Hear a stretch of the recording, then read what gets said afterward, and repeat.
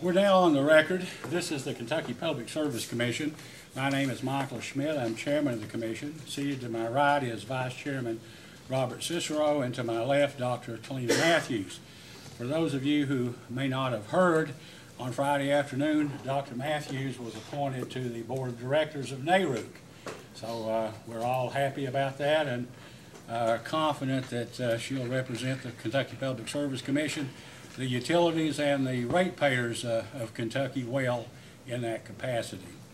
We're here this morning in case number 2018-00358, application of Kentucky American Water Company for an adjustment of rates. Parties to this proceeding are Kentucky American Water Company, the Office of the Kentucky Attorney General, and Lexington Fayette Urban County Government. At this time, would counsel for the parties, beginning with counsel for Kentucky American, please identify themselves, their party, and the witnesses. I think we have a list of witnesses, but if you would run down those, we'd appreciate it. Thank you. Good morning, Your Honor. Lindsey Ingram, Gestalt Keenan Ogden in Lexington. With me today is Monica Braun, my partner, who's also Gestalt Keenan Ogden in Lexington. We represent Kentucky American Water. You are correct that we have circulated to Commission Staff Council the witnesses that we will call at this hearing. Will they be in this order? If not, the same ones on this list that everyone has? Yes, Your Honor. There are 15 witnesses there, and just to make you aware of the Commission's request, Mrs. Susan Lancho is on here. She has not provided testimony. She's not responsible for data responses in this case, but the Commission requested that Kentucky American have someone here to answer any questions the Commission might have on low-income assistance. Ms. Lancho is that person. She will be here to answer any questions. I wanted to thank you for that, because for those who might not know, I guess at our public meeting last week at Bryan Station High School, Mr. McNeil and Mr. Chandler and Mr. Ingram were together, and I asked if Kentucky American could produce a witness on their low-income assistance programs, so that I could try to get, or we could try to get, some information about those, although that's really not part of this case. So I thank you and Kentucky American for that. You're welcome. And yeah, the order that we submitted to Ms. Vinsel is the order we plan to stick to. We may need to adjust a little bit. We'll give everyone as much notice as we can. If that changes, I don't expect it to. Okay, thank you. All right, Office of the AG. Good morning, Your Honor. Justin McNeil and Kent Chandler on behalf of the Kentucky Attorney General's Office. Thank you. You have two witnesses. Well, you're working in conjunction with Lexington and Fayette County government in the sense that you're both sponsoring the same two witnesses. Is that correct? Yes, sir. The testimony of Mr. Richard Bodino and Mr. Lane Collins. Thank you. All right, Mr. Thank you, Your Honor. On behalf of Lexington Fayette Urban County Government, Jim Gardner and Todd Osterloh with Sturgill Turner, Barker and Maloney, and David Barbary with the Law Department at Lexington Fayette Urban County Government. I'm sorry, Mr. Barbary. Apparently we don't have enough seats up front, so okay, thank you. Thank you, Your Honor. And for staff? Nancy Vinsel and Jeb Penny for commission staff. All right, checking the record, the notice of this hearing was given and has been filed in the record. There are some pending confidentiality motions. Is that correct or incorrect? No, I think there were a couple petitions that we filed in connection with some data responses, and I think those have been ruled on. Those have already been ruled on? Yes. Already been, okay, thank you. Are there any other pending motions at this time before we ask for public comment? No, Your Honor. All right, at this time, if there's any member of the public present who would like to make either an oral statement or provide a written statement to the commission concerning his or her opinions about the subject matter of this case, please step forward at this time and identify yourself and place of residence. Before Mr. Marshall goes, I just would ask, given the change in the hearing, that the commission also provide the opportunity for public comments tomorrow morning before the hearing as well. Okay. Thank you. We will do that. That'll be granted. Yes, Mr. Marshall. Good morning. My name is Tom Marshall. For the record, my address is Post Office Box 223, Frankfort, Kentucky 40601. You were kind enough to listen to me last Monday night. I'd like to finish up a little bit on those comments, and I will be fairly brief. The issues I discussed on Monday had to do with past decisions of the Commission that impact the legacy ratepayers of Kentucky American Water Company. By that, I mean those people who were in the Central Division. There used to be two divisions, the Northern and the Central. One is that a plant which was the subject of a case in 2007-2008, which was allowed based upon, at least in part, the demand projections that were presented by Kentucky American.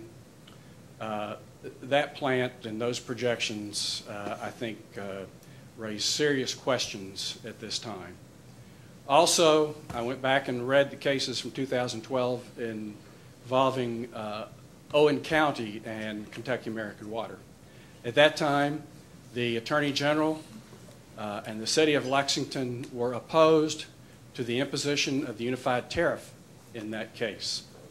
The Commission made a decision to go ahead and allow the unified tariff. Both of these decisions, I believe, that it would be incumbent on the Public Service Commission to reconsider those determinations. You have facts, you have history. You can now put all this into the matrix and make a decision on whether or not those decisions were appropriate and whether or not there are actions that can be taken by the Commission to remedy any of the impacts of those decisions if they have turned out to be detrimental to the ratepayers.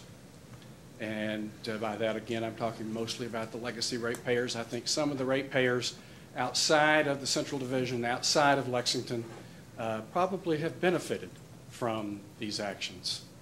But the unified tariff in particular, I think, I won't say in particular, I think the plant and what happened in that was way out of bounds. That's my opinion.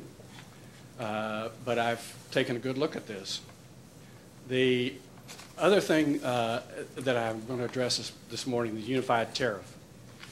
I went on the internet, as you always do, did a little research. One of the first things that popped up on the unified tariff in support of the unified tariff is the National Association of Water Companies. That's the IOU association, as you were probably aware. They are the ones who, at least in part, have been promoting the unified tariff as being beneficial. I would say it probably is beneficial to investor-owned utilities that want to grow through tuck-in acquisitions and pass part of that cost, if not all of it, on to the ratepayers who were existing prior to the time of those tuck-in acquisitions. And if you don't believe that that's important to American Water Company, take a look at their PR, take a look at other things that have been hammered out on the silver anvil, as they like to call it in the PR world. And I think you will see that it's pretty clear that this has been a priority for American Water and probably for other investor-owned water companies. You know, I was asked, you know, well, is there anything really the Commission can do at this point? I think there is. I think there always is value. And you know, I would hope that commissions would consider as they go along what is the consequences of their decisions. And one way to do that would be to, if you're not going to do it in this case, would be to open an inquiry, open an administrative case, maybe not administrative, open some kind of investigation as to whether or not things have turned out the way that they were represented, whether those were appropriate decisions, and what actions you can take now. It would be, I think, of great comfort to ratepayers. It would indicate that the Public Service Commission, an institution that I used to work for and for which I have great affection, is truly protecting the interest of the consumers. So, as I said, I won't go on more. I could. I may put some things into the public record. I would hope that you would check it, or one of your staff would check it as we go along to see if there's anything additional in there. I know sometimes public record is not always the focus of what goes on. And I understand that it's not part of the official record. But I do appreciate the opportunity that is afforded by the commission to people like me and everyday citizens who have not had some kind of a connection with a very complex, complicated, expert-driven institution.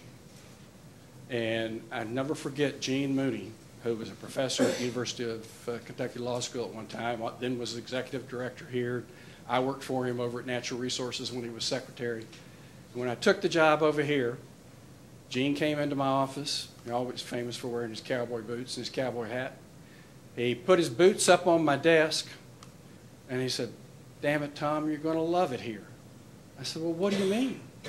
He said, "It's like going from DUI to personal injury." So, you know, you've got a complex situation. You've got facts that need to be carefully considered, and I would hope that you would take some kind of action to reconsider the past actions and the impact on everyone in Central Kentucky. Thank you. Is there anyone else who would care to provide a public comment? Okay. If not, let's move forward. Before we call the first witness, we probably ought to talk about scheduling. I understand, or I guess the council has agreed that we will start now and proceed until 9 o'clock or so this evening, and then try to finish up tomorrow because of the number of witnesses. So we'll probably take a break at 10:30, an hour break for lunch, then break at 3:15, go to 5:30, and then try to have dinner from 5:30 to maybe 6:15 if possible, or 6:30, and then finish out the day at 9 o'clock. So people want to order lunch or something for your parties or witnesses, you can probably get that done if you haven't already at lunchtime or some break or something, because at 5:30, I guess we will stop no matter what, and then try to begin at 6:15 if possible. Okay, Mr. Ingram, you may call your first witness. Call Mr. Nick Rowe, Your Honor. Mr. Rowe, do you solemnly swear or affirm under penalty of perjury that the testimony you're about to give will be the truth, the whole truth, and nothing but the truth? I do. Please be seated. Mr. Ingram? Mr. Rowe, could you please state your full name for the record? Nick Rowe, And what is your job title, Mr. Rowe? President, Kentucky American Water, And what's your business address? 2300 Richmond Road, Lexington, Kentucky. Did you, Mr. Rowe, file direct and rebuttal testimony in this proceeding? I did. And did you also, were you identified as the responsible witness on several data responses that Kentucky American has filed in this proceeding? Yes. Did you also adopt a portion of Mr. Kevin Rogers' testimony and some data responses that Mr. Rogers sponsored in this case? Yes, I did. So if I were to ask you the same questions in your testimony and in your data responses and in the information you adopted from Mr. Rogers here today, would your answers be the same? It would be the same. Mr. Rose is available for cross-examination, Your Honor. Mr. McNeil, Mr. Chairman? Thank you, Chairman. Good morning, Mr. Rowe. Good morning.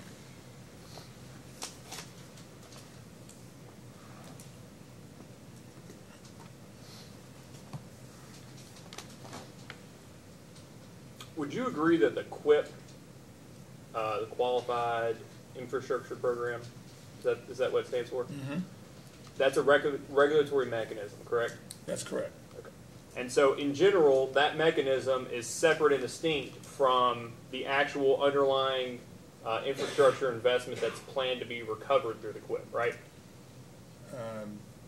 Not sure about what you mean by separate. Well, so there's the mechanism, and then there's the investments, right? And so, for instance, if there are needs in the investments, those are sort of separate, right? The purpose of the QUIP, and I kind of summarizing your testimony, I just want to make sure, the reason you all are proposing the QUIP is that's your vehicle in order to get the investment from American Water to implement the underlying infrastructure investments, correct? Don't know if I would characterize it quite like that, but I understand what. Well, could you characterize it for Yeah. me? Well, I mean, QUIP is a mechanism, but it also gives us an opportunity as a company to continue to invest in the infrastructure that's needed. And the proceedings, I think Mr. Schwartzel will go through that, but really, it's really just another rate mechanism. It really is. And that's all I want to make sure. The QUIP is sort of separate, and then there are things that are going to be folded into it, but those are dynamic and they're based on different metrics and needs. But the QUIP is what the QUIP is. But you're providing these infrastructure. I think the numbers are thrown out $6 to $9 million a year. That's sort of the underlying basis for why you need it, because you need to attract the capital to make those investments. Yeah. Well, Is that fair? well, it gets $6 to $10 million. I think is what Mr. O'Neill put in his testimony, but the infrastructure needs are much larger than that. And that's fine. But, sorry, go But ahead. that's a starting point to get QRP up and running with the approval of this commission. Okay. How many rate cases does Kentucky American plan to file over the next 10 years? I haven't, rate cases are kind of planned based on what happens or needs. Traditionally, we filed a case, every 3 to 4 years. So you would guess 3 if history repeats itself. So you all don't have an internal capital plan and expected recovery dates for rate cases? Well, we have a capital plan, but rate cases kind of change based on the needs of the business. But you don't have a forecast for how many rate cases you plan on filing? No. There's been no internal discussion. There's no internal memo that says that based on how much we expect to invest over these time periods, how much capital we're going to have available, this is when we're going to need rate cases to start recovering that investment? No. I would just use the general rule. It's been about 3 to 4 years, so that's what we would use. How certain were you as to the date of filing this case? Can you Like clarify? when does the timeline in which you file a case become certain? Right. So this was filed late last year, right? I think the application was filed on Right. November the 28th. Right. Right. So is that something that solidifies in August, September? Is that something Yeah, that solidifies in probably January, yeah, February? Probably third quarter of the year, you kind of start looking and kind of finalizing when you're going to put together a case. Okay. So you would say something like 2-3 months out from a filing. Mm-hmm.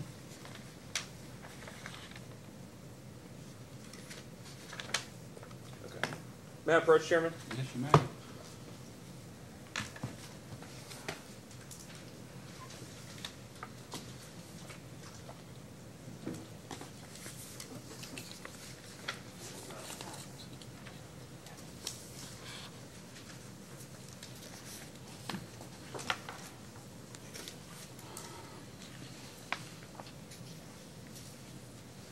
Chairman, I'll represent to the commission. These are just selected data request responses throughout the records. None of these are going to be exhibits. I just wanted to provide them for quick reference. It's a lot easier, I felt like, than going through 2 rounds of AG requests and 2 rounds of staff requests that refer to responses.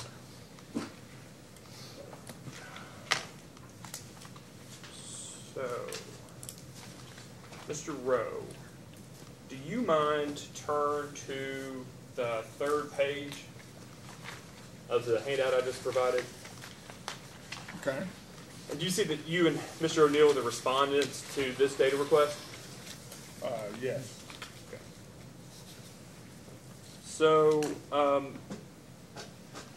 I read a lot of your testimony, direct, rebuttal, a lot of data request responses, and I feel like in terms of what we were discussing earlier about attracting capital, this was probably the best summation, maybe, throughout the entire record without going into multiple pages of testimony. Would you give that first paragraph there, a look over, and then could you read that to me? And I'll read the question if you like, and if you want to read the response. So the question states, reference O'Neill Direct, page 30, wherein he discusses the, quote, deferral of pipe replacements. The question is the company's current policy the deferral of pipe replacements? Explain any answer. Will you read the first, okay, a short paragraph and then actual paragraph after that? Okay. No, the company's current policy is not the deferral of pipe replacement. While American Water always ensures that each of its water utilities is afforded access to capital to provide safe, adequate, and reliable service, investment funding is not limitless. American Water is competing with other companies and industries in the marketplace for capital, and American Water subs, including Kentucky American, are competing with American Water within American Water for discretionary allocations of American Water investment and financing capacity. Discretionary allocations within American Water can be influenced by subsidiaries, companies' capital requirements, as well as by the market conditions and available funds. Investors do have choices. The choices investors must necessarily consider the returns available on invested capital. American Water is acutely aware that utility statutes and regulatory frameworks vary from state to state. Regulatory commissions have different policies, administrative procedures, and precedents, and those differences affect American Water's investments decision. Kentucky, like the rest of the United States, is reaching a crossroads and facing difficult choices. Kentucky American is looking to reach and maintain an optimal level of infrastructure investment, but if Kentucky regulatory treatment does not keep up with the ongoing capital expenditures and results in significant and persistent regulatory lag, it discourages expenditures in Kentucky versus alternative investments available to American Water. Okay. So would you agree with me, though, in my earlier statement that this is a pretty good summation of your underlying proposal for QUIP, right? This is the need. Yes. As well. Okay. So the word discretionary gets thrown out a lot in testimony in this case, and in this data request response, I think I see at least two. So is it sort of Kentucky American's position, or I guess your testimony, that there are two types of investments from American Water, or two types of allocations to Kentucky American? One is need, and one are discretionary funds for everything that's above and beyond need. No, let me try to help a little bit there, because it's all needs.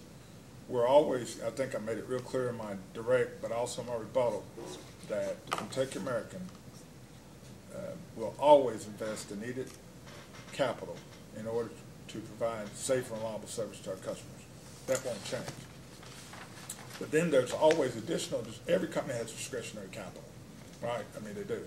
So for instance, if we have a project in one of our states, I'll pick one, California, that is running a little bit behind.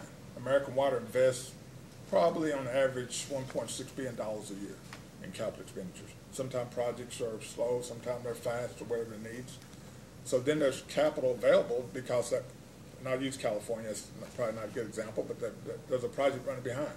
There's $5 million becomes available. As president of Kentucky American, I compete against my brethren presidents or sister presidents in securing that additional discretionary capital that came available because the project was lagging a little bit. So every company has that. Can you describe what you mean by running behind? Yeah, let's say a project in California was because they're waiting on a permit. I use California, could be any state. Say they're waiting on a permit that they thought they were going to get this year, and that permit is going to be toward the end of the year. So when I say that project may be running behind, meaning that capital is still going to be spent, but probably in the next year. So that way, in that case, then we would be approached, and we would approach American Water and say, hey, we'd like to compete for that capital. And then we would still address the needs of the business. There's still a need, I think, one council, I want to clarify, the need is endless. I mean, read any NARUC report, any civil engineer's report, It's going to be $1 trillion needed in the next 20 years in water and wastewater space. So it's just an opportunity for us to get that discretionary capital at that time. But just so I understand the question that you're answering, the pot stays the same. It's a timing difference as far Yes. as discretionary, so Yes, Your Honor. it happens at the end of the year. You have a need for it right now, you compete for it, it gets pulled up into your budget, but then eventually you lose those funds to when the permit becomes available in California in your example, so that over the long run, it's the same amount of money, or is there money that's available that's just not designated? Well, most of it is designated, Your Honor, for a project somewhere in America, $1.6 billion. And you know, when you're building capital projects of that magnitude, if you're building a large treatment plant, it's just timing. So it may run over to 2020, let's say. $5 million became available today. So then internally we compete for that discretionary capital. And the states that have mechanisms such as QIP, and 10 of our states do, probably have a better chance of attracting that additional capital to address the infrastructure needs than I would. I'm sorry, Kid. Thank you. No, that's fine. I hope I'd answered, Your Honor. So it's all needs, right? That's effectively what you're saying. So the investments you're making now that are recovered through forecasted test years, or I think that we'll get to the term later, but traditional rate recovery, right, are all spent on needs. And the amounts through QIP, your testimony is that those are also needs. Exactly. That's correct. So when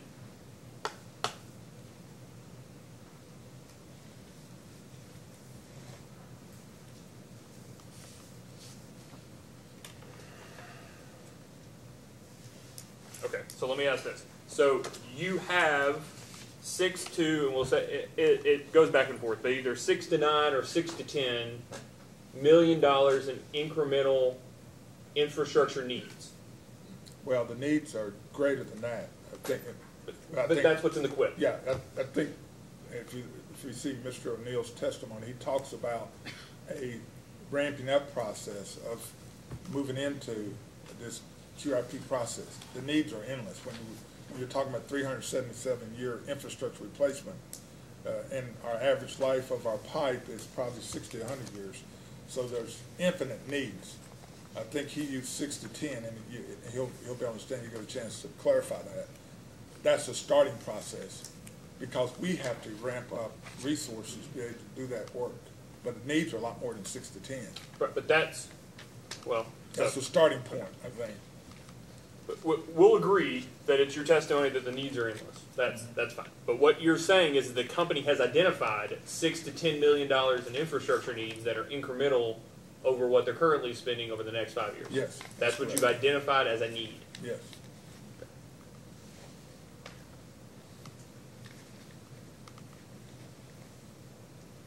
So when in your data request response there, it states that American Water always ensures that each of its water utilities is afforded access to capital to provide safe, adequate, and reliable service. That is a lower threshold than you're currently spending, or is that the threshold you're currently spending? That's the threshold we're currently spending. We'll always do that. So you're doing the, well, I'm not, okay, I don't want to put words in your mouth. So you're not saying you're doing the bare minimum to provide safe, adequate, and reliable service, but what you're saying is that the investment level currently is covering all of those things. That's what you're saying. The Okay. basic needs, yes. And so the 6 to 10 million, though, is it necessary to provide safe, adequate, and reliable service? Well, long-term it would be, yes. It just depends on when you want to make those investment needs, balanced with customer rates. I mean, that's what drives it, right? So, I mean, in theory, if our pipe replacement rate is 377 years, we could spend $60 million this year on pipe replacement. But that's probably not a smart move based on balancing the customer's rates. QIP allows us to eat into that 377 years over time, so that at some point in time out here, some years out, that pipe replacement rate will be around 60 to 100, which is more in line with the useful life of the infrastructure. Does that make sense? Oh, it makes perfect sense, and I really appreciate that, because I think, and Mr. O'Neill will appreciate it, because you're going to get the answer to the questions I was going to ask Mr. O'Neill. So the 377 years, that's the current rate in which, based on previous spending, in which Kentucky American is replacing their mains. Yes, correct. So when we talk about timing, it would appear, wouldn't it, that the company has already deferred main replacement, and now it's the time to pay up. It's an issue of timing, right? Yeah, it is timing. Deferred, I don't know. It's just there's so many capital needs. Like I said, when you look at the U.S. marketplace, Kentucky's no different. There's so many needs, infrastructure needs out there, and it's no different than what we're going through in the city of Lexington right now. We're under consent order in the city of Lexington to replace all the sewer. Well, the EPA assured that we're going to do that work. Well, that's because we haven't made those necessary improvements in the sewer system. Same thing here, in the fact that we're not in order because we're providing safe, reliable service, but we don't want to be in that position. So this is a process at some point in time, we have to ramp up the capital spend to address the infrastructure needs. But the 370, so you are in this position that your main replacement rate is 377 years because you haven't been spending it on that. Hadn't been spending enough capital. That's right. Because there's been other needs from plants to booster stations and other. It's all balanced on customer needs and priorities. And it was 500 years, right? Yes. And you're going to find that probably aligns with so many parts of this country, not just on water and wastewater infrastructure, but on streets, roads, bridges, or whatever the case may be, sewer systems.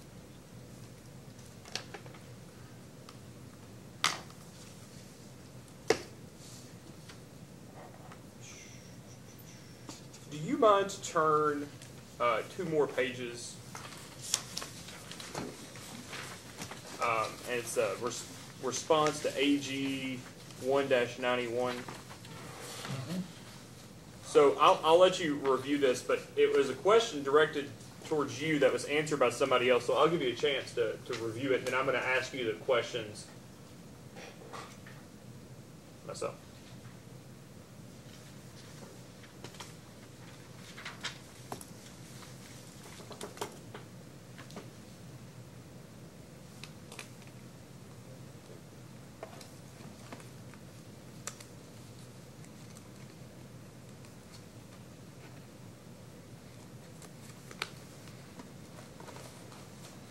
Okay. Okay. So I realize now, in retrospect, that I asked the question in a negative format. So I'll ask it in a positive format. Do you believe the commission has demonstrated commitment to infrastructure replacement? Yes, they have. Okay. And has the company demonstrated commitment to infrastructure replacement? Yes.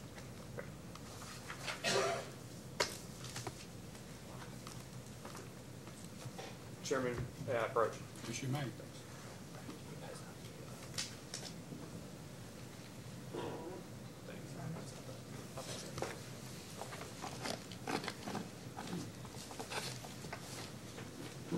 Chairman, we've done it a little differently today. Instead of having the binders pre-tabbed, we're going to pass out the individual exhibits, and then anybody that wants them, Mr.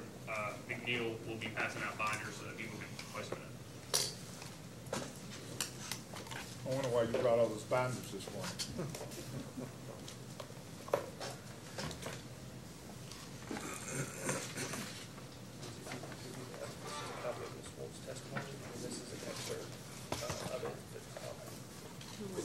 I'm good. For my rules. Thanks, Kim.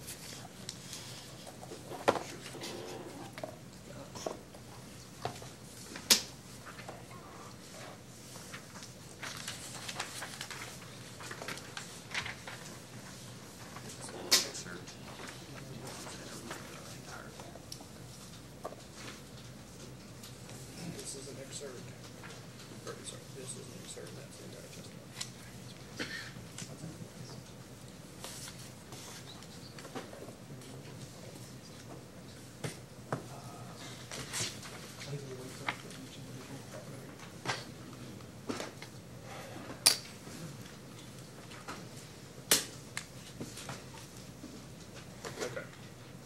did you have that paper I handed you? Yes, Okay. And do you see that it is the direct testimony of Miss Ellen Wolf in case number 2006-197? yes. And do you know who Miss Wolf is? Yeah, she was former CFO of the company. You're taking me back in time. Well, that's what I'm going to provide 3 testimonies in this, and there were or 2 in this, and there were only 3, and you were the 3rd. So Okay. sorry, I wasn't able to walk you fully down memory lane there. So you were involved in this case, correct? Yes, And this is effectively, this is a significant transaction, but this is effectively where American Water spun off from being a subsidiary of RWE and effectively floated their stock, correct? yes. Okay. Called the change of control case, I believe. Okay. Chairman, I'd like to mark this as Attorney General Exhibit number 1. Just one page, 13? So, Chairman, I've provided an excerpt to the commission and to certain parties, but the entirety of Ms. Wolf's testimony will be number 1. Although it doesn't appear, and I'm trying to save as much paper as possible. So I've given you an excerpt there.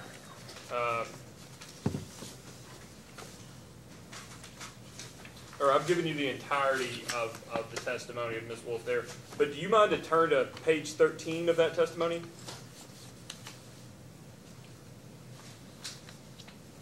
Okay, And do you see the question starting on line 6 and the answer starting on line 20?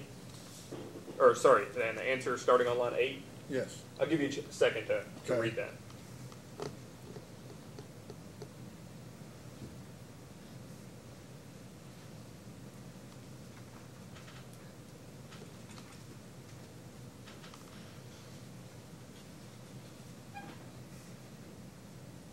Okay, Okay. So I'll read you the question if you don't mind to read the answer, Mr. Okay. Wolf. That's okay. sure. So the question says, are there other benefits related to being a public company that will be, so let me take a step back for a second. This was approved, right? And Yes. American Water's stock was floated in 2008 subsequent to this, correct? Yes, Okay. So the question says, are there other benefits related to being a public company that will be derived from the proposed transaction? yeah. It says yes, as a publicly traded company, American Water will be able to raise capital through its access to public equity and debt capital structures in the U.S., raising capital to replace aging infrastructure and to comply with even more stringent water quality standards is a primary challenge facing the water and wastewater industry in the U.S. The U.S. EPA estimates that up to $1 trillion may be necessary for the industry to meet the challenges over the next 20 years. American Water's status as a publicly traded company will help ensure that American Water and its utility subsidiaries have ready, cost-effective capital available to meet such needs. And so if this was 2006, that was approximately 13 years ago, correct? Yeah. Okay.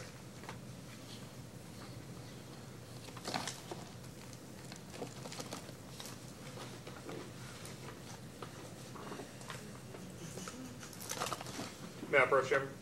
Yes, you may. Thank you.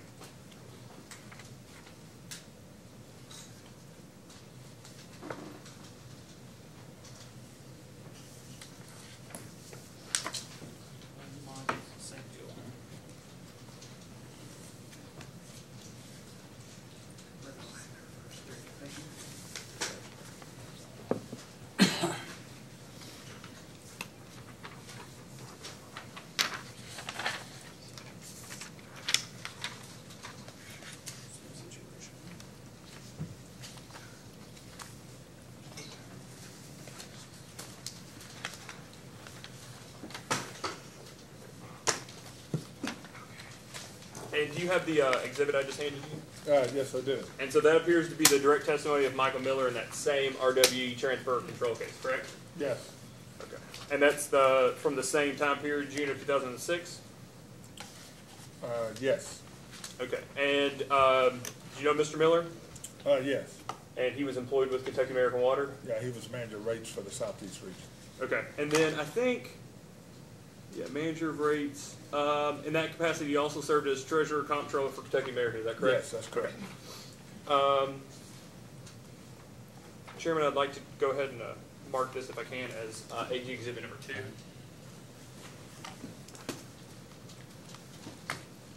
So if you don't mind, Mr. Rowe, if you could turn to page 6 of that testimony. Okay, I'm there.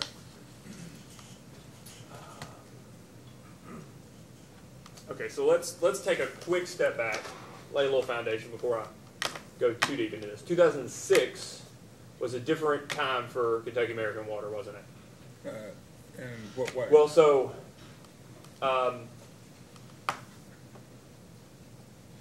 would you say that the early 2000s, mid 2000s, Kentucky American was faced with what they perceived to be a supply issue? Yes. Yeah. Yeah. And Okay. so I just want to provide a little context to this, and Okay. I think when you read it, you'll Okay. be able to. Okay. So there was an anticipation that Kentucky American was going to have to spend a significant amount of capital to address those supply issues, correct? Yes. And it did so. Right. Okay. So I'll give you a chance to look at page 6 there. Appoint yourself. Okay. Any certain line or? The whole I thing? think actually all the way up through line 22 or 21, or I guess 18. But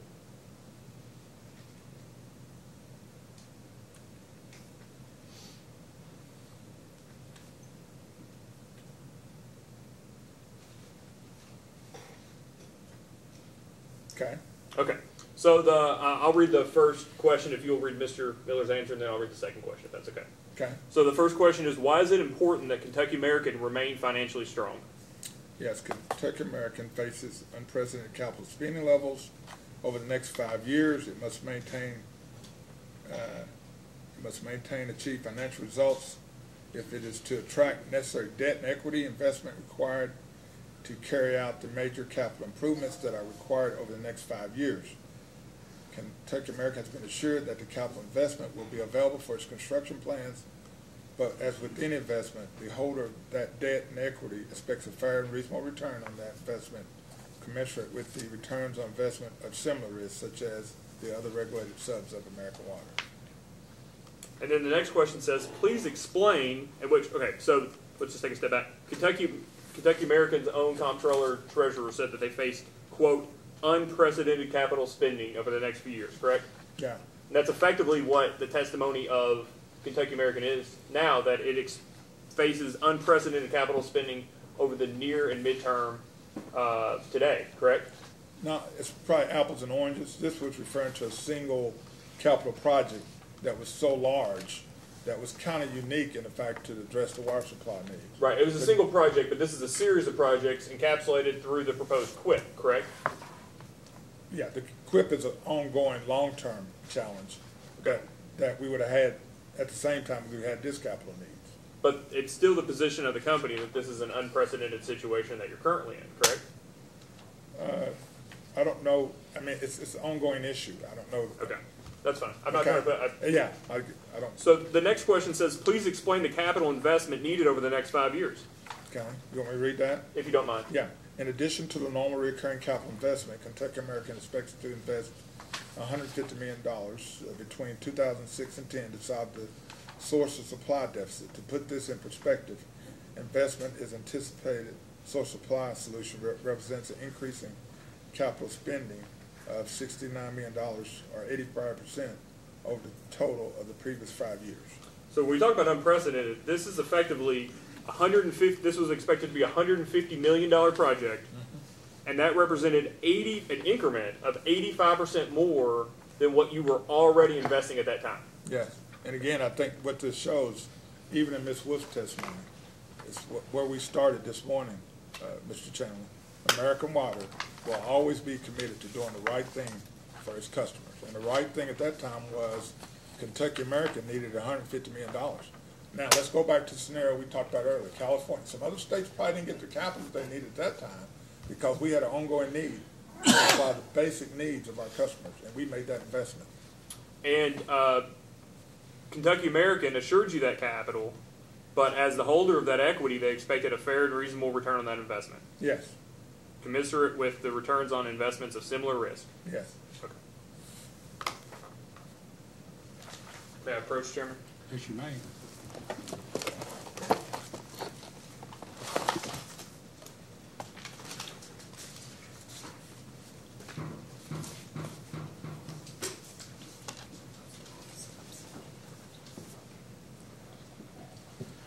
You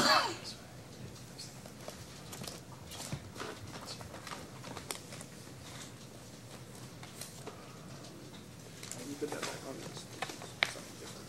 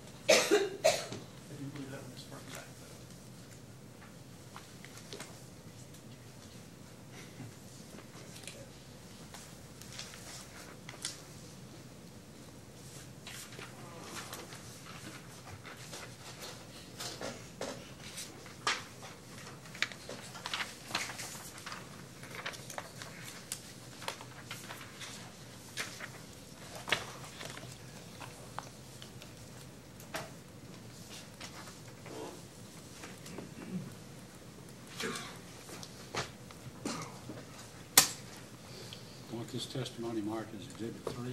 I would like, Mr. Chairman. Thank you.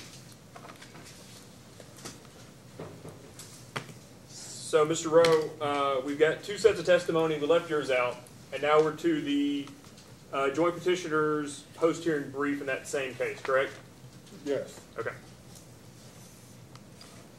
Do you mind to turn to page 9 of that brief?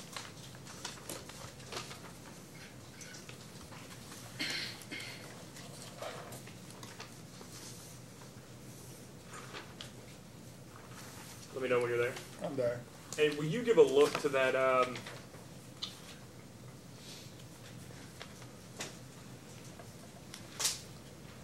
that middle paragraph on 9, the one that's the whole paragraph? Okay. Full paragraph.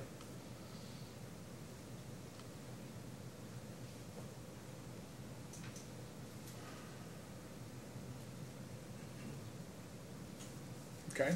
Okay. So the paragraph says, while all intercompany financial relationships between RWE and American Water and its subsidiaries will be terminated in connection with the proposed transaction, Kentucky American Water Company, supported by American Water, will still have the financial ability to provide reasonable service to its customers. For example, as a publicly traded company, American Water will have access to public debt and equity markets in the United States, whereas RWE did not have access to such markets in the United States. Moreover, American Water will no longer have to compete with RWE's other affiliates for management, attention, and financial support. Does Kentucky American compete with American Water's other affiliates for management, attention, and financial support? It doesn't when we talk about providing a safe, reliable service. So when you go back, all three of these align. When you think about Mrs. Wolf's testimony, Mr. Miller's, and the testimony we've entered to this present case, our commitment hasn't changed. We will make the necessary capital investments and brought forth in front of this commission for their review, approval, to provide safe, reliable service. And that's all it's saying here. Now, when you talk about discretionary capital, yeah, there is competition for that. That's additional capital that may become available. But discretionary capital is just a timing issue. The need is still underlying. The capital need is still there, correct? Yes. So, are the investments that underlie the QUIP a need or discretionary investments? Objection. That's been asked and answered at the beginning of the hearing. Mr. Rowe has answered the question of whether that's a need repeatedly. Sustained.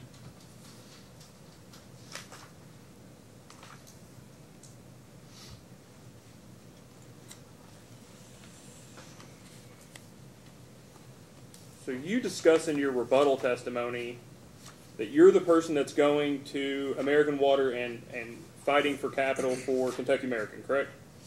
Yes. But you're not, is it your testimony that you're not competing with affiliates for management's attention or financial support? On discretionary capital, I think, let me try to clarify. Okay. And I'll go back to the same example. If there was $5–10 million available today of discretionary capital, in addition to our current capital spend, which I think in my rebuttal I referenced $25 to $35 million a year, I would compete against my sister companies for the additional capital based on what mechanisms we have in place in each state to get recovery of that additional capital. The needs are the same in all the states, and the needs are the same nationally. So when I look south of me in Tennessee, Tennessee has a mechanism in place. When I look to Indiana, Indiana has a mechanism. West Virginia has a mechanism, very similar to QIP. So me being a Kentucky native, I sure rather attract that capital to my state in Kentucky versus going to some of my peers. So let me ask a question, Mr. Chairman. So from a priority standpoint, system-wide, Kentucky American doesn't look at it from Tennessee's priority overrides Kentucky's priority. It's strictly discretionary, and if you have this accelerated program in place, then that return reflects better for the shareholders, and therefore those dollars would flow to that program in Tennessee rather than in Kentucky.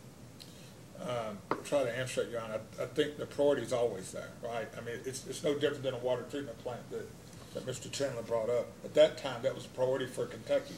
That would have been a priority for American Water, which would have trumped anything else because that was a need of a water supply. I know that's been a highly debated issue, but this commission approved that project based on extensive research on that project. So that was a priority for American Water, and they were going to make sure that we've got the funding for that.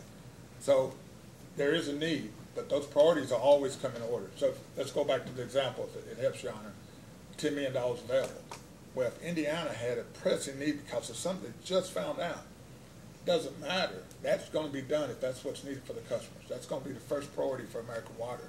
If that's a chlorine issue or some type of chemical change that we have to make, that first priority is going to be to address that need for the customer.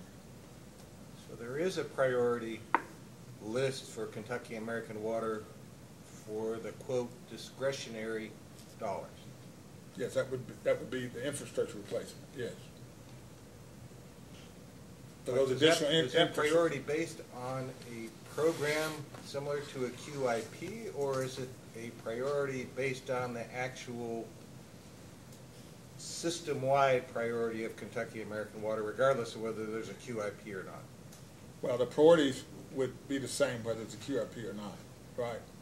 I mean, you got certain things, like for instance, part of this case, and Mr. O'Neill will testify, we're doing some chlorine improvements. That's a priority for us from a safety issue. So that issue is going to be addressed whether you had a QIP or not. What QIP would allow, Your Honor, would give us an opportunity to attract additional capital, balanced with the needs for looking at customer rates and how do we do that, and try to keep those as low as possible, but still address the ongoing need that's long term. It's infinite, it's so far out. But sooner or later, I think Mr. Chandler might have said, somebody's got to make that decision to start addressing that ongoing underlying needs that's out there, and we know it's there. So you're going to do it today or later.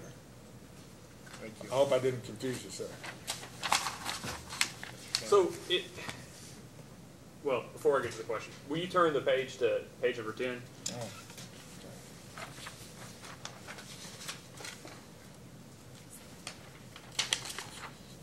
Okay.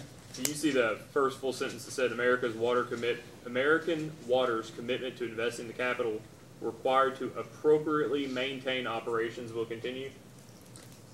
Oh, yes, up at the very top. Yes. At the very top, Yes, I apologize. That's exactly what I've said all morning.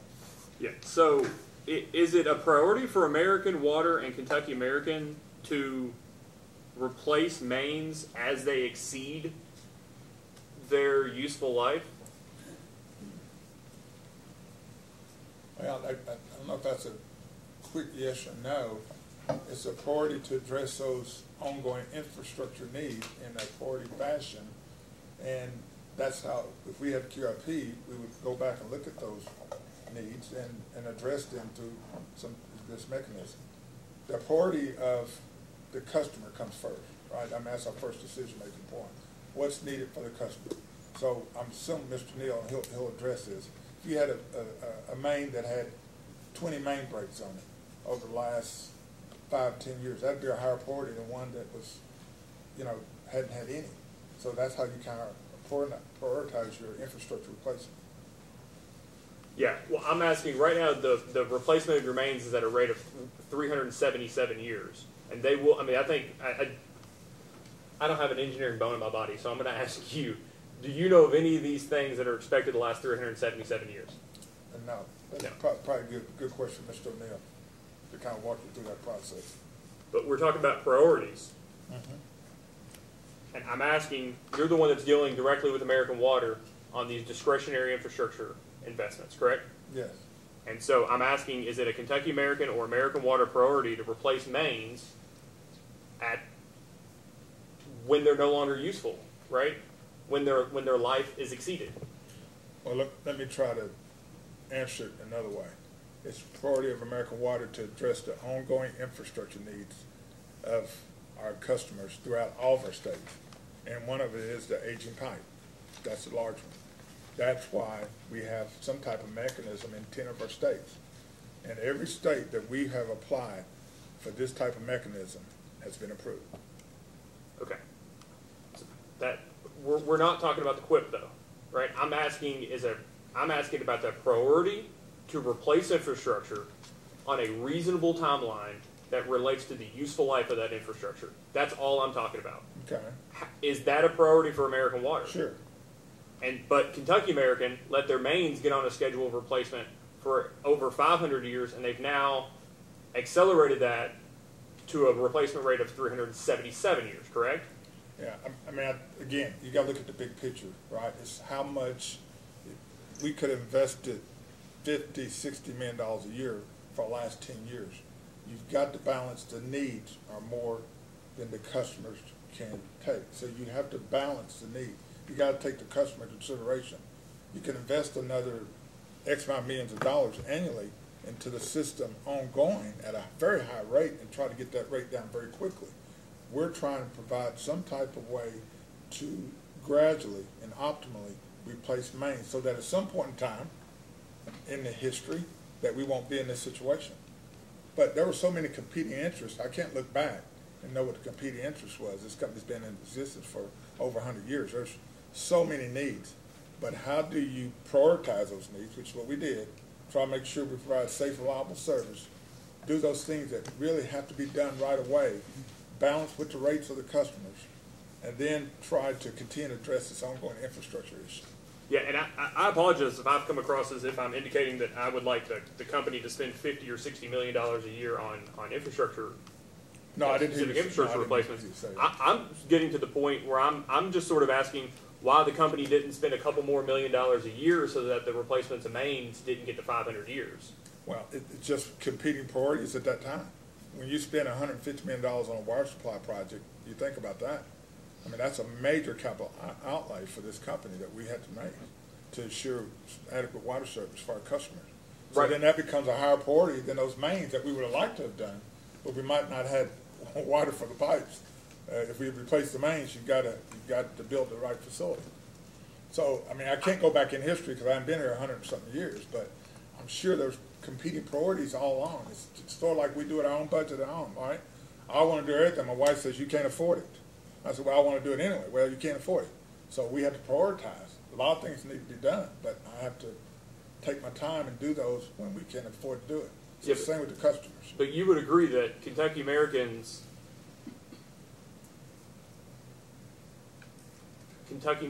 capital spending created a situation to where the replacement rate of mains got to be 500 years. And now you're proposing an acceleration of those replacements to get back to where it should be. Yeah, yeah.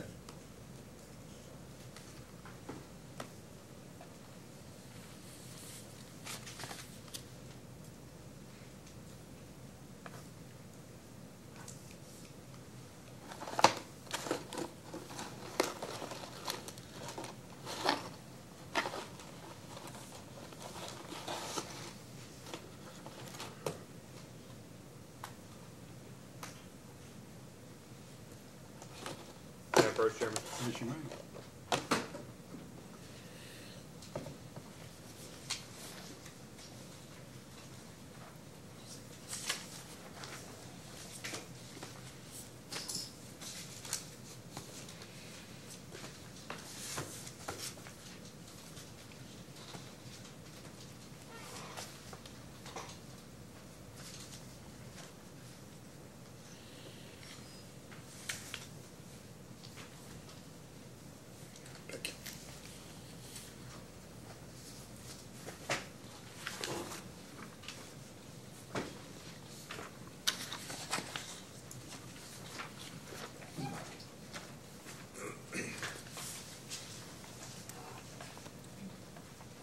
this exhibit going to be marked as Exhibit 4, AG 4. Thank you, Chairman.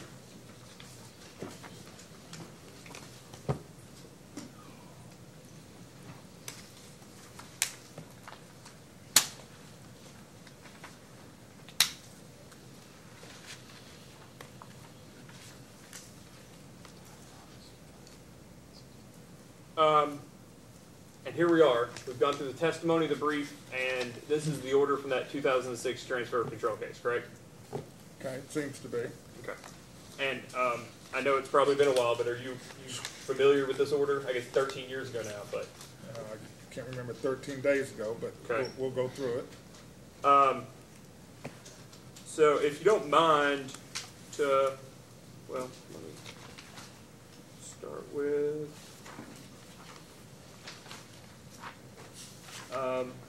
now you've got the full version. Some people just have the portion of it, but do you mind to turn to page 12?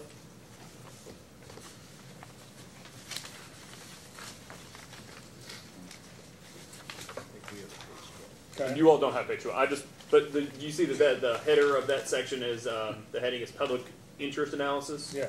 And so if you'll, just for everybody's benefit that just has the excerpts, if you'll go through page 13, 14, and 15, it would appear that all of that is the same section.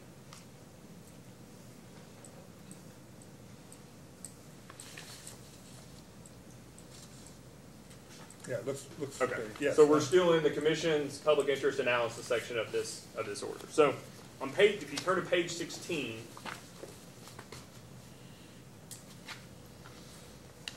Okay.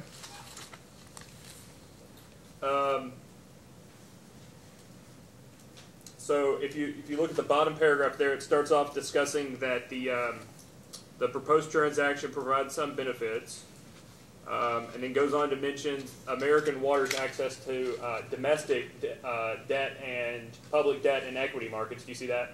Mm-hmm. And then moving on to 17.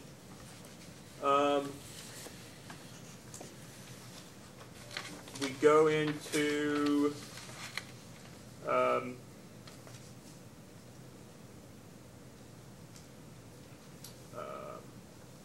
discussing whether or not there's benefits to using the domestic public debt and equity markets as opposed to the foreign ones at the top. Do you see that? Mm-hmm. And then going on to 18.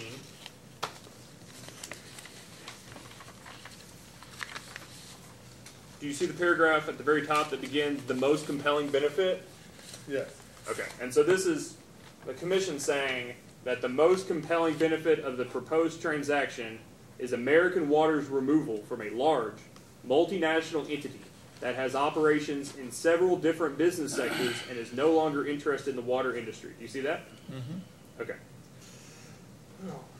And then skipping a sentence, do you see the sentence starts with, if Kentucky American? Yes. You see where it says, if Kentucky American and American Water were to remain in such an organization, their capital and resource requirements would likely be given lower priority than those sectors upon which RWE has chosen to focus.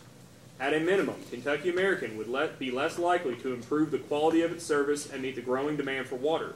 At worst, it might experience deterioration in the quality of its service and lack the resources to make important infrastructure replacements. Do you see that? Mm-hmm. And then at the very final one, the commission says in that last sentence, with American Water as an independent entity, Kentucky American would be much better positioned to address its capital requirements and to take the necessary actions to maintain and improve the quality of its service. Mm-hmm. And this was 13 years ago. Mm-hmm. Okay.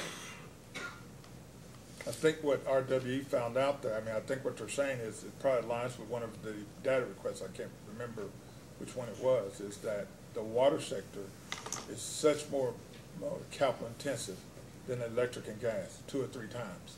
And I think that was one of the data requests, I can't remember which ones, but I mean, this kind of aligns with that. I think RWE found out that it takes a lot of capital in the water space to address the aging infrastructure needs. Okay.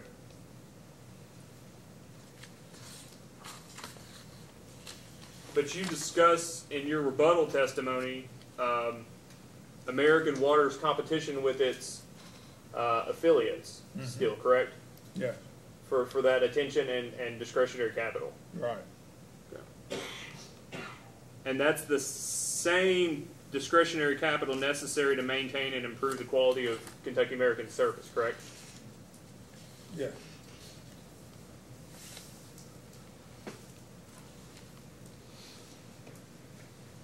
And I just have an excerpt there from your rebuttal on page 3. You talk about how, Where you at in my rebuttal? in your rebuttal, Okay. you talk about that investment funding is not limitless, and American Water is competing with, you're talking about the capital markets, American Water is competing, and then Kentucky American Water is competing with the other American Water subsidiaries for discretionary allocations of capital. That's what we're sort of discussing here, but in the context of RWE, correct? Right.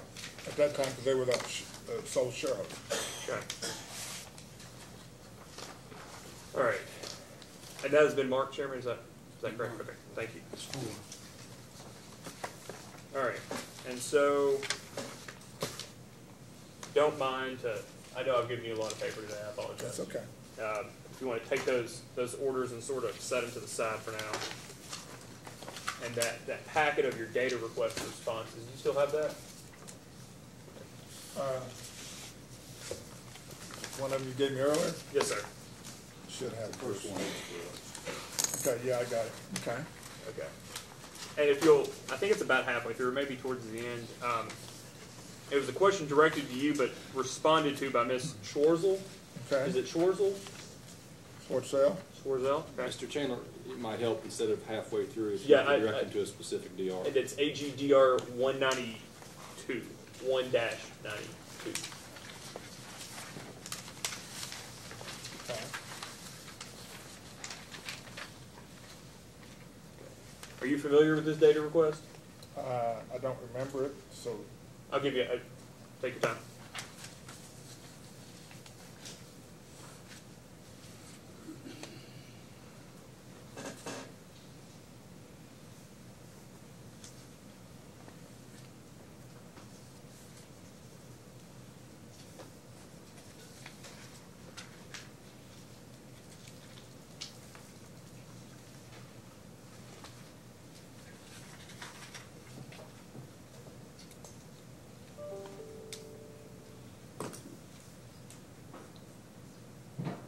okay. Okay, and so I apologize. I meant to make this in color because it was a lot nicer than in black and white. But the question says reference your direct testimony where you discuss the QUIP, and also the below image from American Water's December 11th, 2018 investor presentation. Do you see that? Mm-hmm. Okay. And so going back to what you said earlier, American Water invests, when you said $1.6 billion a year, approximately? Okay. 1.6 billion. And so of that 1.6 billion over the, was that 5-year horizon of the capital plan? You see that? 2019 through 2023? So over that 5-year horizon, the American Water expects of that 1.6 billion for 25% of it to be recovered through a forecasted test year, or it refers to as a forward test year. Do you see that? It seems like that's what it says. It says forward test year. And then 32% of it through infrastructure surcharge mechanisms, and 43% through traditional recovery. Is that accurate? Yes, from the chart, yes. Okay. And so the question I asked was, using the terminology provided by the image above, confirm that the company's current method of regulatory rate recovery will be considered forward test years. And the response indicates that yes, but only for those capital that are within the 13-month average for setting base rates. That makes sense, right? And then using the terminology of the image above, again, be there, confirm that the proposed QUIP, right, that regulatory mechanism, would be considered in that infrastructure surcharge mechanism. You see that? Yes. And so what this chart tells us then is that 32% of the capital that American Water plans to invest over the next 5 years at $1.6 billion a year, only 32% of it is through a QUIP-like surcharge mechanism. It seems to be, but probably a good question for Ms. Schwartzel. Well, that's fine. I mean, It kind of speaks for itself, but Exactly, it does speak for itself. I Yeah, would agree she with was- that. And this is not even Mr. Rowe's DR, so the document speaks for itself. To the extent he can answer questions about it, that's fine, Mr. Chandler, but I would object to you putting words into his mouth about what this means. It's not even his data response. well, the You wanna question save your was question? directed at him. The sponsoring witness is Ms. Schwarzel. If you want to ask him about page 11 of his testimony, that would be fine. Let's go to it. Well, I think he's able, I mean, I understand your objection, but I think the witness is capable of responding to a question about this exhibit, even though he is not, if he is not the person who sponsored it or prepared the answer, and he can say, I don't know, or it's a better question for someone else because I can't give a complete response. But at some point, though, Mr. Chandler, I think we understand. I think maybe the point you're trying to prove, you've proven. A point taken. I'll move more quickly. Thank you, Chairman. Okay. So I'll take this then. May I approach, Chairman? Yes, you may. And I'd like to. I'm going to pass out an exhibit, which I would like to. I guess it'd be AG hearing exhibit 5. Thank you.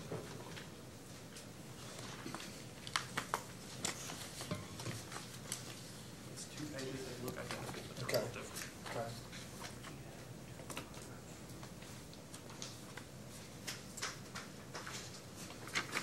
I'm sorry.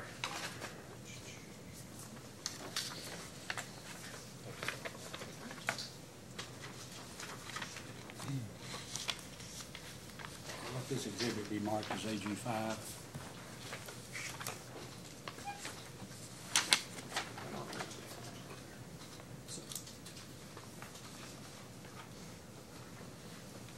Okay. So in your direct testimony, and I think in your rebuttal too, you discussed the. I think the number was approximately $100 million that were. How do I say? I want to say this correctly. I want to put words in your mouth. But approximately $100 million that were not recovered in the last case that you're seeking recovery for in the 13-month average in this case. Yes. Okay. All right. So I just want to go back real quickly to that 92.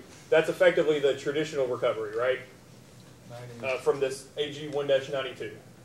That's $100 million that weren't included in a infrastructure surcharge, and it wasn't included in the forecasted test year of the last case. Right, it's been spent since then. So Right. it's just traditional recovery. You spend it and you get it in the next case. Right. Okay, that's fine. So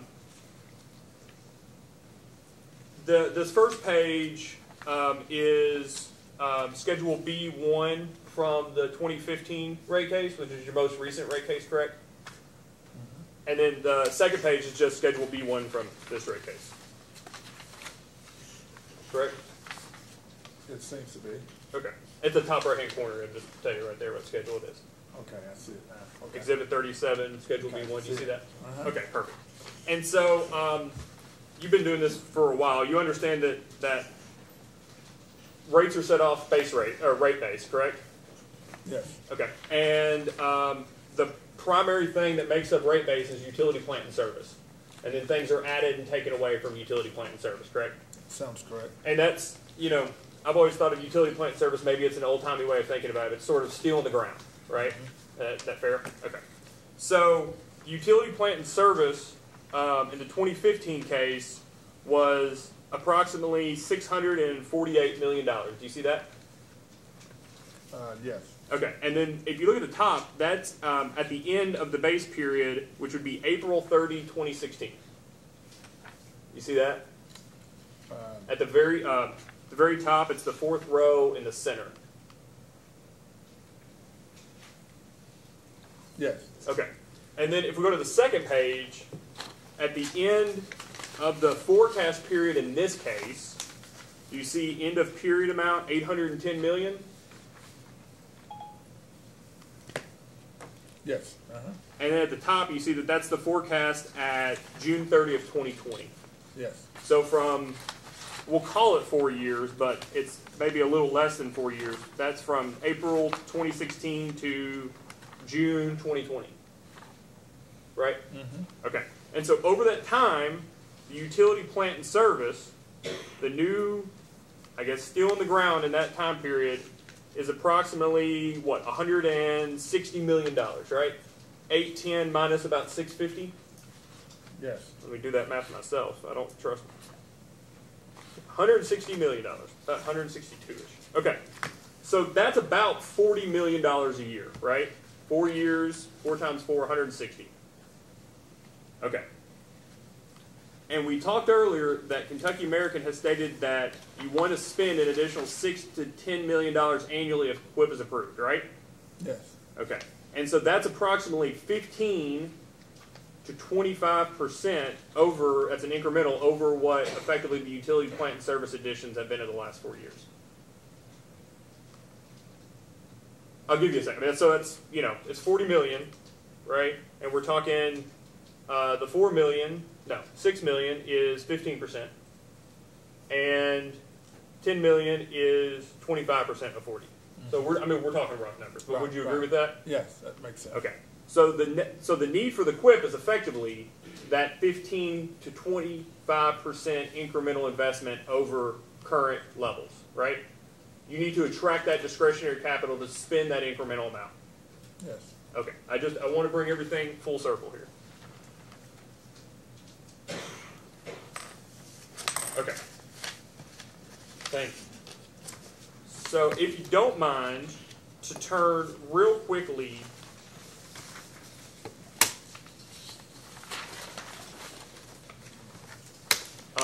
to the next exhibit in that. And again, you're not the respondent, but I have a question about the request. And it's the very next page. It's AG 1-63. Because you're the policy guy, right? I mean, you're running Kentucky American. So when we're talking about whether, you know, to spend money on this or spend money on that, it's ultimately your decision, correct? Sure. Okay. So in terms of consolidation, I know that's been, we go back to 06, we can go back decades. That's been a very big deal for Kentucky American, correct? Unified rate tariffs. I'll object to the vagueness of that question. It's been a big deal to Kentucky American. I don't understand what that means. Sustained. Yeah, That's okay. I saw you were going to answer before, but that's okay. So has Kentucky American over the last couple of decades had a significant interest in unified tariffs? I'll withdraw the question. Have you been a proponent of unified tariffs? Sure. Okay. This Thank commission approved it. But it was your proposal, right? I can't remember as our proposal, but I don't know when it was approved, but this commission approved it. So. And Kentucky American has an interest in consolidation of systems, correct? Yes, when it makes Okay. sense. Yes. And that's in the record here with East Rockcastle and North Middletown, correct? Yeah. Okay. So I want to make sure Ms. Hebenstall doesn't work for Kentucky American or American Water, correct? No. And so I want to ask, Ms. Hebenstall was she did not do a separate cost of service study for Eastern Rockcastle and North Middletown. Do you know if that was at the direction of the company or if that was her choice? Don't know, but Okay. you'll give it a chance to ask her. Okay, we can ask her. Thank you.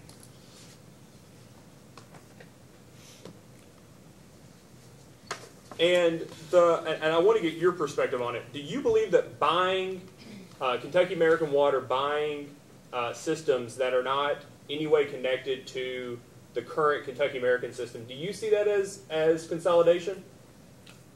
Yeah, that's a form of consolidation. Sure. Okay. And is it the policy of Kentucky American that when you seek to purchase or do purchase a system that's not connected to the current system, that you would seek unified rates regardless of cost of service differences? No, is that a policy? No, I don't know if that's a policy. I think you got to look at each one of those consolidations based on its own merit. And I appreciate that. You know, to make a blanket statement is probably not fair. Well, and the response kind of gave a blanket statement, so I'm just wanting to know. Yeah. Know your. There's no. I mean, you got to look at each one of them and the effect it has on the customer rates. Perfect. May I approach, Chairman? Yes, you may.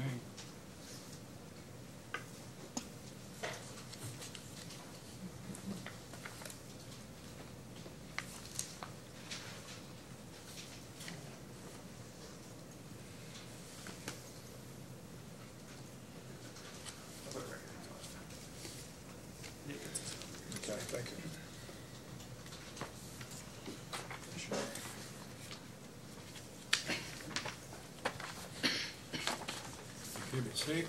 Yes, sir.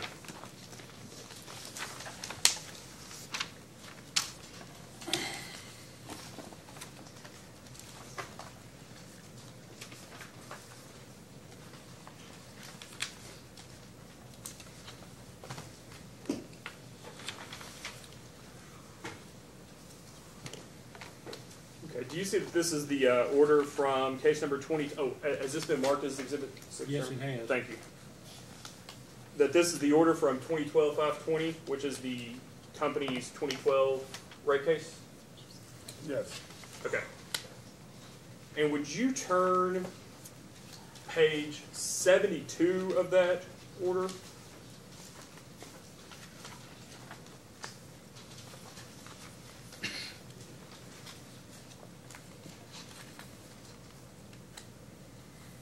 Okay. Okay. Do you see that the top of it says future water system acquisitions? Yes. Would you agree that, given that this is the timing of this case, that both Eastern Rockcastle and North Middletown would be defined as future water system acquisitions from Yes. this order? Okay, great. So if you continue on to page 73, if you don't mind.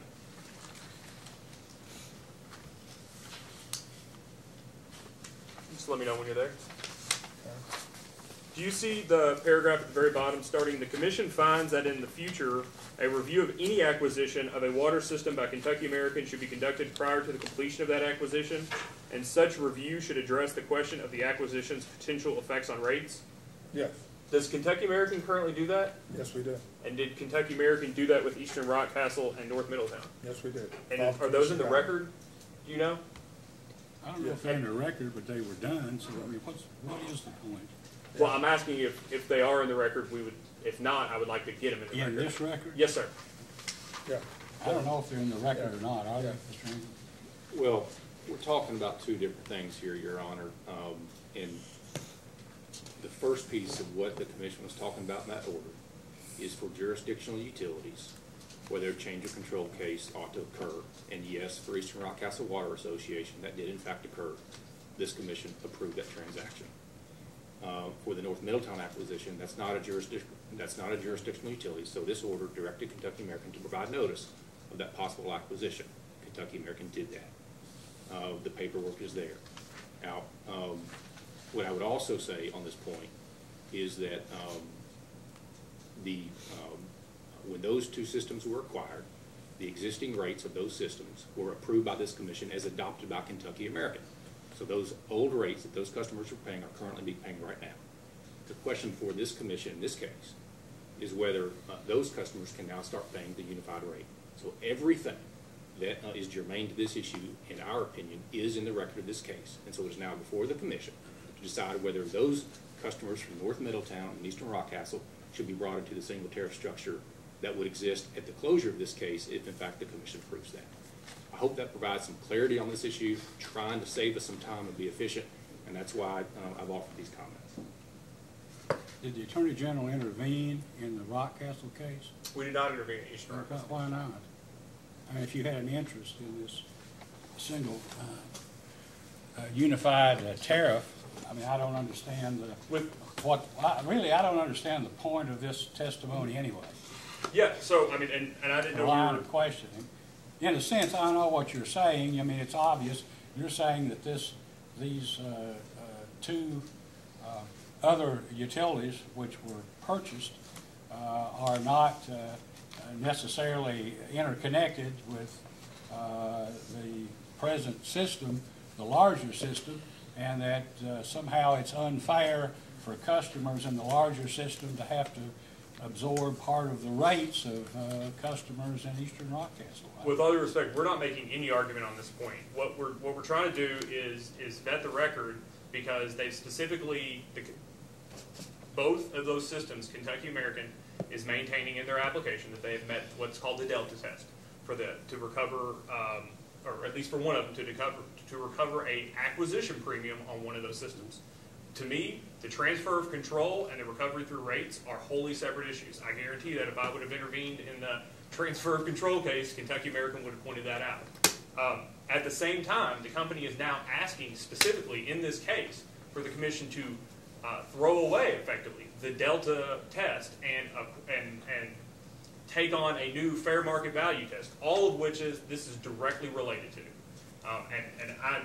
I don't see how this is not germane to whether or not the rates that the companies are proposing or the tariffs they're proposing are fair, just, and reasonable.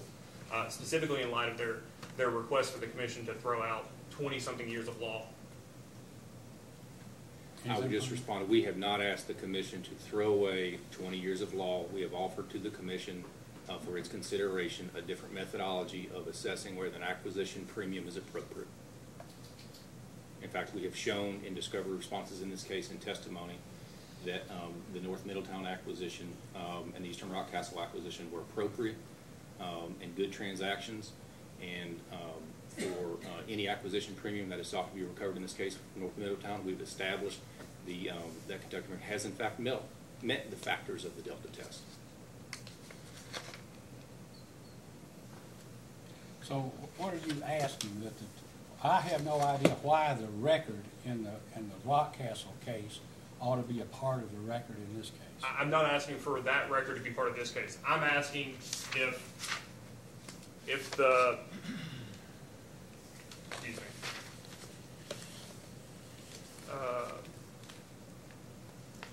the entire order, this portion of the order, refers to the question the commission asked is, what is the obligation of Kentucky American's existing customers to finance system improvements to these acquired systems through higher rates of service?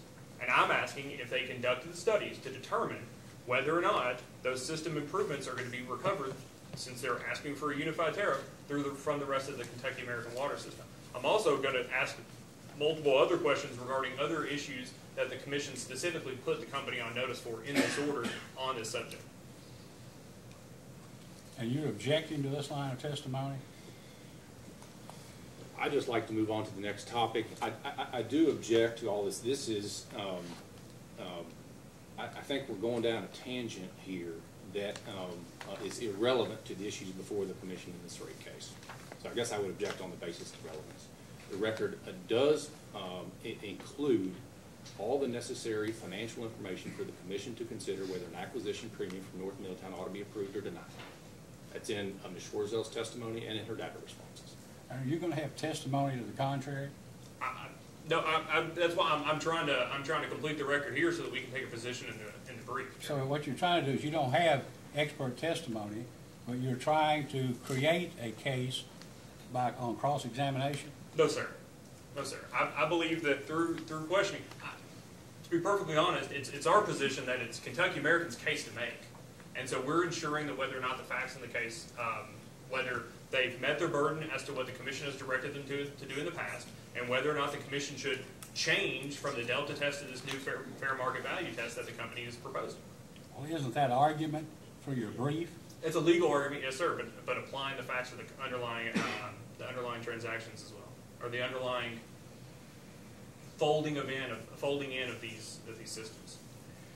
Let's take a break till 15 until 11, and I'm going to let you continue, but I would appreciate if you would try to hurry it up. Thank you, Chairman. Thank you. We're going to take a break until 11:15. We're now back on the record. Mr. Chandler, you may proceed with your cross-examination. However, I still maintain that as a lawyer, I don't know sometimes what the strategy is in proving a case or disproving someone else's case is a matter of judgment. But there is no witness that I know of, or no one has filed testimony advocating the position that you're now seeking to advance through cross-examination. I'm going to give you the opportunity to conduct your cross, but I do think you ought to do it in a pointed, concise fashion. I think everybody understands the issues. But I want you to give you every opportunity to make the record. Chairman, I did a lot of soul searching for the last 15 minutes. I think you searched more than your soul. You got your order out here. If there is no objection to the introduction of the order, you know, I was merely asking cross-examination to determine whether the company has complied with the commission's directive. If there's no objection to the introduction of this exhibit or this order as an exhibit, I think to save everybody a little time and misery, I'm happy to move on. What do you? Which exhibit is it? Exhibit 6, the rate case order from 2012. Absolutely. I take the position that those don't even need to be exhibits. They're commission orders. We can take judicial notice of those.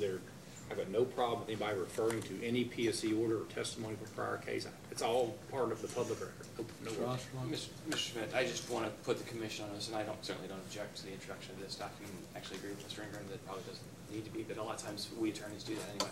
Just want to put the commission on notice that these two issues of the acquisition adjustment and unification rate are important to Lexington.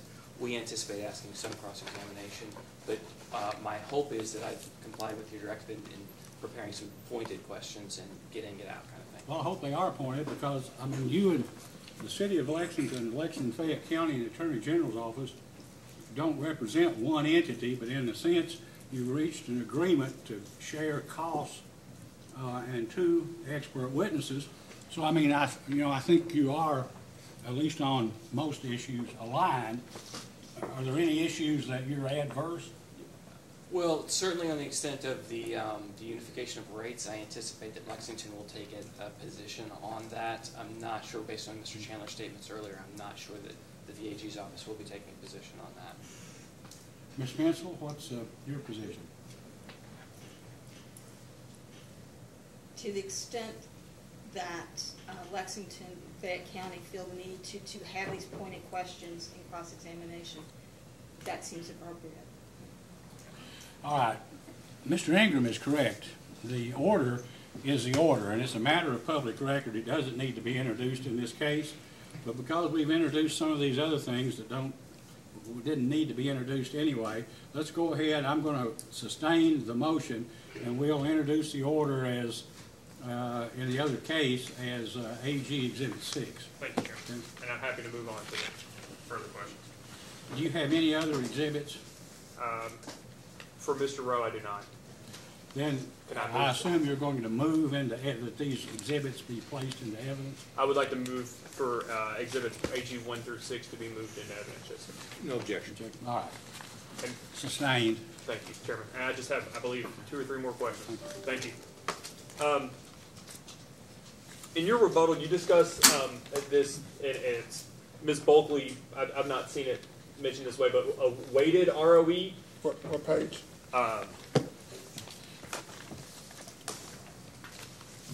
Page 10.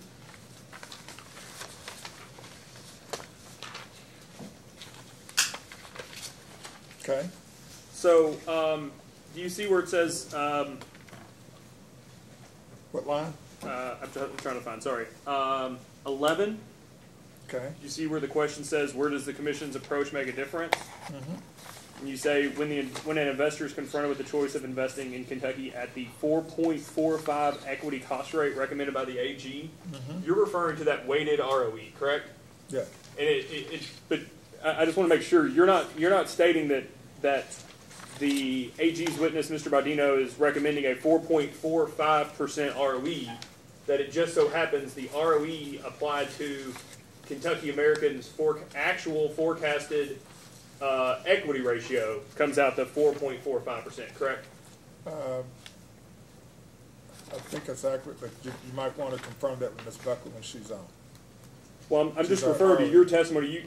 I'm just trying to clarify what you said there. I think what you said was accurate, if you want to repeat it. Okay.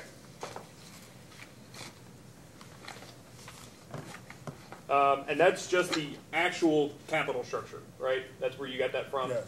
So the proposed ROE for Mr. Baudino at the company's actual capital structure. Known and measurable. Okay. Right. And then, very last question. sure everybody's taking a sigh of relief. You discussed that incentive compensation is an unavoidable cost. Do you remember that? And I can direct you to where in your Okay. testimony you state that. Please do. Yeah, page 7 of your rebuttal.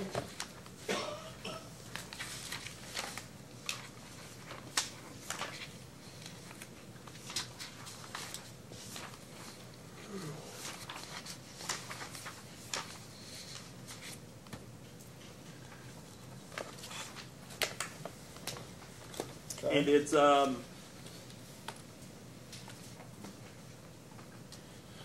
let me find the line here. On line 14 there, if quote, or starting on 13, if we do not recover these unavoidable costs, we will have an immediate diminution in our earned rate of return. My public education is paying off there. So what do you mean by unavoidable costs? Well, we're going to pay that performance plan, incentive plan, whether or not this commission decides to approve it or not. So if in fact it doesn't, then it does affect our return. That's perfect. Thank you, Chairman. That's all the questions I have for Mr. Rowe. Okay, Mr. Osterloh or Mr. Gardner? Thank you, Your Honor. Good morning, Mr. Rowe. Good morning. Ms. Schwartzel in her testimony says that that you all get a bill from, an invoice from American Water Service Company for the services that they provided to you once a month. Is that right? Mm-hmm. Okay. And do you, and then you all pay that. Do you receive the invoice electronically, or is it by snail mail? I'm not sure. Okay.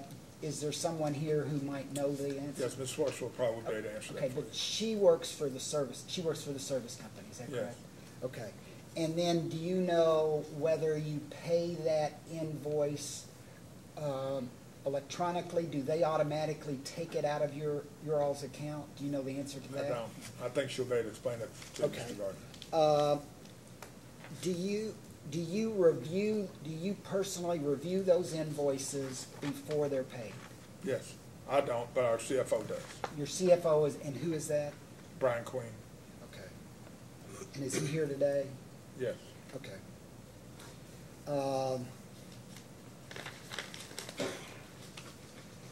But you don't review the invoices? No, unless there's some type of discrepancy. Okay. I have a couple questions to make sure I understand the discretionary capital. The purpose of even raising the issue of discretionary capital is to show that you will get access to that if you have a QUIP. Yes. Okay, and that's why, subject to check, you mentioned discretionary capital 9 times in your rebuttal testimony, subject to check, and all the witnesses in their rebuttal, all total, mentioned discretionary capital 31 times. So it's important to you all, right, to be able to have access to that. Sure. Okay. And although you indicated that you all file a rate case every 4 years or so, the last rate case that you all filed, the order came out in August 2016. Does that sound right? That sounds right. Okay, and this rate case was filed in November 2018, correct? Right. So that's only 2 years and 2 months since the order came out. Yeah, I think the filing for the 16 case would have probably been in 15. And it was. and it Right, was. so I said 3 or 4 years, so that's about right. Okay. When you were, and then you indicated that there, in your testimony, that since the last rate case, there was $100 million of capital that, and Mr. Chandler went over that you all didn't get a return on since the last rate case. Correct.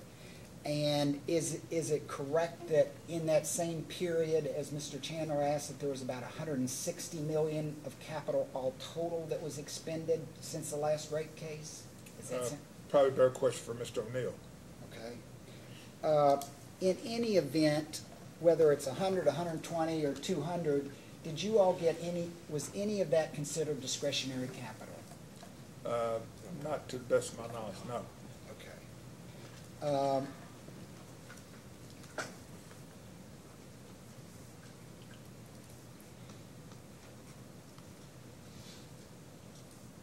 And the way in which you would get discretionary capital is to basically lobby, correct? Yeah. Okay. And your testimony is that you're at a disadvantage with your other sister companies because you all don't have a QUIP. Well, yeah, we don't have equipment in some of those mechanisms, and not all the neighboring states, and 10 of the American Water states. Okay. But to make sure I understand it, the only discretionary capital that is there is basically unspent capital, as what Commissioner Cicero said. There's no other pot at the beginning of a year. Hey, we've got $100 million here that's discretionary capital. You all, go lobby us and see. It's not that. It's only this capital that doesn't get finished in a particular year. Yeah, it's probably a little bit of both, I would say. It's probably a little bit of both. It's probably some that doesn't get spent, and there's probably a pot. When you've got a $1.6 billion budget, you're trying to manage all these capital projects. You don't know which systems you're going to acquire and things of that nature from American Water. So I haven't seen how that bucket's divided up. I just know when I get the call and say there's capital available, and do you have projects? Of course, we have more projects than we have the capital outline. So to limit it to this excess capital may not be correct. In other words, it could involve, discretionary capital could involve other capital as well. Is that right? It could be a pot. Could be. Yeah, it could be a pot. Yeah. But do you know? No, I don't. Okay. You just know Kentucky American wants to get some of that. Yeah. Okay. And the way you even know is you get a call about it, that there's some available. Yeah, normally what happens is that would go through our director of engineering, like in this case, Mr. O'Neill, and we would put forth projects that we could do, and we've got more projects than we have the capital for, and then we kind of compete for those. Okay, so I should be asking well, let me ask you this. When was the last time that you recall you got a call that there's some discretionary capital out there? Probably sometime last year. 2018? Mm-hmm. Do you remember how much that was for? No, I can't remember. How many times do you get a call in a typical year? Probably a couple times. A couple times, okay. And of the $1.6 billion that is in their capital budget, how much of that is discretionary this year? I don't know. Are you even told, you and your other presidents of the companies, are you all even told in advance how much discretionary capital there is in a particular year? No, because again, it's not that simple, because there's so many moving projects around. There may be zero by the time the year's up, because something may happen during the year that there's a need in the business, so there's none available. So as you go throughout the years, timing of projects is something that has happened that has used some of that capital overall. So I don't know if they could say. I don't know if the parent company could say out of 1.6 billion. So they may not even know. Yeah. Okay. So none of it is based on the relative size of the company. No. It's all based on need. Yeah. Okay. Need, and how do you get it recovered? Okay. And in your testimony, you talked about one of your important responsibilities is to advocate on behalf of Kentucky American Water vis-a-vis is that right? To try to get this? Yes. Okay. Absolutely.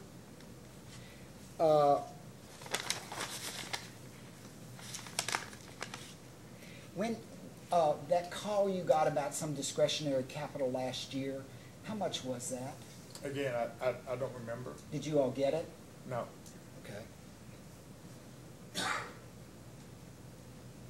Okay.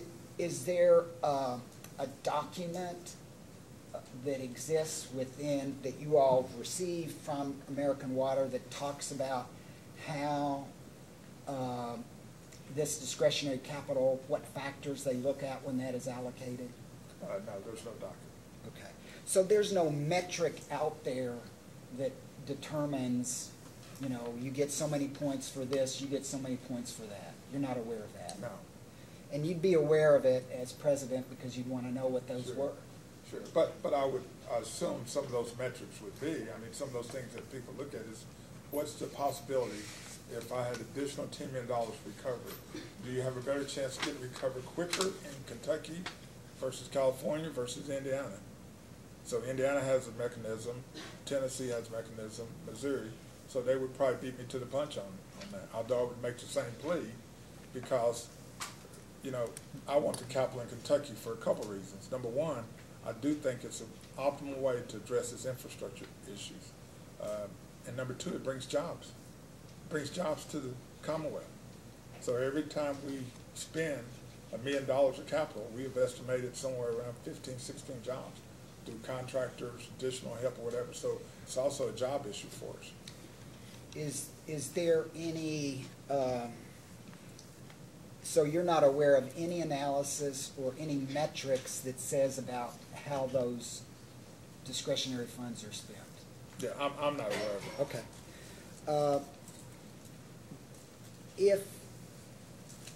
If the commission approves the QIP, are you saying that there would be fewer rate cases filed? That would make sense, because if you look at I think one of the data requests had that, Mr. Garnett, had a question about that, and I can't tell you which ones, but in the states where we have put some type of mechanism in place, their rate cases have been less frequent. So history should repeat itself. And have you, in your data request, did you point to specific states and the years and did an analysis? I think we did. Okay, all right.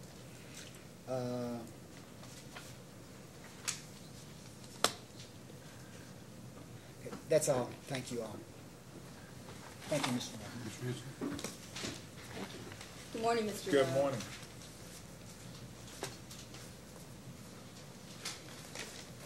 If you don't mind, I want to make sure you're okay if I just call the Qualified Infrastructure Program the QUIP. Please do. Okay. Save us all Make it easy. Save us all a lot of time.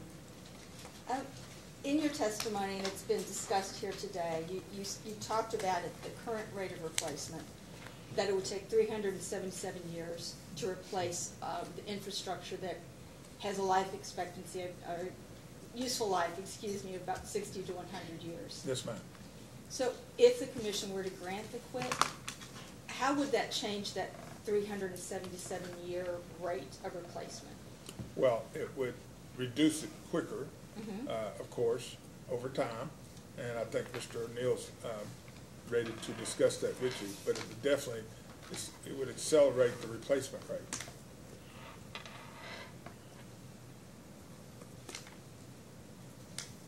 Sorry, I'm making a note to myself to That's make sure okay. that I don't let that one go by. Yeah. Well, I have some questions that we would also like to ask Ms. Schwartzel, but I would like to get your opinion on Okay. this. So, if the commission were to approve the QUIP, and there's some parameters that were discussed in the intervener's testimony, and I want to get your take on a few Sure. things. But it's a little bit of a different Sure. twist. One of the issues is, as proposed, the QUIP would be based on a forecasted year. Yes. And as we know, the Kentucky American has used a forecasted year in its rate cases since, I think, the 1990s. Yes.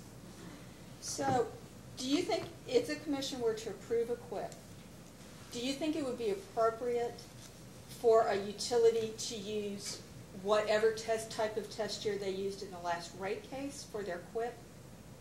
So that is, for a utility that uses a forecasted test year, they would use a forecasted test year in their QUIP. Similarly, if they used a historical test year, then they would use a historical test year. Sure. Does that make sense? Yeah, that makes sense.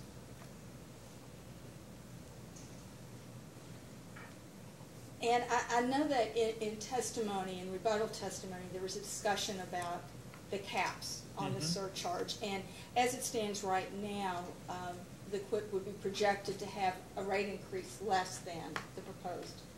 I think 2.5% was what was thrown out there. But let me ask, that's the case right now. Do you think it would be appropriate, if the commission were to approve a QUIP, to have an annual cap on a rate increase? Well, we would, let me see if I can answer both questions. I think part of the testimony had, I think Ms. Schwartzel talks about 2%, based on the $6 to $10 million.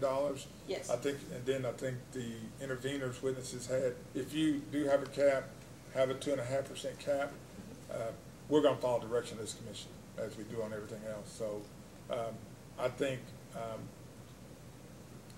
we need some little leeway because, as I said earlier, this infrastructure issues is massive.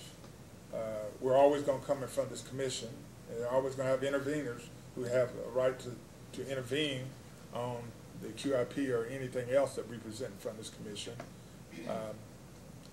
And we need a little room, I think, to expand that QIP, whatever that, if there is a cap, you know, like a 10% cap or something of that nature. At least, we're always going to come in from the commission first. We're going to reconcile that after a year with anybody that wants to intervene or whatever the case may be. So it's a very, very transparent process. But it would give us room to ramp it up once we get the workforce and the labor force in place to do the work. So I think Mr. O'Neill started with 6 to 10 because he thought that's something we could do in a timely manner. But once people get comfortable, and I say people, interveners, this commission, the public, and what we found in other states, they've been amenable to that. Nobody likes a rate increase, but this infrastructure need has got to be addressed at some point in time. So we would honor the final decision of this commission, whatever that may be, and we will follow it. And I know Illinois is another state with a completely different system, but I do know that their QIP, which is a statute-based QIP, that there are caps in there, but they're two different, with an ultimate limit, but they're two different percentages. Yes. That are yes.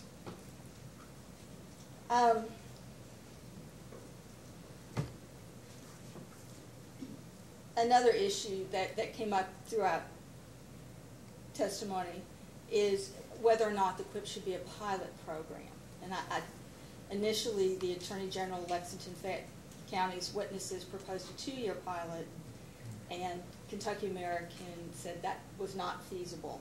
So if the commission were to establish the QIP as a pilot, do you have a sense of what time might be realistic?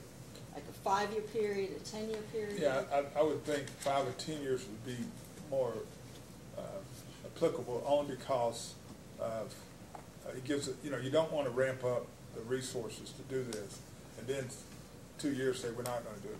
You're not going to get people to sign up for that as far as contractors and things of that nature to get the mains installed or replace booster stations, whatever the case may be. So again, we would bow to the final decision of this commission as we always do. And in data requests, you helpfully provided orders from other American Water subsidiaries where there is a QIP. Are you aware of any other state where there was a pilot program? I don't, you know, I can't answer that. Okay. Ms. Horschel may have a better idea, but I'm not aware personally. Okay. Well, I'd like to switch gears now to incentive compensation. Okay. And we know that Kentucky American has two plans, the annual performance plan, can I call that APP? Yes. And the long-term performance plan. I would like to talk about the APP. Okay. I want to do a little explanation to make sure we're on the same page. Okay. The APP has, if you will, 2 measuring thresholds. A financial threshold that is 90% of earnings per share target, and I would call that a funding measure. Mm-hmm. Would you agree with me? Yeah, I would agree.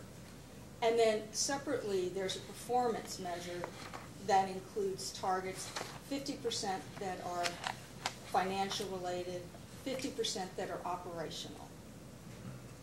Mm-hmm. Correct? That's correct. In the past 5 years, has the funding threshold ever, let me start again. How many times in the past 5 years has that funding measure ever not been met?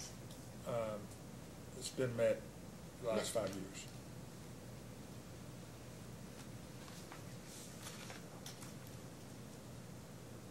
Well, and as you know, it's been the commission's practice to disallow recovery of the cost of employee incentive plans that are tied to measures such as, financial measures such as earnings per share. Can I respond to that? Yes, I please. don't mean to interrupt you, I apologize. No, please. Well, I think a couple things. I mean, I'm a true believer in incentive-based compensation because right now, with the base pay plus incentive compensation, we are at or below the market rate. Now, you know, we debate this in the office all the time, and we wonder, I mean, that's what it takes to attract and retain that employee. And those same employees drive that O&M efficiency down, perform safety at a high level, make sure we don't have any environmental violations, make sure we maintain the water quality of the business. So it's not just financial trigger. So for me personally, as president, I'd rather have employees' incentive based on a performance issue versus their base pay. So for instance, John Doe makes $10,000, his incentive pay is $2,000. I'd rather, instead of making it all in base pay, which we could do and propose to this commission whether it gets approved or not, I'd rather have him or her accountable for making sure we're driving safety, the environmental performance of this company. If we do that, I think the financials will take care of itself. So for me, rather than rolling into base pay, I'd rather come to the commission and say, look, we're going to drive everybody around this performance measures. And if you look at our water bills for this company over the last 10 years, 2010, we were, I think Ms. Schwartzel had a chart, I was reading it last night, showed our water bills was $32. Today our water bill is $32. Now we're asking for an increase for different reasons because of the Tax Act, the stub period, and $100 million of capital, but that's pretty doggone good. I can look at my neighbors every day and say, we're a pretty doggone efficient company. Nobody likes rate increase. So that performance-based compensation allows us to continue to drive those O&M efficiency. And when you go and talk to our employees out in the field, they'll say, for $1 O&M that we can save our customers, we can invest $8 of capital without raising our rates. So the culture doesn't start with me. It goes all the way down to the guy or lady that goes out in the field every single day and goes to a customer's house. He's thinking, make sure I provide good service, but how can I keep their costs down? Because his infrastructure needs are so vast, if I can find a way to keep their rates down, I can do that. So that's why I'm such a proponent of incentive-based compensation. Well, thank you. Sorry. No, you're fine. Explanation. Fine. The commission has previously addressed the question in incentive pay, distinguishing between a funding measure and a performance measure. Mm-hmm. And I'm just going to have to ask the commission to take administrative notice of, there's a Kentucky Power case. Kentucky American referenced it, the Attorney General. Lexington Fayette County's witnesses also referenced this. This is, for everyone's memory, it's case number 2014-396. And in that case, there was a question, Kentucky American had a funding measure of 75%, similar to Kentucky American's 90%, and then went to a performance measure. In that case, the commission said, and I'm quoting verbatim, we find that the amount that should be removed from incentive pay for rate making, incentive compensation for rate making purposes should be based on the performance measures of the plan, not the funding measures. So in that case, we moved the funding measure aside and looked at the performance. If we were to apply that same standard in this case, is it correct that the 50% performance and then 50% financial, so the commission might remove the 50% of the financial cost of the performance measure? Did I make that too convoluted? Yes, no, you did. You did a really good job. I understand that. And I think Mr. Kogler, Mr. Mustich would be glad to address that. But to me, I hear what you're saying. If you're aligned with what happened in Kentucky Power case. And it is, am I correct? It is Kentucky American's position that if the commission were to make any adjustment, it would be to remove that 50% of the financial base part of the, I'm going to call them performance measures. Yes, Is that correct? Yes.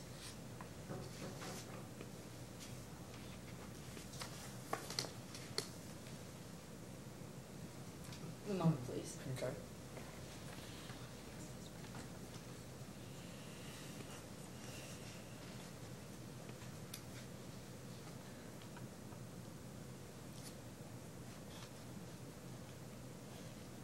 Staff has no further questions at this time.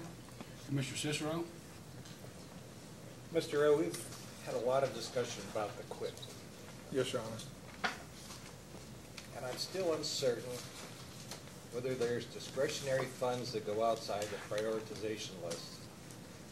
But be that as it may, you've reduced your 500-year cycle down to 377, and you say if you are able to implement a QUIP program, that the 377 will be reduced further. Is that correct? That's correct. By how much? It's hard for me to say, Your Honor. I think we know it's going to be, you know, maybe Mr. O'Neill can give you an idea of that because he puts those numbers together. And but we know that we've got to do something.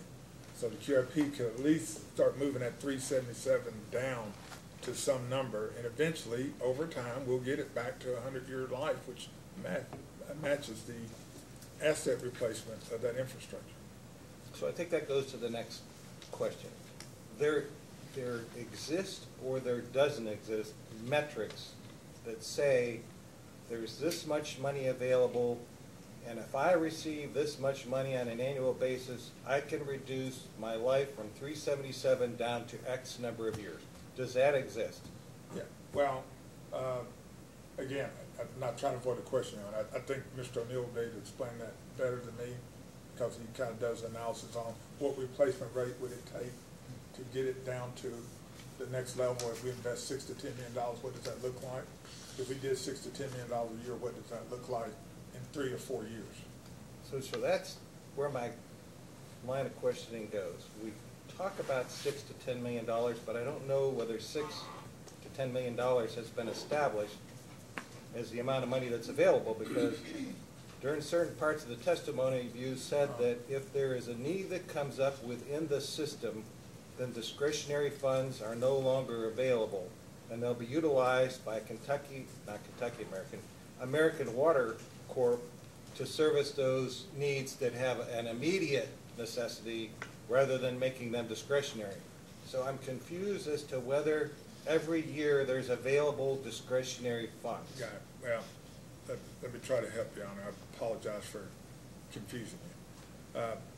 What I would say is that if this commission decides to approve the QIP, and as we know that's solely at this commission's approval, we will commit to making that $6 to $10 million of capital available every year, as Mr. O'Neill will testify, and he's put forth in his direct testimony.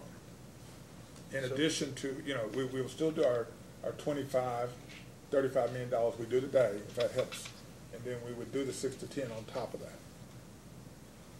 Does that help, Your Honor? Did I confuse you? It does, more? because my next line of questioning has to do with the pilot program, and you made mention of ramping up resources, and I'm curious, are you referring to internally expanding resources, or are you referring to Kentucky American Water soliciting bids for outside contractors to increase the productivity for this $6 to $10 million?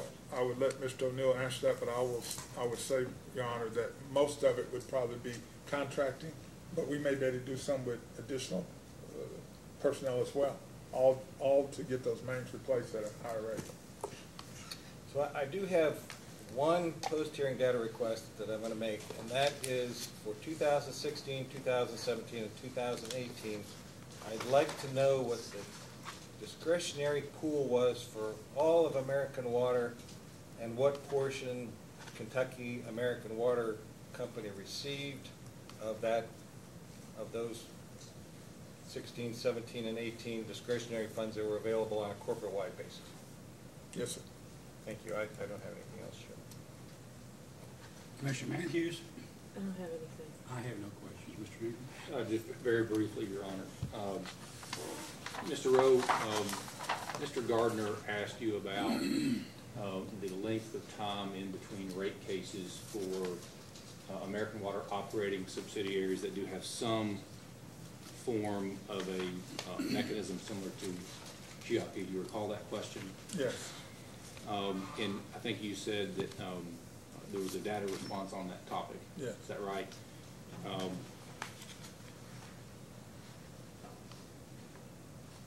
In PSC 2-57, is it your memory that Kentucky American provided to the commission a listing of each American Water operating subsidiary that has a mechanism similar to QIP? Yes. And those states would include Illinois, Indiana, Iowa, Missouri, New Jersey, New York, Pennsylvania, Tennessee, Virginia, and West Virginia. Does that sound right? Sounds to you? accurate. And then Kentucky American went on in that discovery response to describe, in general, where relevant, the length of time in between rate cases grew longer after the QIP type mechanism was established. Does that sound correct? That sounds correct. On the issue of single tariff pricing, that was the subject of a lot of discussion this morning. This is a little bit of a history lesson. I'm glad you've been around for a while. Do you recall in 2005 that Kentucky American filed a case that had to do with the acquisition of the Owenton system? Yes, I remember that. Do you recall in the order that the commission issued in that case, dated July 22nd, 2005, that the commission placed Kentucky American on notice that Kentucky American should, in its next general rate case, bring a proposal for single tariff pricing? Because at that time, single tariff pricing didn't exist. Does that That sound sounds right? familiar. Yes. Okay. And Kentucky American's next general rate case was filed in 2007. Does that sound right, Mr. Rowe? That sounds accurate. In that case, I'm testing on your numbers here, but that case would have been case number 2007-143. Does that sound right? Not sure about that case number, but that sounds accurate. And pursuant to the commission's directive that had been issued in 2005, Kentucky American did in fact propose single tariff pricing in its 2007 rate case. Is that right? That's accurate. Is it your memory that the Attorney General and the City of Lexington were both interveners in that case? Yes. And is it your memory that that case was settled, and part of the settlement included, and the commission approved in a subsequent order, single tariff pricing for Kentucky American Water? Yes. And then do you recall in Kentucky American's 2012 rate case, the issue of single tariff pricing was raised, and the commission held, and I'll quote, a departure from unified rates, quote, would discourage further water system consolidation, end of quote. Do you recall that general concept being at issue in 2012 Kentucky American Yes. case? No more questions. May this witness be excused? Yes. You may step down. Thank you. Thank you. Mr. Rowe. Your Honor, Mr. Braun is going to call our next witness, please. The next witness is Mr. Brent O'Neill.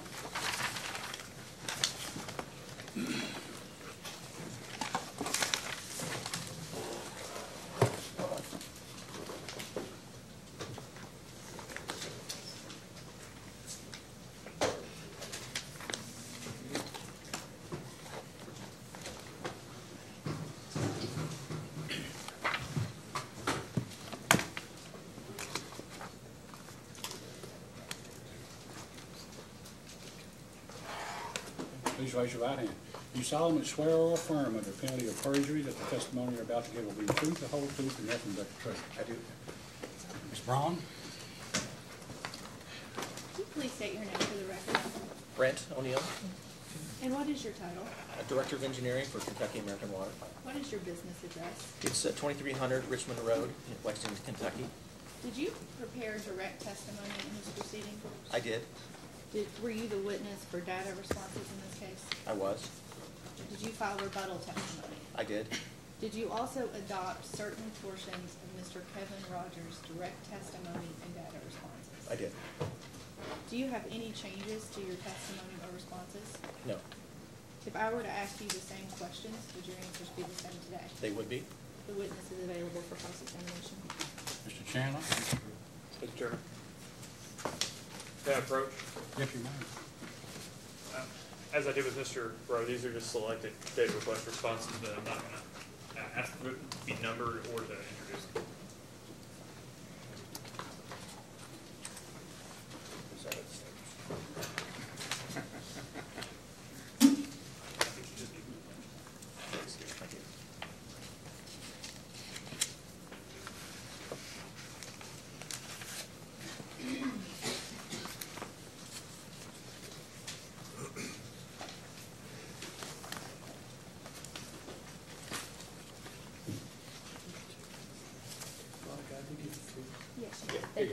No, okay, I just wanted to make sure I counted right. Good morning, Mr. O'Neill.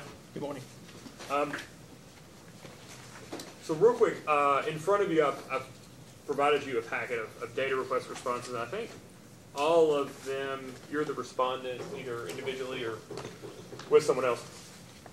Do you see the first one, which is you're the responding witness to Commission staff's second request for information number 7? Yes. And you see that the question is referencing certificates of public convenience and necessity. I do. And so you're, as a general matter, you're aware of certificates of public convenience and necessity? I am. Okay. And you're the respondent to this request? Yes. So, and I'm sure everybody is going to be cursing me for this one. If you turn to the next page, in some very, very tiny print, there are, in response to the question, you provided projects, project descriptions, types of projects, and then the company's determination of whether a CPCN was necessary, correct? That is correct. Okay. And then the far right-hand corner, or far right-hand column, is effectively if you thought a CPCN or you were wondering if a CPCN was needed, the right-hand column was the date in which you anticipated requesting it. That is correct. And that's per the staff's request. That's right. Okay, great. So if you will, first question I've got is relating to the, let's say the second project and I believe it's the 6th project, both relating to chemical storage and chemical facilities. Yes. And if you go to the next page, this gives the expected in-service date and the projected cost, and then the test year average utility plant and service for each one of those, correct? Correct. Okay, great. So that, let's go to that second one there, the chemical storage and feed. What's the IMP? Improvement? Yes. Okay, improvement. And the estimated in-service date is March of next year, and the projected cost is $8.5 million, correct? That is correct. And then going down the RRS, which is the Richmond Road, what's the S, sorry? Richmond Road Station. Station, I should have. Now I feel silly. RRS, Richmond Road Station, Chemical Facility Upgrade / I assume the CHLOR stands for chlorine. That's correct. Okay. That cost is $10.5 million, correct? That is correct. So if you go back to the previous page, excuse me, the second page of 3, the company stated that both of those projects are in the ordinary course of business and would not require a CPCN, correct? That is correct. Even though they represent, on a combined basis, $20 million? Based on the average test year UPIS, yes. Well, the projected cost. investments, the cost, yes. $20 million project is in the ordinary course of business? Did you say on a combined basis? On a combined basis. Yeah, but we looked at both of those projects on a separate basis, so we looked at each one of those costs on a separate basis. They do the same thing? 2 different locations. 2 different locations. Is it for the same purpose? The Richmond Road Chemical Facility was an upgrade of chlorine to sodium hypochlorite for safety reasons, as well as the aqueous ammonia, and that's a derivative of what KRS did as well. But the chemical facility upgrades at Richmond Road also combined and consolidated all the chemicals that were currently being used into one facility as well. Okay. And then going down a little further on page 2 of 3, do you see the Owenton Distribution Building? I do. And it states that the type of project in that column is a new facility for maintenance personnel. Yes. Okay. And that the determination of a CPCN was requested, a clarification on that was requested, and it says clarification received October 11, 2018. That's correct. And would you agree that that clarification that was received was a staff opinion? That is correct. Okay. So can we talk about this Owenton Distribution Building for a minute? Does this have any office space in it? It has space for support personnel, so it has space for clerks and for supervisors that oversee the work that's being done by the field operations folks, which is what's being housed in the maintenance facility. And one of the benefits that was stated, would you agree, in the request for a, or that was restated in the staff opinion, was regarding being able to move equipment inside rather than staying outside? That's correct. And did the companies do any study to determine whether or not moving them inside would, extend the life, or was there any cost-benefit analysis that was done to support the efficacy of the project? Well, there's no cost benefit with respect to, which is operationally, and what we pointed to when we asked the staff for opinion was a situation where we had the polar vortex that happened, I believe, in 2014, where we had equipment that was stored outside that we couldn't start because it was stored outside. And so by bringing it inside, it allowed us to be able to make sure that the equipment was operable when we needed it on the most important days or emergency basis. So that was, okay. But there were no other cost benefits studies to determine that? No, I mean, Okay. I think just from an engineering standpoint and from a you know, if you have a car that sits outside, it's going to be in the elements very similar to our equipment that sits outside. It's going to have a longer lifetime if you can protect it and put it into a place where you can maintain it and keep it under from having the elements attack the engine as well as the components on a more regular basis. So, well, I guess the question is, do you expect your equipment at that station to last longer? We would expect it to be able to perform when we ask it to perform, and yes, theoretically, it should last longer than what we are currently saying. So, do you mind to turn to page 9 of your rebuttal testimony?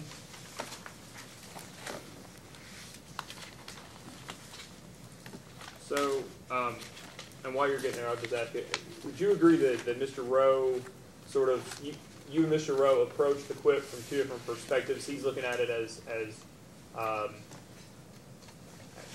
running Kentucky American Water, trying to get necessary capital for infrastructure, and your testimony is more focused on the actual infrastructure needs? I wouldn't say that we're not misaligned. No, I apologize if that's what I indicated, but that you all look at it, your testimony comes from two different perspectives. Well, one sort of begets the other one, so. Okay. With respect to you're my coming at it from an system, engineering perspective. that is correct. That's all I'm trying to get. Okay. So, on page 9, I believe it's line 9, do you see the sentence that starts that there is a distinction? Yes. Okay, so the sentence states there is a distinction between the necessary rate of replacement and a more optimal rate of replacement. You see that? Yes. Okay. So we were talking about mains earlier.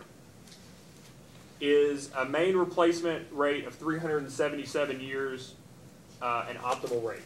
No, it is not. Okay, perfect. Is it the necessary rate? Currently, yes, and there's two reasons why. There's two ways to replace or to repair mains. One is proactively, and that's what we're sort of getting to on the optimal side of it.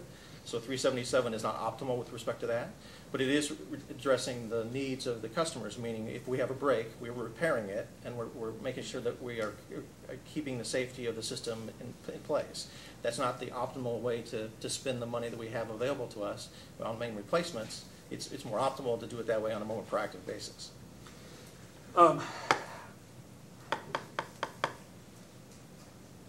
The company has been well aware that its mains are going to last 60 to 100 years, correct? Been aware of that for a while? Well, we've been aware that we are exceeding the life expectancies of the mains, yes. Well, I mean, but I guess when I'm taking even a step back, you know what the expected lives are of those mains. We know what the theoretical life of the main should be, yes. Okay. And you know what the depreciable life is based on the depreciation studies that you've done in the past, correct? That's correct. And those are based ordinarily just, I promise you I'm not a depreciation expert. My understanding is, and you would agree that that's based off the average useful life of the underlying assets. Well, and I'm not a depreciating rate states as well, that's my assumption, yes, or my belief, or my understanding is it's based on what it was believed to be the asset of the life of that asset. Do you mind to turn to the fourth page in that packet I gave you of data request responses, and it's the response to Attorney General's first request for information, number 82. Yes. You have that in front of you? I do.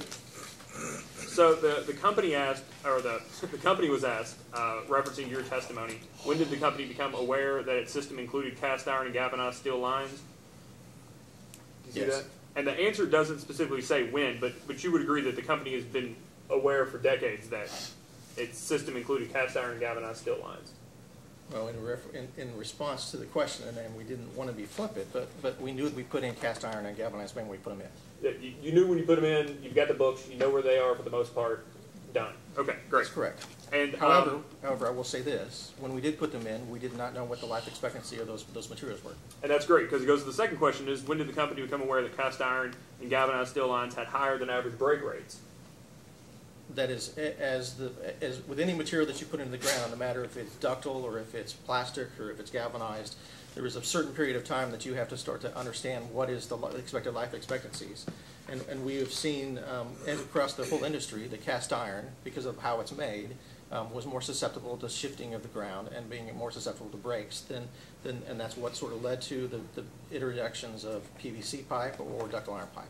And that's, and I just, not really saying this, but it's sort of, you became aware of it when you started being able to have other things to compare it to, right? Because it breaks more relative to the other pipe material. So it wasn't until you started putting in other types of pipe materials that you realized certain pipe materials have certain characteristics that either make them more or less likely or more or less susceptible to breaks. Is that fair? That's fair. Okay. Now, Kentucky American recovers depreciation expense based off the length of service or the expected length of service of underlying assets, correct? That's my understanding. Okay. But, I mean, that's the basis of depreciation expense, right? Is you have a depreciable life, and that's how you recover depreciation expense. Mr. Forso could probably speak to that much better, but that's my understanding. Okay. And if you were asked for your input, a depreciation expert showed up, you wouldn't say that you expected any lines to last 500 or 377 years. Your expectation would be that you would tell them they would last something between 60 and 100. We look at what is the industry sort of seen as what is the life expectancy for all the materials that's holistically within the distribution system. And big takeaway, 60 to 100 years seems to be about that sweet spot. That is, on average, what is expected to be the life expectancy. However, there are many systems, and ours included, that 100-year pipe, we extend. It's not unlike, to some extent, to use an analogy, the roof on your house is typically either a 15 or a 30-year life expectancy for that roof, right? But most people don't, on year 15, change the roof because it's left its life expectancies. It also comes down to performance of that roof. It's still protecting your house. You're going to leave it on for a longer period of time until you get to the point where you start to see maintenance issues, leaks, and that kind of thing. And we're sort of seeing the same thing with our distribution system. We have mains that may be 100, 120 years old that are still performing very much the same way as what we put them when we put them in brand new. And there's some that aren't. It is an average of those years, and we don't expect it to last 500 years for sure, but we would expect most of the material on that to extend past its average life, because that's an average. So you're going to have some mains that extend much past that and some that don't, and so it becomes an average. And so what we sort of see is what is the optimal level is, and we're trying to get that out, is those mains that have passed over that 100-year as fast as we can. But the purpose, but your proposal is to remove them before they get to the end of that useful life. No. What our proposal is with the QIP is to remove cast iron main, which is historically seen the most breaks and are reaching its useful life, and we're trying to be more optimal. We're not trying to get down to 100 years. What we're trying to get down to is what is a more optimal level, with the understanding that we're still going to have breaks and we're still going to have to repair, and we're going to have some mains that can exceed what we believe is the average life expectancy for that material. Okay, so I'll just, is replacing infrastructure at the end of its useful life incidental to providing utility service? I don't think I quite understand the question. That's fine. I'll repeat it to see if it helps. Is replacing infrastructure at the end of its useful life incidental to providing utility service? No, it's not incidental. It's one of the components and one of the things we look at when we prioritize projects. That's one piece of it. Is it still doing the job it's doing? Is it reaching its life expectancy?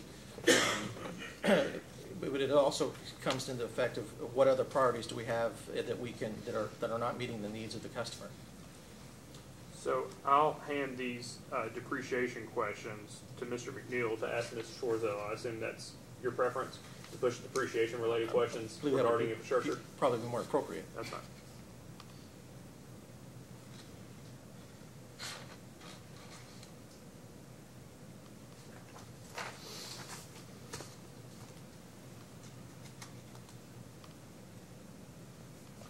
So do you mind to turn, I believe it's the next page, which is the company's response to commission staff's request 2-49.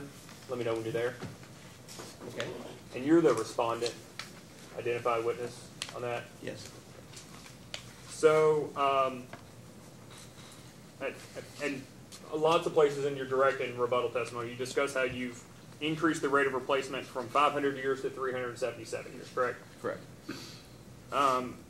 So can you explain to me that in your response for A there, it would seem that response indicates an acceleration of replacement domains, but this data request doesn't seem to support that. Are those conflicting, or am I missing something between the statement and the chart, the figure that you provided there? Okay, well, so I'll take a step back. So the replacement rate at the right-hand column, do you see that in the response? Yes. It was at 30%, then it went down to 15%, then it went up to 21, up to 26, and then back down to 20. So I'm trying to figure out, are you all already accelerating this or not? So when we put, it sort of goes back to the capital spend that's available for the company to sort of spend, and the competing, within even our own budgets, the competing interest with respect to what's going on at the time that we're doing main replacements as well as improvements into our system. And so the movement up and down of the miles replaced and the replacement rates, even though we have focused from earlier in 2000s, 2014 and that, to try to put more and try to get ahead of some of the main replacements, what you see is that it's also competing with other interests or other projects that have to happen within the investment program. So for example, 15 was a period of time when we were doing work on the treatment-to-treatment plant, so we didn't do as many main replacements during that year because we were spending our capital in another place that it was more prudent to spend.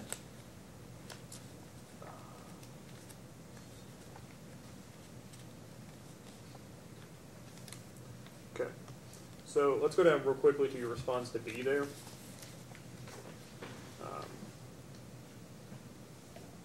So you've heard a lot of discussion about the 6 to 10 million amount today? Yes. Okay. So on the second sentence, it starts, in order to achieve this level. You see that? Yes. It says Kentucky American Water would need to add $9 to $15 million in additional spend each year over the next 40 years. You see that? Yeah, based on the NESI model. That's based on the NESI model. And now the first question I have is that the model that they gave you in the curve that was created in 2001 or the model that was created in 2012? No, that is a curve that was curated by American Water Works Association during their studies that were done in both years. And so NESI just sort of determined, NESI is sort of a conglomeration with respect to what the curve sort of looks like. It's got a hump in the middle. That's why it's called a NESI curve. But the replacement program used the NESI as sort of an understanding of what the company would be seeing in the next 40 years. Okay. And so just taking a quick step back, the model was the curve came out in 2001 in the AWWA study. Is that right? It did, and it was further refined in their subsequent. And then the actual model where you could stick in your own items, I guess, stick in your own infrastructure, came out in 2012. Right? Was subject to check. It's okay. And then the company started doing their own studies in 2013 with that information that was provided in 2012. Correct. Okay. So the sentence, skip to, there's a sentence that starts with, the company has been able to attract. You see that? Yes. It says the company has been able to attract the discretionary capital to support the additional $9 to $15 million in spend each year to achieve an average 0.9% replacement rate. Do you see that? I see that. So the increase over 2018 to what you would like to spend is going from 0.2% replacement rate to 0.9%. Correct? With the caveat that 2018 system footage is based on the second quarter results. Well, the sentence says has to be able to. Okay. Yeah, sorry. Has to be able to. But the goal is to go from 0.2%, which is the 2018 amount, 0.2%. You see that? Yes. To the 0.9%. Well, that's what is being suggested, yes, by the NESI model. Correct. Okay. Has to be able to attract the discretionary capital, support the additional $9 to $15 million. Excuse me if I misstated that. I apologize. But the first few years is only 6 to 10. That's correct. Okay. So sort of leaning into it, I guess. I mean, you don't want to do it all up front. You've got to sort of, Mr. Rowe was talking about ramping up. That's right. I mean, Okay. you can't go from 0 to 60 in you know, in a very short period of time. We've got to be able to make sure that our contractors can meet the level, as well as making sure that the community can take to seeing 10 to 13 miles of main and roadways being torn up on a given day. So it's a collaboration, as well as with the communities and the customers, as well as making sure that our customers, that our contractors, and our internal staff can go from 10 to 12 projects up to close to 100 projects on an annual basis. Yeah, and so I'll get to that in a second, but would you agree that your testimony said 12 to 14 going up to 100 approximately? Yes. Okay. So if you could turn to the next data request response, item 2-50.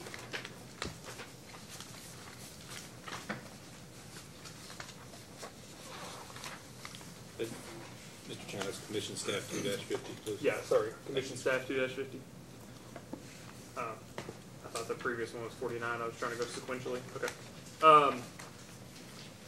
The question originally asked in A there, do you see that provide all studies supporting these benefits, the benefits of the Qualified Infrastructure Program, that Kentucky American conducted or commissioned in support of the proposed QIP? Do you see that? I do. But the response didn't provide any studies or supporting the actual mechanism. It supported the need for the underlying infrastructure replacement, correct? Correct. Okay. And then I want to make sure that I get this clear. The company is not providing the commission a black and white proposal, right? Either you'll invest the optimal amount of infrastructure replacement if the company gets the QIP, versus you will be replacing mains on an unscheduled, as needed basis, right? That's not the decision you're giving the commission, is it? No, well, no. In our support of my testimony and the reports that we've done, we've laid out what we believe is the most prudent and most beneficial to the customer with respect to removing of cast iron main and galvanized main in 25 years, so that we can reduce where we're seeing the majority of our breaks. And so that's really what we're proposing, and what we're using to sort of support the QIP side of that, is to support that advocacy of replacing cast iron main in 25 years. And in 25 years, that's important, right? So if the commission doesn't grant the QIP, you will still accelerate your investment in replacing these mains because that's a need, an identified need, correct? Like we've seen in the last, since 2014, we will put additional money where we can into replacement, but we won't be able to replace the cast iron main within 25 years. It's got to be that prioritized, right? We were talking earlier. Yes, as every project sort of comes in and we put our budgets together on an annual basis, it's going to be what is the priority and what is the best serves our customers. You would agree that the QIP as proposed, coupled with the infrastructure replacements underlying the QIP, the mechanism of the infrastructure replacement, that you expect to have a reduction in O&M expense? I think over the long term, we would expect to see a reduction in O&M expense. But the company, oh, sorry, I didn't know. Go ahead. Because you're reducing the number of breaks, which is an O&M expense to try to repair. You are putting in mains that are more efficient. And we're also proposing, as part of the QIP, to do some distribution pump station improvements as well, which will reduce the efficiency, will increase the efficiency for power generate, what we need to use for power-wise. So over the long term of replacing main, we would expect O&M to be reduced. So like lowering the KU bill, things like that? That's correct. Okay, great. So then why doesn't the QIP include a provision to recognize those cost savings? Because it's a long-term look. It's not like I can't tell you, for example, if I go out and replace one block of a distribution main, how much of that is O&M savings. It is a totality of the program with respect to all the savings that sort of happen as you make those replacements and make those improvements. Right, but why should it not include a provision for a reduction in O&M expense? Objection, that's an answer. I think it's sustained. I think he did answer it. Are you aware that other capital riders, that other utilities employed occasionally have provisions for reductions in O&M expense? I'm not aware of any. Okay. Do you know if any of the other, I assume that statement would say that none of the other states that you're aware of that Kentucky American Water subsidiaries have provisions for reductions in O&M expense? Not that I'm aware of. Is that a question for Ms. Schwarzell? It could be, yes. Okay. Okay.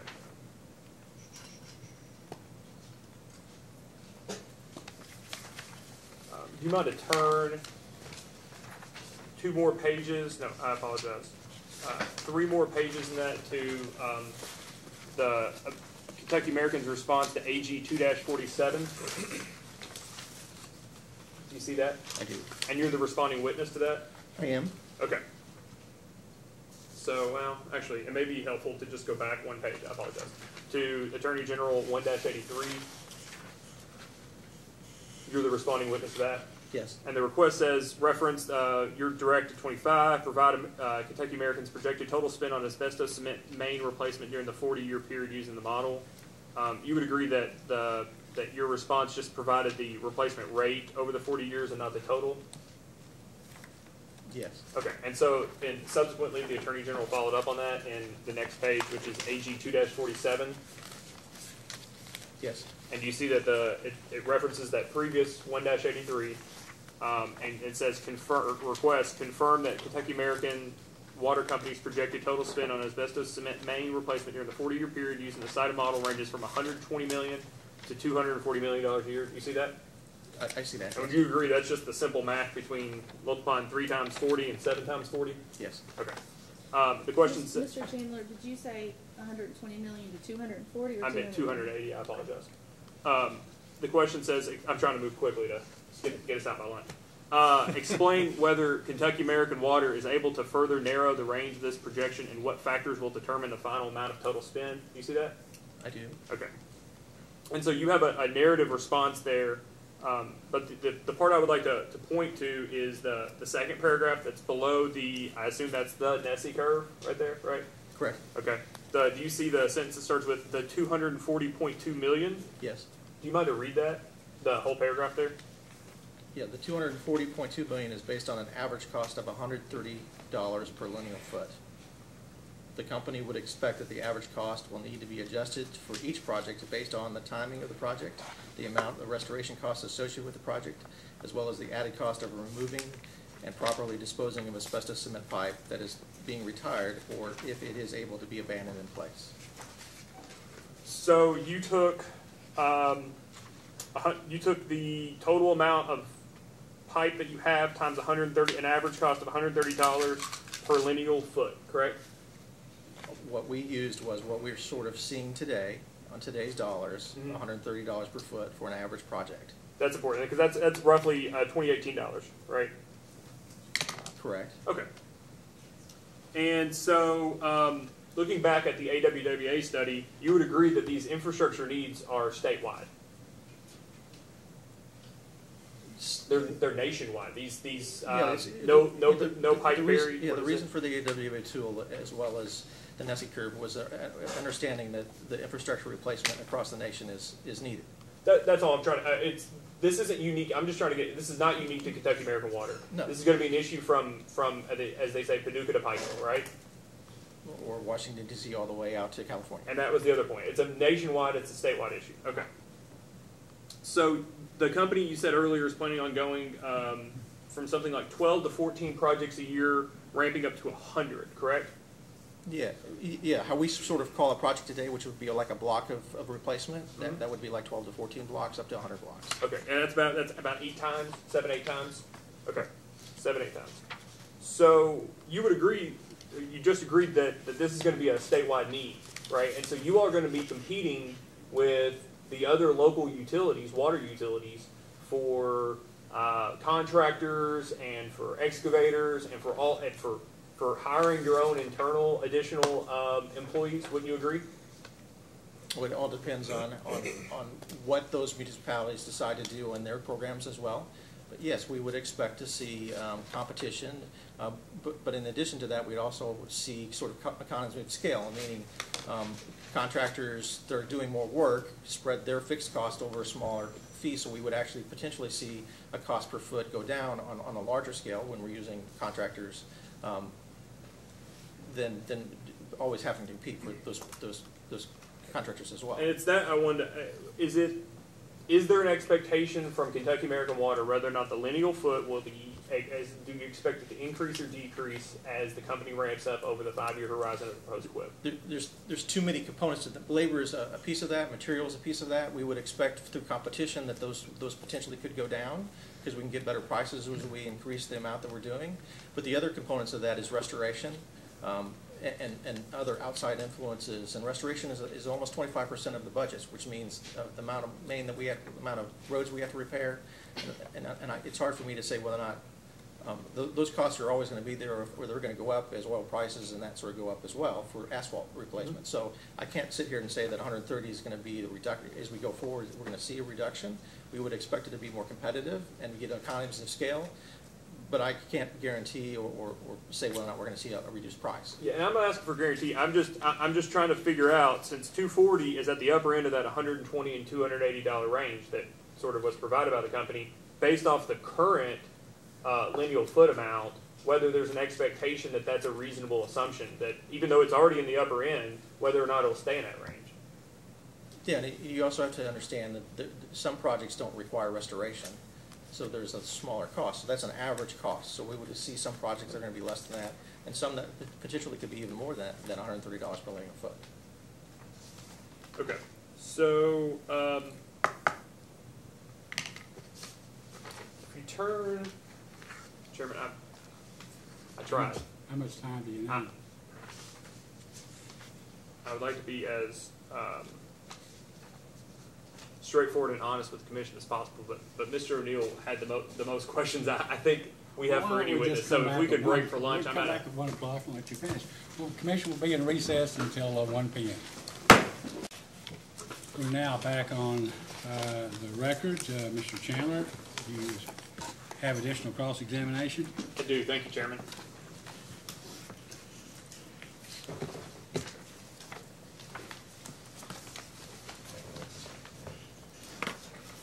Good afternoon, Mr. O'Neill. Afternoon. The packet of data request responses, I believe the next page in it is the Attorney General's first request for information, number 86, which you and Mr. Rogers were respondents. Yes. And this is one in which you're now the sole respondent, is that correct? That's correct. Okay. So the question references Kentucky American's non-revenue water, correct? That's correct. Now, take a step back for a second, and I don't think it's necessary to get too deep in the woods, or deep in the weeds. But the company has made a distinction between non-revenue water and unaccounted for water, correct? Yes. And non-revenue water is all water produced or purchased, not sold. And unaccounted for water, on the other hand, is all water produced or purchased, not sold, but for a provision of water for other uses, correct? Let me see if I can try to simplify even a little bit more. Okay. So non-revenue water is simply the amount of water that's produced, the sales of the water, so the water that went out divided by the amount of water produced. So that's what non-revenue water is. Okay. Whereas unaccounted for water is known and unknown losses associated with unaccounted for water. So if you have an unknown loss or you have a known loss, then that is a percentage based inside that unaccounted for water side. And unaccounted for water is always going to be smaller than non-revenue water, assuming, or the same. It's never going to be more because that's correct. There's a provision for other uses, yes. Right? Okay, great. So, do you see that the question, the request number 86 cites your testimony where it states that Kentucky American Water's non-revenue water is at or below the industry standard? Yes. And do you see where B asks for the industry standard non-revenue water percentage for the past 10 years? Yes. And do you see your response where you state that there is not a consistent industry standard for non-revenue water percentage for the past 10 years? That's correct. Is there a standard for non-revenue water percentage at all? It's inconsistent through depending on country as well as different organizations. There is not it shall be 10% or 15% or 20%. Perfect. And so in your statement, at the outset in your testimony that cites that that Kentucky American's non-revenue water is at or below the industry standard. What industry standard were you referring to? Well, and we sort of, there was two pieces of this. One is we presented one of the industry standards, which was the World Bank, which is less than 25%. That's overarching across all the countries. And we also looked at the average non-usage for Kentucky, the 10 largest Kentucky cities in the Commonwealth of Kentucky, and that was at about 20% as well. So we were the last 10-year average 50% was less than that as well. And I just want to be clear that those are the two citations you provided in your response. That's correct. Were those the two amounts that you had envisioned when you wrote your testimony?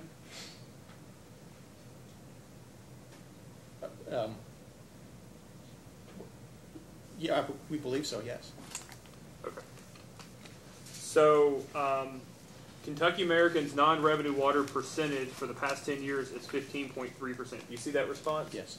Is that an arithmetic mean? How was that determined, I guess, is what I'm asking. That's an average, so how that was calculated was the sum of the water that was produced and the sum of the sales. The mathematical average. Mathematical average.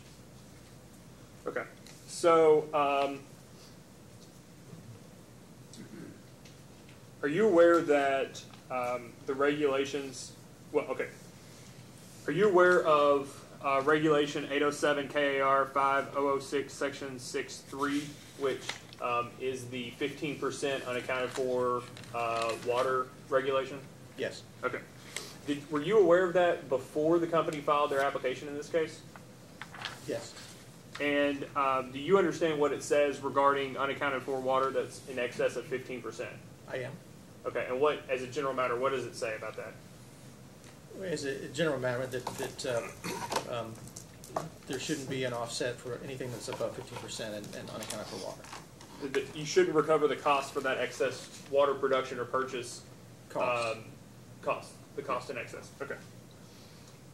But the company didn't ask for any waiver or any higher threshold amount than 15% in their application, correct? No, we didn't include any offsets for anything above 15%. You didn't include any offsets, but you also didn't ask for the threshold to be raised from 15% to a different number. You mean in the application, Mr. Chandler? That's what I said, yes. In the application, no.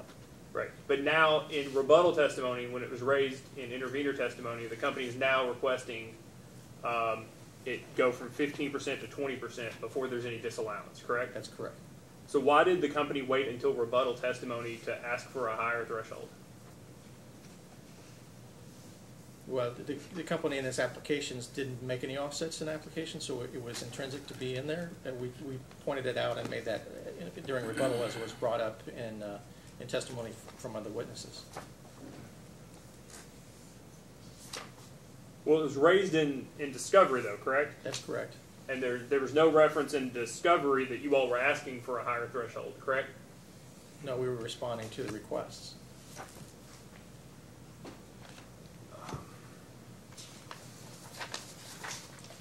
Are you aware of what the adjustment would be, what the amount of the adjustment would be if the commission denied the forecasted amount of unaccounted for water above 15% in this rate case? I'm sorry, I don't, but I'm sure Mrs. Schwarzel would. Okay.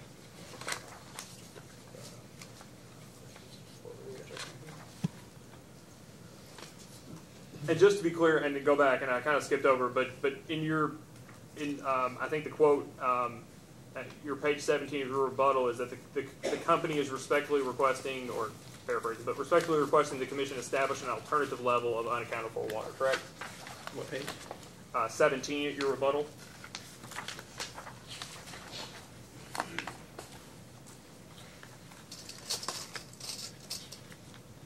That's correct.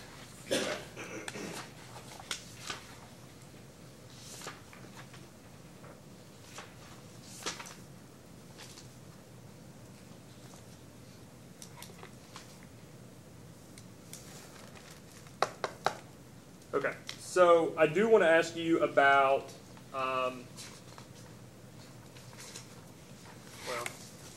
like this. May I approach, Chairman? Yes, you may. This is number 7. Did I already get it? I didn't get it. Sorry. December. Yeah. I'd like to have this exhibit that I'm about to pass out, Chairman, marked as AG Exhibit number 7.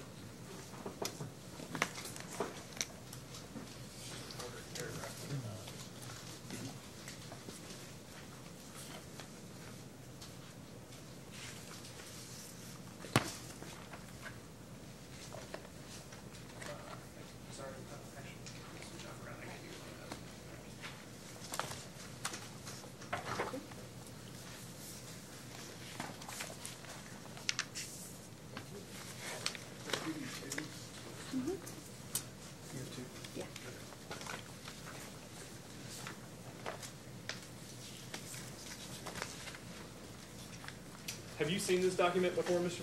O'Neill? I have. Okay. And this is how do I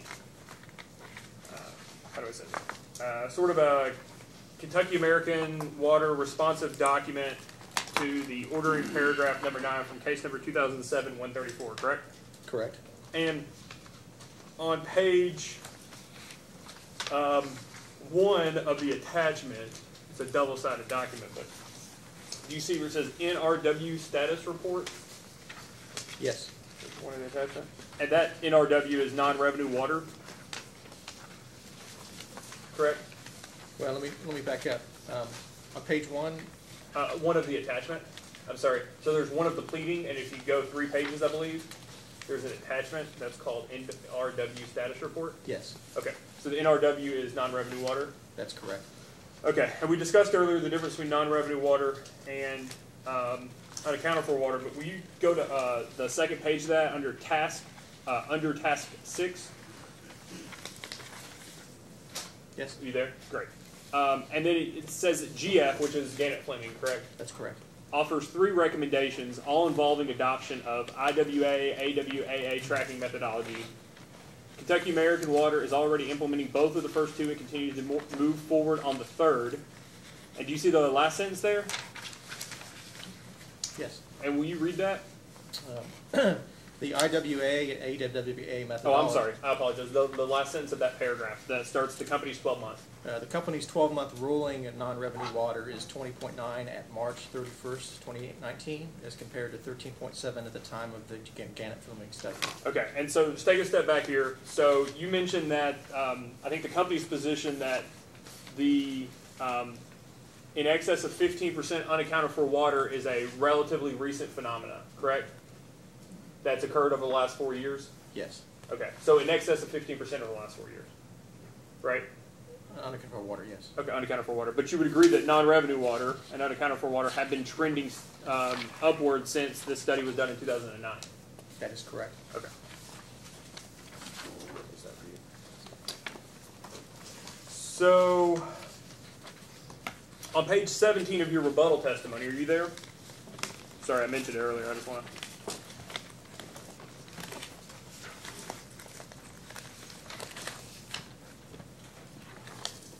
I am.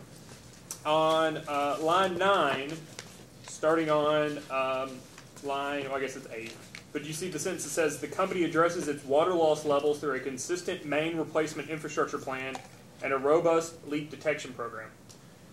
Would you agree that the company's consistent main replacement infrastructure program is focused not primarily or exclusively, but significantly on the types of pipes and their historical break rates of specific, excuse me, I'm losing the, let me take a whole step back. Let me take a big step back. Would you agree that the main replacement infrastructure plan that's referred to there that you already have, that the main replacements are focused partially or exclusively on the type, excuse me, Chairman, big lunch, on the material in which the pipe is made? So you were discussing earlier cast iron has a higher tendency to crack. Is that a significant factor when you consider in the main replacement infrastructure plans? Yeah, as we've outlined in my testimony, we looked through at least 5 to 6 different criteria. So material is one of them, main breaks is another one, as well as what is the customer impact to those as well. So, I mean, historically, our main replacement or main replacement infrastructure plan is looking at main breaks as a piece of that. So when we have multiple breaks on a main, that's one of the ones that really flags an area that we need to work on. But that's not the only criteria we look at with respect to that. And so, sorry, can I just add, is it a weighting? Is that what you're saying? It is. It's weighted. So weighted cast iron and material is a weighted piece of that, as well as how efficient is that piece of pipe, as well as how old it is also part of those weighting as well. Okay. Do you mind to turn in that packet of exhibits that are already part of the case? The very end of it is your exhibit 2. Do you mind to turn to page 8 of that?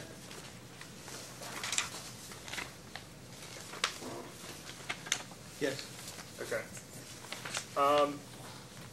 And Chandler, may I interrupt you a second? Just so we've got clarity on the record, are you referring to what is Exhibit 2 to Mr. O'Neill's direct testimony? yeah, his exhibit 2. Okay, I'm just trying to make sure. Yeah. Thank you. Do you see that page 8 of that? There's a paragraph that begins the analysis by Gannett Fleming. Yes. Okay. So is that the same analysis that's referred to in the ordering paragraph number 9 report?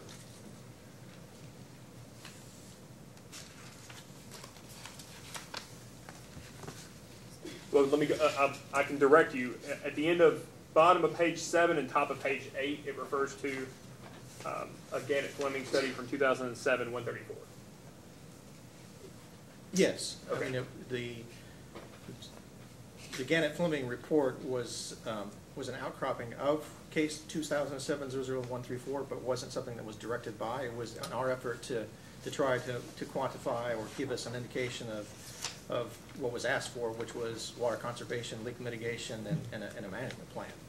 Right, but I just want to be clear, that's the Gannett Fleming study that's referred to in that NRW status report we just discussed. It is what's in reference to in the status report, yes. I just want to make sure that we're clear about references and we don't have to tie something after the fact. This is the same, when it says the Gannett Fleming study is found or analysis, that's the same thing. That is correct. Okay, so when that sentence that says the analysis by Gannett Fleming found that replacing specific main sizes or types of material that exhibit a high concentration of breaks would not have a substantial impact on reducing non-revenue water.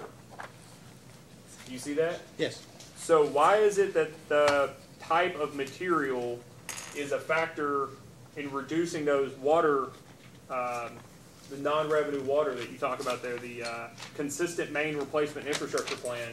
Why is that part of reducing non-revenue water if the Gannett Fleming study found that replacing specific main sizes or types of material that exhibit a high concentration would not have a substantial impact on reducing non-revenue water?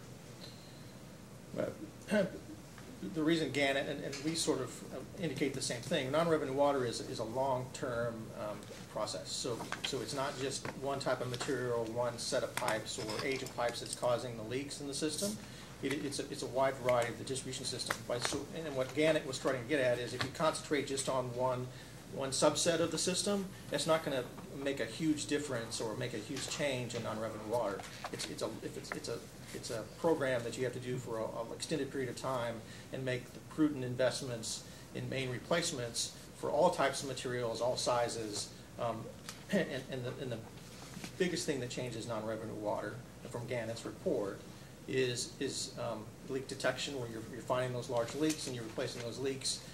It's a diminishing return with respect to just with small leaks. You can sort of chase your tail, so to speak, if you go out and try to find every single leak and try to replace it. So it's just a long term with respect to that, and that's why Gannett sort of said that it doesn't really affect non-revenue water right away. It's going to be a long term effect. Just the same thing as what we're seeing today with respect to non-revenue water going up. It's not a function because we haven't replaced main. We have been replacing main. It's a function of the age of the system and the number of leaks that are sort of happening out in the system is increasing as that age of that main continues to age. Okay. So, you might have turned to page 3 of your rebuttal testimony.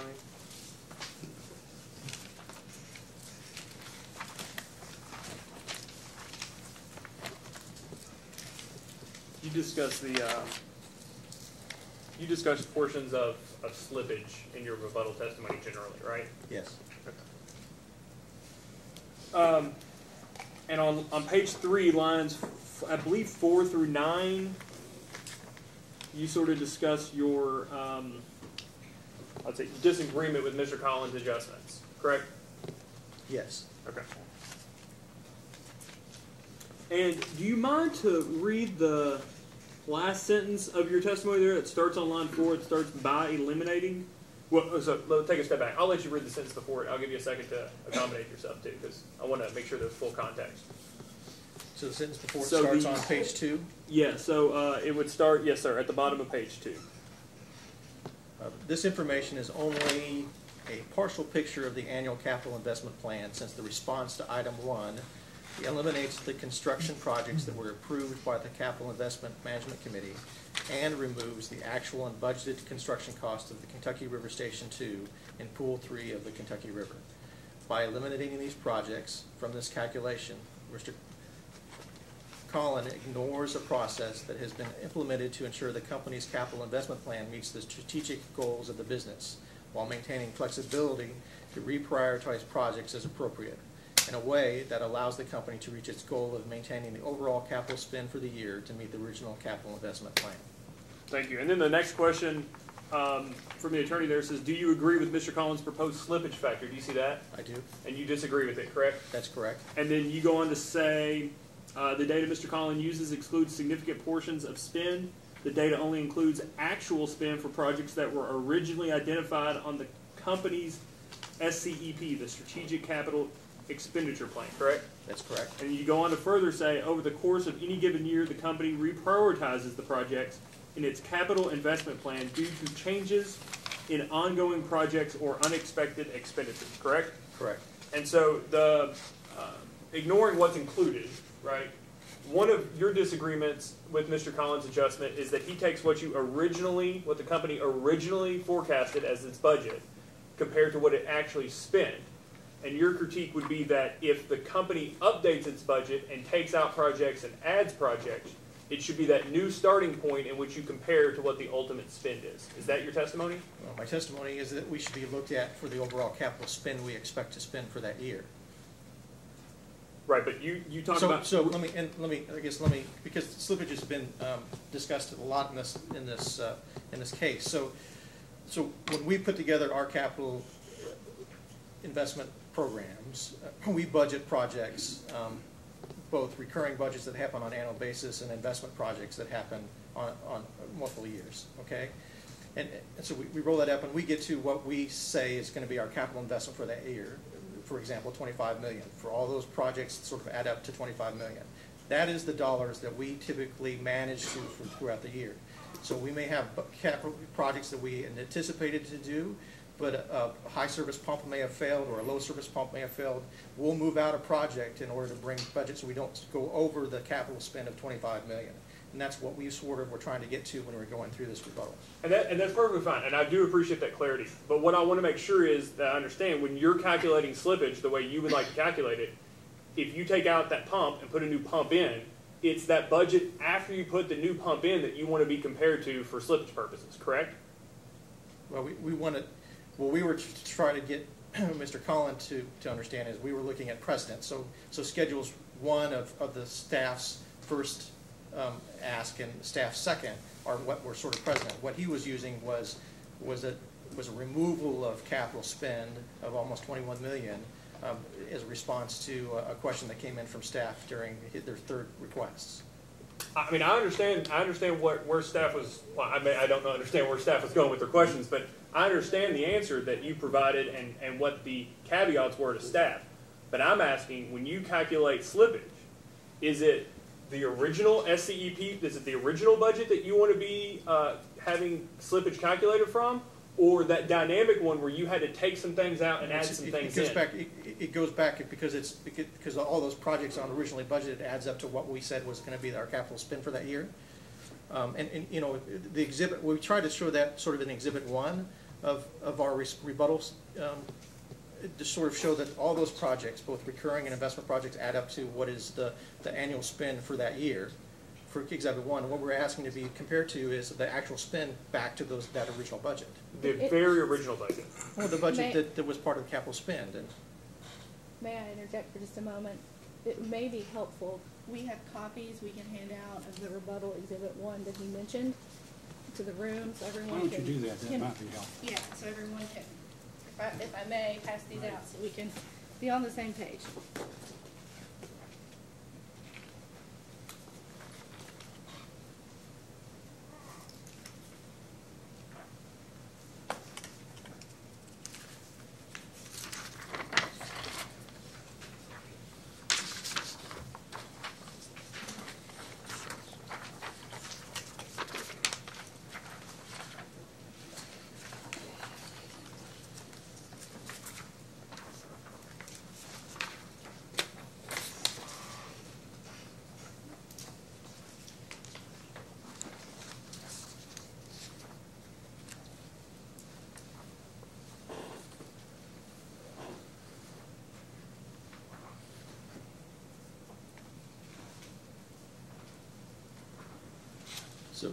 so using this, Sorry, do you mind if I continue, Chairman? No, go ahead. Ask some questions, Ben. Thank you. So let's go down to the investment projects portion of this. It's your Kentucky American rebuttal testimony, BEO, April 30, 2019, Exhibit 1, correct? that's correct. Okay. Oh, it's in bigger print on here. Let's go down to this investment projects category. Okay. So I'll ask you about recurring projects in a minute, I promise. I just want to go down to investments and talk for a second. You go to like 2011. I'm just picking a year. Hopefully it's far enough back that you don't remember the exact projects because I'm asking about what your processes are. 2011. The budget was $12,060,966. Do you see that? I do. Okay. Is that budget amount the actual budget amount that you started the year off with, right? Or the equivalent time period in which you have you create the SCEP, or is that a dynamic budget amount in which things were removed and then added based on what changes in weather or reprioritizations?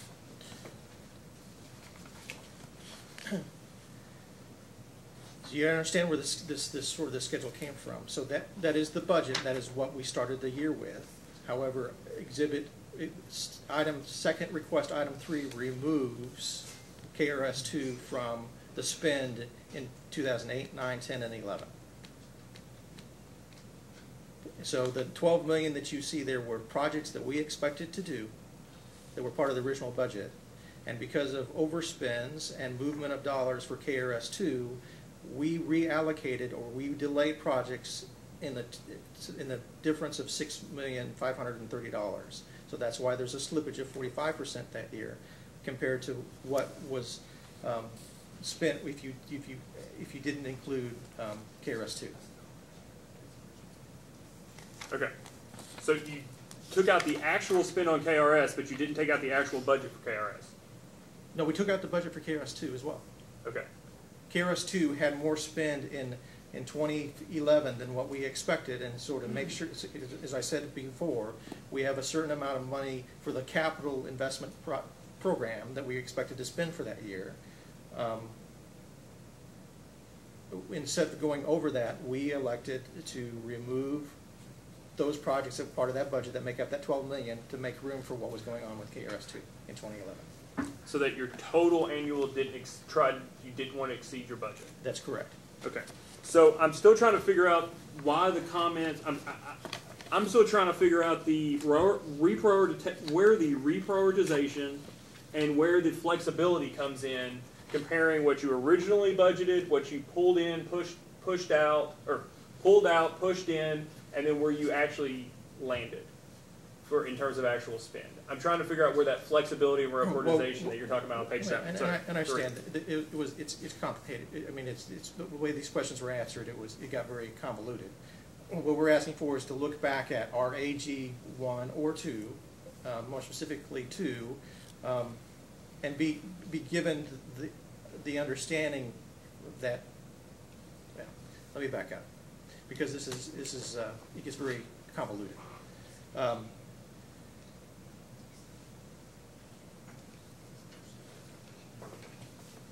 Schedule 1 shows our total spend for first AG 14 was, I believe, was a response. Sort of was our all-in spend for that year, investment-wise, as well as what the budget was. What this has for slippage factor-wise for AG 2 item 3 is removing KRS 2. And so using 2011, it skews with respect to what we were referring to was, and I apologize, what we were referring to was Mr. Collins' reference to AG's third request, item 2, because they asked us in that request to remove everything that was not budget.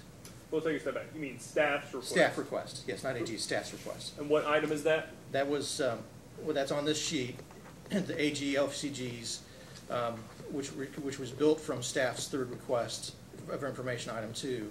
In that request, it was asking us to just show what projects were budgeted and what were the actuals for those that were budgeted, and not include projects that we moved in or out of. And that's why the actual dollars are a little bit different than what was over in staff's second request, information item 3. And that's why I want to be clear. The difference between that 101.89 and the 91.97 are the things that were moved in and moved out.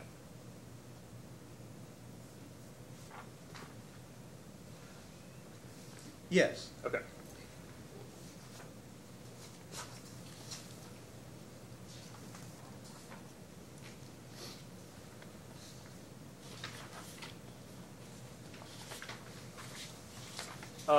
I understand, or my understanding, which is probably a scary assumption, my understanding is that the calculation on the left excluded DV. Do you see that? Yes. And DV, my understanding from your testimony, DV are customer contributions? DVs are development projects, so yes, they're associated typically with contributions. Okay. And did the AGLFUCG adjustment exclude DV? Yes. Okay. I just wanted to, because it was in one, but it wasn't in the other. And then the recurring projects.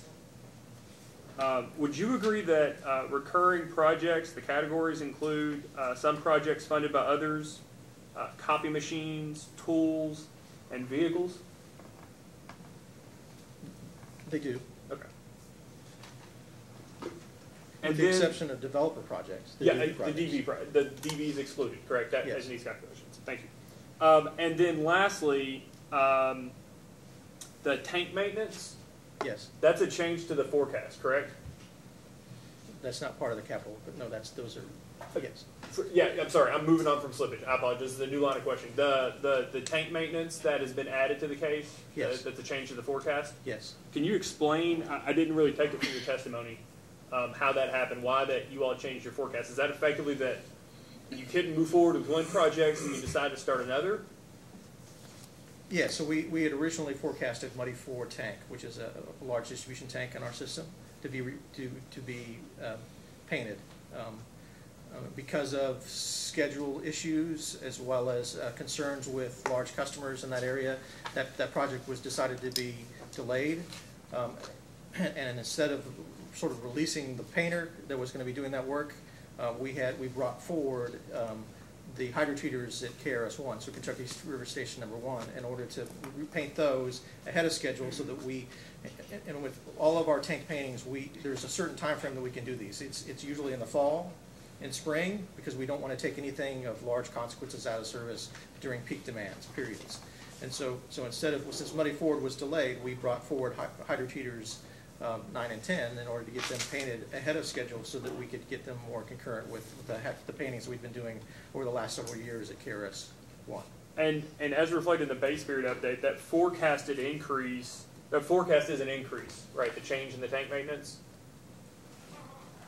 Yeah, the two hydrotreaters together was a little bit more than what was anticipated for Muddy Ford. And so did you all add the incremental amount, or did you all take out the previous amount that's going to be delayed and add in the new in the forecast? That would be a question for Mrs. Swarsell. Okay.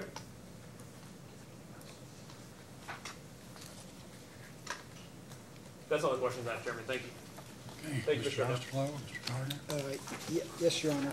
Mr. Osterloh is going to pass out a packet of questions, or data requests for everybody, and none of these will be exhibits, so they're just for reference ease only.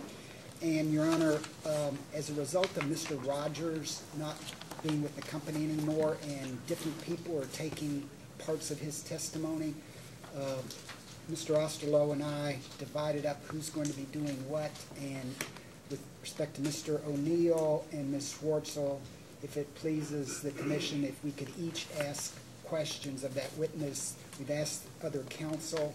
It won't be on, we won't be double teaming. It won't be the same issue. There'll be different issues. Other counsel are okay with that. What was Mr. Ingram's position on that? Yeah, we have discussed that and we're okay with it, we understand. Fine.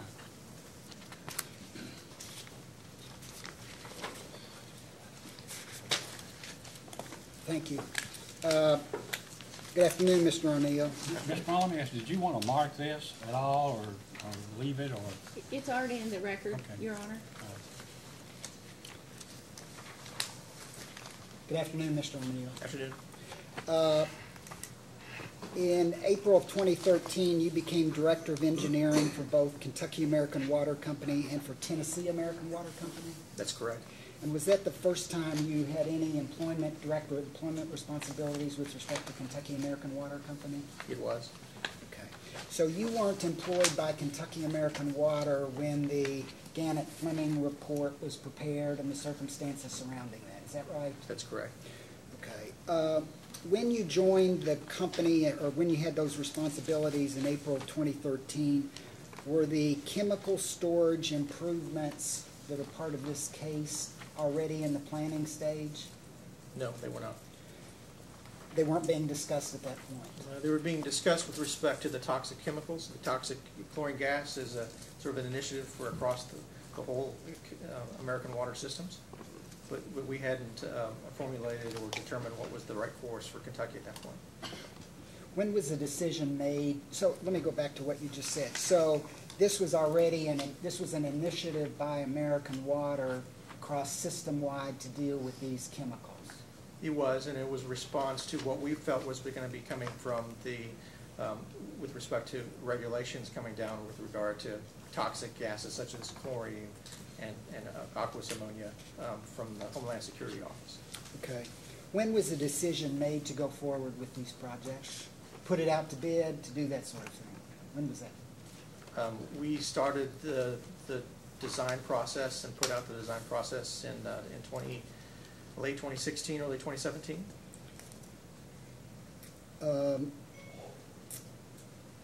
No cost-benefit analysis was done for this project, or these two projects, correct? There was not with respect to the overall arching projects, but there was studies that were done with respect to what was the right solution for the reduction of chlorine gas, meaning whether or not we should go with on-site generation or with bulk purchase of sodium hypochlorite. Not sure I understand what you said.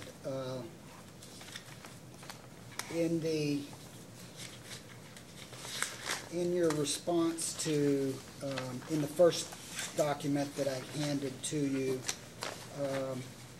in paragraph C on page 2 of 148, in your response, you said... Excuse, are you referring, Mr. Gardner, to AG First Request 77? Yes. Thank you. Excuse me.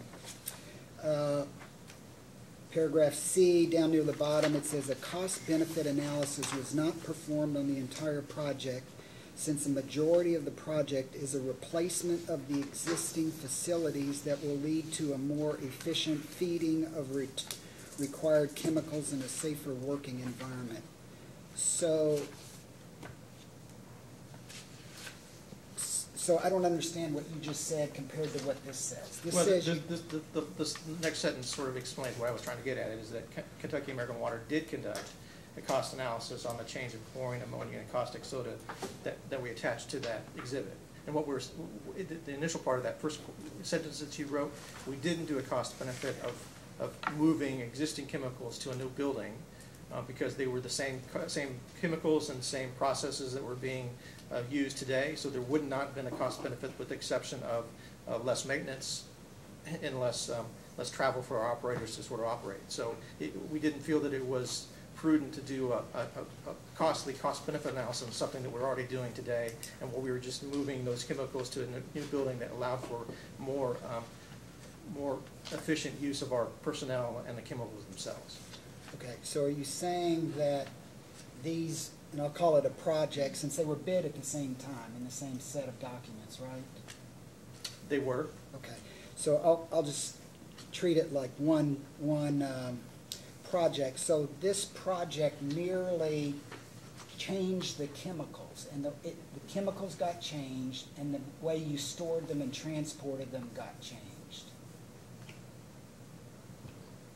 For some of the chemicals at Richmond Road Station, that's true. It's a different chemical, but it's doing the same thing. So it's for disinfection, for chlorine and ammonia. So it is the same. It's just a different use of chemical that removes the compressed gas portion of those storage. So why is this so expensive? I mean, this answer makes it seem like it's just a small change. So what costs $10 million for each of these? Where does the cost come from? Well, it's the cost of moving 7 chemicals, of building storage tanks to supply all that. It's all the ancillary cost of storing and supplying and treating the water that's associated with that. But that wasn't.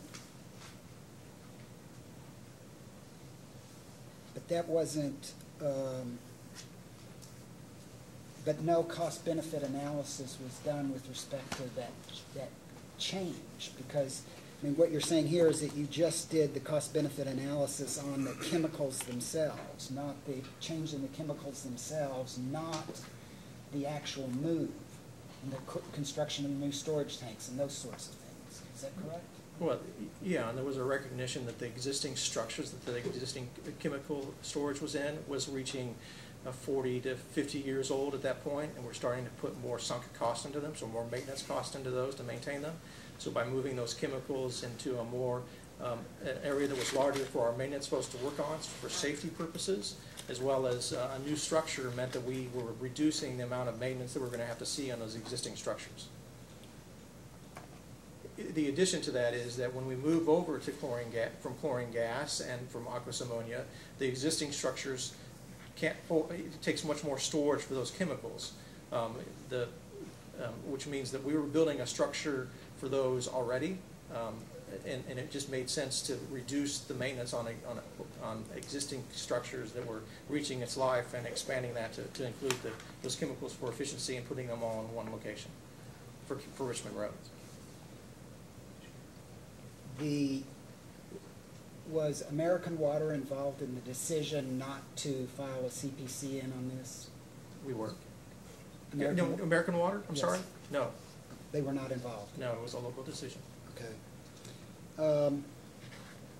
If you look to the next document, which is AGDR2 number 26, you're answering, you're talking about what caused you all to do this, and it's you already talked about that a little bit, but part of it was the concern about chemicals and potential attack and homeland security, and the footnote there is actually, you're not actually saying you relied on that, which is in the footnote, because that occurred after you all put out for bid the project, right? Or are you saying, I mean, you couldn't have relied on that? No, we didn't rely on that, and that footnote, that 2018 was just a further, was one way to sort of give the background of what was the Homeland Securities, but those discussions and philosophy from Homeland Security was stemmed from 9/11 and what was going on overseas, and the use of chlorine gas is a terrorist weapon for those periods of time. And so the Homeland Security was looking at ways to reduce the likelihood of that happening in the United States. Okay. After 9/11, but this isn't required by Homeland Security at this point, correct? This change? No, it's not currently required. It is something that's being reviewed on an annual basis, it's our understanding. And what we expected to sort of see is that chlorine gas is one of the cheapest forms, and that's why a lot of folks have used chlorine gas for a long period of time. With these new rules that may come about, we expected that chlorine gas would become more expensive. And we've seen our industry peers, both from the sanitary side as well as from other water industries, moving away from chlorine gas to sodium hypochlorite because it's safer for the environment with respect to the folks that live around the facilities, as well as the workers that are working with the chlorine gas on a day-to-day basis, and the transportation of it across interstates.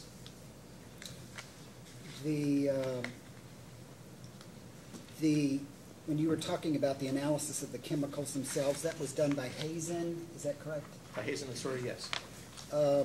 And those analyses were dated August the 18th, 2017.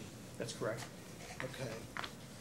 When you did the RFP, which is at LFUCG, that you provided us an LFCG DR1 number 69, that shows that the RFP was in March 2017, which was before the analysis of the chemicals by Hazen.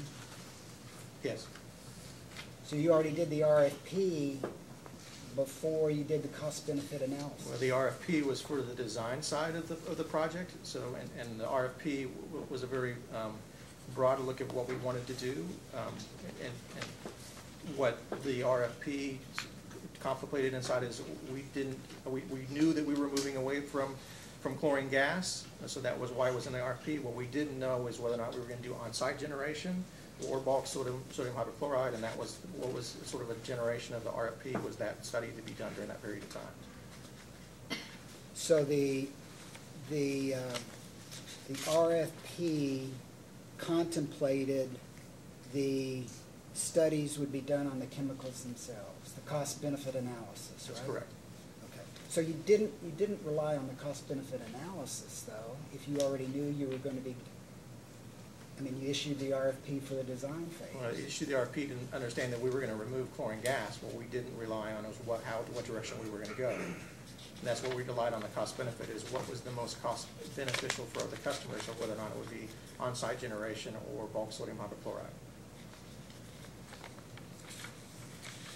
How many people ultimately bid for construction of these facilities? Subject to check, I think we received two bids. For each, or for the one combined bid? For each one were bid together because of the economies of scale, but they were independently bid on by those two. As a result of 9/11, was Kentucky American ever required by Homeland Security to make certain safety improvements, or protect the water source, or do anything? Has Homeland Security required certain steps be taken by Kentucky American Water? I don't know if I can believe you say Homeland Security, but there have been steps that have been taken by Kentucky American as a result of 9/11, and as a result of making sure that we safeguard the water supply with respect to SCADA, security, and as well as cyber attacks. So the only reason I mentioned that was Homeland Security, was you mentioned that as a justification for it in your data response. So I'm wondering have there been federal, I'll phrase that broader. So has the federal government in some form or fashion required steps be taken by Kentucky American Water to secure the source of water, or anything else related to security purposes? I don't know if there's been any statutes or any regulations per se.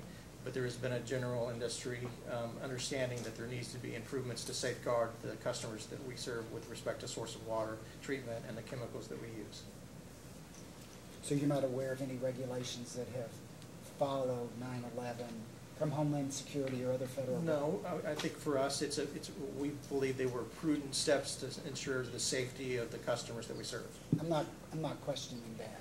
I'm just wondering if there have been changes as a result of Homeland Security. No, and why we mentioned Homeland Security, and that was because of the understanding that at some point, they've been talking it for several years, is there will be restrictions on chlorine gas, which will either drive the cost or make it very, very difficult for municipalities.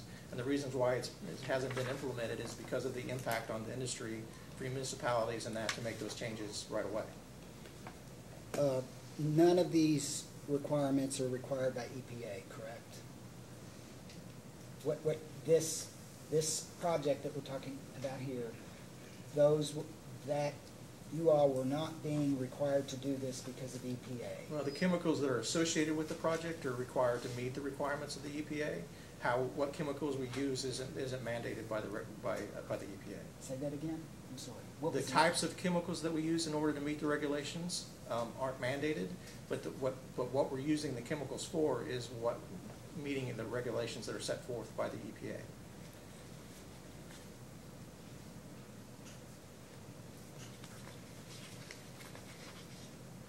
If you look at LFUCG data request 169,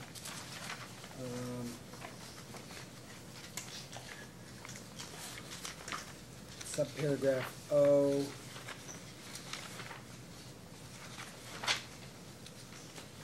you state that there are no projects that were resulted from an EPA regulation. Is that correct? The projects include these two chemicals. With respect to, you said O? Yes.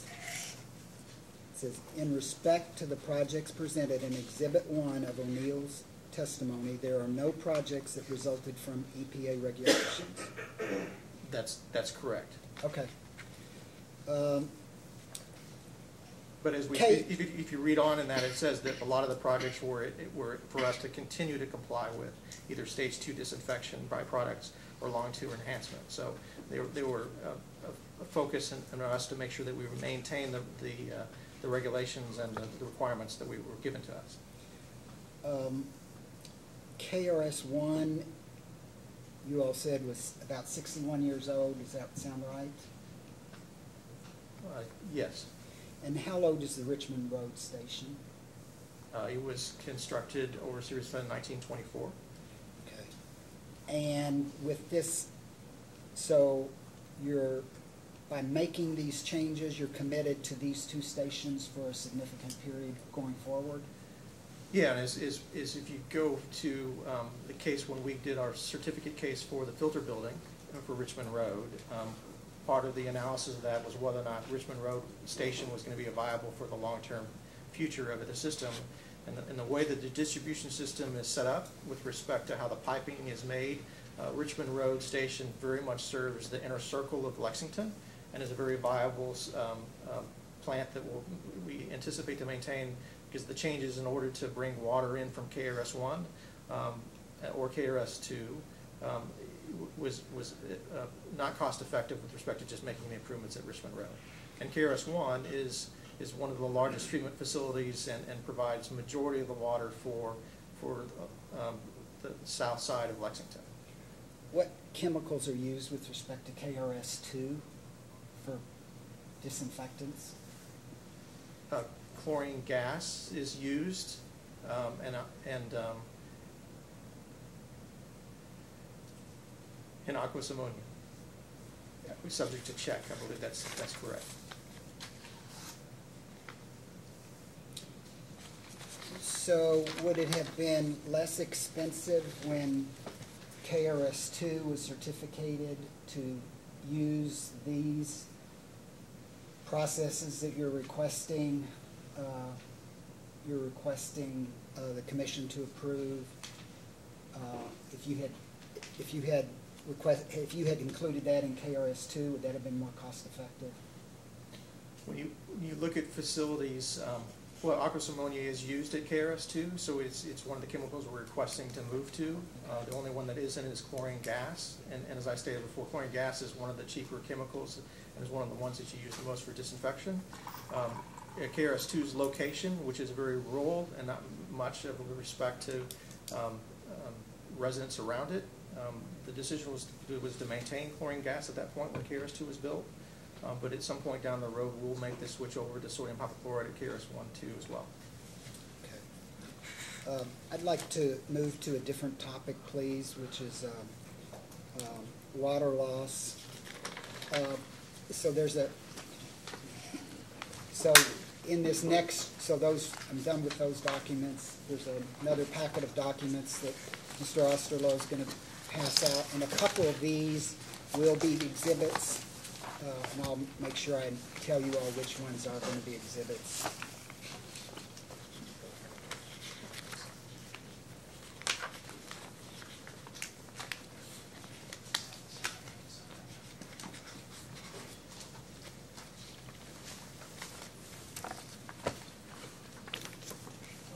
And the first document is a motion to dismiss in case number in the Commission's electronic investigation into excessive water loss, case number 2019-00041. Do you have that in front of you? I do. Okay. Attached to this motion was a report dated March the 18th, just less than 2 months ago, signed by Kevin Rogers. And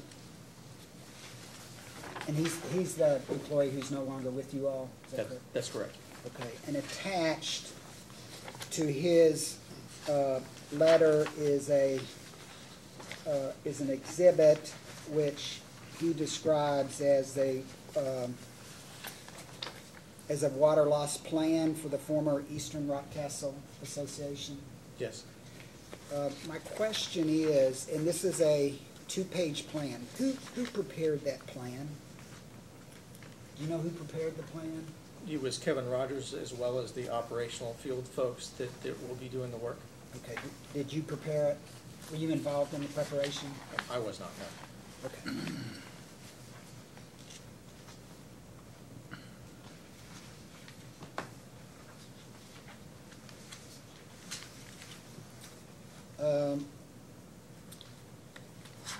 I'd like this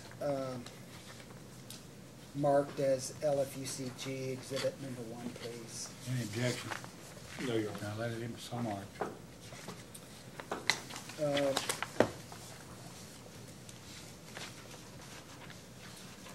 Next in that packet, which is a 1-page DR1 number 48 that Kevin Rogers answered, there's a chart that has the monthly NRW percentage for 60 months. Yes. I didn't understand what a rolling 12-month average meant. Is that just the average for that particular year? Now, what a rolling 12-month and I'll give it sort of an example. So you start in January, you would do the 12 months prior to January. You move to February, you would drop January from that and move to February. So it's always 12-month block. That's what's called by a rolling 12-month. Okay, so that's what these numbers are. Like December year to date, 20.8%. Is that an average then of each of those 12 months of rolling averages? No, what the exhibit showed was the actual, I believe what was the actual non-revenue water for those months, and what was provided was the December year to date was the rolling 12-month average for that year. Okay. So say so that means for each of those months that was not a rolling average? That's correct. Okay. And so this is not a chart that does rolling average? No. Okay. I got confused about that.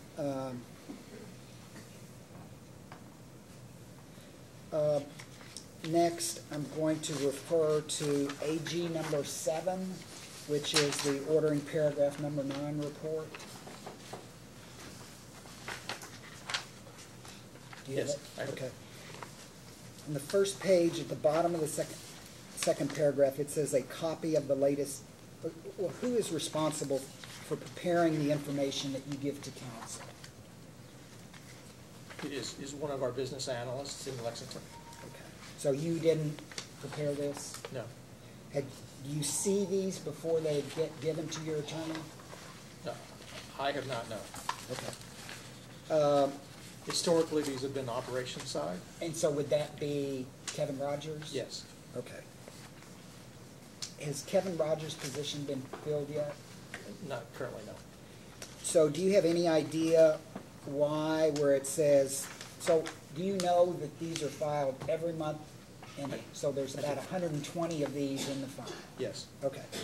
Do you assume in the second paragraph on the first page where it says a copy of the latest task force status report is attached, is just leftover language because the task force is not continuing to meet, is it? Second paragraph on the first page, ordering paragraph number 9. The last sentence says, a copy of the latest task force status report is attached. Is there a task force that is? Yeah, there is a group of individuals, both with production and operations, that are a part of a task force that look at non-revenue water and those things on a month-to-month or annual basis as well. So the task force may not be in the same iteration as it was when this report was first put in place, but that we continue to have a group of individuals that review this information. Do you know, I didn't go back more than the ones that were filed this year. Do you know why there's not a task force report that's attached to this, even though it says it is? Well, the task force is part of the summaries with respect to the actions that were sort of taken and what's currently being done with respect to, if you look at the May 1st, which is that first page of that SAS report, that task force, well, the first paragraph says the case is assembled the task force. That includes a cross-section of personnel, and they continue to look at the Gannett Fleming report as and those tasks to sort of give them some guidance on what is the right direction to go for non-revenue water. So is it your opinion that NRW status report is the copy of the latest task force status report? That's all I'm trying to find out. If you don't know, you don't know. I would believe so, but... Okay. So there's not another task force report that this is referring to? No. Okay. So this is done by a task force, this 1.5-page report? Well, the report is prepared by one individual, but the task force is their job is to implement and find ways to try to reduce non-revenue water. Okay. And the only change in these reports every month is changing the numbers on page 2? Correct. Okay. And these,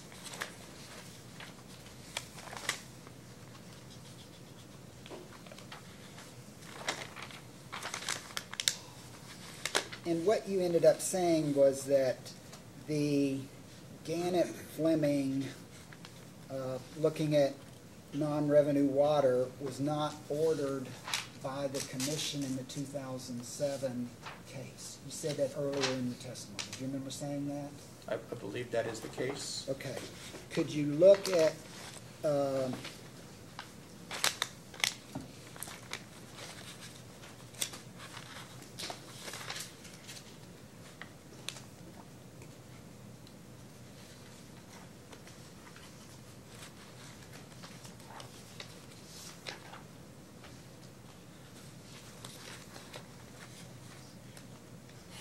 if you look on the second paragraph of the first page, Of what document, Mr. Gardner? the same document we're looking at, Which is the ordering paragraph the 9. ordering paragraph, the second paragraph on the first page. It says, as set forth in previous reports, Kentucky American Water retained Gannett Fleming to assist with the development of a leak mitigation plan and Strand Associates to assist with the development in accordance with ordering paragraph 8 of the Commission's April 25, 2008 order. Have you looked at that order recently?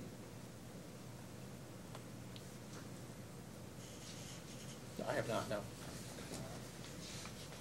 So do you trust that this information is correct, that the ordering paragraph 8 required that? Subject to check, yes.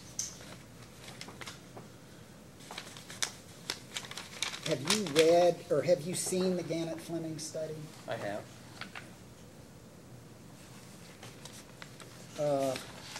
In the same document,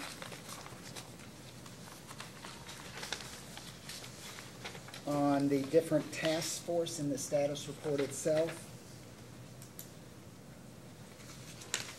it says Gannett Fleming offers 3, you see where I'm reading from? Yes. All involving adoption of IWA, AWWA tracking methodology. KAW is already implementing both of the first two and continues to move forward on the third. What are these 3 recommendations? Do you know? I do. So in task 6, Gannett Fleming offered 3, as it says, it's your 3 recommendations. The first one was to that Kentucky American Water examine current tracking methods of unauthorized consumption, and metering inaccuracies and link to the private water mains, and ensure that future data tracking is in accordance with the IWA and AWWA, and that's what they're referring to as they've completed that, or they're using that. The second one, it is recommended that Kentucky American Water complete a meticulous water audit in accordance to the IWA and AWA methodologies and establish reasonable goals for water loss and non-revenue based upon the performance indicator results. That was completed too at the time of the report. And then Kentucky American, the third one in which they continue to work on is Kentucky should continue to record parameters necessary for water audit on a daily or monthly basis consistent with the procedures. It is recommended that a full water audit be completed monthly on a rolling 12-month basis. Kentucky American Water should complete a detailed evaluation of the water audit results yearly to assess the effectiveness of its non-revenue water program. And so in reality, recommendation 6, because it's a continuous review, it would never be complete. Okay. Given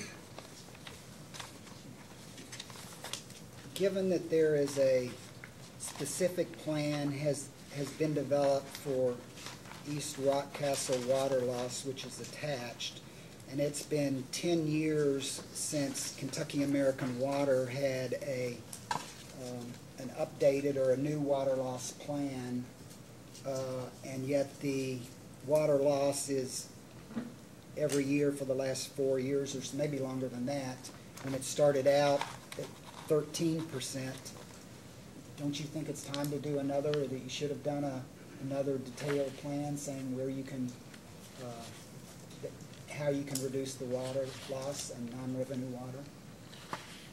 Well, I think Mr. Rogers sort of reflected that with respect to putting more resources into the non-revenue side of that, and in order to try to help found leaks. I mean, I think it's over the last 4 years we've seen that sort of go up.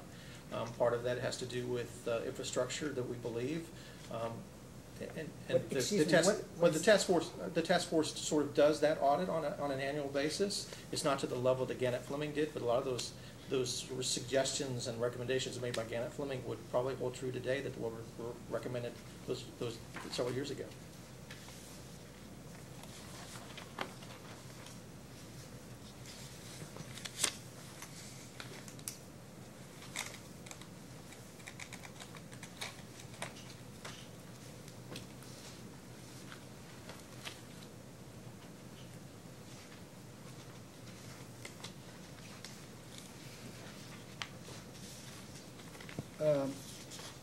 If you can look on page 25 of Mr. Rogers'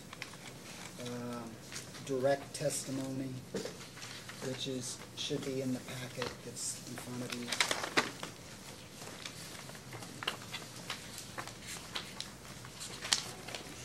you. Page 25? Yes, sir.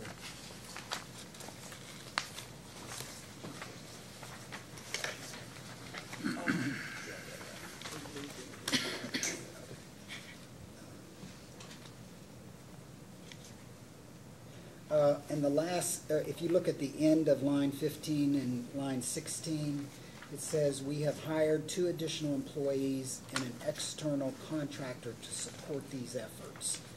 Are those efforts related to East Rockcastle, or are those system-wide? Those are system-wide.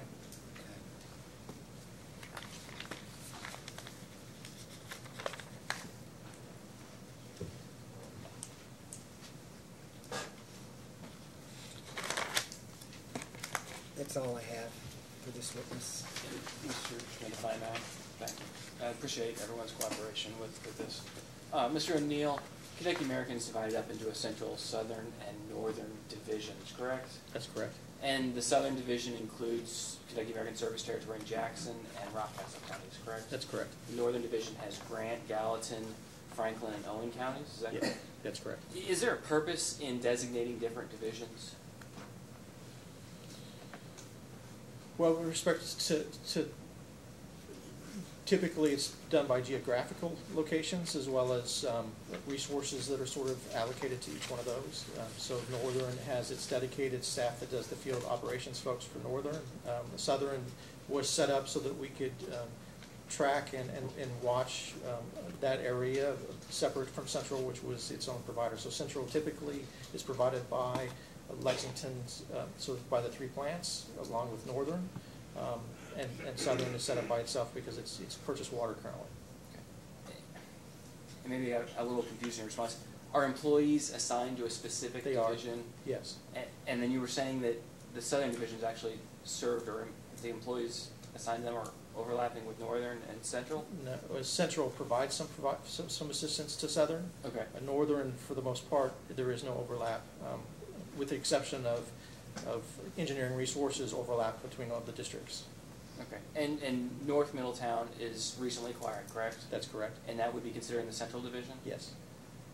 In response to a data request, Kentucky American stated that it had not performed its own calculation for non-revenue water with respect to the North Middletown system, but it obtained information from KIA. That's correct. Now that Kentucky American has acquired that North Middletown system, does it collect information related to either non-revenue water or unaccounted for water loss for its North Middletown system? It will going forward. It just closed this past month, so we don't have any data to this speak, so we're still relying on KIA data. And it was my understanding, I thought that it closed on February the 28th, 2019. Is that incorrect? If you know. I don't know, no. It did not close on February 28th, though. Do you know if you would have any of that data available in terms of unaccounted for water loss from that system? If anything, we had maybe 1 month, but I'm not aware of anything at this point. Okay. As opposed to your data request, would you provide that information if you could, have? yes. And in that KI information that Kentucky American provided, there's a statement, presumably written by North Middletown, and this is LFUCG 1-87. It indicates estimated water loss in that North Middletown system is closer to 13%. Goes on to say, pretty sure problem with some old meters. City is working on a list of meters that need to be replaced. Do you know if the City of North Middletown provided information to Kentucky American as to what meters needed to be replaced in that system? I'm not aware if we were provided with what exact meters are. I do know that the plan is to replace all of the meters in North Middletown with accurate meters and more current, up-to-date meters. Is that a plan that's in writing? It's normal standard procedures when taking over in order to sort of address non-revenue water is the first thing is to look at the meters. So in other words, there's not a specific plan that says these meters need to be replaced, however, these other meters are current or don't need to be replaced? No. With respect to the Eastern Rockcastle system, or the Southern Division, do you know what the unaccounted for water loss percentage is there? I think on the last report that was provided, it's close to 40-some%. When was that report provided, or to whom?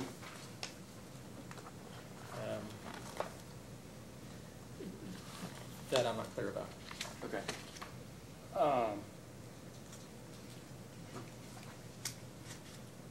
And I might come back to that. In response to LFUCG 2-23, and I'm just providing some foundation with this. If you would like to see the document, I'm happy to give it to you. But in that response, Kentucky American states, while we do not know all the causes of non-revenue water, the main driver is continued leakage on aging infrastructure and identified leaks. And specifically that pertains to Eastern Rockcastle. Has Kentucky American identified the leaks since that date that the response was provided, roughly mid-February? No, it's an ongoing, similar to that what we provided in my rebuttal is with respect to the Southern's plan of attack, or the non-revenue water. That's one of those, is to go through on a systematic process of looking for leaks both in stream crossings as well as across the distribution system. Has Kentucky American identified what specific infrastructure will need to be replaced? Not yet, not at this point, no. What efforts did Kentucky American take prior to entering into the purchase agreement with the Eastern Rockcastle Water Association to determine what infrastructure repair was necessary? We do due diligence to look at the system. That system is mostly tanks and piping systems. So we developed a plan of replacing the meters was part of that due diligence, as well as SCADA work, because there was no communications at that point, and that's all been sort of represented in some of the DRs we provided.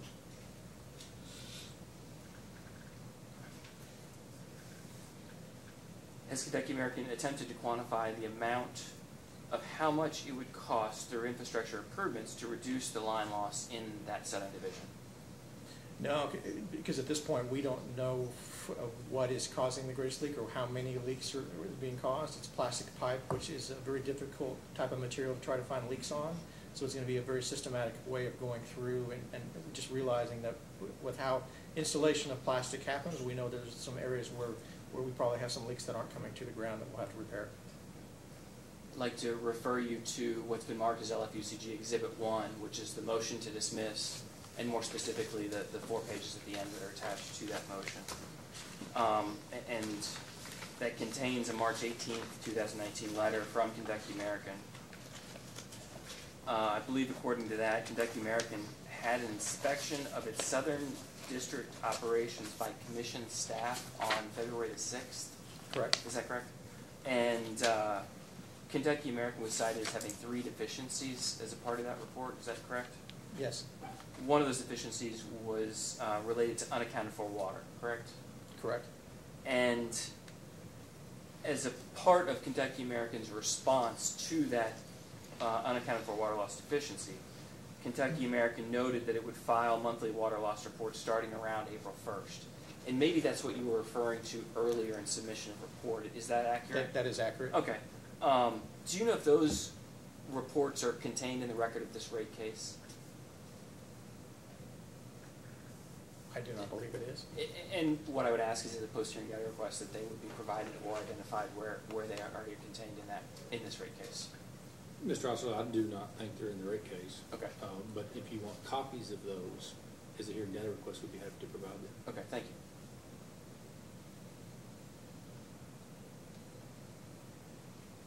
Going back to Kentucky American's response that we were just talking about, Kentucky American also questioned staff's statement that the utility purchased $57,153 worth of water that cannot be recovered for rate-making purposes. Do you see that in the document? I do. Do you know if Kentucky American attempted to calculate the difference for the cost of water purchased for its Southern division based on the unaccounted for water, the actual unaccounted for water, and the 15% standard that's found in PSC regulation? I'm not aware that we've done that, no. And also as a part of that response, Kentucky American attached an updated version of the 2019 non-revenue water reduction plan for its Southern Division, correct? And Kentucky American mentions that's an updated version. When did Kentucky American first create a non-revenue water reduction plan for its Southern Division? I'm not sure. That plan states that Kentucky American has established a goal of reducing non-revenue water volume levels as measured against a rolling 3-year average. Is that correct? I believe so, yes. And so as I understand that statement, am I correct that Kentucky American is not necessarily trying to reduce non-revenue water below a specific percentage threshold, like 15%, but rather trying to reduce non-revenue water to a level below a rolling 3-year average? I think the recognition is that non-revenue water can't be reduced substantially overnight. So the hope is, as we make these improvements and we get a better understanding of what is causing non-revenue water in Eastern Rockcastle, that we would see a year-over-year or 3-year rolling average of a reduction as we go forward for the long term. So it would be a gradual procession in trying to reduce that water loss. That's correct. And the reason I say that is if you look at like Sand Hill, which is one of the very small sections of Eastern Rockcastle that has 92 customers, but has a non-revenue water of 55%, as well as Bush Creek, which has a non-revenue water of 87%. Total, that means that we're losing 6 gallons per minute in those systems. That's a hard leak to find right off the bat. So that's why it's going to be a very long-term process of finding what is the leaks and where we're going to find it. In that plan under Section D, it indicates that Kentucky American is actively recruiting an additional position assigned to perform tasks related to the reduction of non-revenue water there in Eastern Rockcastle, as well as being assigned to perform tasks in North Middletown. Is that, I presume that's a brand new position for the company, is that correct? Yes. Okay. And what tasks would that employee be assigned to complete in North Middletown? Very similar to what we're seeing in East Rockcastle, and being shared with the Central Division as well, as finding ways, doing the leak detection, the acoustical detection, and doing the leak mitigation of finding where those leaks are and trying to get that non-revenue water percentage to start to move its way down.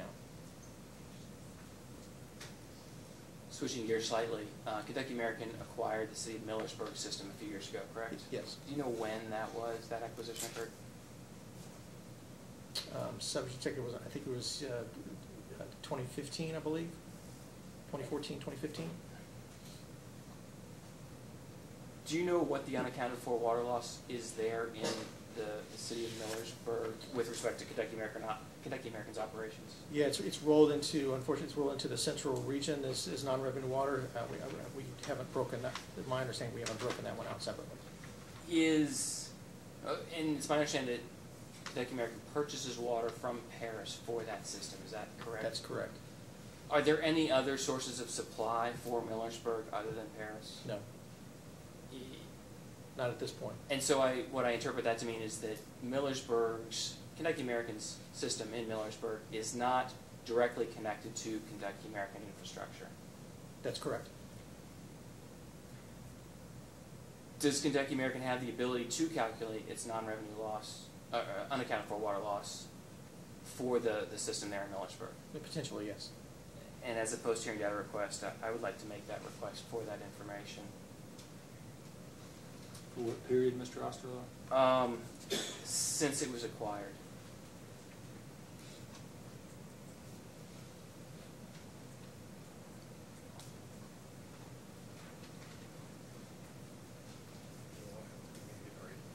And Kentucky American purchases water for its Eastern Rockcastle or Southern Division from 3 different suppliers, is that correct? That's correct. Does Kentucky American purchase wholesale water anywhere else in the system on a regular basis? So not emergency water, but as a regular thing like you find in the Southern Division or like you find with respect to the city of Paris selling water to Millersburg? We do. Our Fort Hampton area in the Central Division, we purchase water from Winchester. And there are some areas in the Northern Division that we purchase water for our customers there as well.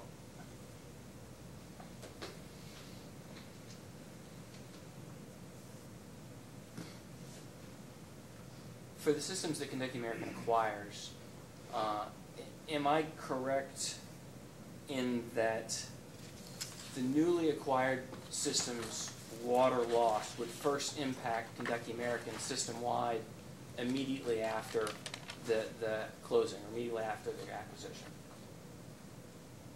It would be started to roll into what is calculated as the non-revenue water for the whole system, yes. Sure. So if in fact North Middletown's closing or acquisition occurred on February the 28th, 2019, starting March 1 is when that system's water loss would start to impact Kentucky American system-wide, the numbers. Yes, and for example, Eastern Rockcastle came into the system, and it was part of that as well. And Eastern Rockcastle increases non-revenue water for the whole system by 0.05%.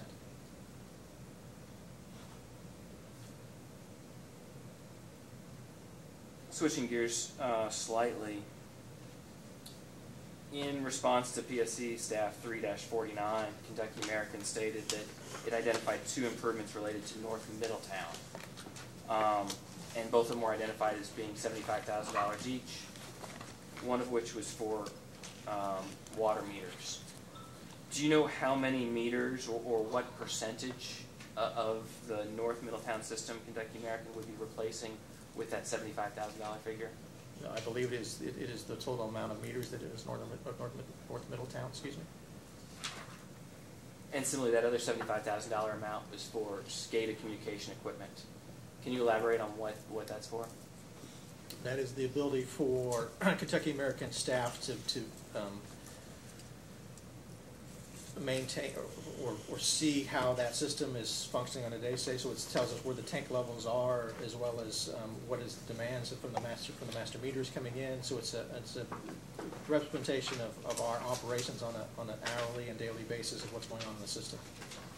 Currently, it's all done by manually, so there's no information coming into for oversight. In that DR, Kentucky American also states that it would add 1 more full-time employee. And again, this was before the acquisition. The data response was drafted or filed mid-February, before the acquisition of North Middletown. Is that an operations employee that would have been previously employed by the city of North Middletown, if you know? I don't know, and that may be a better question for Mr. Kohler. I'm sorry, for who? Mr. Kohler?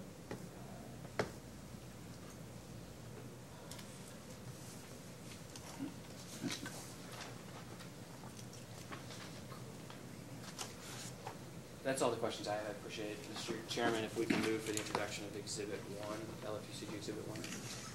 And I would also like to move to AG 7. I'd like to do so.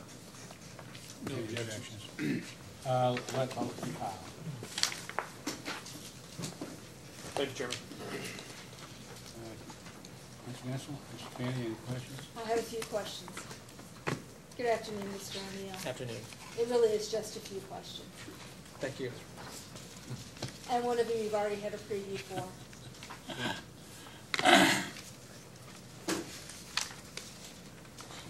So you talked earlier about the capital plan and the annual evaluation. If the commission were to approve the QUIP, how would the annual evaluation for capital projects be impacted? With respect to the overall capital? To the overall capital plan, project planning. We would continue to prioritize projects that we currently do today. If QUIP were added, we would add the additional $6 to $9 million and add those projects that we perceive to be part of the QUIP as part of that overall capital plan.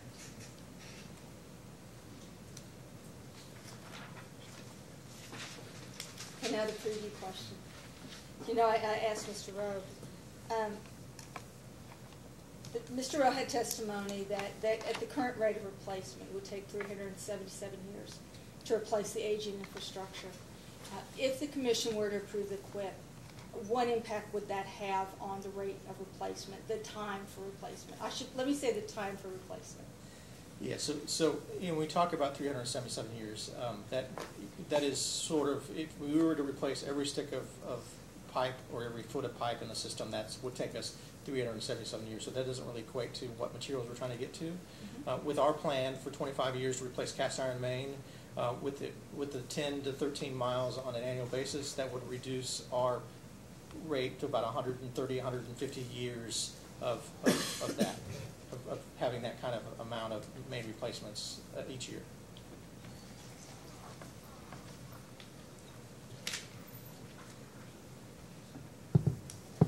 From your answer, I think I may know the question, but I need to ask it anyway. I've already had the testimony about, for the next 5-year plan, an additional $6 to $10 million for the cast iron and galvanized steel mains. Don't want to admit that. And I think that you've already said this. After that 5-year period, would the spending revert to the, if you will, pre-QUIP, knowing that the QUIP wouldn't necessarily go away if it was approved, but would you continue to accelerate the spending for it, or would you drop the levels back after that first 5-year period? No, the plan that we've outlined is a 25-year replacement of cast iron main. So we would expect that 6 to 10. And if you look at our testimony, there is years where we would have to be doing 12 to 13 million in order to make sure that we stay on that range of replacing all of the cast iron main in 25 years.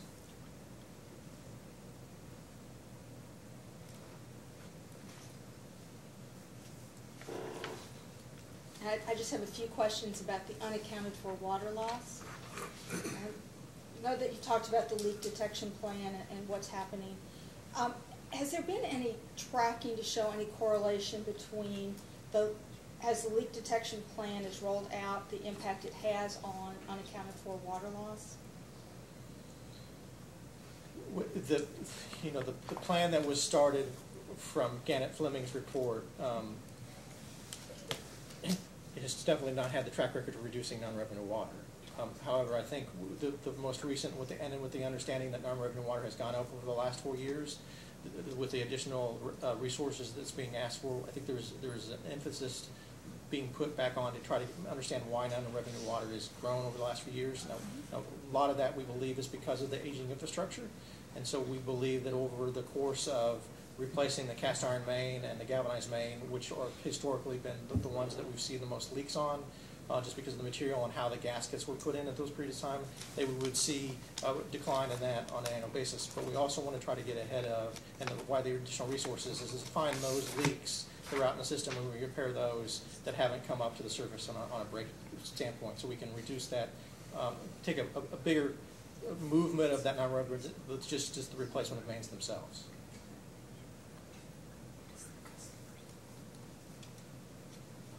And last, has Kentucky American performed a study or analysis to support this alternative for unaccounted for water loss of 20% for rate-making purposes? We haven't, no. Staff has nothing further for this witness. Mr. Cicero? So to follow up on that last question, if you're proposing 20% with a 5% deviation, why haven't you put together a plan to support the 20%? I think when we were looking at it and we looked at what was sort of our peers in Kentucky and seeing 20%, that sort of drove us to that sort of 20%. But we have not put a sort of a plan or a study on with respect to what's that next 5%. So when you say your peers, you're referring to the top 10 largest Kentucky cities minus Kentucky American Water, that 20%? Yes.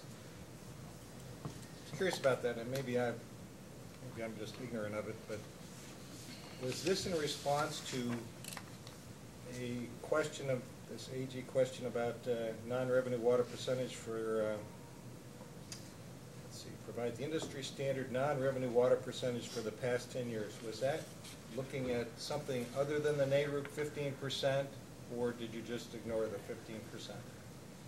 I was looking at, non-revenue water is also sort of environmental, meaning what is the makeup of the soils and what the pipe's sort of sitting into, and that's why we sort of looked at Kentucky as sort of a representative of what that is.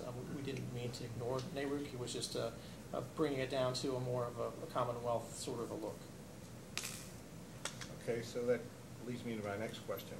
You included the World Bank, and I guess my comment is, what does the World Bank 25% have to do with anything as far as looking at Kentucky or the United States, since you're throwing in many third world countries? Yeah, it was all country, and it was sort of the worst case, I guess, is what we sort of put that in there as. We don't advocate 25%, but that's why we sort of looked at what was in the Commonwealth and presented the 20% from the Commonwealth. And then I guess I would say that there must not be an industry standard, because citing the 10 largest Kentucky cities is just an historical statement of fact. Correct. It's not really a standard. You would agree?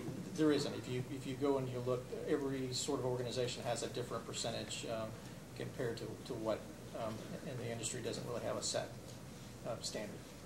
So my question is, what is the system-wide water loss for American Water Corp in terms of, let's use that as comparison, what does the rest of American Water have for a water loss percentage? I'm more than happy to provide it. As I say here today, I don't know how the exact numbers, but we're within anywhere from 18 to 30%, I think is what the range is, if not more, in some areas. As a post-hearing data request, can yeah. give me that system-wide number? And would you want it by state or just the average? State and average. And then is it safe to say that given the 0.05% impact of Rockcastle, is it safe to say that acquisitions have not had a significant impact on the increasing overall water loss to 20.8%? And I realize that's pre-Rockcastle, but acquisitions in general? They have not, no. And looking at the QIP, I believe, or I understood you to say that there was no reduction in O&M related to implementation of a QIP program. Is that, did I misunderstand, or is that correct? We didn't propose any kind of an O&M reduction. What we said was that we believe that O&M would be reduced as the program is continued to replace pipe, that O&M we would expect to see a reduction in, or keeping a level set of what we've sort of seen. Is it, initially you've identified all the, like the cast iron and the other metallic pipe, that's what you're going to address first, right? Yeah, cast iron and galvanized main. And I would think that there would be some kind of factor to use in association with the removal of those and the operating and maintenance costs associated with it, that you could identify some kind of cost savings that goes along with any replacement of pipe, which you're saying is going to be 10 to 13 miles per year. Is that correct? I do. The struggle is it's only 15% of the whole system, and so it's hard to sort of equate what 15% means to the O&M savings on a year-to-year basis. So is it safe to say if a QIP program was installed and you had to identify what projects were going to be completed, you would use some kind of a cost savings associated with reduced O&M? Yeah, we would use several different factors. That would be one of them with respect to, or what that would play into it is how many breaks have we seen on a main that has caused our folks to go out, as well as water quality, which means that we've got to do more flushing, which is a cost on the O&M side. So all those would sort of be played into that piece of it. I just wanted to make certain that that was going to be part of the process. Yes. I don't have any other questions. Commissioner Matthews? I don't have I have none. Mr. Ingram? I have a Oh, brief Ms. Bryan, reader. sorry. Mr. O'Neill, there's been a number of questions about Kentucky American's unaccounted for water. And in looking at the direct testimony of Kevin Rogers, and these were portions that you adopted, it looks to me that Kentucky American identified numerous activities that it is taking to reduce the percentage of apparent losses and real losses. Would you agree with that? That's correct, yes.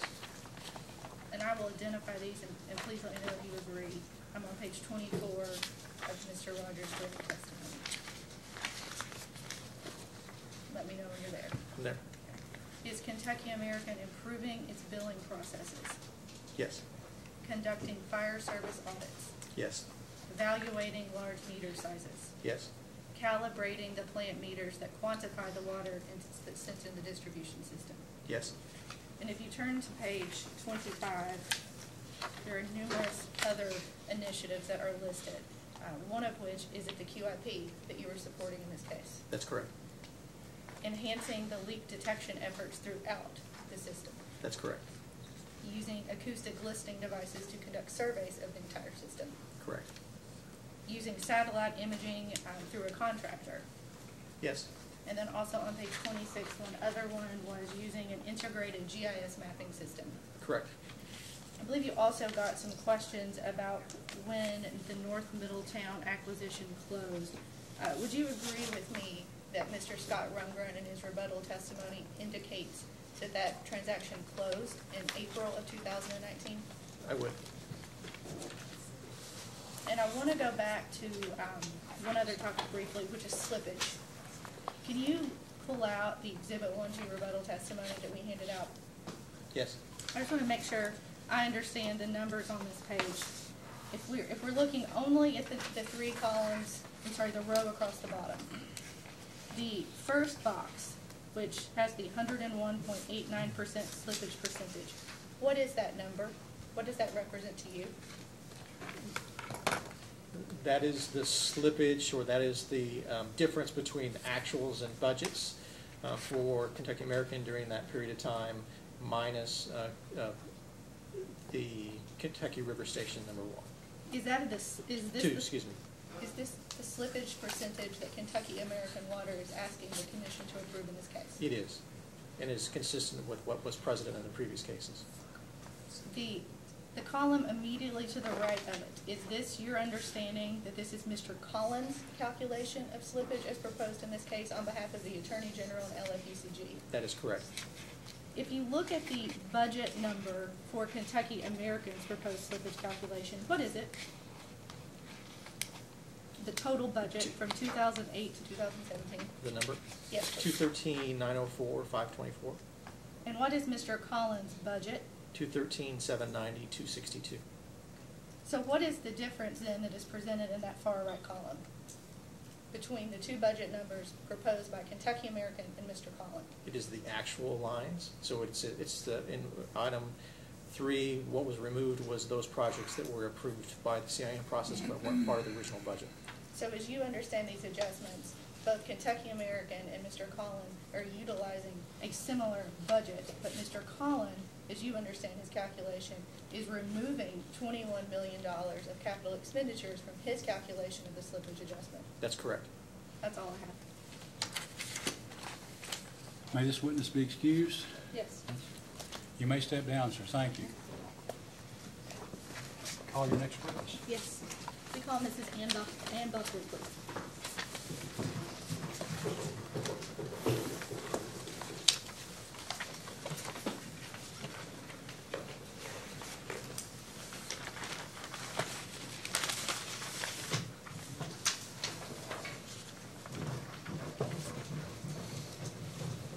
Please raise your right hand. Do you solemnly swear or affirm under penalty of perjury that the testimony you're about to give will be the truth, the whole truth, and nothing but the truth? I do. Counsel, you may ask.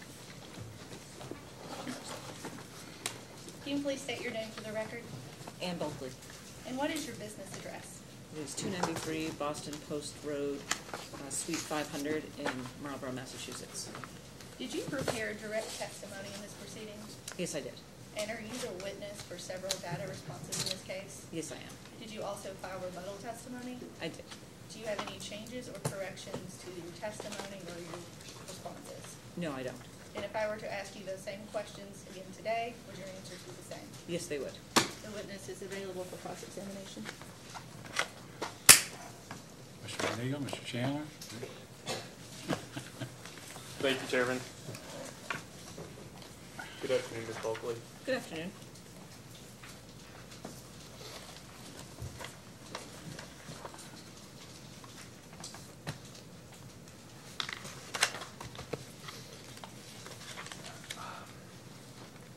are you aware that the commission has recently approved ROEs in the 9.65 to 9.75% range? I am aware that the commission approved a 965 in a litigated case, and the other cases, other recent cases have been settlements, yes. And there have even been litigated cases, I believe, up to 9.725. Are you aware of those? You'd have to give me that. That's okay. Okay. That you're aware of the 9.65 is perfectly fine. Yes. Is a 9.65 ROE confiscatory? I think you have to look at the entire picture, actually. So that particular ROE also had a 58% equity ratio associated with it, and so I think you need to look at the overall risk profile related to the equity return and the ratio. Would you agree that sort of talk about a lot about Hope and Bluefield? It's the cases that a lot of people cite to, and very few of us have actually read. But that pretty much the Supreme Court has spoken about the floor on ROE as it can't be confiscatory under, I believe it's the Fifth Amendment of the U.S. Constitution, right? That's sort of the floor. So Hope and Bluefield are the comparability standard is referenced in Hope and Bluefield, that the return needs to be comparable to the return provided for companies of similar risk. I'd have to look at your floor that you're referring to, because that I don't actually recall. That's okay. So I appreciate you bringing that up. In rebuttal testimony, you take the position that Mr. Baudino's recommended ROE does not meet the comparable return standard. Do you remember saying that? I do. Okay. May I approach, Chairman? Yes, ma'am. And while I'm walking around handing these out, do you mind to turn to page, well, that's fine. We'll wait. Page 12. Sorry, I did find it. I want it. Page 12 of your testimony. Of my rebuttal testimony. Yes, ma'am. Yes, thank you.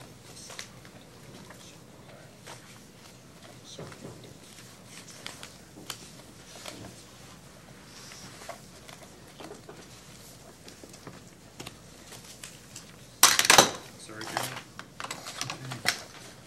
I'm used to it.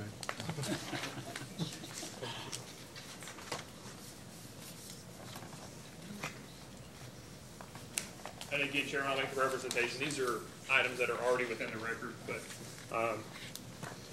You want to mark them anyway? I don't believe so, like I have the others. Okay. So you are at page 12 of your rebuttal now? Yes, I am. Okay. I asked you to go there, and now here I am. I'm behind. So on page 12, you provided this figure to effectively prove out that that argument that Mr. Baudino's recommended ROE does not meet the comparable earnings standard, correct? Or the comparable return standard. So this figure looks at just the ROE. Figure 2 would look at the overall return that's provided, and that is shown on page 15. Right. But this figure, figure 1, shows the authorized approved ROE. Authorized approved ROE. This would be just the ROE component. Yeah, and Yes, so you're, that's and correct. we'll talk about it in a minute, but your figure on page 15, which I've not provided here, is a weighted ROE, which just takes the actual known equity percentage times the authorized ROE, correct?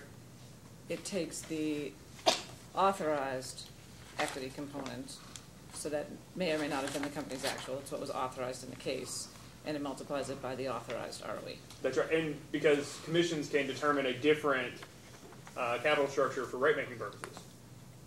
That may be the case. I Yes. mean, Yes. you have experience, Yes, that's possible. that could be part of the table, the And chart, that's correct. And you read the Atmos case, correct? You Yes.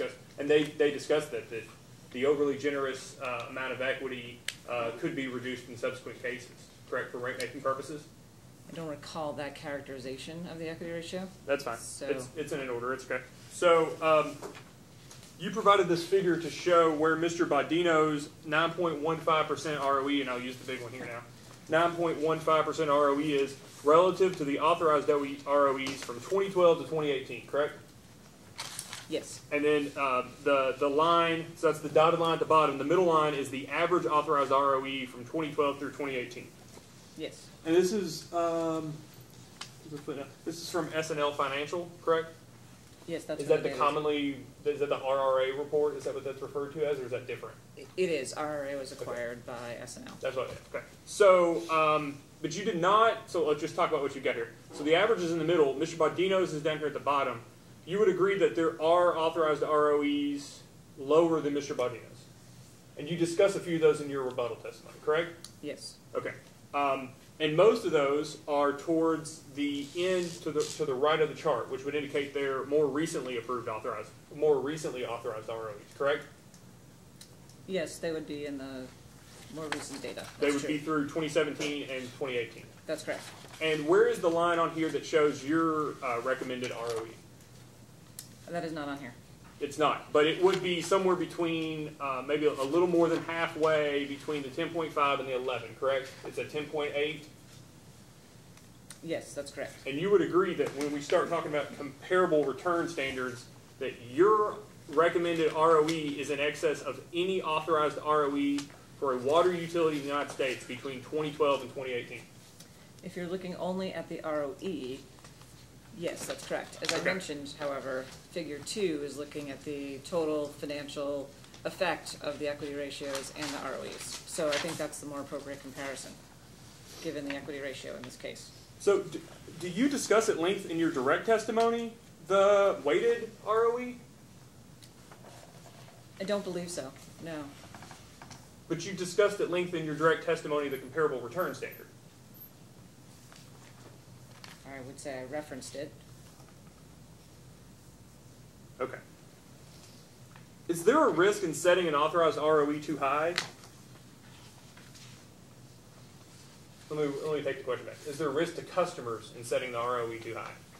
I think there's a balance that's appropriate to set for a return, for shareholders and customers.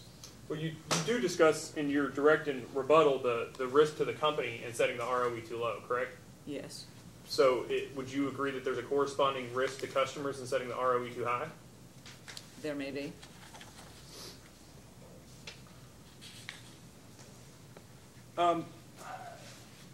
In your direct testimony, and you can refer to it if you want, it's on page 12, but you talk about that the financial community monitors regulatory frameworks that utility companies operate in. I'm sorry, it was page 12. Okay.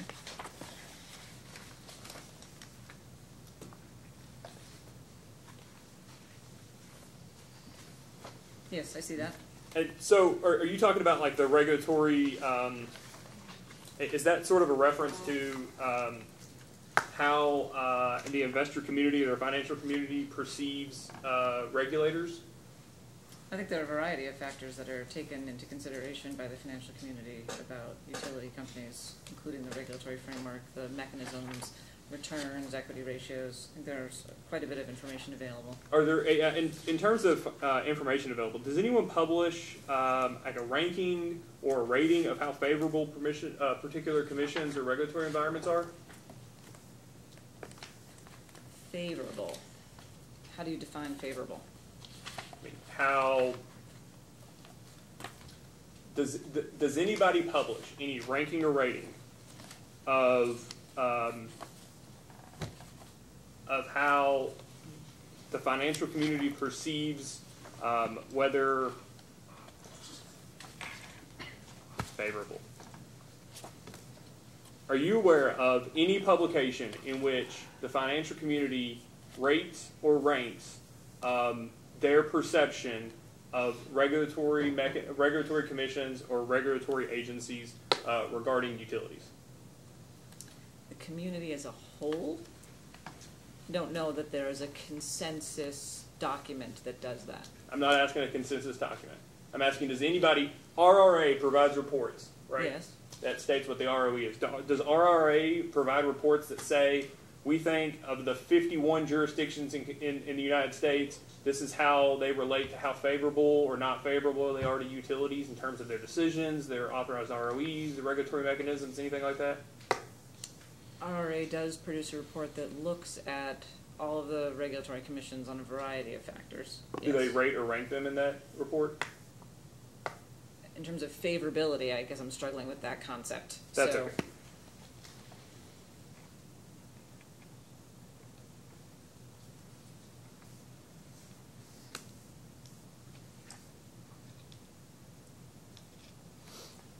You might have turned to page 17 of your direct.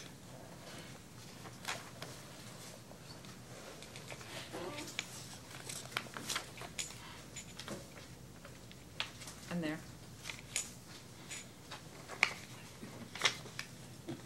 Page 18, you state, as noted by Value Line, over the last few years, utility stocks have experienced high valuations and low dividend yields. However, those dynamics are changing. Value Line recognizes that as interest rates increase, bonds become a substitute for utility stocks. This implies that the ROE calculated using historical market data in the DCF model is understated. Do you see that? I do. If bonds become a substitute for utility stocks as a result of increasing interest rates, would you agree that, as a general matter, and all things being equal, that this would cause a reduction in the price of utility equities? Yes. Okay. And that's effectively just restating what you said then, correct? Yes. Okay.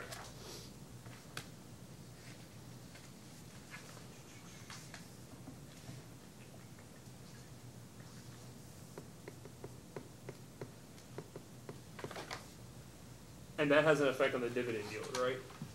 Yes, it does. Yeah, of course, an inverse effect. As the utility stock increases, the dividend yield decreases. That's your position. Or that's just That's actually the math. Yeah. Sorry, that's the math. That is how the math Okay. works, yes. Do you know what day that direct testimony in this case was filed? I can tell you November 28th, subject to check.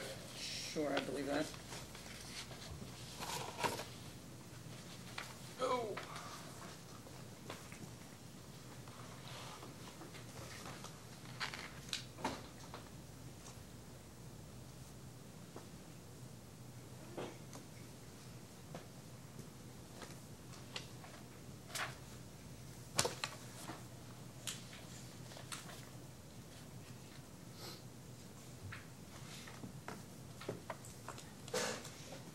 May I approach, Chairman? Yes, you may. I'd like to mark this as AG Exhibit number 8.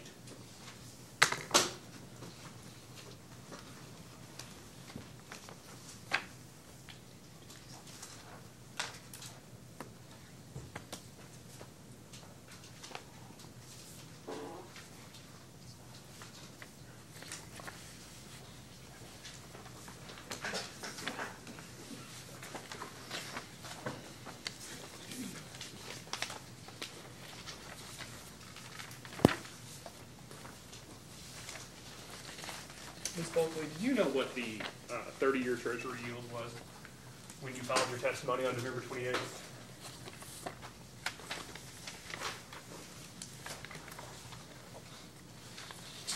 Spot yield on this piece of paper, probably, the headings don't carry, so hold on while I call across.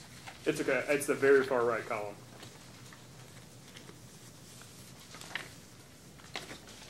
$3.34. $3.34. Okay. That's a spot yield, so That's a that's spot the yield. individual day. So that for that very individual day, November 28th, 2018, right? That's correct, the Okay. individual day. Individual day. Do you know what the spot yield was last week? It's okay. May I approach again, Chairman? Any given day. Mark this on AG 9.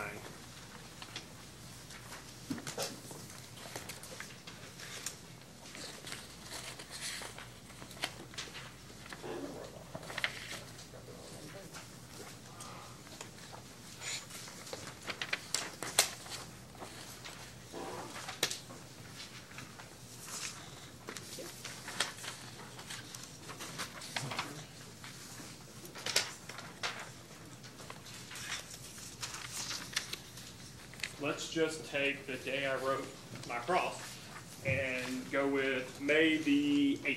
Do you know what the spot yield on the 30-year Treasury was on May the 8th? Yes, it would be $2.89. 280. That's what I have. Thank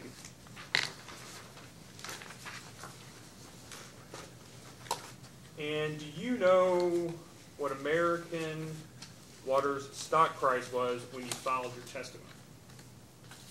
The day you filed your testimony. Want to guess? No, that's okay. Yeah, no. Okay. I'm thorough if nothing else. May I approach again, Chairman? Yes, you may. Mark, this is AG 10.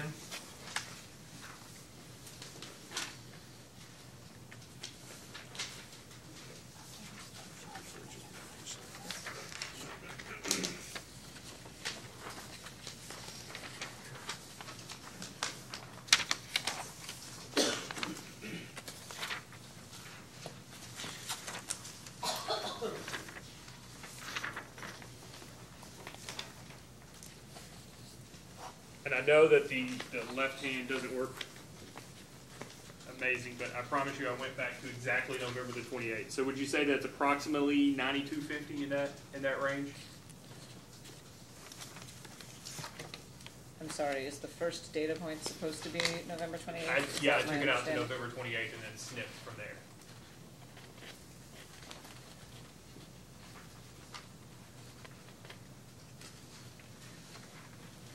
That's a reasonable estimate. Okay. And that was 10. And I'd like to pass out one more exhibit as AG 11, Chairman.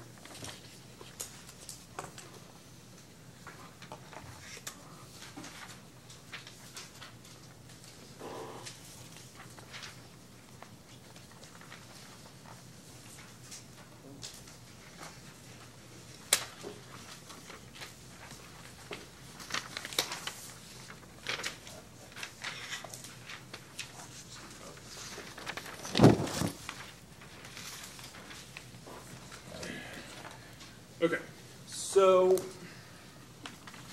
go back. I know I just gave you a lot. Exhibit number 10 runs from sometime in November to in the middle of May, correct? Number 10, which is the shorter time period.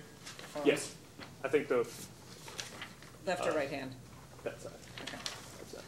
Yeah, it runs from December of 2018 through November through 2018 through May of this year. Yes. Okay, and the stock moves from approximately 92.50, not a direct line, but up and down to finish at 106.24. It's Sometime quite in May. volatile over that period, but if you look at just those 2 data points, that's correct. That's yeah, up and down since then, but Quite volatile, yes. but directionally increased. And then the second chart is I tried to go back, and I believe that this is the max, which would be from the float of American Water stock in 2008. Up until the same, I think that's May 8th, May 9th. And so it's moved from the $20 range directionally to now 105.80, which I think it was the day after the one on the right. Does that seem about right? Well, the 105.80 is noted, so that's easy to identify. Something just above 20, I'll give you. I can't really tell beyond that. Okay.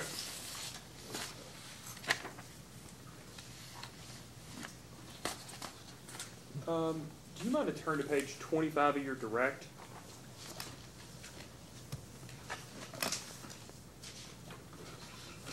And to figure 5 there, it says interest rate conditions. Yes, You see that? I do and, see that. And that's I've also made that, I've blown it up a little bit because my eyes started to hurt and made it the second page of that packet.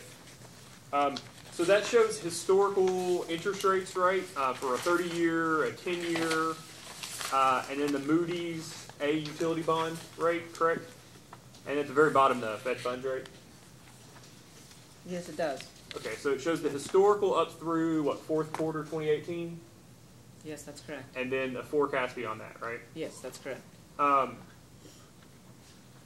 Did the interest rates shown in this figure trend the direction anticipated between the fourth quarter 2018 and first quarter 2019?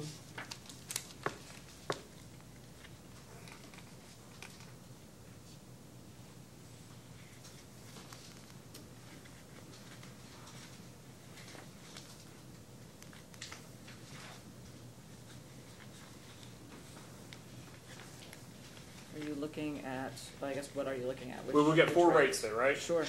The A utility bond, did it go up or down? Do you know? Well, I guess, is it easier for me to ask in a post-hearing data request if you could update this figure with the actuals in quarter 1? I could do that. I don't believe That may you've be given me easier. that data to look at here. Okay, that's great. So, as a post-hearing data request, I'm just going to ask for the update of figure 5 for your direct. Is that okay? That's good. That's something you can, I guess what I'm asking is that something you can update? Oh, yes. Okay. And then can you turn to page 27 of your direct? There's another figure there, figure 6, which is the third page of that packet I provided. Right. And do you see the figure that says investor expectation of future Fed funds rate increases, or federal funds rate increases? Yes, this is produced specifically by the CME Group, so it's their view on the Fed fund rate. Great, and that's the Chicago Mercantile Exchange? Yes. Okay, great. So, today's the 13th of May, so we can actually go backwards and in retrospect see whether the meeting probabilities lined up to the expectations of the CME Group, correct? That's correct. Did, going to May 1 of 2019, did the majority of the probability, 51.6%, expect the Fed funds rate by now to be between 2.5 and 2.75? Correct. That's Okay. what the chart says. What, is that the reality? Is that what the Fed funds rate was as of May 1, 2019? No.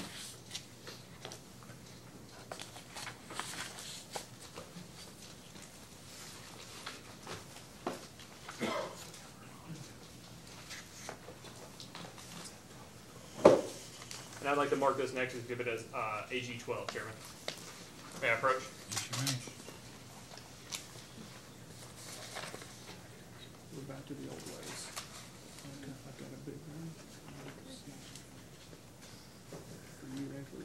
There you go.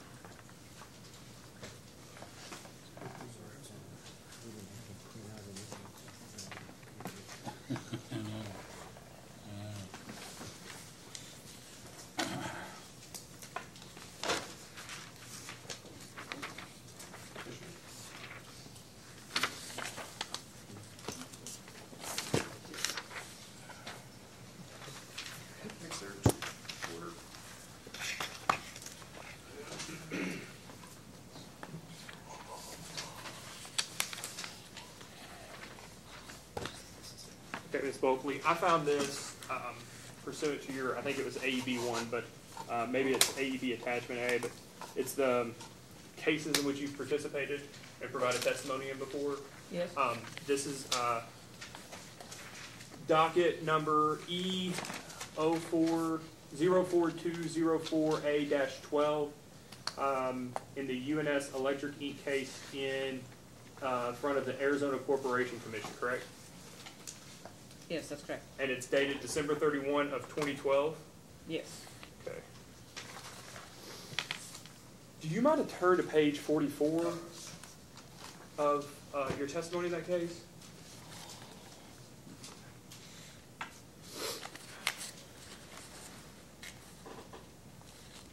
I'm there.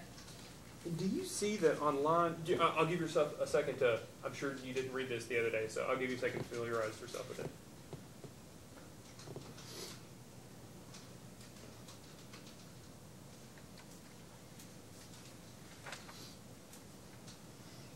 Yes. Do you see that on line 23, you state that the consensus forecasts project a substantial increase in the U.S. Treasury bond yields over the next several years? Yes, I do see that.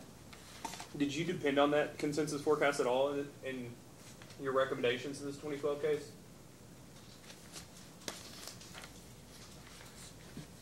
I have to review this in greater detail to know that. That's okay. Do you depend at all on U.S. Treasury bond yields forecasts in your methodologies used in this case? Yes, I do. Okay.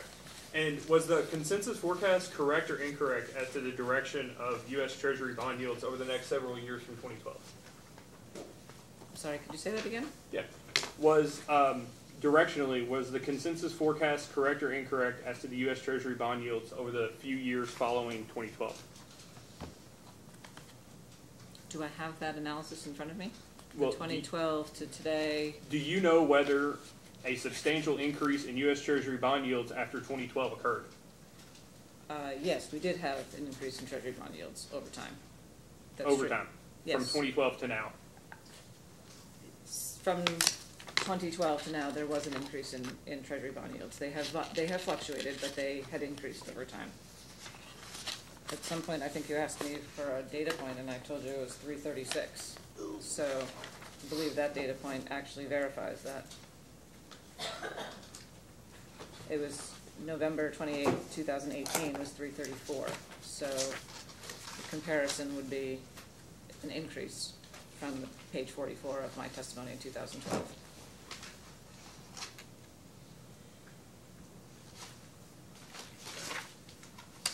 May I first, Chairman? Yes, you may. Mark, this is AG 13.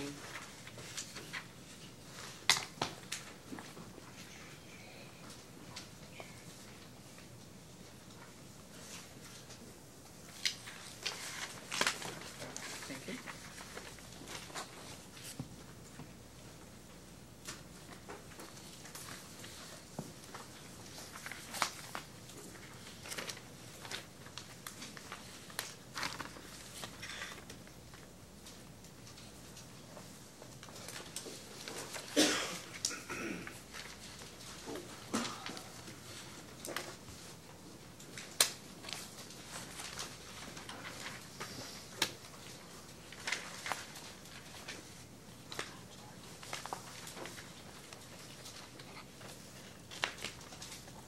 Mark, this is AG 13, Chairman.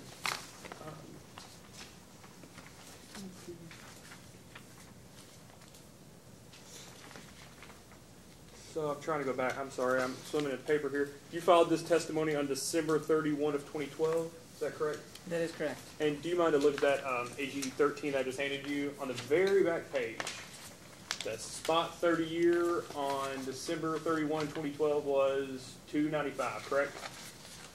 That's correct. That And would we have been discussed- actually higher than the number that I referenced in my testimony. So Right. if you look at line 20 on page 44, I used the 30-day average because you typically would not use a spot yield, and that was at 287. So actually, at the time that I filed my testimony, the rate on the spot basis was higher. And the one we looked at for May 8th of 2019 a minute ago, that was 289, correct? Sorry, I think it's AG number Yes, 9? that's correct. Okay. Which is almost identical to the level that it was a December 31 spot. The spot does fluctuate, that's true. The spot fluctuates every day. Yes, Okay. within the day. And you discuss on that page 44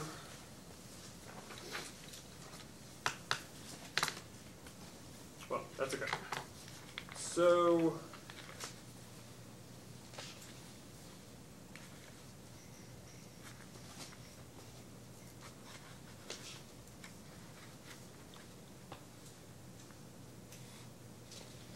and so you agree that your cost of equity calculations in this case, or your methodologies, do take into account a presumption that interest rates will rise, correct? They do take into account the projections from the consensus estimates, yes, and Okay. those are higher than today. Than they are today, right? So directionally, it's expected to increase based on your consensus forecasts. The consensus forecast is a increase, is what your testimony is. Yes, the Okay. consensus forecast increases. There are also many other data points that demonstrate the expectation for interest rates to increase. For example, if you looked at the 10-year, the May auction of the 10-year Treasury and looked at the bid-to-cover ratio that was that just occurred last week, the bid-to-cover ratio, which is referenced in my rebuttal testimony, demonstrates the relative interest in the Treasury bonds, and that is a very low number right now, and that has been interpreted by the CEO of JP Morgan to be an indicator that interest rates will be increasing, because if you don't have any interest in the issuance, or you have very low interest in the issuance, the interpretation is that it's because the rates are low, and so there's a need to increase those rates. Okay. So there are many other factors other than the consensus estimate that point to the direction of rising interest rates. On page 28 of your direct, I'll let you get there. I know you're swimming in paper too now. So. I'm there. On line 12 through 13, you state that interest rates are expected to continue to rise over the near term, indicating further increases in the cost of capital for utilities. That's true. Okay. Since the filing of your testimony, though, interest rates have decreased, correct? That's what we discussed earlier?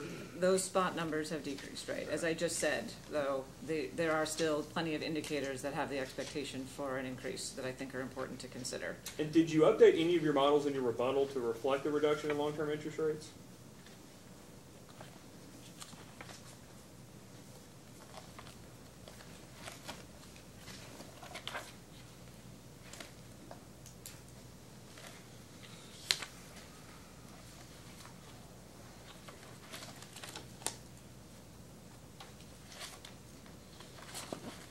No, I did not update my analysis actually in rebuttal at all. I relied on adjustments to Mr. Baudino's testimony. Yeah. Would you agree that an increase in interest rates is not a certainty in the near term? I don't think you can say anything is a certainty. What you're doing is looking at what investors' expectations are. And as I said in the testimony, and as all of the reading that I have done since the filing of this testimony indicates, that there are expectations for rising interest rates. In fact, the Philadelphia Federal Reserve president indicated that he had an expectation, this is actually last week I was reading this, that he had an expectation for one more rate increase this year and possibly one next year. So I think there are a tremendous amount of data points that still suggest we will be in a rising interest rate environment over the time these rates are in effect. Do you understand that certain members of the FOMC or certain governors in the Federal Reserve System base their expectation of whether or not to increase the Fed funds rate based off of what they believe the unemployment rate is actually, or whether there's still slack in unemployment or in the job market? There were various macro indicators, yes. So unemployment was one, overall economic growth, which at the time in the March to April FOMC meeting, the expectation was that that number would be very low. What came in was quite a bit higher, so the Bloomberg estimate for growth in the economy was expected to be 2.3%. It was actually 3.2%, so there was quite a bit more strength in the economy that came out in the data following the FOMC meetings. So I think it's important to take into consideration that this is an evolving process, and as the Fed gets more data, there are better indicators of where they're likely to go, such as the Philadelphia Fed president's comments last week. Well, did you see the Governor Kashkari's comments regarding the slacking of the, that he believes there's still slack in the unemployment market? I have not seen that, no. Do you have that? I do not. So, you disagree with, well, let me take a quick step back. You discussed one of the risks for American Water being its capital investment plan. It's an incremental increase over current levels, correct? Yes, the size of the capital plan I think is important to consider. Did you do any studies comparing the capital investment plan in relation to what Kentucky American currently does to those capital investment plans of the proxy group compared to what their previous investment plans were?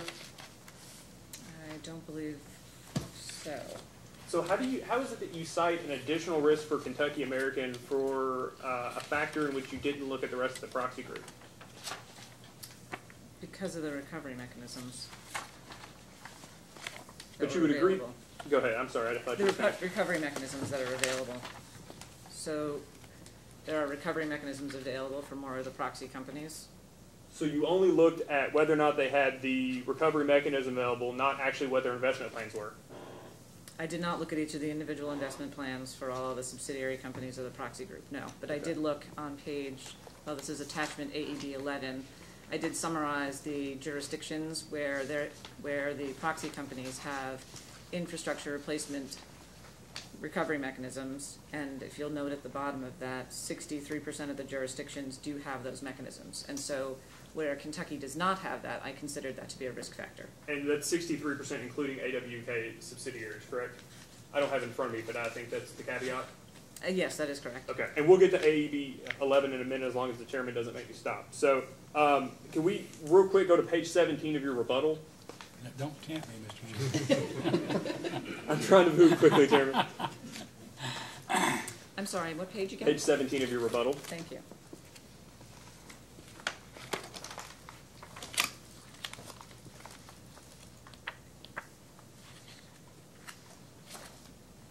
I'm there. Okay.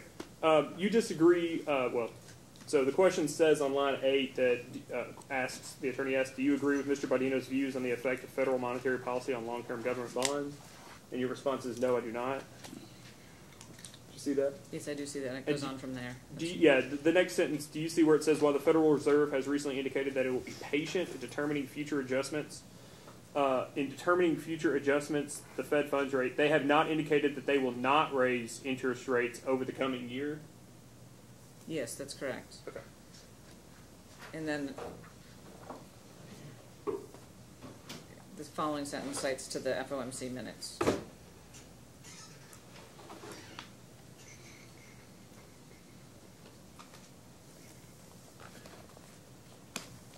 May I approach, Chairman? Yes, you may. This would be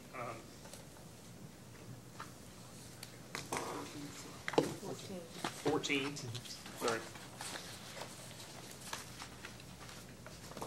I'm getting to the point where even Samuels wouldn't help me.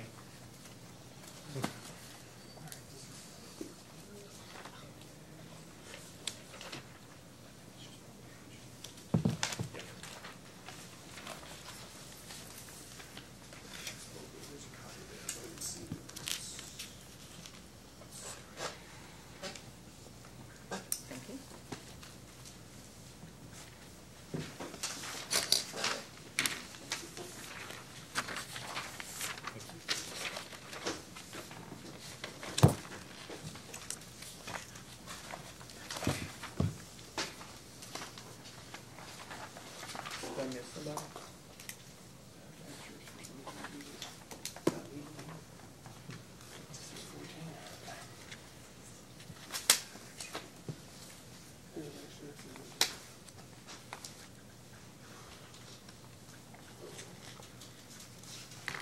So do you mind to turn to page 11 of those minutes, please? And well, let me take a step back. These are the minutes of the FOMC, the Federal Open Market Committee, for their March 19 and 20th meeting, correct? Yes, that's correct. And then on the left, it shows the members, and then the other, on the first page, I apologize, the members of the FOMC, and then the other governors that attended. And then Yes. the other several we'll call them financial folks that were there. Yes, that's correct. Okay. On page 11, if you don't mind to turn to it.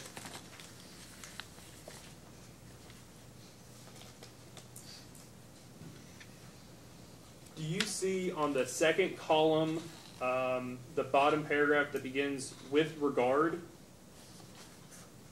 I do. Have you read that portion before? I have.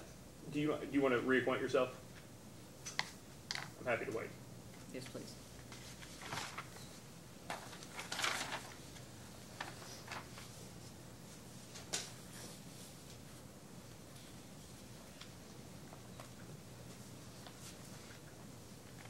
Yes, I'm familiar with that. Okay, so just ignoring what Mr. Baudino said for a minute, right?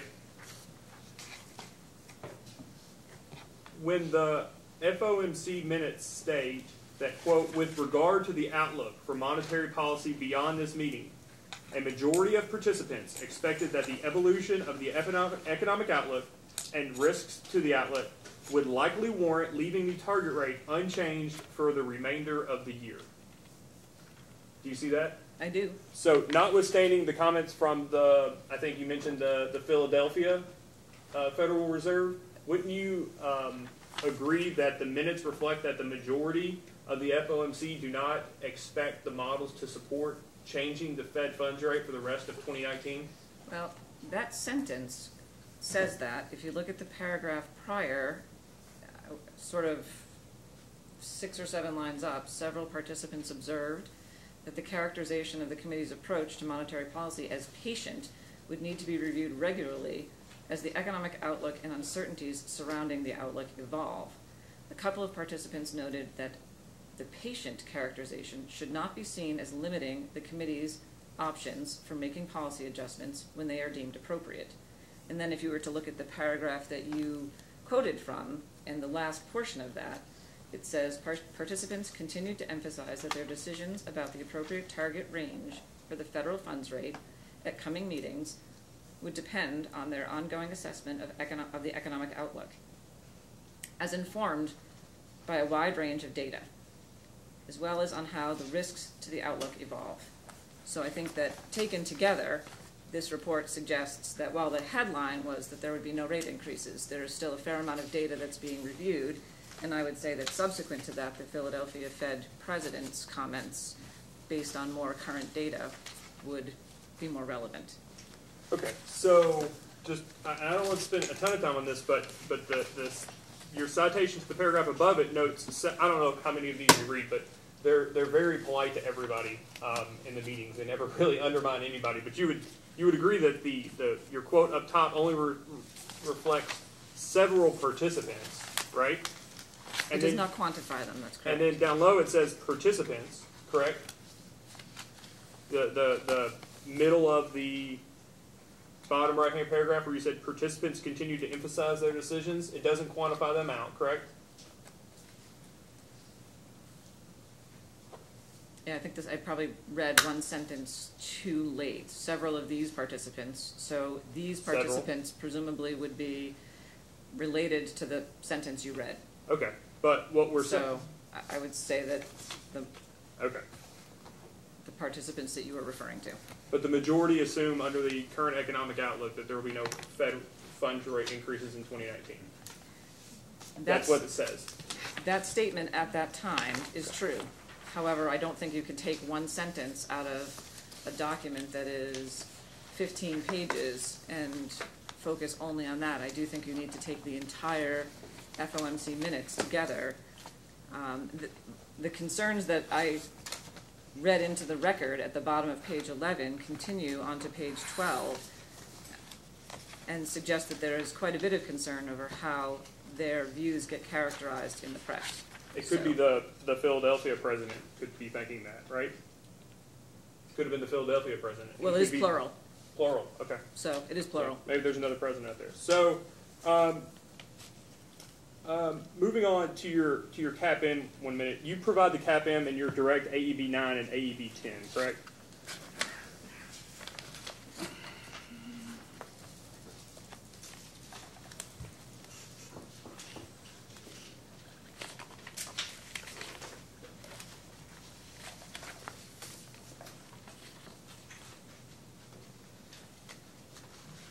Yes, supported by 8, AEB 8. Perfect. Right. And so the outcomes are on 9 and 10? Yes, that's correct. Okay. And if you go to this, with the charts, the figures, sorry, I always say charts, it's figures, that packet I handed out earlier, the fourth page in that is Commission staff second request for information and your response, 2-86. Do you see that? What page is it? It's in this packet. It's the fourth page. Okay. Sorry, staff 2-86. You have that in front of you? I do, yes. Okay, great. When asked by staff to update using historical market risk premiums, your CAPMs changed from 11.69 to 1303 to 8.56 to 9.38, correct?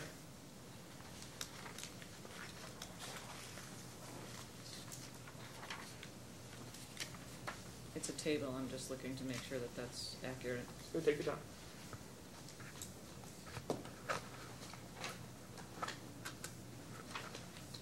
Well, I think the table actually shows numbers to 1007.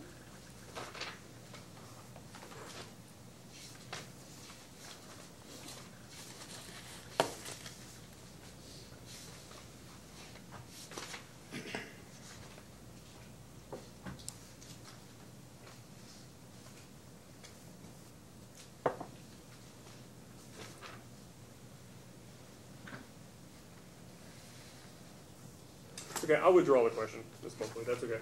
It's in the record. You note in your rebuttal testimony AWK's a downgrade from, I think the Moody's downgrade from A3 to BAA1. Is that right, BAA1? I can verify that. That's okay. I need to find it too. Well, so. Yes, that's correct. Okay. What effect did that have on AWK's stock price?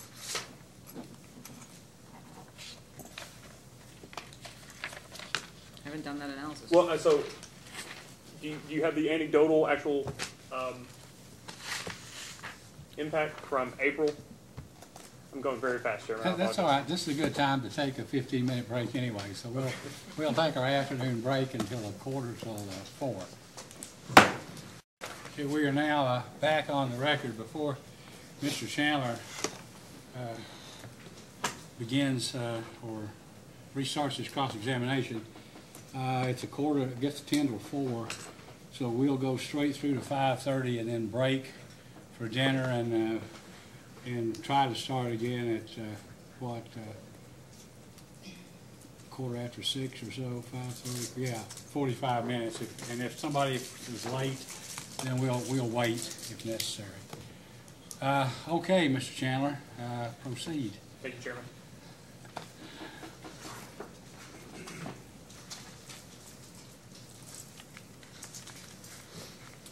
And Ms. Bulkley, in your rebuttal, you discussed the bond yield risk premium analysis. Is that correct? Yes, Okay.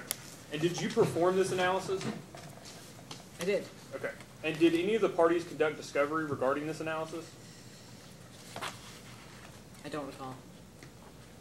Okay. Well, so I'll take a step back. Was this analysis performed initially in the case or in your rebuttal testimony? It's performed in my rebuttal. And so no parties have had an opportunity to conduct discovery on the analysis, correct? I can direct you to your testimony if that's okay. I have it here. Okay. I have where I've done the analysis. I guess I'm not certain whether they would have an opportunity to ask a question before now. But you didn't raise it in your, I guess what I'm trying to point out is you raised it for the first time in your rebuttal testimony, correct? I did the analysis in the rebuttal testimony. That's correct. Okay. And you discuss it in the context of FERC's, the FERC, I guess we'll say, the FERC's October 2018 sort of order looking again at how to calculate ROE from their perspective, correct? Yes, that's correct. Okay. But that order was had already been issued by the FERC prior to your filing of direct testimony, correct?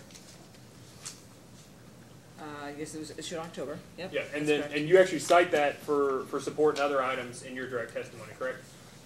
I'd have to It's go okay. back. That's okay. Yeah, I don't know. I'll withdraw the question. Is it your testimony that Kentucky American Water is more risky without a quip?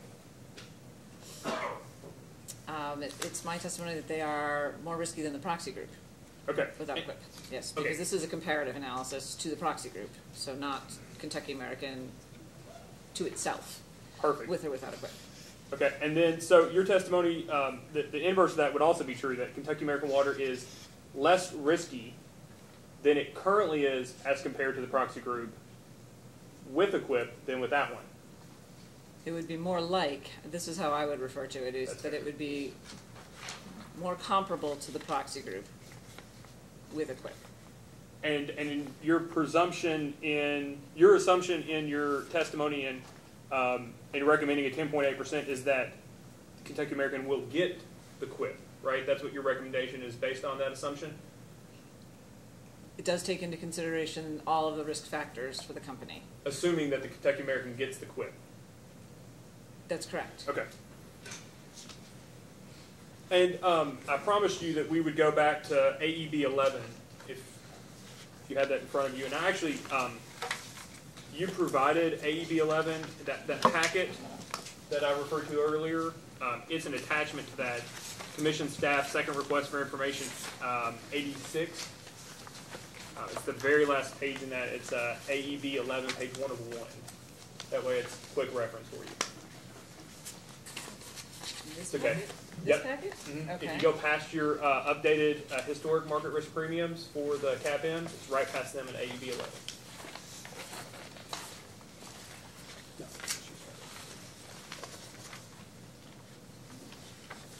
So, I have extra things attached to the back of this, so, It should have been right before that. okay.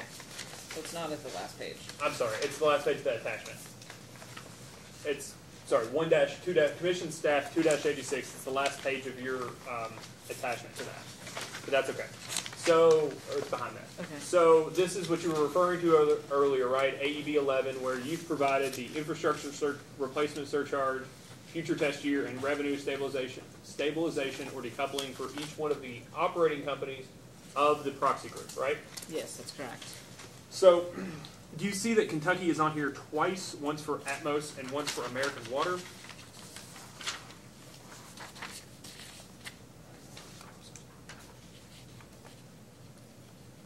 I do. Okay. And so you would agree that this is your combined utility proxy group, right? Yes, that's correct. Okay, and so that includes water and gas utilities, correct? Natural gas distribution. Natural Yes. gas distribution. That's correct. And are you aware that our commission, this commission, has historically distinguished the need regarding infrastructure replacement surcharges between gas distribution utilities and water utilities? Not specifically, no. Okay. Would you agree that safety concerns regarding gas distribution infrastructure and water infrastructure are inherently different? I haven't actually looked at that, so Okay. I can't speak to that actually. That's sort of outside my scope.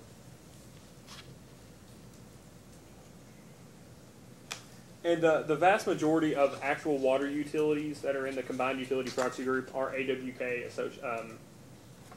other subsidiaries, right? I'm sorry, can you say that again? The vast majority of water utilities in the combined utility proxy group are AWK subsidiaries. I'm not sure what you're asking. Okay, so it's okay. So the combined utility proxy group includes water utilities, holding companies, effectively, right? Like AWK, Yes. American States Water, and gas distribution utilities like Atmos Gas. Yes, that's correct. And then there are operating subsidiaries, correct? Yes, that's correct. And you would agree that of the water operating subsidiaries, the vast majority of them are American Water affiliates. Could count them. I haven't done that, but I could count them for you and determine that.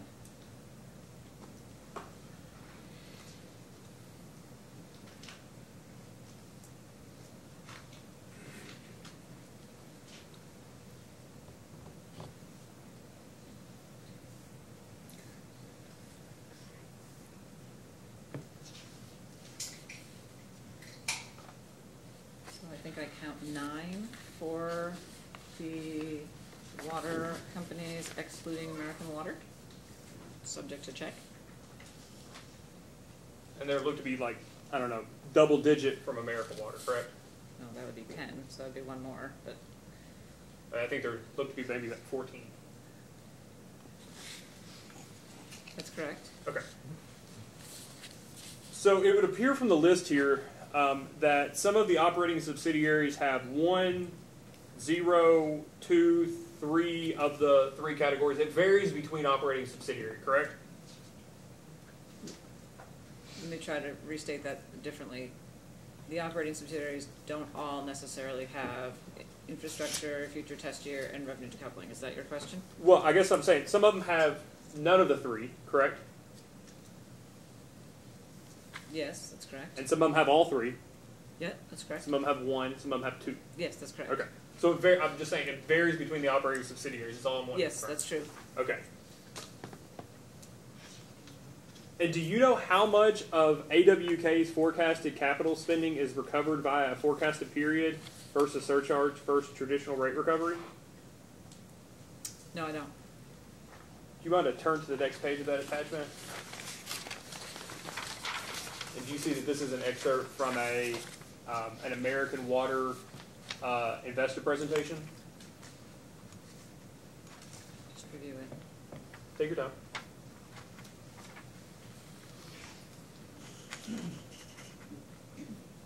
Yes, I see. Okay. And so when we start talking about how many states have infrastructure surcharge mechanisms, it would appear on that previous page that a lot of American Water subsidiaries have that, right? Yes. Yeah, but that doesn't tell the whole story because there's a function of whether you have the mechanism versus how much of capital is actually being recovered by that mechanism, correct? Those are two different data points. That's correct. Exactly right.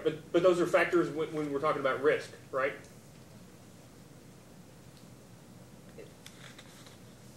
Assuming that that's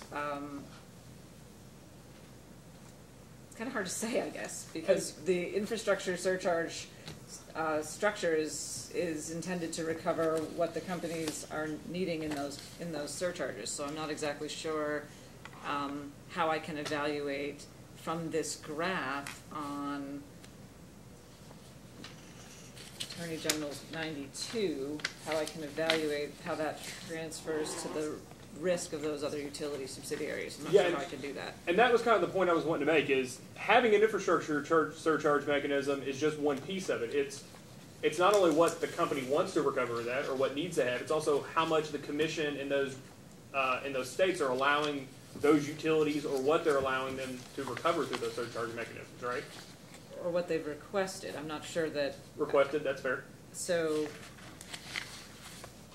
I think in each jurisdiction that is noted on AEB 11, there are companies that have implemented infrastructure replacement surcharges and presumably have determined what it is they actually need to recover through that surcharge.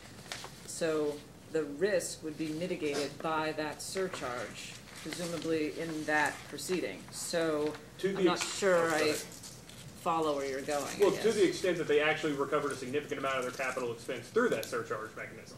Well, to the extent that they recover the investments that they intended to recover through the surcharge. I'm not sure that it's necessarily the percentage of the total that's relevant, but the real-time recovery that's necessary for the investments that are being made. I guess what I'm asking is, did you look at the amount on that page, is all I'm trying to get across. You looked at just having an opportunity to file forecasted test years in that middle column of your AEB 11, right? Yes, that's correct. Okay, and then you just looked at the availability of an infrastructure replacement surcharge in that first column, correct? That is correct, yes. And then the last one, a revenue stabilization or decoupling. You just looked at the availability of it. That is correct. Okay. You didn't look at how much, a utility could have forecasted test years and a surcharge replacement, but recover 80% of their capital through, traditional rate recovery, where it's not included in either one, right? We did not evaluate that. That's correct. That's all I'm trying to be clear is that you did not evaluate that. That was not part of the analysis. Okay. That's correct.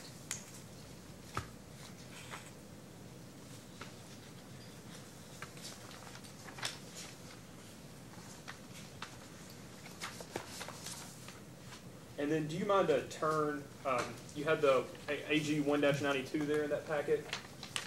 Do you have that in front of you? If you go 2 more pages, or 1 more page, there's the Commission Staff Second Request for Information, 89, in which you're the respondent. Do you see that? I do. Okay. And then there's an attachment behind that with the value line ROE projections for the water proxy group. I see that. And then 1 more page are the authorized ROEs for the water proxy group. Do you see that? I do see that. Now, real quickly, if you go in the left-hand column, your footnote 2, do you see that first one beside Georgia? Yes. That's where at the bottom it says source company provided data. That's information in which that may have been like a settled case, and that's the company's determination of what the ROE was, right? Like an imputed ROE. I don't know if it was imputed. It came from the company. I don't know how the determination is made on those. Okay, that's fine. So you see that these ROEs range from, 8.9% to 10.2%, and the 8.9 being Golden State Water down to, it looks like Hawaii American, which is one of those company provided at 10.2. So you're focused only on American Water? Is that No, true? all of them. All the authorized returns in the water proxy group. Okay. I see an 8.9 being the lowest and a 10.2 being the highest. Yes, if you're looking at just the ROEs, true. This again comes back to the point I made earlier about understanding the combination of the ROE and the equity ratio. If you were to look at Golden State, California, American Water, California Water Services, those are 8 9s and 9 2s. All of the equity ratios on those are between 52% and 57%. So I think those are important factors to consider when you're looking at these returns. Okay. The return by itself doesn't tell the story. Well, let's talk about this part of the story then. They run from 8.9 to 10.2. Are any of these within a half a percentage of Mr. Baudino's 9.15?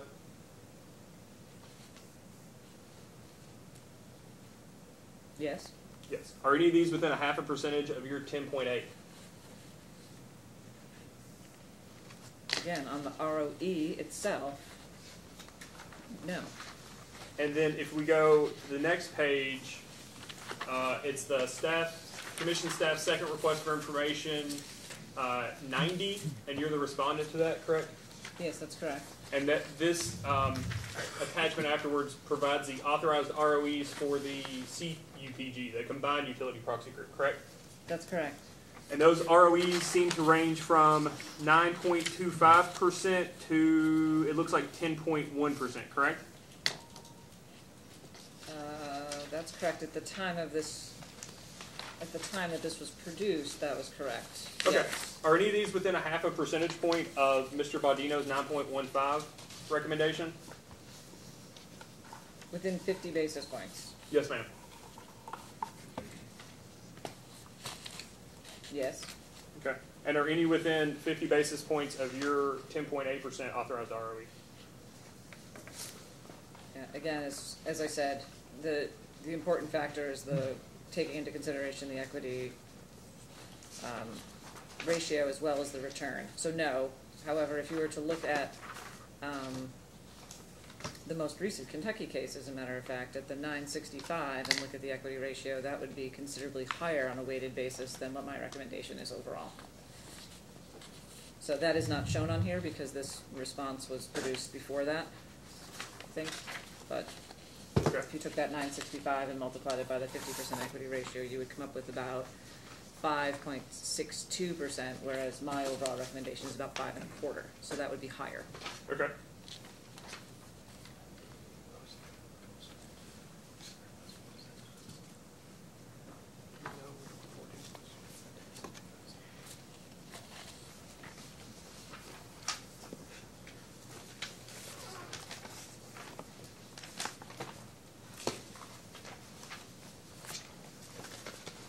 Thank you, Ms. Goldblum. That's all the questions I have, Chairman. I would like to move at this time to introduce all the AG's exhibits up to AG Exhibit number 14. Any objections, Mr. No, Your Honor. Let them be filed into the record. Mr. Gardner? Thank you, Your Honor. I have just one follow-up question on attachment AB11, and I know you answered questions that counsel for the Attorney General asked. So this AEB11 was just a listing of those companies in your proxy group and whether they had these mechanisms in place. That's correct. Okay. You did not do any analysis, for example, as to whether or what the relationship was between for example, the infrastructure replacement surcharge and ROE themselves. No, I did not do that. And you didn't do whether a relationship between the replacement surcharge and whether they had availability, whether they had discretionary capital and a lot of discretionary capital in that relationship. You didn't do that analysis. I'm not sure how I would do that analysis, how I would determine from the outside of a company what was discretionary capital. Okay. I don't think that could be done. Okay. That's all I had. Thank you. Mr. Bean? Just a few questions. I really wonder if Mr. Chandler hacked our computers and gotten to my questions, because he's managed to knock most of them off, but there's still a few. Sorry. Okay. So good afternoon. Good afternoon. Mr. Chandler has asked about the proxy group that you used, and he asked you about, I think, the most recent rate case involving Atmos Energy. Is that correct? Yes. And that was the commission approved an ROE of 9.65%. Yes, that's correct. Subject to check, would you accept that the commission also approved an ROE for Duke Kentucky Gas this year of 9.7%? In the context of a settlement, yes, I would agree with that. And likewise for Louisville Gas and Electric for the gas provision at 9.725%? Again, my recollection is that that is also from a settlement, but yes, that's correct. Okay, and noting that I went to law school because I was told there's no math, with the three cases that I just referenced for the ROE, the average of those would be 9.7% or 9.6917%. I'll accept that. I used a calculator. I didn't do it freehand. Sure, I'll accept that. All right, thank you.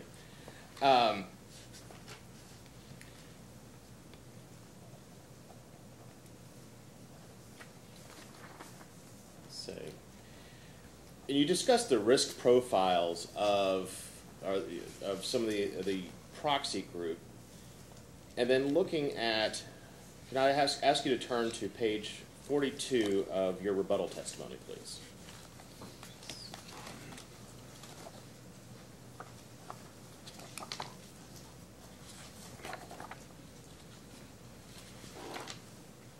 I'm there.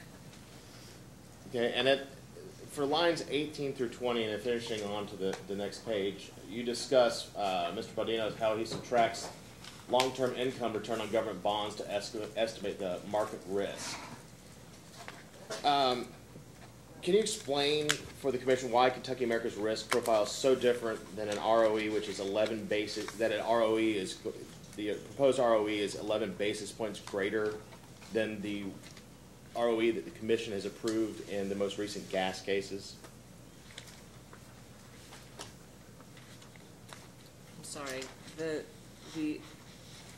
not sure I understand how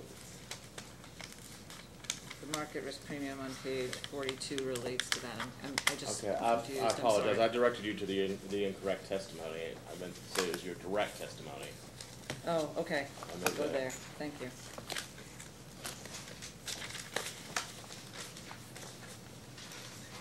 Page 42, you said, correct? Yes, ma'am.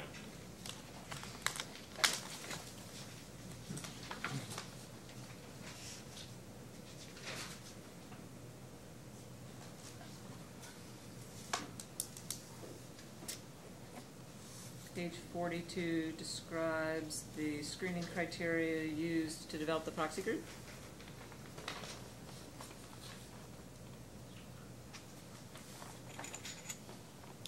Well, and please do accept my apologies, but due to a misprint on my notes, it's page 4 of your direct testimony. I apologize. No problem.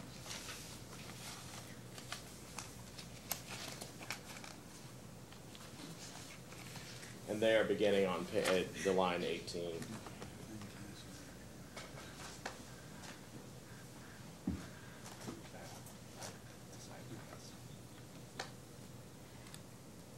I'm there now. Okay, and it says, and I'm quoting you, my recommendation also takes into consideration the following business risk factors as compared with the combined utility proxy group. 1, the company's capital expenditure requirements. 2, the company's adjustment mechanisms.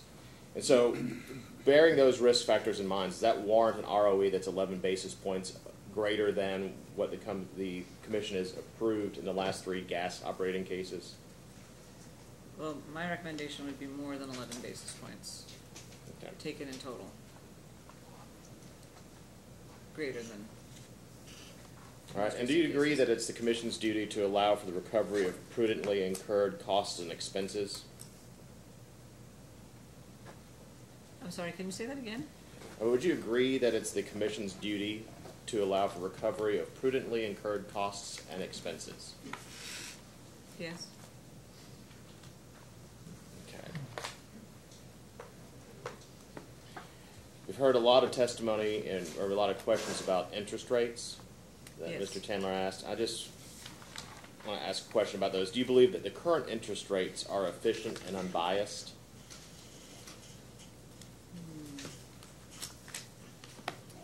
I believe they are still subject to a lot of control from the FOMC.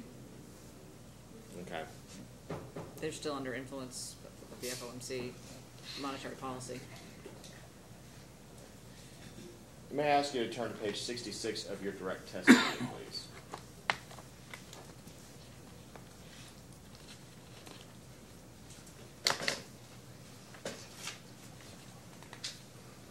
And just in general, you discuss your capital asset pricing model analysis. Yes, that's true. And your estimated market return for the S&P 500 index is 15.19%. Is that correct?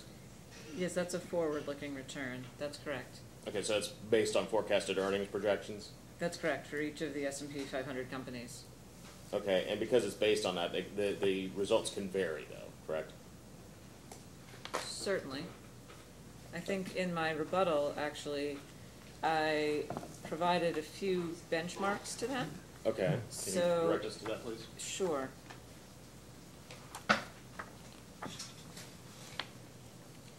So the calculation that I did in direct was using the earnings growth rates and calculating the market return.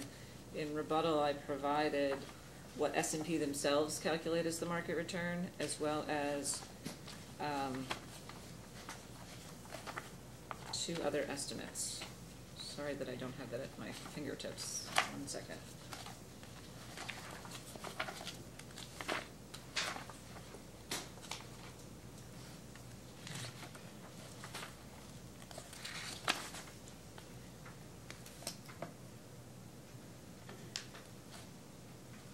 If you look at attachment AEB 3R, so that would be the third attachment to my rebuttal testimony. These are estimates of the S&P 500 return using the growth rate estimates for the S&P overall as provided by Bloomberg, Yahoo Finance, and Standard & Poor's themselves.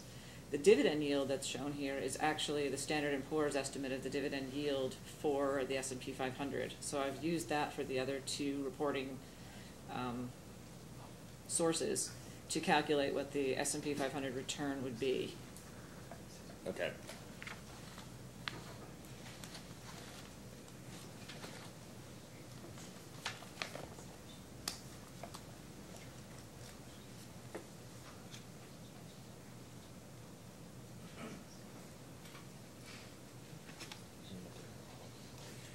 You think any factors have changed since the filing of your models that require any updates?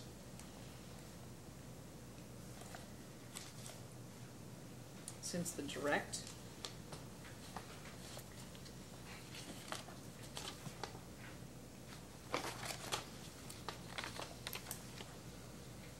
There may be some changes. I'm not exactly sure how different the dividend yields are from the time of my direct. Okay. There is some variability day to day in the markets that need to be reflected in models on a regular basis, but I would say that, as we discussed earlier, the market has some volatility in it, and I would say that the analysis that I did uses fairly long time periods to try to smooth that out. So from that perspective, I think I tried to capture the best information we had available. Okay. No further questions, Your Honor. Commissioner Cicero? I'd like to follow up on a question that Mr. Penny asked you, and that was, what's the risk premium that justifies the 11-point difference between your 10.8 and the last three ROEs averaged at 9.7 for gas utilities? I'm not sure I got a clear answer of what that premium is based on. Well, in doing the analysis, I didn't think of it in that way as a premium over a prior return. I looked at the results of the analyses that I provided in my testimony. So I looked at the mean and the high ROE results that are in the DCF model, which are shown in AEB 1, and also that would be for the water proxy group. I also looked at a combined utility proxy group in AEB 2, those attachments, which provided a range. And that range was also corroborated by other analyses. That was corroborated by the value lines projections of what the returns would be for the water utility proxy group. And it was also corroborated by the CAPM analysis that was done and is shown on AEB 9 and 10. So I'm not sure how to answer that question because it wasn't really done with reference to what another return was. It was a study that was done in the market at the time I filed the testimony. Well, I think equity ratios is, you've referred that a couple of times, and the fact that Kentucky American Water is at a 48% versus 58% for Atmos, which both are, one is on the high end of the range, the other one's on the just below the low end of the range of 50 to 60. So there is a difference there when you look at Atmos in general, but I think the commission took that into consideration when they did the 9.65, in addition to the fact that Atmos had indicated they would be on an annual basis. But the average for Kentucky American Water is 2.2 years, according to what I saw. So from that difference of a perspective, there's really not that great a difference in those two risk factors. And then if I look at this exhibit that the AG handed out, authorized ROEs from 2012 to 2018, and I'm not sure, what did you identify this as? I didn't, Chairman. That's a portion of Ms. Bulkley's rebuttal testimony from page 12 of her rebuttal. So if I look at all the data points between 2012 and 2018, none of them come close to 10.8. So it's this chart here. Yeah, I do understand which chart. So I think when you're looking at the overall risk profile that's created, the financial structure that, and the risk that's created by that structure, you need to consider both the ROE and what the capital structure is going to be. The more leverage that you include in the company debt, the more risk. So to the extent that... 48 and a 58. Right, that's correct. And so to the extent that you have a very different equity ratio, I think it doesn't show the entire risk profile to only look at the ROE. So if you were to look at what was provided here was just ROE in figure 1. If you were to look at figure 2 in my testimony, which is on page 15, I think this gives you a sense of how the weightings play out. And I'm sorry, the other page I have is figure 5. So if there's a figure 2. Oh, this is part of my my rebuttal testimony, and it is not part of the packet that was handed out. But this particular chart is... We have a copy if you would like to see it. This particular chart gives you a sense of what the overall financial picture looks like when you take into consideration that leverage. And so at a 10.8% ROE and the company's equity ratio of 48.5, my recommendation would be about 525 on this chart. So if you were to sort of be able to visualize where that is, it's sort of right in the pack with the most recently authorized equity returns in total. Whereas, as shown here, Mr. Baudino's is at the bottom end of the range. And so I think that's an important thing to take into consideration. You have to take into consideration the leverage that a company is taking on and the risk associated with that. The leverage you're referring to, that you develop your 5.25? Yes. Is that a calculation with assumptions in it? It's just the 10.8% ROE and the 48.5% equity rate multiplied together. So it's just that piece of the weighted average cost of capital. So all I'm doing in this chart is just presenting the equity portion of the weighted average cost of capital. Curious what Kentucky American's equity ratio has been in the past. The only other data point that I had was from a more recent case, and it was, I think that was a settlement actually. I don't know. The most recent case was a settlement, I think. Do you think it's possible for an entity to influence the calculation in a management strategy on what that equity ratio should be or could be? I'm sorry, I missed the first part of your question. I apologize. Do you believe that the ROE can be influenced by whatever the strategy of a management group is on what that equity ratio is? Well, I do think the ROE needs to fall within the range for the proxy group and for the analysis that was done. So to that extent, I think you're bounded by the proxy group and what the market data says for the proxy group. I'll give you an example. Atmos was at 58%, and I think the commission in their order stated that we would look at that ratio in the future because it was so high and had gone up significantly.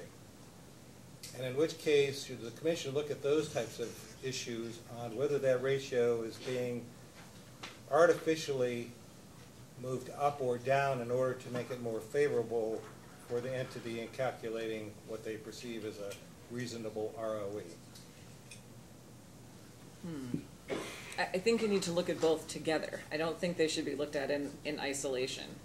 So I know that equity ratios in 2018, we have seen equity ratios go up. There have been a lot of equity issuances. There was actually a report done by Reuters, and I don't think it was included in my testimony here, but there was an analysis done by Reuters on the amount of equity that has been issued by utilities in 10 years, so from 2008 to 2018. And in 2018, there was a bar chart. In 2018, the equity that was issued by utilities was 3 times what it was in 2017, and 2016 was much less than that even. So there was a tremendous amount of equity that's been issued, I think, in response to Tax Cuts and Jobs Act and the need to maintain financial stability. So I think equity ratios are moving up as a whole, but I think you need to look at the two things together. I think it's very difficult to look at them in isolation. And I think you need to see where they're moving relative for the proxy group, how the proxy group equity ratios are changing. So is the total number of shares outstanding changed dramatically? In other words, is the issuance of the increase in equity the basis of a increased value of the shares that are being issued, or is it the number of shares being issued? In other words, are the companies taking advantage of the increased value of their issuance of shares rather than having to issue increased shares to get to where they? I think they are actually issuing shares. So the Reuters report that I'm referring to was new shares being issued, and the article discussed the need to reflect a more stable cash flow metrics, and that was the driver behind the increase. And do you still believe that since this is a forward-looking ROE, that interest rates, despite what has gone on with the projection of rates increasing over a period of time, I believe that prognosticators over the last 3 years have predicted significant increases in that rate, but it has gone contrary to belief and remained relatively stable. It has had ups and downs over the last 3 years. So it has, the Treasury has been at 340, which is a considerable change from where it was in the lower points in the financial crisis. So I think it has had its ups and downs. I do think something that I read that I think is very interesting, and it is cited, I believe, in my rebuttal testimony, is that there was a study done by the San Francisco Federal Reserve on this very issue of, is it important to consider more accurate to consider current interest rates or projected interest rates? And there's an article that's cited, it's called Bridging the Gap, and it's produced by the San Francisco Federal Reserve. And in that article, they were looking at an alternative methodology to both of these, to using current interest rates and using the consensus forecast. Interestingly, that article demonstrated that if you look at the long-term history of the current interest rates and you compare the accuracy of using that data to consensus estimates, they are approximately similar in terms of the overall accuracy. Over an extended period of time? Over an extended period of time. So the study went well past this financial crisis and looked at a long-term period back into the 80s. And so the study was looking at a long time series in order to try to figure out the best way to address interest rate projections. And they were advocating for a third approach, which has not been done, but for the Federal Reserve. But they had looked at the accuracy of both methodologies, using history and using the consensus estimate, and in particular using the blue chip economic indicators, which is what we use. And the conclusions were that the overall accuracy on the longest term, if you look at the longest term for each of the data sets that were available, that the accuracy rate was about the same. But that's kind of the issue that we're facing right now, is that interest rate forecasters are trying to base it on the long-term perspective, and the short-term continues to mystify those that believe the rate should be increasing much more dramatically than it is, just because inflation has remained relatively low. There's no upward pressure despite the labor market having all this increased jobs. And so the thought is the rate has to increase, but it hasn't dramatically increased. Despite increases in short-term rates, it still hasn't happened, relatively speaking. As I said, it has gone up and down over that time period. I would refer you back to my rebuttal testimony and also some of the comments that I made earlier in terms of using the 10-year Treasury auctions as an indicator of where rates may go.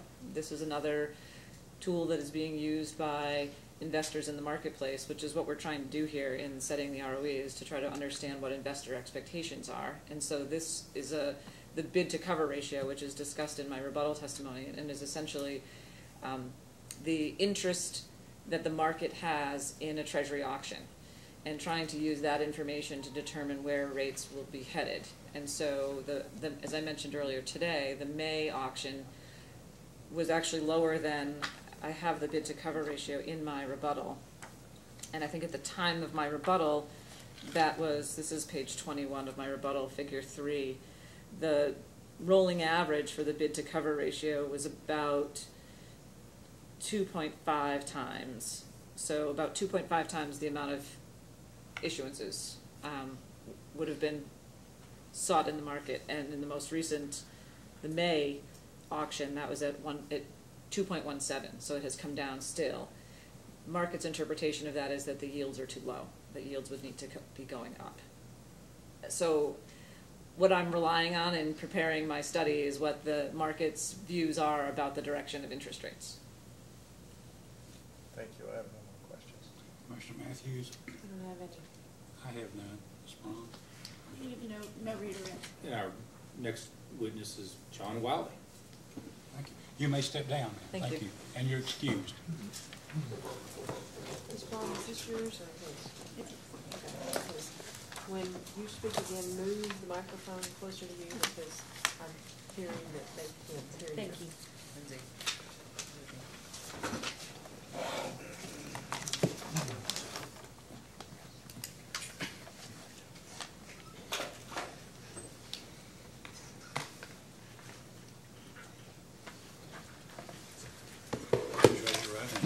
You solemnly swear or affirm under penalty of perjury that the testimony you're about to give will be the truth, the whole truth, and nothing but the truth? I do.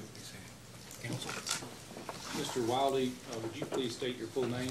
John R. Wildy. And what is your job title, Mr. Wiley? Vice President of Tax for American Water Service Company. What is your business address? 1 Water Street, Camden, New Jersey. Mr. Wiley, did you file both direct and rebuttal testimony in Kentucky American's rate case? Yes, I did. Were you also identified as the responsible witness for quite a few data responses that were provided in this case? Yes, I was. If I were to ask you the same questions in both pieces of your testimony and in those data requests, would your answers and responses to those questions be the same? Yes, they would. Mr. Wiley is available for cross-shot. Mr. McNeil, Mr. Chandler? Thank you, Chairman. I keep trying to give Justin a chance here, but you So do I. insist on monopolizing the cross-examination. I think I'll be done as of the day after Mr. Wildy. Good afternoon, Mr. Wildy. And it's Wild E? Yes. Okay, perfect. Is it pure coincidence that Kentucky American Water was able to provide the ARAM estimates just before its rebuttal testimony was due in this case? It's just pure coincidence. You state on page, and I'll give you a chance to get there, on page 11 of your rebuttal testimony.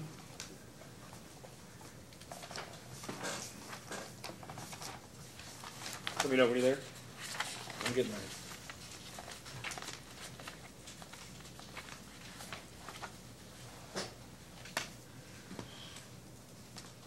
I'm there. Okay. And on page 11, and let me find the exact line here.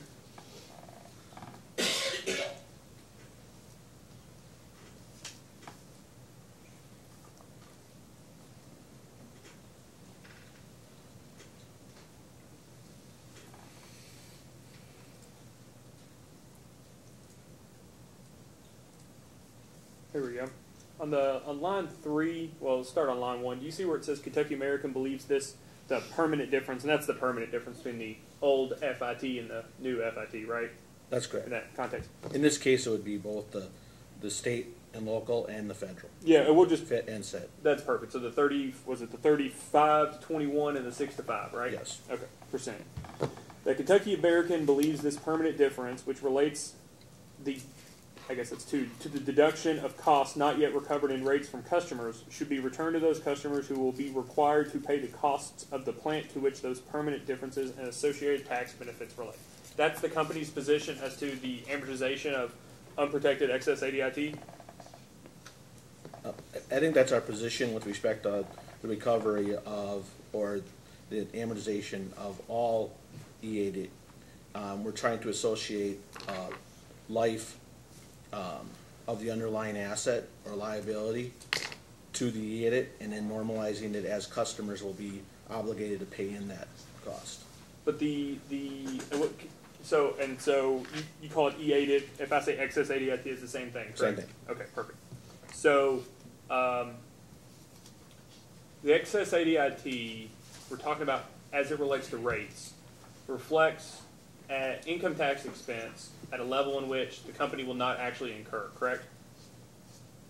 It reflects taking a deduction on a past tax return at 35% and having to return it at 21%. 21%. And so effectively, and I know I promise you I'm oversimplifying this, but effectively the customer's rates reflected a cost in which the company will have that cost, it just won't be at the level in which it was recovered from customers. Say that again? Well, so the customers paid in these excess ADIT under an assumption that the bill to the company was going to be at 35%, and when it comes due, it's only going to be at 21%. So that's a different optic than I would take. In general, what you had is those deductions that were accelerated were applied against the tax on the, so right where it cost plus rate making, the bottom line is the earnings on equity that you get, and the tax that was sheltered or deferred was the tax on shareholder equity returns. The actual sheltering relates to the underlying property, and that will be recovered through book depreciation over the useful life of the underlying asset. So it's, what do you want to relate it to? You want to relate it to the tax on the equity, or do you want to relate it to the underlying deduction that the customer, because I got the deduction for investing in plant.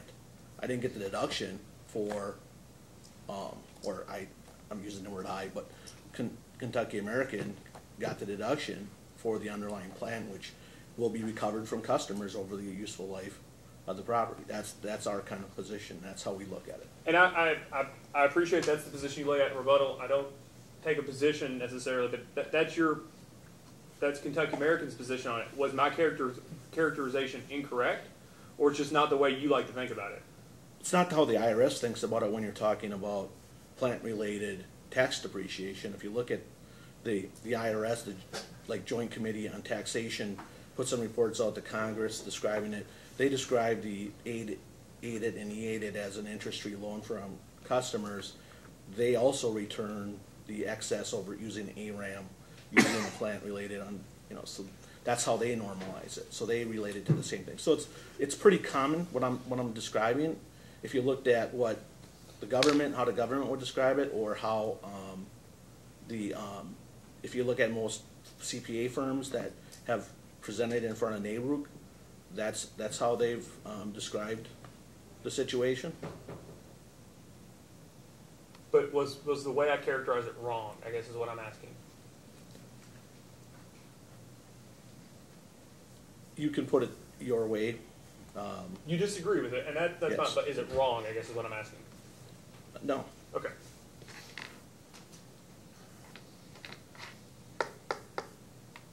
And so customers have previously paid this, and when it was recovered from customers, because we're talking about rates here. I completely understand there's a different perspective for it. We're talking about rates. So when it was recovered from customers, the assumption is that it's going to be taxed at a 35% rate, right? And when it actually becomes due, and I know I'm oversimplifying it, but when it actually becomes due, it'll be due at 21%. And it's that excess that we're referring to, correct? Excess That's correct. ADIT. That's correct. Okay. And so, although the company's position is to amortize, even if it's not protected, I appreciate that. If it's property related, the company's position is that you all would like to amortize that over the remaining life of the underlying property, effectively, if it's property related. Right. So, wouldn't you agree that by doing that, if there are customers who paid in for that expense at 35%, they won't necessarily be getting that benefit if it's paid back effectively over the life of the underlying assets? So again, there's the difference in the perspective. Again, I agreed that you could say that the tax deduction sheltered tax that we collected in previous periods, but you also could say that the tax savings were because there was an investment made at 35% that now will be reversed at 21%. And so in that context, we are matching the customers that are actually paying the depreciation expense that should then be entitled to the tax depreciation benefit and the repairs benefit. So I don't view it as those customers in the past are entitled to the savings. The permanent savings should be shared by all customers that will use that plant over its life. So your position is that the people who get to enjoy the plant but didn't necessarily pay for the plant should also get the benefit of the change in the FIT expense. So let me explain a little bit further. So while the amount is not paid back, it's actually a reduction of rate base. And so customers, while the company's in, it's treated as zero interest capital. And so essentially customers that are sitting there today will get a whatever percent return that Kentucky American Water settles in this case as a reduction in their rates. So by the fact that e-aided or excess deferred income taxes is sitting on our books, it's a negative, and it's a negative to rate base, and therefore customers essentially throughout the period that it's held will receive that benefit. It's a benefit to the company in terms of cash flow, though, correct? The longer it's an asset. But the benefit of that cash flow is given to customers by a reduction in rate base. But so there's no benefit to cash flow and earnings per share for the utility? So the earnings per share would actually be better if you paid it back faster because you'd increase rate base. Okay. So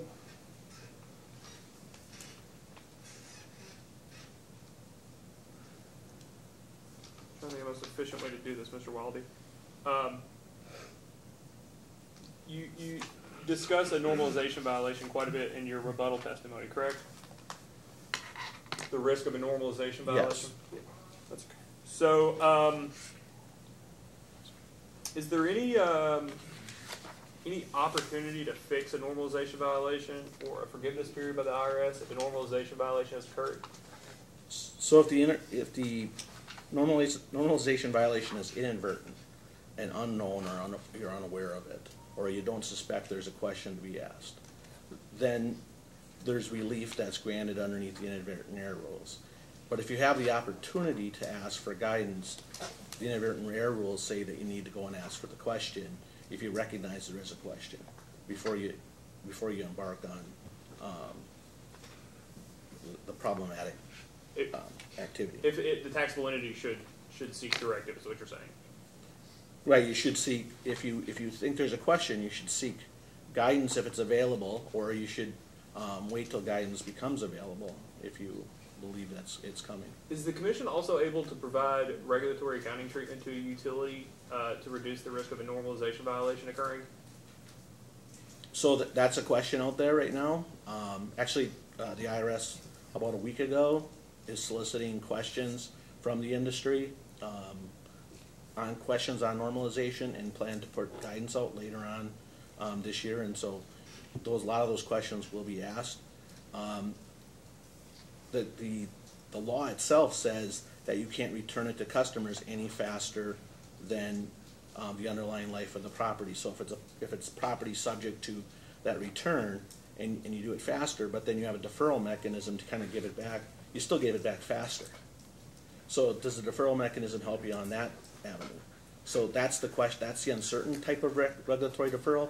If you give it back slower, and then you put a regulatory deferral out there that says, well, if you get guidance and you can give it back faster than what you thought, there's no risk to that type of a.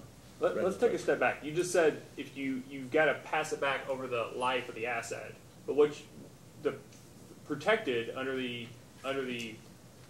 TCJA says that a normalization method of accounting, right? So in your case, it's ARAM, which isn't necessarily just over the life of the asset. That's when it'll eventually sine wave back to zero.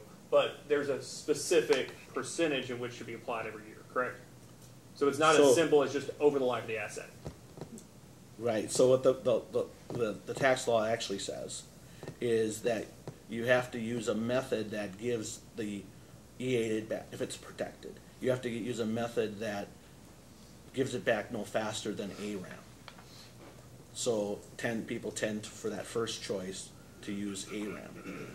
In the alternative, if you don't have the records to do ARAM, or you can't produce the records to do ARAM, then you can use Reverse South Georgia. And then that produces a constant rate, where ARAM produces a up and down rate. A levelized rate. Right. But you don't have a choice, right? You don't have the choice if you have the records. If you have the granularity, you have to use ARAM. If you don't have the granularity, Reverse South Georgia, and it's just a defined rate over the average life of the underlying assets. Yes. Underlying plant. That's correct. Thank you.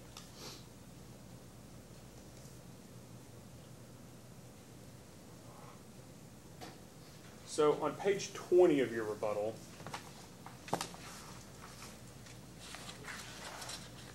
you state on line 7 that, quote, there is no good reason why the benefit, and I assume the benefit means the reduction in the, or I guess the creation of the excess ADIT, why the benefit should flow back any more quickly just because of the TCJA. Do you see that? Yes. Do you think that customers would necessarily agree with that, or is that just your position? It's my testimony, so it's my opinion. I don't think I did have a second. Could you understand why customers might want to see that immediate reduction when there's a large double-digit rate increase? And all we're trying to do here is trying to give customers and the commission all the facts, meaning that so they understand actually there's an increase in rate base that goes along with it. So if we give it back, then there's an immediate increase in the rate base and a 10% or whatever your authorized rate of return is on that money. Do you mind just for 1 minute? You have your rebuttal in front of you, right? Sure. So I think the most important thing in your testimony, and I'm not trying to take away from the text of your testimony, but your Exhibit JRW4R. Would you agree that's a very important figure?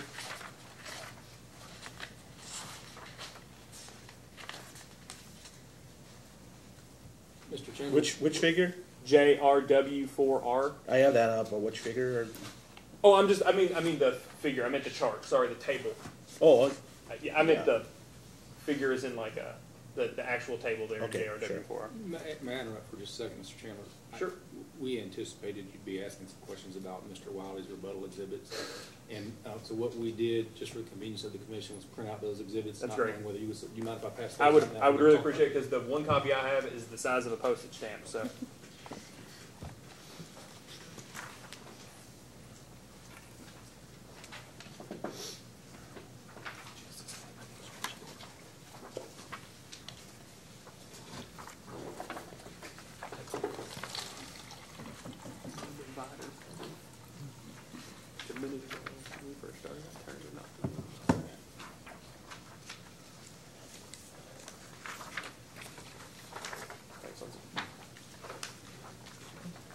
So now that we have this, you might have turned to the 4R.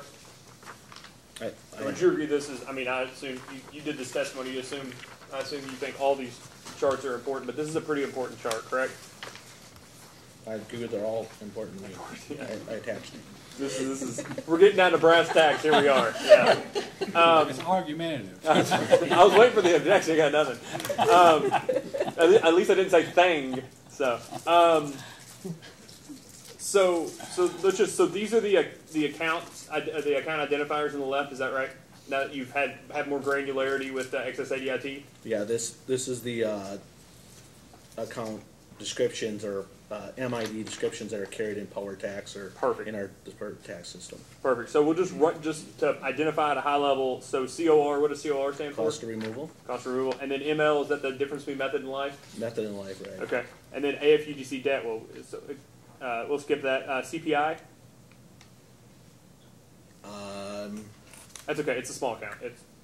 We'll just stick to the high things here. So historical other, that's just different. Is that just depreciation differences? Yes, it's catch-all, like for example, tax interest and overheads and those kinds of things. Okay. Intercompany adjustment? The differences of money moving back and forth between American Water and Kentucky American? No, it would probably be more likely benefit capitalization calculation. But it's a small amount again, right? And then non-tax CAC? Contribution in construction. Okay. Then repair? And that 481's the Treasury code amount at 481A? So a 481A adjustment is the adjustment you get when you make a method change, and you do a one-time correction to get your balances in line with as if you had followed that method over time. And is 481, like, does it identify a Treasury regulation? It's or Internal Revenue Code. A code section. Great. And then repair ML is repair allowance for the method life differences? So, right, it's parts of the repair deduction that could be considered method life because you originally claimed depreciation deductions with really under 168 of the, right. Okay. And then tax repairs, that's pretty obvious. Yeah, and those then, are just pure 162. And then taxable contribution to construction, right? So the next column though, you walk through. So a Y, you get this right. Y is you are taking a very firm position that you believe that is protected under the Tax Cuts and Jobs Act, correct? In that next column? So the next column is whether, yes, a Y would mean that I'm fairly firm that the IRS would likely rule that that would be subject to normalization. A question mark means that it's probably a question we'll pose in this open period to ask the service, or I'm aware of a ruling request that's out there that's already been submitted or something like that. And then, so Y means you're fairly certain. Y question mark means you think, but it probably would be prudent to, in your opinion, this is your testimony, I'm just paraphrasing, I'm not stating it, but a Y question would mean that you think it, but you don't know for sure. Maybe check. And then N means you don't believe it's protected. That's correct. Okay, perfect. That's all the questions I have, Mr. Wiley. Thank you. Thank you, Chairman. No. Mr. Penny, questions? Yes. I guess it's still afternoon, so good afternoon, Mr. Wilding.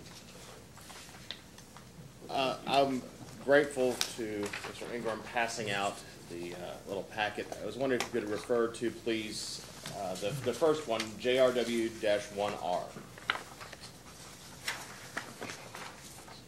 Sure. And their columns are titled gross and net. And assuming that they may not have their normal meaning, because sometimes definitions have a different meaning in utility law, can you give us define the terms for gross and net as used in this schedule? So net is an after-tax amount. Okay. And gross is it's essentially grossed up to its pre-tax equivalent to put into a regulatory liability. Okay. And then, how will Kentucky American record their amortization of the excess ADIT for both federal and state? Is it a one annual journal entry or monthly entries across the year? It's monthly throughout the year.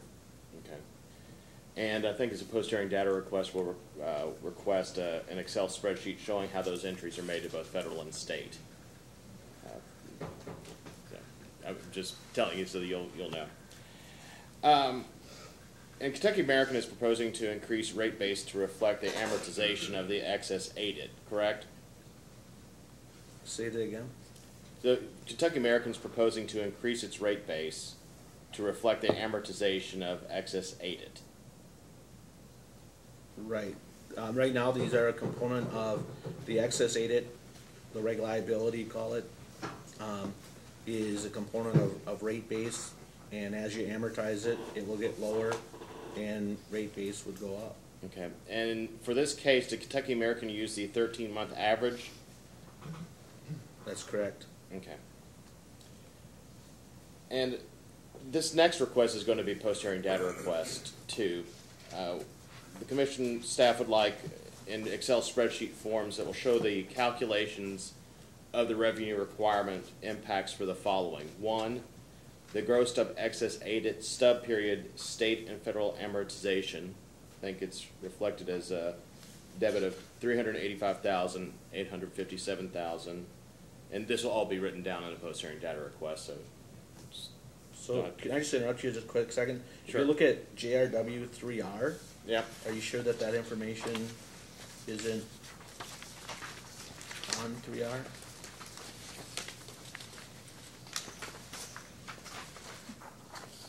One second, please. And I apologize too, I know that you just got this with rebuttal too, so I understand.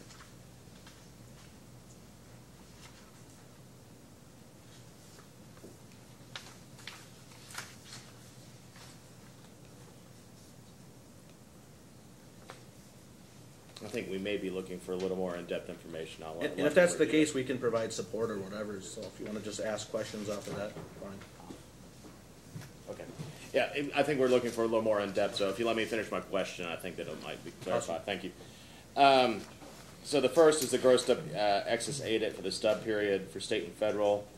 It'll be the excess ADIT state amortization, the excess ADIT federal amortization, and the spreadsheets should show separately the rate base and income tax expense impacts of the adjustments, and also separated for excess ADIT for federal adjustments into protected, repairs, reduction, protected, and the unprotected. So it'll be more artfully said probably in the post-hearing data request, but we'll get it to you. And does Kentucky American separate the state amortization of excess ADIT between protected and unprotected? So the rules that protect or subject the ADIT balance to the normalization rules doesn't apply for state taxes, so none of the state excess would, as my testimony says, it would not be treated as protected underneath the federal law. Okay. And forgive me if you answered this before. I know Mr. Chandler asked some questions about ARAM, but humor me for a second. Does Kentucky require that ARAM be used to amortize any of the state amortization of the excess ADIT? Kentucky, the state tax law? Right. Okay. No, they don't conform to that provision of the federal code. And have you quantified the financial impact to Kentucky American if the commission does not amortize the excess aided for the stub period over 3 years as proposed by Kentucky American? I believe I kind of provide that on 5R. Okay.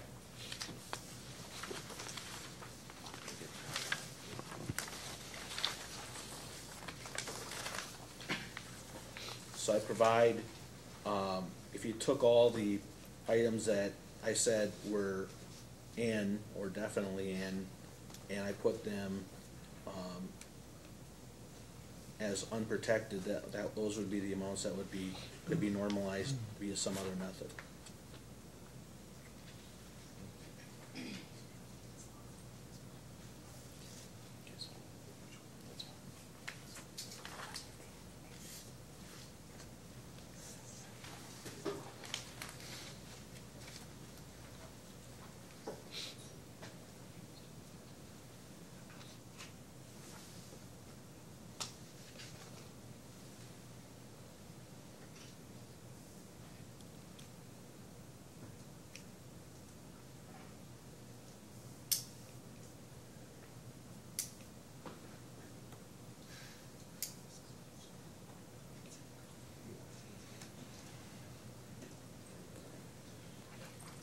I apologize for the delay.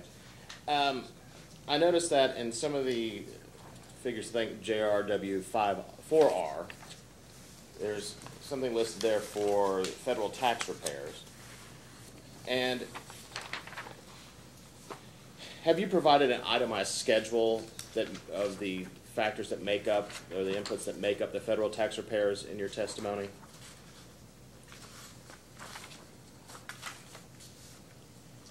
So, I don't really understand the question. Or have you provided an itemized schedule of the items that make up the federal tax repairs for excess aided?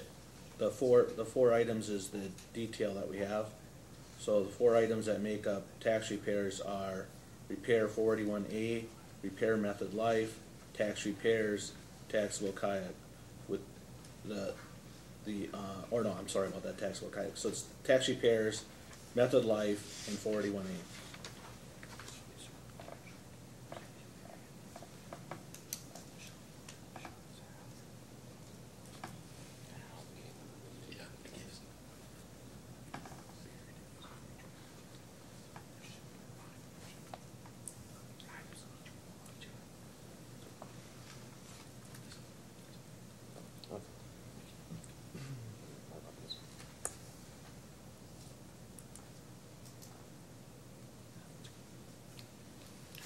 No further questions, Your Honor. Commissioner Cicero? I have no questions. Commissioner Matthews? I don't have any questions. I have none. No redirect, Your Honor. May this witness be excused? Yes, Your Honor. Sir, you may stand down and you're excused. Thank you. Call your next witness. Next witness is Rob Lustig.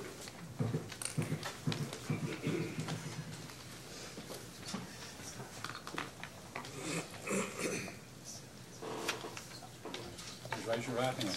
You solemnly swear or affirm under penalty of perjury that the testimony you're about to give will be the truth, the whole truth, and nothing but the truth? Yes, I do.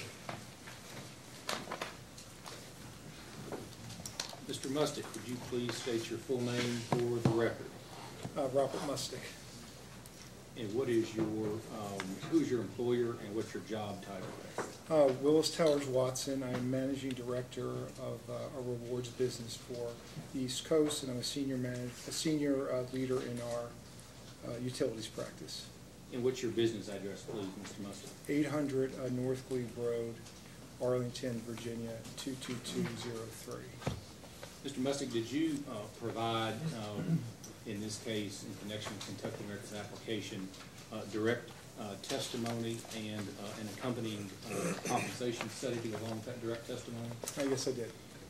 Were you also the identified responsible witness for some data responses that had been filed in this case? Yes, I was. And did you also provide rebuttal testimony on behalf of Kentucky American Water in this case? Yes, I did. If I asked you the same questions in those 2 pieces of testimony and in those data requests which you responded, would your answers be the same? Yes, they would. Mr. Mustick is available for cross, Your Honor. Mr. McNeil, it's your turn. Your Honor, it's my turn, but I have no questions for this witness. Thank you. Okay. None from Kentucky, none from Lexington Fayette. Mr. Penny, questions? There's just a few, sad to say. Still, actually, no, the clock's wrong. Good evening. Good evening. Could you refer to your rebuttal testimony, pages 3 and 4, please?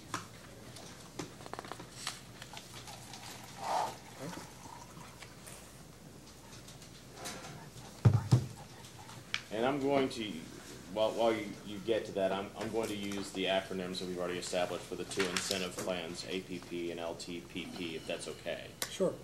All right. And generally in your rebuttal testimony there, you state that the benefits of successes of each type of plan, the APP or the LTPP, cannot be specifically measured. And if that's true, what metric is used to determine that the benefits do exist and benefit shareholders and customers in equal ways? I didn't say they couldn't be specifically measured. I said they couldn't be like traced back exactly like to a customer benefit or to a shareholder benefit. But however, these metrics though are good indicators of how well customers are being served or how financially efficient the organization is. Okay, so when you say they can't be traced back, is there a way to ensure that the benefits, though, are appreciated equally by both shareholders and customers? Yes, because it's really a sort of a balanced scorecard where 50% of the metrics are on customer and operational, and 50% are on financial. So there's a balance, and then when you look at the shareholders, it's on the shareholder and financial metrics. But inherent in that is the if the customers aren't satisfied or there's not reliable service or the quality, there are issues, that will translate into financial performance also. Okay, so they are complementary. All right. And Mr. Rowe touched on this, and if you want to go into a little more in depth, but I think that you've indicated that the APP is integral to acquiring and retaining well-trained and dedicated employees. Do you think that there are other methods, such as increased base pay, that could be used to the same effect? Base pay can be used to get the compensation in the range of being competitive. Right now, without the performance plans, it's not competitive. But what happens is, we know from our studies that pay for performance is very important to employees. It affects engagement. So having that element as part of the program, besides being a really good management tool, is very important for employees to realize that there's a correlation between their performance and pay.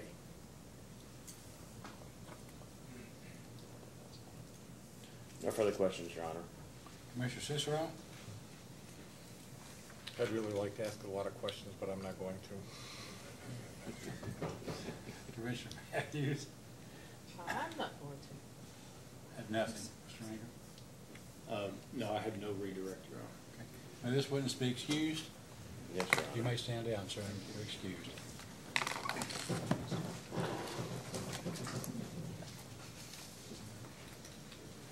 Our next witness, Your Honor, Mr. Kirk Kogler. Mr. Copeland, please raise your right hand. Do you solemnly swear or affirm under penalty of perjury that the testimony you're about to give will be the truth, the whole truth, and nothing but the truth? I do. Mr. Kogler, would you please state your full name for the record? Yes, it's Kurt M. Kogler. And could you please state your job title and your employer? Yes, I'm the Human Resources Director for American Water.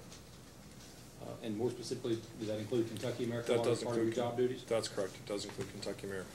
And what is your business address, Mr. Kogler? 2300 Richmond Road in Lexington. Mr. Kogler, did you file direct testimony in this case? I did. Did you also file rebuttal testimony in this case? I did. And were you the witness identified on several data responses that Kentucky American has filed in this case? That's correct. Now, did you also, after Mr. Kevin Rogers' departure, adopt certain portions of Mr. Rogers' testimony and some of the data responses for which he was a responsible witness? Yeah, that's correct. If I were to ask you the same questions in your direct and rebuttal testimony, in those portions of Mr. Rogers' testimony that you adopted, and also in the data responses for which you are responsible, including Mr. Rogers'. Would those, would your answers today be the same? Yes, they would. Mr. Kogler is available for cross, John. Mr. McNeil, questions? Your Honor, I have nothing. Mr. Osterlo? Thank you. Mr. Kogler, Brent O'Neill mentioned your name, that you may have some information related to a few questions that I have, so I'm going to ask you those. Okay. Following the acquisition of the North Middletown system, do you know if Kentucky American retained or hired on any of the City of North Middletown operational employees? We did not retain. There was one employee that was at North Middletown, and we did not hire that individual. Okay. And I've seen some information in the case, I think it was part of the base period update, suggesting that there was an operational employee there in North Middletown. Is that correct? Yes, there was one person. And that individual is allocated 60% to the water operations. Is that right? I'm not familiar with the allocation exactly. Okay. In other testimony and information that was provided, it was suggested that there may be another employee that Kentucky American is actively recruiting that would serve both the Southern Division or Eastern Rockcastle system as well as Kentucky American's operations in North Middletown. Is that a second employee, if you know? In other words, the first one that's already being retained, is there another employee that's going to be hired? Well, we did not retain the first one. So there was one position that was included in the exhibit for the head count for Lexington that relates to the North Middletown East Rockcastle. Okay, so that employee is not yet hired? Correct. We're interviewing for that right now. Okay. And then, okay, thank you. That's all the questions I have. Mr. Penny, questions? Just a few, Your Honor. Thank you. In your rebuttal testimony, you state that Kentucky American has been and continues to take steps to manage the cost of retirement benefits. Do you have an estimate of what the total financial impact of those measures may be as compared to 2015? Let me see if I can find anything. Otherwise, I know Mr. Pelleck put together a lot of the financial exhibits, so it may be a better question for him.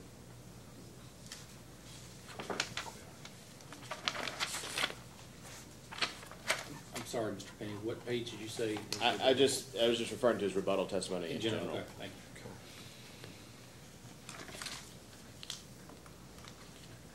But, you know, don't need to search. If you don't have the emphasis, we'll ask the question of Mr. Pelleck. Okay, that would probably be best if you can't cite a specific thing. And also in your rebuttal testimony, you mentioned the Commission's 2018 decision in the Duke Energy case. And in that case, Duke Energy specified that it was transitioning from a defined benefit plan to a more defined contribution type plan. Has Kentucky American done anything similar aside from the lump sum payouts in 2014 and the ones that are also, I guess, were introduced in 2019 as well? Well, I mean, I think earlier back in the early 2000s, there were steps taken on the retirement plan to control costs. So the plan was frozen. So after 2006, no further employees had entry into the in the defined benefit plan. Also, there were some formula changes in 2001 and 2006, depending on if you were in the union or the non-union group. And then after 2006, employees that were in the defined benefit plan that also voluntarily contributed to the defined contribution of the 401k plan, they participated at a lower matching level than employees that came in after 2006. So those are some steps that were taken.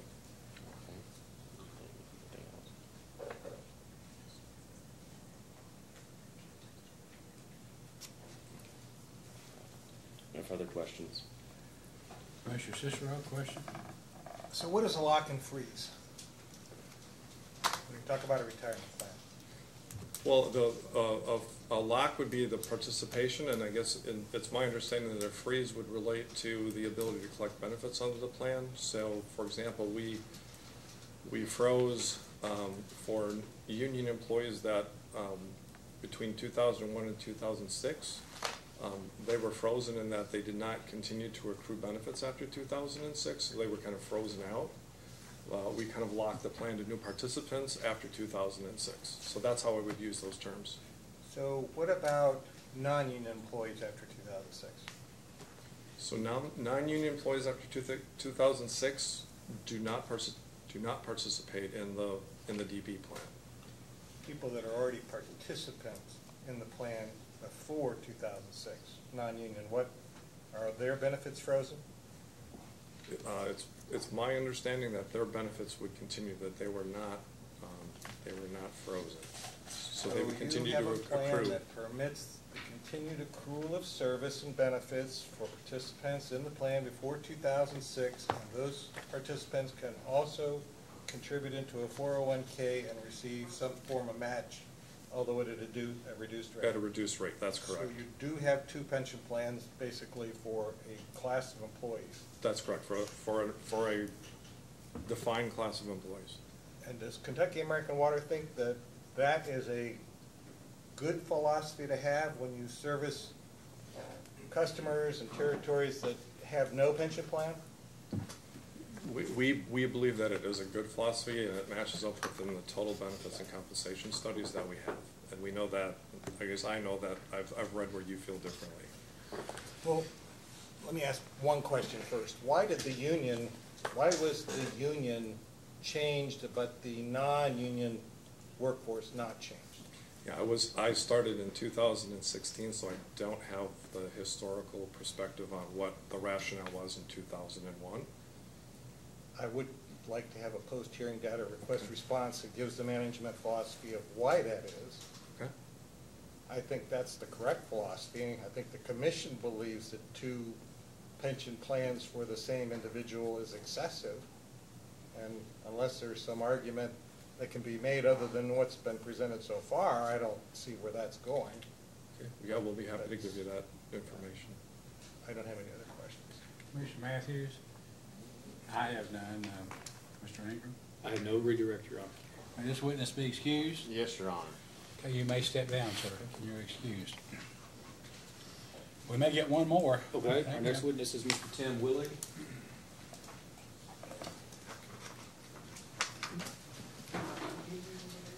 Mr. Willig, please raise your right hand. You solemnly swear or affirm under penalty of perjury that the testimony you're about to give will be the truth, the whole truth, and nothing but the truth? Yes, I do. Please be seated. Mr. Willig, could you please state your full name for the record? Timothy Willig. And could you please identify your employer and your job title? Willis Towers Watson. I'm a senior director and actuary, and I run the actuarial services for the East Region for our health and benefits practice. Okay, and what is your business address, Mr. Willig? 8 Campus Drive, Parsippany, New Jersey. And did you file in this matter direct testimony in November along with Kentucky American's application? Yes, I did. And were you also identified on some of the data responses that had been provided during discovery in this case? Yes, I was. If I were to ask you the same questions in your November testimony and in your data requests for which you are responsible, would your answers be the same? Yes, they would. Mr. Willig is available for cross. Mr. McNeil? No questions, Your Honor. You know, your leaving didn't help much. He didn't. He's still not asking. He hasn't taken the bait here. We're trying. Mr. Osterloh, Mr. Gardner, questions? Mr. Penny? Just a few. First of all, before I get to it, is BenVol an acronym for something that I should know? I've not been able It's to our find. benefits valuation tool. All right. Yes. Thank you. I didn't know because I just learned about the Nessie curve this morning after the Loch Ness Monster. So in your testimony, you state that in the process of conducting the study for Kentucky American, the BenVol system looks at 850 U.S.-based employees across multiple industries. I ask, would you please look at the chart that you included on page 3 of 4 of your direct testimony? I have it. Okay, thank you. And this compares Kentucky American's cost sharing to other industries, according to BenVol. In your testimony, you state that while the employee cost share of dental benefits is below both medians, it is a relatively small portion of the total package. So for that chart, which specific benefit comprises the largest financial share of the total benefit program for Kentucky American? Well, the two largest would be medical and the retirement programs. Dental is the smallest. And do you happen to know off the top of your head the percentages for each of those? I don't know that, no. And then how do levels of benefits not included in base pay comparison table comparative values for the full database as the industry subset? Are they lower, higher, comparable in terms of like long-term disability, sick leave, short-term disability, all the other kind of numerous benefits? I'm sorry, was the question about the base pay? The levels that are not included, the benefits that are not included in the base pay. Oh, the disability, long-term disability life insurance is a very small percentage of the total. Okay. And then when you were comparing the benefits for Kentucky American, were you looking at just national medians, or were there other levels such as geographical regions, states, or even smaller locales taken into account? For this study, we did not look at smaller locales. We looked at the entire database and then a subset of similar type companies. Okay, but nothing like regional to around Kentucky or anything. Yeah. Are you capable of doing such a comparison? Okay. And then, hopefully this is the final question for me, but you say in your testimony that Willis Towers Watson has serviced approximately 100 utilities in the U.S. just within the last year. Even though Kentucky American is a utility, it's not an energy provider. Was there not a sufficient subset of data in the Benval system to produce median values for a water provider industry?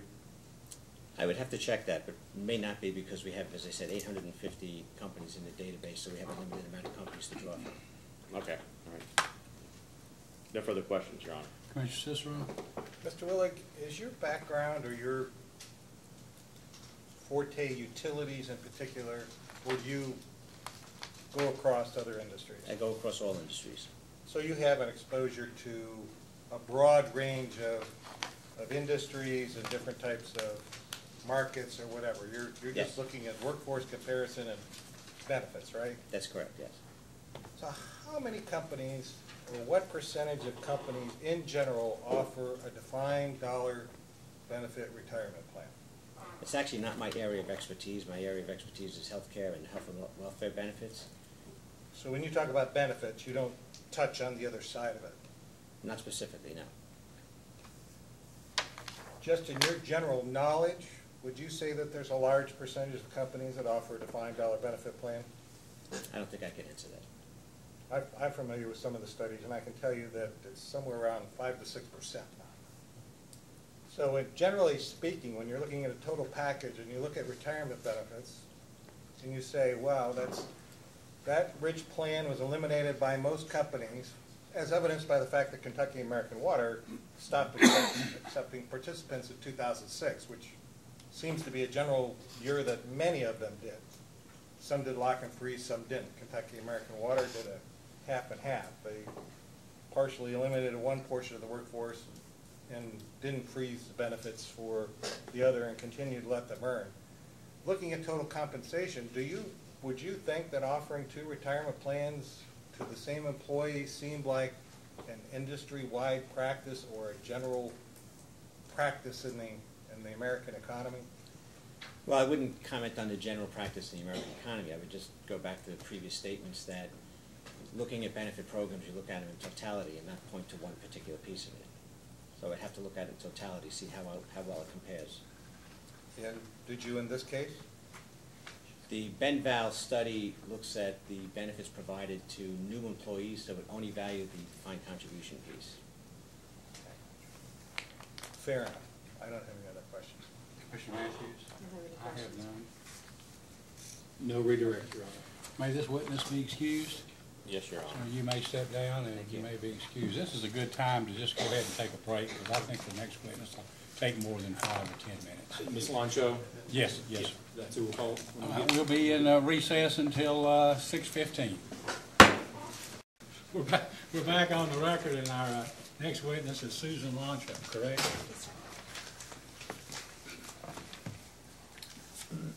Please raise your right hand. Do you solemnly swear or affirm under penalty of perjury that the testimony you're about to give will be the truth, the whole truth, and nothing but the truth? Thank you.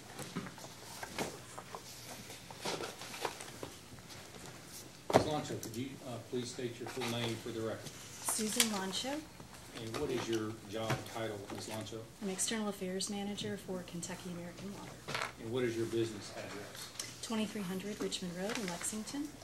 Is it, you've not filed direct testimony in this case? I have not. You've not filed rebuttal testimony? No. And you're not the responsible witness for any of the discovery that's being produced in this case, correct? That's correct. Is it your understanding that the commission has some questions for you or a Kentucky American representative related to Kentucky American assistance to low-income customers? Yes. Is one of your job duties at Kentucky American to oversee and administer Kentucky American's low-income assistance program? Yes. Ms. Loncho is available for the commission's questions, Your Honor. Ms. Loncho, the commission recently in some other cases, electric utility cases, learned, I guess for the first time, since we've only been here for 2 or 3 years or so, that there are these low-end programs for assistance, to give assistance to low-income households, are often much different from company to company. And some are all company sponsored, some ratepayers involuntarily contribute, some are voluntary and half involuntary. And so I ask your employer, through Mr. Ingram, if Kentucky American could present someone who could discuss your program so that we could get some information about it. It may be that there's a lot of information here in the Public Service Commission annals about it, but if there is, we can't find it. So, anyway, can you tell us what programs does Kentucky American Water Company have to assist low-income households in paying for water? Sure. Our program is called the H2O, Help to Others program. We started about 19 years ago. At that time, the program was under the name Water for Life. We changed the name of the program a few years later. In the beginning, it was administered by the Community Action Council based in Lexington. In 2014, the administrator changed to Dollar Energy Fund. Okay, so what energy fund? Dollar Energy Fund, and that's a nonprofit that specifically works in the back office functions of hardship programs across the country, and some of our sister companies use that administrator as well, but they work in concert with community-based organizations here in the Kentucky area to administer the program. So the community-based programs, or agencies rather, serve as the intake sites for the customers who need assistance, and then that back office functionality, the processing of the grants to those customers, is conducted by Dollar Energy. The company today provides $62,500 of shareholder dollars to that program each year. Customers may also contribute to that program on a voluntary basis through their bills, or they can also contribute online through an online website. I noticed, I'm a Kentucky American customer myself.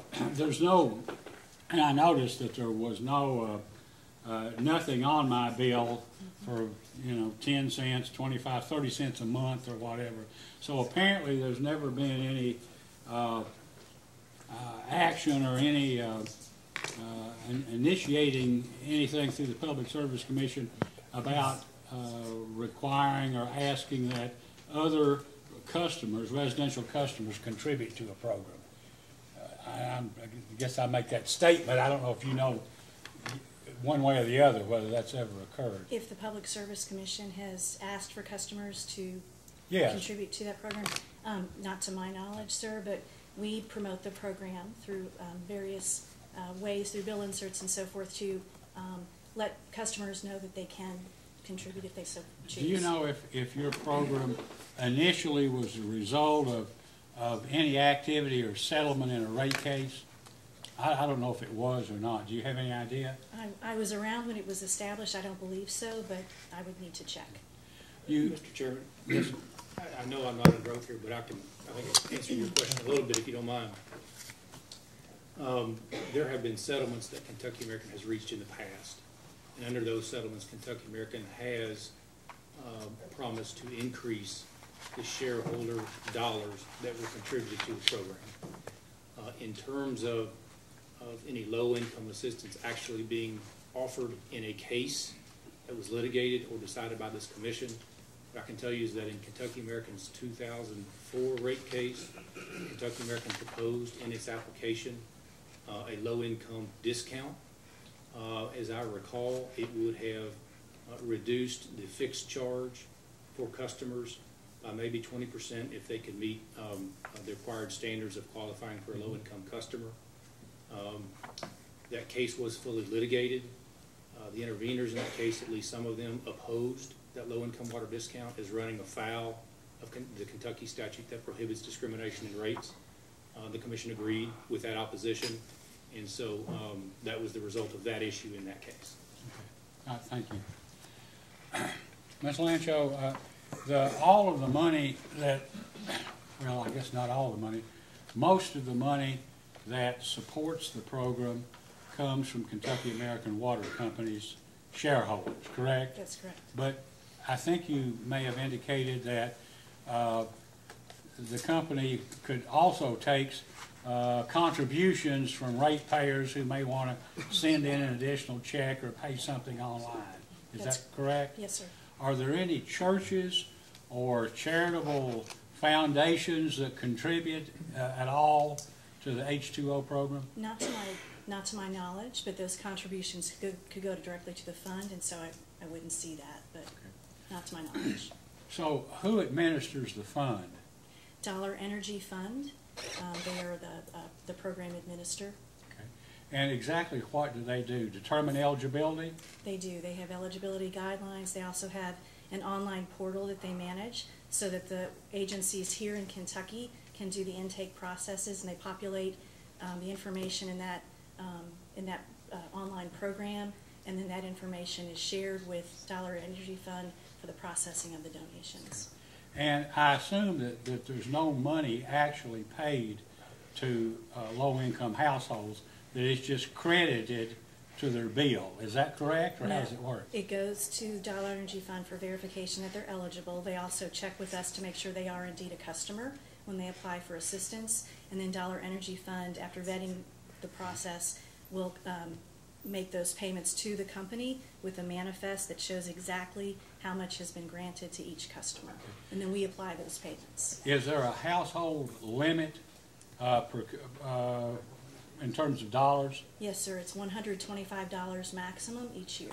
Each year? I'm sorry, $125 is the maximum per grant, and they can receive one grant per year. Now, at the end of a year, is the household, a household would say, participated in the program in 2018. In 2019, are they automatically considered for eligibility again, or do they have to sign up or reapply? They would reapply for assistance if they need it. And do you know about how many people apply, or what the ratio is of participants to applicants? I do not. Okay. So the only people that would know that would be the program administrator? I believe so. Would it be possible for you to ask at some point?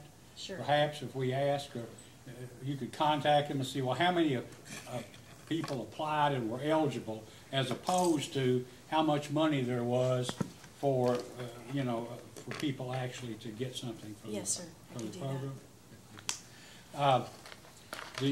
Does Kentucky American Water have a memorandum of understanding or some type of contractual agreement with the program administrator? We do. And under the terms of the memorandum of understanding or agreement, I assume that it has a term. Do you renegotiate that? Is it something that? Yes, sir. We review that annually. Okay. And how are the administrative costs determined? Is that set out in the memorandum? It is, and we have. It's approximately around 7 to 8% for Dollar Energy Fund, and then the participating agencies receive $5 per transaction that are processed as kind of a courtesy for them participating in the program. So it's 7 or 8% administrative cost plus the $5 for filling out the application or doing something. Right. The agencies that participate receive access to that online portal that I mentioned, and then Dollar Energy Fund will train their employees to be able to use that online portal. So all of that time that those agencies are spending training and so forth, and then actually doing the transactions is, I think, considered in that courtesy fee back to them. Can you tell us the names of some of the local agencies who participate? Sure. Yes, sir. It's Catholic Charities, Lexington Senior Center, Meeting the Needs in Owen County, the Northern Kentucky Community Action Commission, Owen County Health Department. Those are a few. And really the number of those is limitless, really, because it's a matter of getting additional agencies to participate in the program. The idea and the beauty of this, I believe, is that while Dollar Energy Fund serves as the back office administrator, we want to make it as convenient as possible for our customers who need assistance to apply for assistance. So if we can have more participating agencies throughout our service area, it's my opinion that makes it easier for them and more convenient for them to reach out to somebody that can help them. Is there I know Kentucky American operates in a number of counties in Kentucky. Is there something like a number of slots or participants allocated for each county, or is it just on first come, first served through Dollar Energy? We don't have a designated number of spots. Certainly with most of our customers being in Fayette County, we see that most of the grant recipients each year tend to be Fayette County customers. The selection of the people who are eligible to participate, who in fact are selected to participate, that is through the program administrator rather than Kentucky American Water? Yes, sir. We discussed those parameters, and they gave us guidance on what they see with other utility programs across the country, and so we agreed on what those would be. We receive information from the customer that completes that information that they need to make that determination. At this point, for instance, customers who are eligible they can be eligible at or below 200% of the federal poverty income level. That used to be 150%, and we found that when we first started the program with Dollar Energy for a couple years, there was money left over in the account at the end of those years, and so we discussed that, and the purpose of the program is to have funds to help people in need. And we felt like in various discussions, there were more people out there in need, but they were making a little bit more than that 150%. And so we broadened the reach of the program, if you will, and went to 200% so that we could assist more customers. Would Kentucky American be willing to provide us a copy of the agreement or the memorandum that you have with your program administrator, yes, so we could look at it? Yes.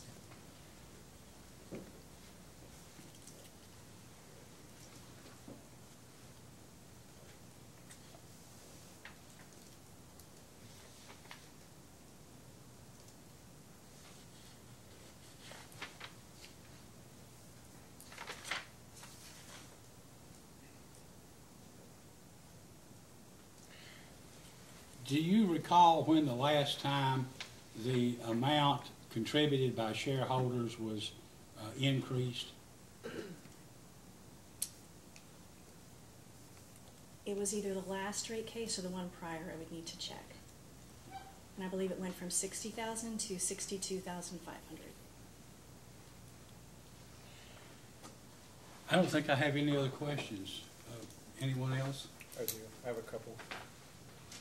So the balance was left over a couple of times, and that's when you increased the percentage to 200%? Yes, and we rolled over the fund is set up so that if the dollars are not used within a program year, they roll over to the next year. So they never revert back to the company? Pardon? They don't revert back to the company? No, sir. So I noticed that one of the participants you mentioned was Northern Kentucky Community Action Council, and I'm trying to see on the map here how Kentucky American Water services Boone, Kent, or Campbell County. How do they participate if they have no, if you have no consumers in that territory? Or what is a territory considered for Northern Kentucky? Right, well, we have some customers in Grant County, some in Gallatin, so we were looking for agencies that might be in the vicinity. If someone works in one area or they're, for whatever reason, they're in that area, they could be an intake site. So the idea is that we're trying to make as many sites available as possible within our service area as well as on the fringe of it to make it convenient for people to apply. But Kentucky, or the Northern Kentucky Community Action Council only receives the $5 per applicant. If they conduct a transaction. Right, but I mean, they don't receive any other. No, no. I'm curious what the percentage for the administrative fee was under the Community Action Council before it became the $1 energy fund. I don't know what they used the last year they had the program, but it was up to 15%. So it was 15% prior to It could be up to 15%. That was the agreement, which was another reason why I felt like this program was a good one. Okay. I don't have any other questions. Anyone else? I do have a couple questions. Thank you, Chairman. Good afternoon, Ms. Lancho. Lancho? Mm-hmm. Lancho. Thanks.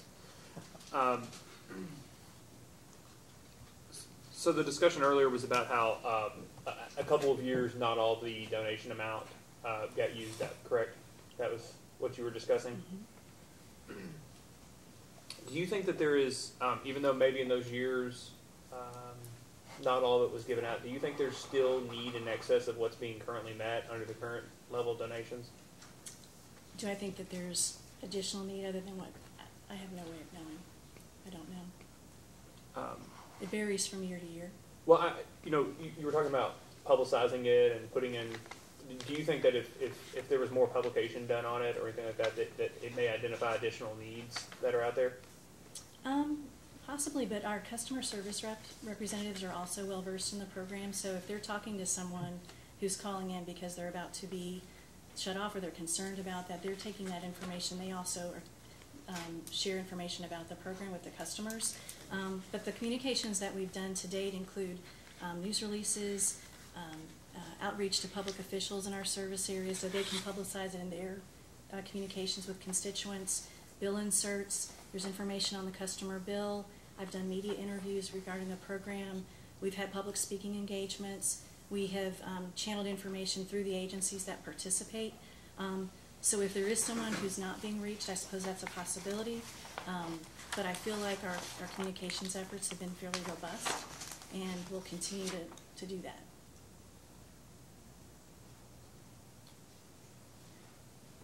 Let me ask a question while he's thinking. Have you ever turned anyone away? Sure, if someone doesn't meet the guidelines. Well, I mean somebody that qualifies, but there's no money left. We did have that experience last year in the third quarter.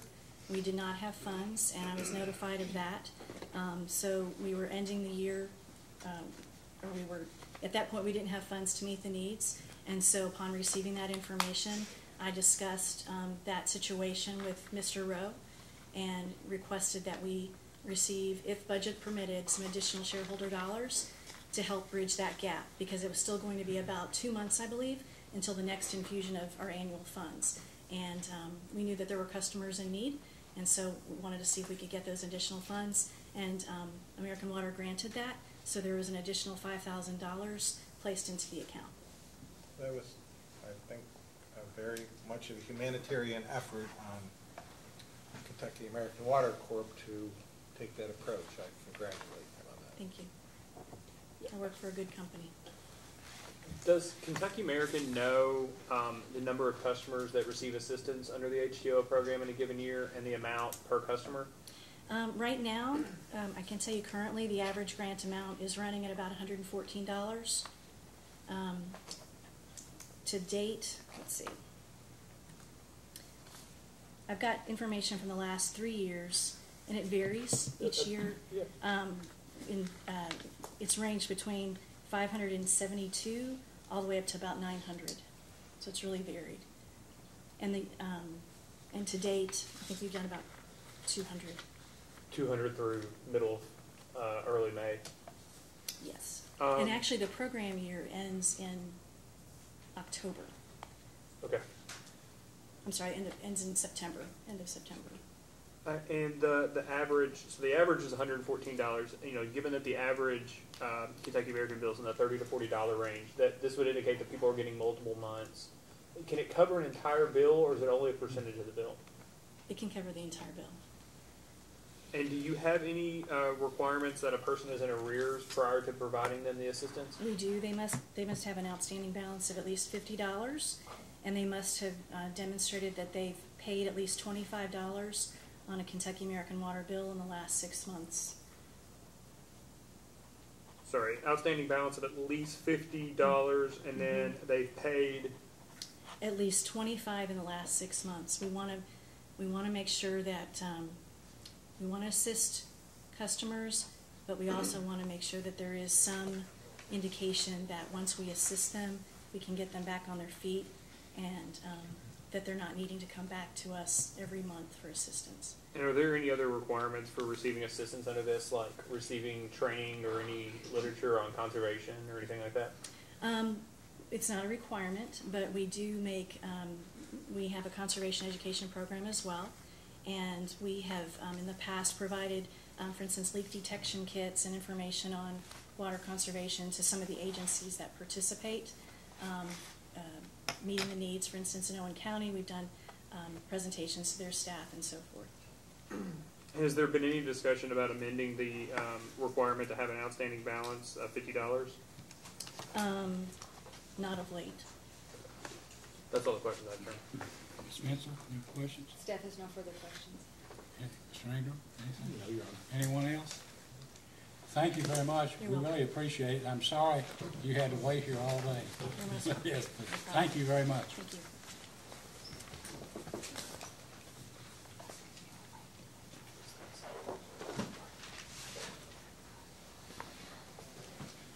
You have to call your next witness. Mr. Pat Barrenbrook.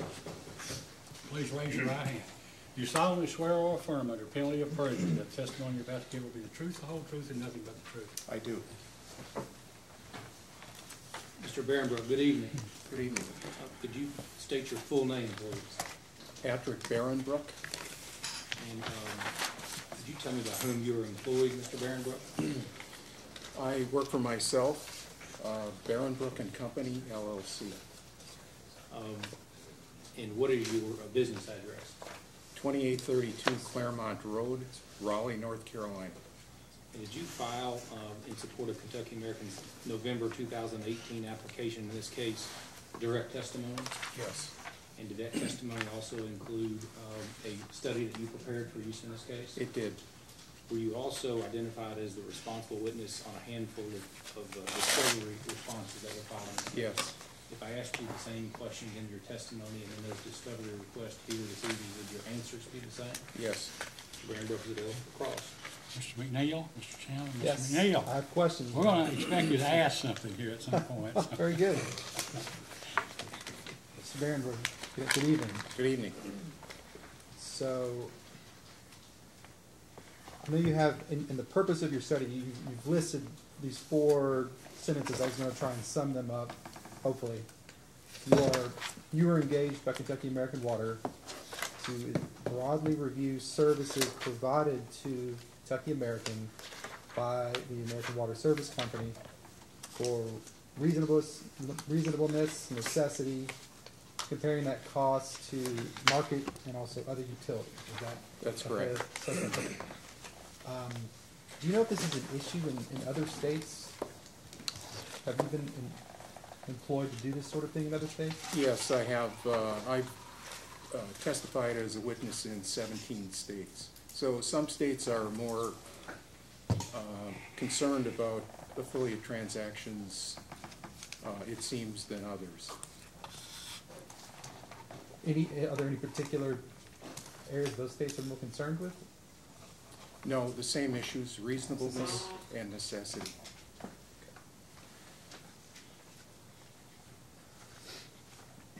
And so, sort of the base conclusion your study comes to is that Kentucky American has saved its ratepayers approximately $3 million through using the service company for certain services, is that right? Yes, but let me put it a different way. One of the questions, one of the 4 questions that you mentioned, looks at whether the services provided by the service company to Kentucky American are priced at the lower of cost or market, according to the NARUC guidelines.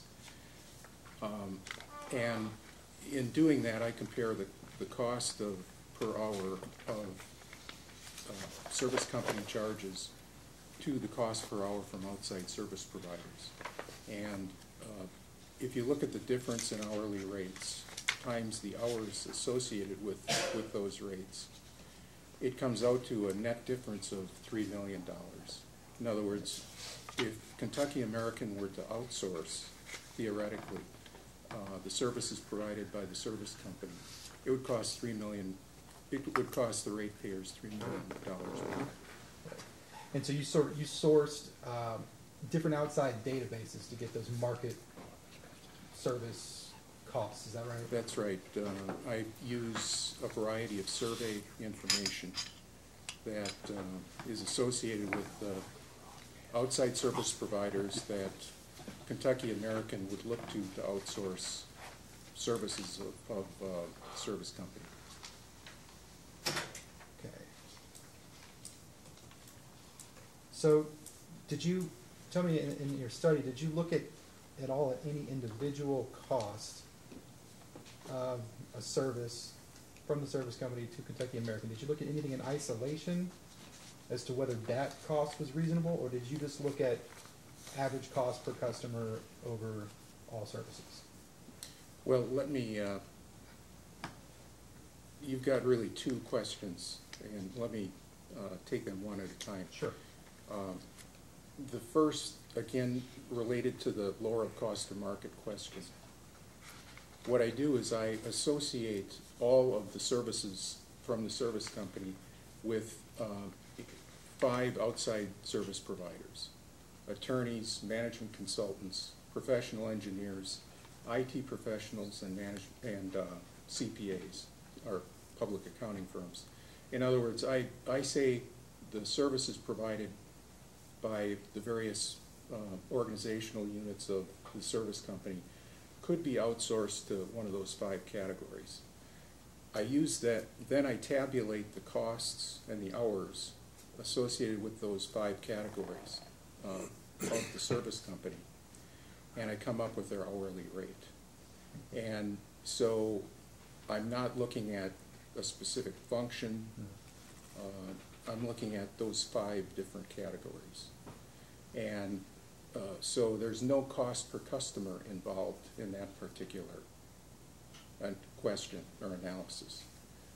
I do have other costs per customers that are associated with 2 of the other questions. One are total service company A&G charges, and the other is customer account services per customer,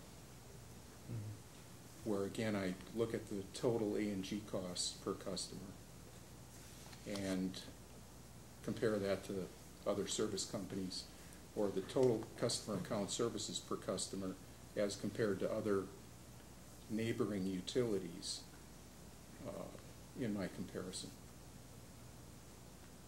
And you use the account services cost because those are roughly similar across different types of utilities, is that right? That's right.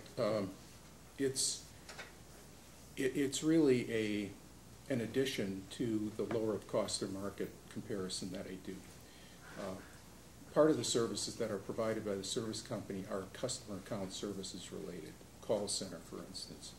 And it's very hard to get publicly available data on a cost per customer or whatever that you would have to pay an outsourced service provider for that. So instead of making a comparison to an outside service provider, I make a comparison to other utilities for their cost per customer.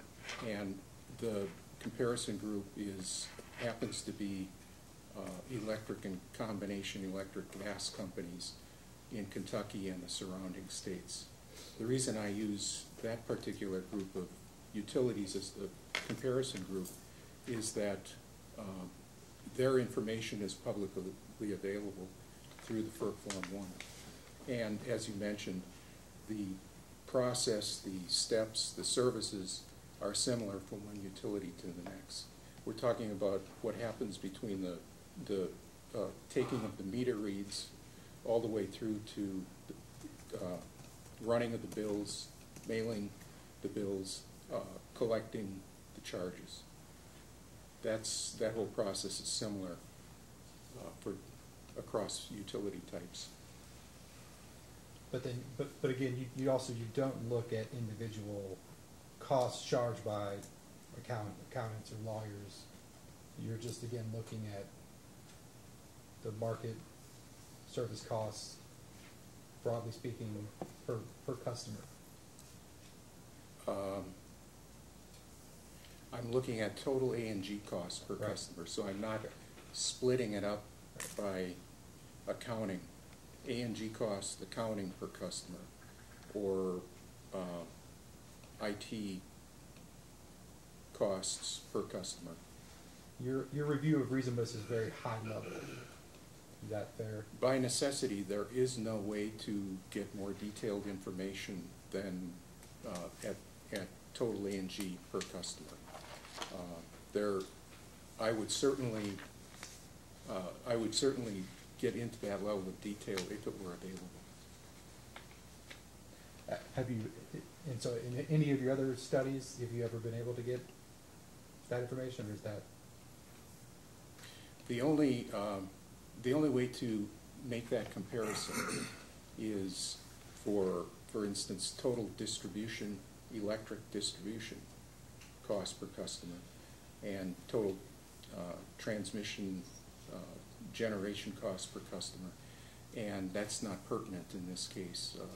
It's a different service type and isn't relevant. But again, that data is available from the FERC Form 1, and it's just not relevant to a water company.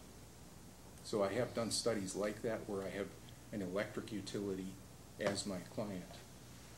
But again, here there's no data available.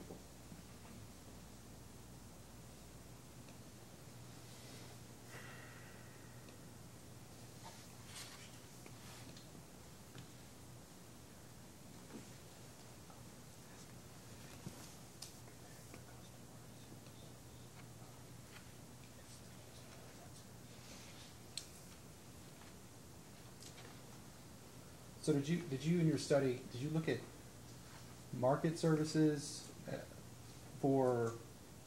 as a comparison to internal employee costs at all?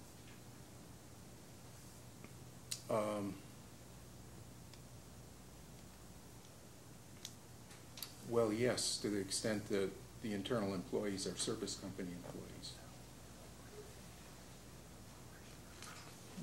What about employees and operations for the service company? Internal labor? No, my focus was on affiliate transactions. Service company charges to Kentucky American. I did not look at charges or the labor costs for Kentucky American employees. It's not an affiliate transaction.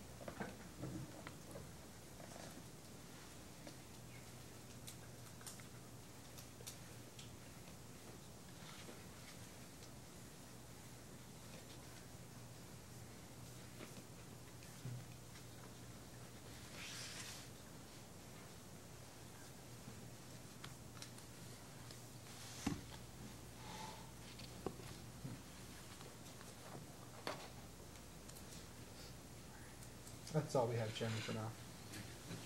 Yes, Your Honor. Thank you. Good evening, Mr. Barronbrook. Good evening.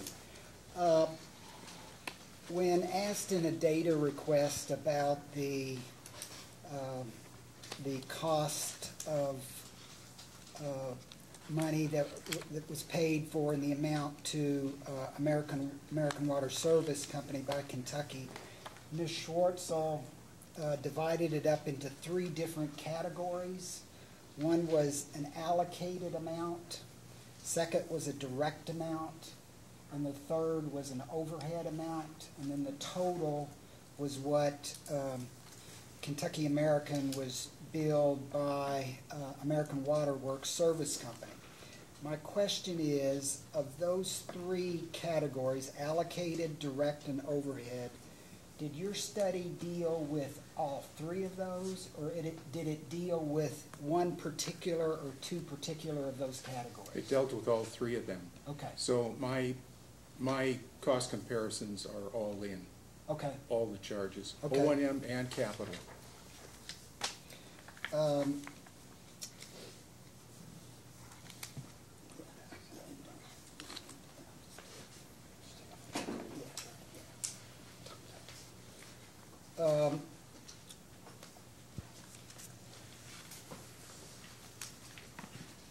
Sorry, Grant Roach. I was gonna ask if you were gonna ask. I jumped the gun, my apologies.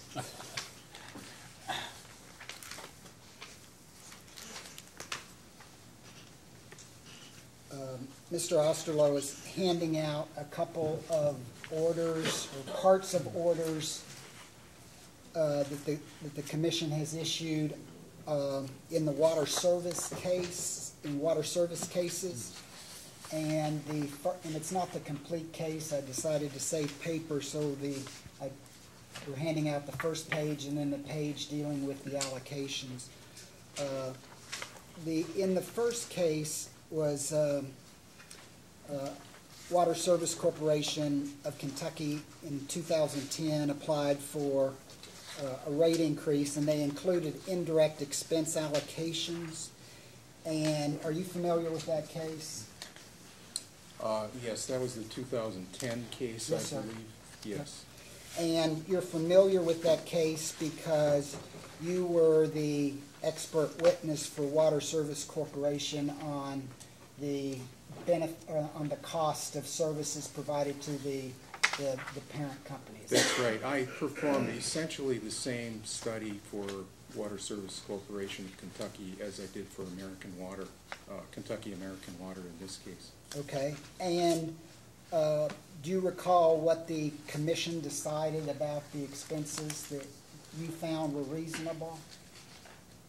Yes, they felt that the case for reasonableness and necessity wasn't made with my particular comparison. And it's, as I recall, there were two issues that they had associated with that case, with my study. One was that the comparison group for my comparison of cost per customer had comparison group companies that were larger, much larger than the parent company of Water Services Corporation of Kentucky. That's Utilities, Inc. I'll call them UI. And the second issue that they had was that the comparison group didn't contain water companies. And of course, I respectfully disagreed with the rejection, because I still feel that the comparison was appropriate even for a company that size. The service company was delivering the same type of services, corporate services, to the Water Services Corporation of Kentucky as American Water Service Company does to Kentucky American. Didn't the commission also, just in addition to the reasons that you gave, weren't they also concerned about the lack of an independent review of the costs themselves by Water Service Corporation of Kentucky? Or do you recall?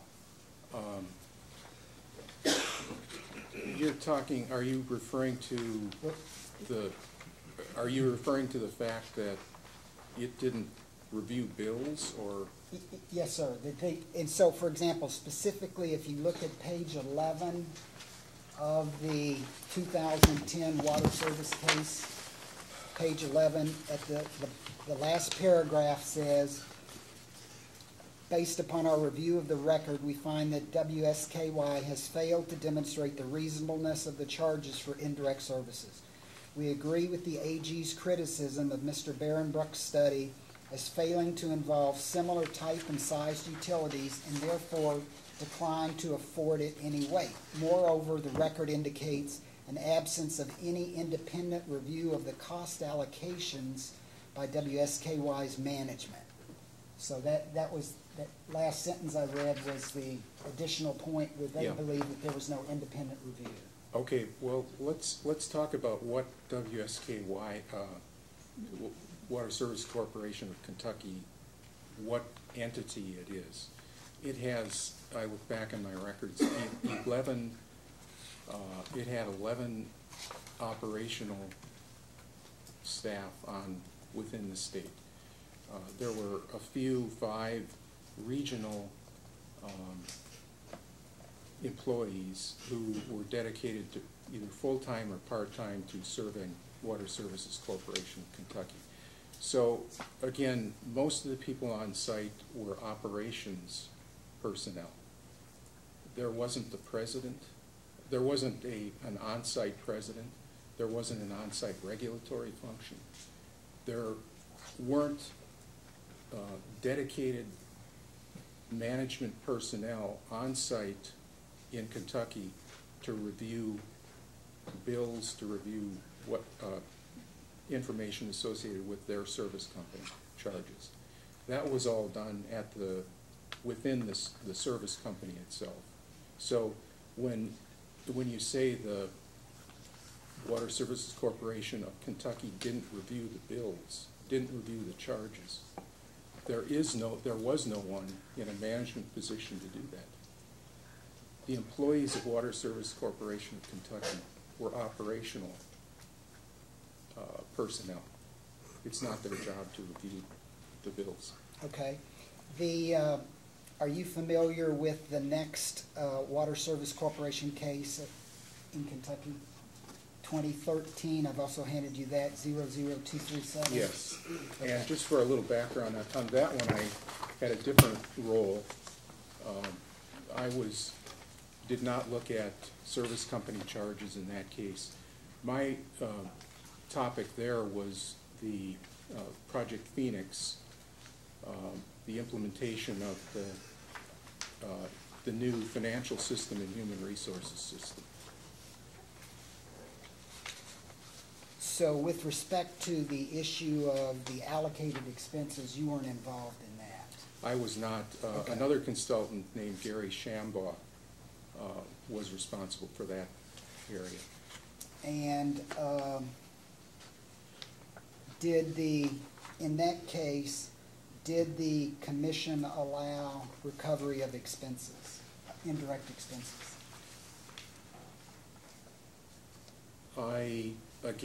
That wasn't my area, so I didn't track that. I don't know. So if you look to page 18 of that case,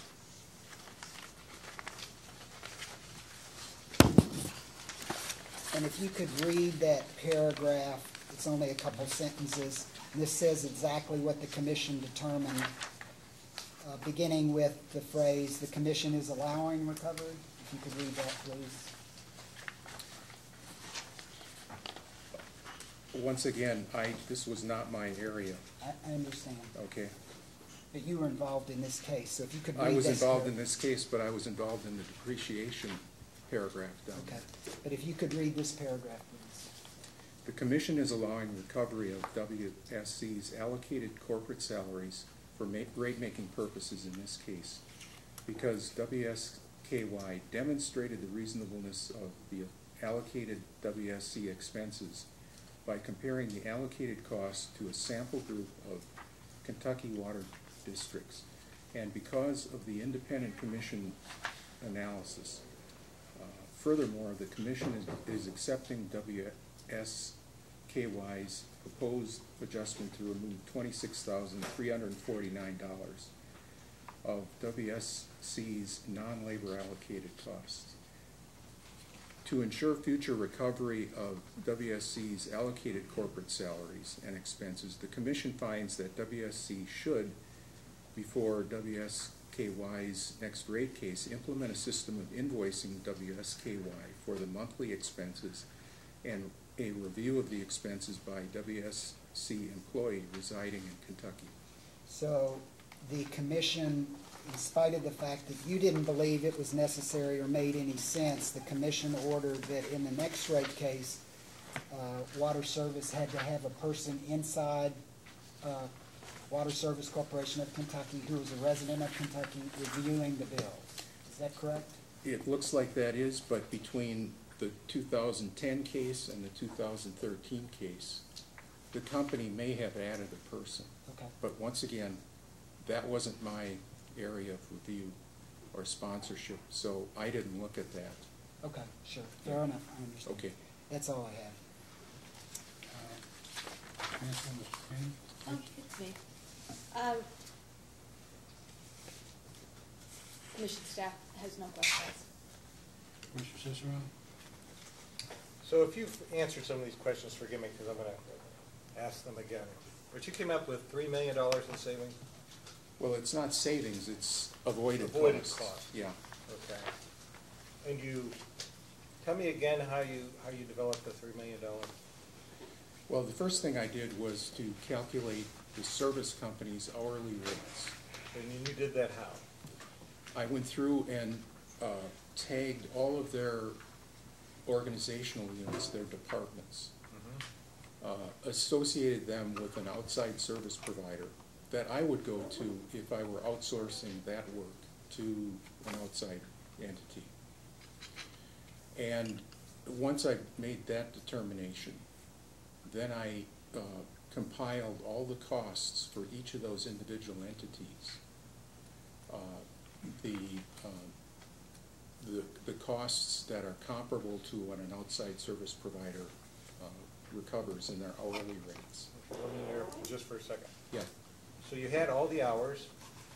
Yes. And I presume you just took a body, dollarized it times an annual, or not dollarized, but multiplied by the annual average hours per employee and took it times the number of employees, and that's how you came up with each department's hours? No, it was much more precise and Okay. detailed than that.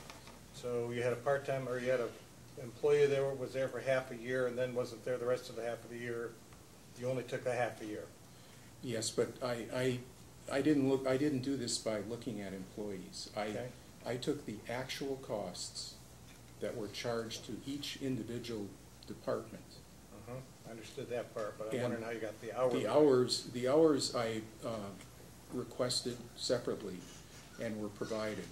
And they excluded non-productive time, unbillable time from the standpoint of an outside service provider.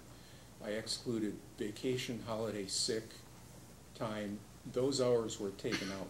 So the hours that I had left were hours that an outside service provider would deem to be billable to a client. And that was the denominator in the calculation of the hourly rates. So the dollars and the hours were tabulated independently. So if you excluded the benefit hours, vacation, whatever, did you exclude benefit dollars in calculating the rate? Absolutely not. I included benefit costs in my hourly rate calculation. So fully burdened, total dollars associated with a service corp, right? Well, it's fully allocated cost plus various overheads, rent, etc. Essentially what I do is I take the total charges, in this case $12.5 million, from the service company to Kentucky American. And that is the number that I use in my hourly rate calculation. I make sure that my calculations can be tied back to the total charges to Kentucky American from the service company. So you're taking the $12.5 million, you have various professions, you're identifying those out, and you're taking a rate. What do you use for a CPA rate? I have surveys, various surveys that I get information from. The American Institute of CPAs performs a survey every other year. and they compile the results by state, and I use the Kentucky version of that survey to tabulate my hourly rate. So in other words, what I'm trying to do is come up with an hourly rate for an outside service provider that's as local as possible to Kentucky American. Well, where I'm going with this is when you look at outside professional rates, typically the hourly rate billed, and I'm not sure whether you're using an average or what, but the rates can fluctuate depending on what level of years experience, and whether it's a partner, either in a CPA or in a law firm. Those rates are much higher. You could get to $600 an hour in a law firm versus you have a junior partner that might make $150. Yes, in my report, I calculate each of the outside service providers' hourly rates, and then in the case of CPAs, I make an assumption as to what percent of a project or a work assignment would be performed by entry level and then 3 levels up to partner, and then I take the survey rates for those various positions, and I come up with a weighted average based on the percentages of the hourly rates. So I'm trying to construct an hourly rate that's true and reasonable. Well, there's an awful lot of assumptions that go into any calculation where you're trying to make a determination of an hourly rate versus outside services. I understand you're trying to be scientific about it, but you know, even the $3 million could be way high or way low. I don't think there's any way to get validation of the number other than that you approached it from a scientific basis. Well, what I try to do is use, to the extent possible, publicly available data. I try to use relevant survey information and perform a reasonable comparison. In order to get more detailed information, it would take significant surveying, calling around, and in general, the approach that I've taken has been acceptable in most of the rate cases that I've been involved with. Well, and I'm not disputing that, but it's like everything else that comes before the commission, or many of the other issues that come before the commission. You can do dollarized cash flow. You can do all kinds of different methods. Yeah. The methodology is sound for whomever the witness is that's presuming to present it. I'm not saying that you're not using a sound basis for it. I'm just as how many employees would $12.5 million buy for Kentucky American Water located in Kentucky? If you try to convert the hours into head count, I think it's probably about 30 employees. There's 45,000 hours associated with the tested charges. And how many employees are currently located in Kentucky now that are working here in an administrative capacity? I don't know the answer. There are service company employees that are located here in Kentucky, but I don't know the answer to that. But the bigger issue is, or one of the issues is, logistically, you wouldn't want to all of a sudden set up 30 employees who used to establish 30 employees, hire 30 employees for Kentucky American Water to offset the work of the service company. That really couldn't be accomplished. Some of the service company employees, many of the service company employees' hours being charged to Kentucky American are part-time. They're not spending all their time on Kentucky American work. So you're sharing resources across the entire organization. Some of the hours are associated with supporting enterprise applications, the SAP system. So I understand fully. I used to work for a company that received all kinds of allocated corporate costs. And basically what it amounts to is that there's a certain amount of costs that have to be spread. And they all have to be spread because a service center is not a profit-generating unit. So therefore, it will never generate any coverage of whatever the cost occurrence is. And that means that for wherever the units are, they will receive a proportionate share determined by some methodology that says this is how I will allocate costs. And it could be a good method or it could be a poor method. But it's going to be whatever the corporate umbrella group says that we're going to allocate it. The local group does not get to make that decision. Mr. Rowe does not get to decide how much he will receive in terms of his allocated costs. It will be whatever the corporate structure says, this is your portion of it. Unless I'm wrong, maybe Mr. Rowe would correct me on that, but I believe that it's basically a top-down, not a bottom-up. Well, in my report, I've got some governance-related practices that are in place to make sure that Kentucky American does have some say in the charges coming down from the service company. Mr. Rowe is on the board of directors of the service company. He has an opportunity to review the service company's total budget and a portion of which Kentucky American would get. There are other review and approval processes in place to validate, verify, confirm the requirements of the service company's spend for the year. So it's not, in my opinion, and I've done 40 studies for American Water, it's not my impression that the charges are simply allocated without question to the operating companies.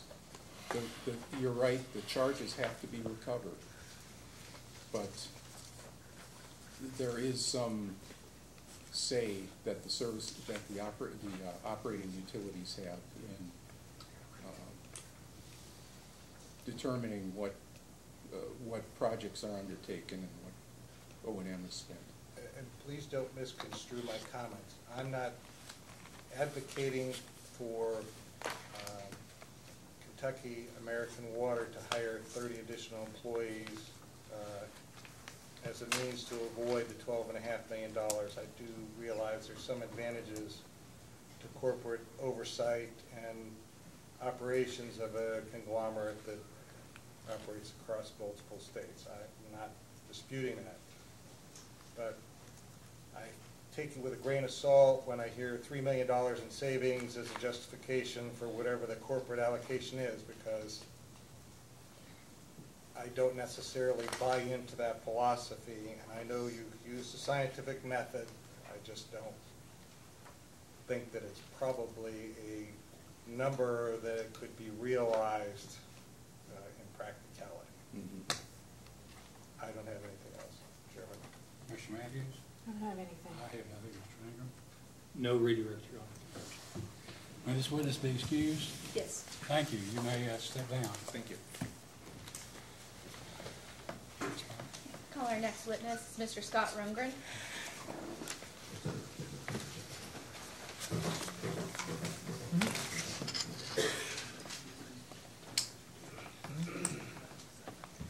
Please raise your right hand. You solemnly swear or affirm under penalty of perjury that the testimony you're about to give will be the truth, the whole truth, and nothing but the truth. I do. Please be seated.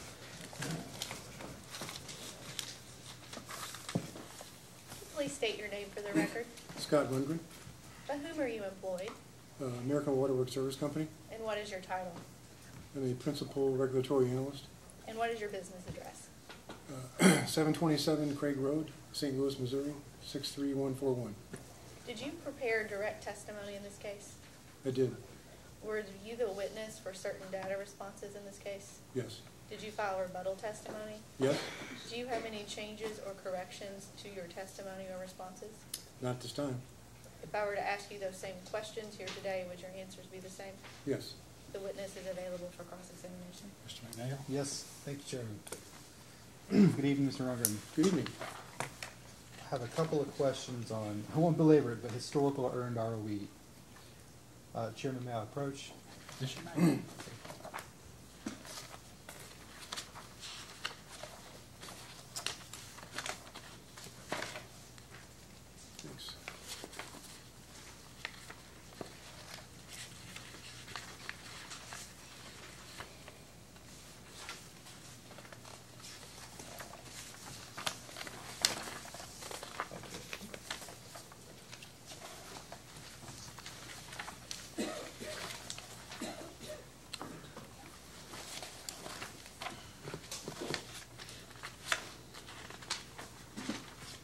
Chairman, these are just for reference. I'm not going to mark these.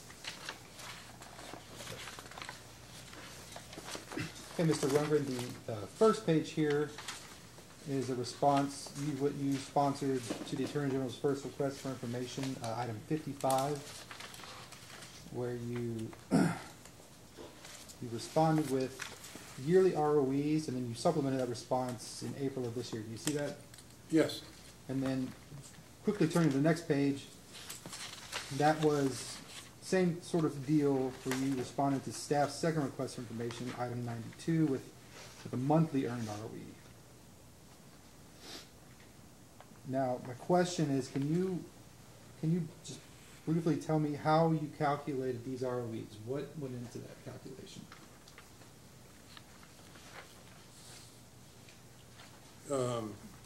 Well, the ones on the response to 55 are based on a calendar year.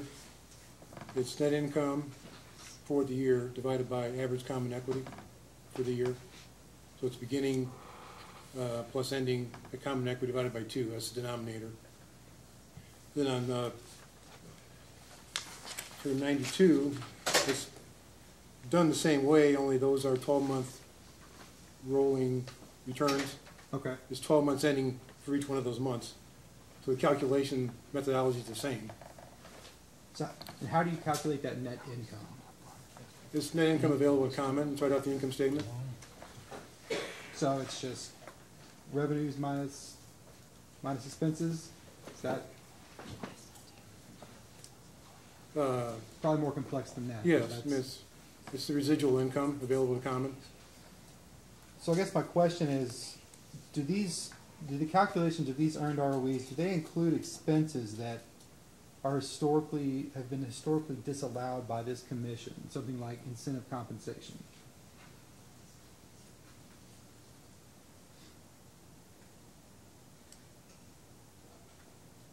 I don't believe so. You've explicitly taken costs for those kind of things out of these calculations? No, I haven't removed anything. It's like I said, it's right off the income statement. I've made no adjustments for disallowances or. Okay, so they. The only thing it includes that it's somewhat irregular, I guess, would be after-tax gains from land sales and donations.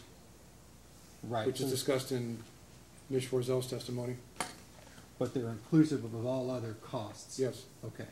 To my knowledge, they are. To your knowledge. Very good. Do you still have up there AG's exhibit number 4? There was an order. I don't know if your counsel has that available.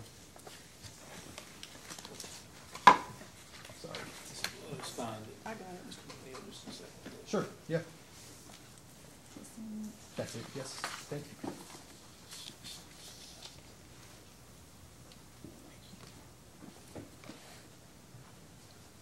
Okay, now this is an order in the case 2006. This is 00197, minute earlier. Can you turn to page 3, please? Of the appendix A. Sorry, Appendix A, page 3.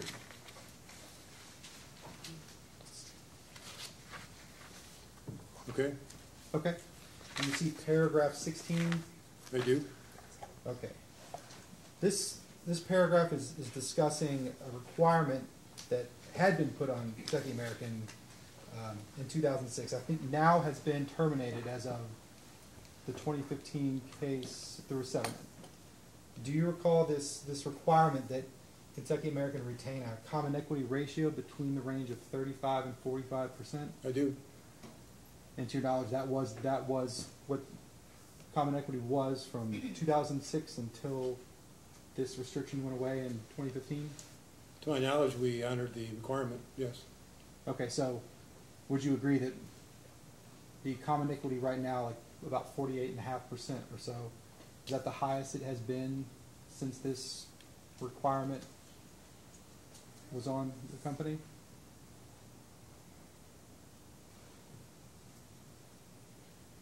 I'm not sure. The 48.6 you're quoting is actually our test year equity ratio, which is a pro forma for 13 months ending June of 20. It's at or near as high as it's been since we were moved from that requirement. I don't know if it's exactly the highest number. Right. But to your knowledge, It's, again, at or near, yeah. Okay.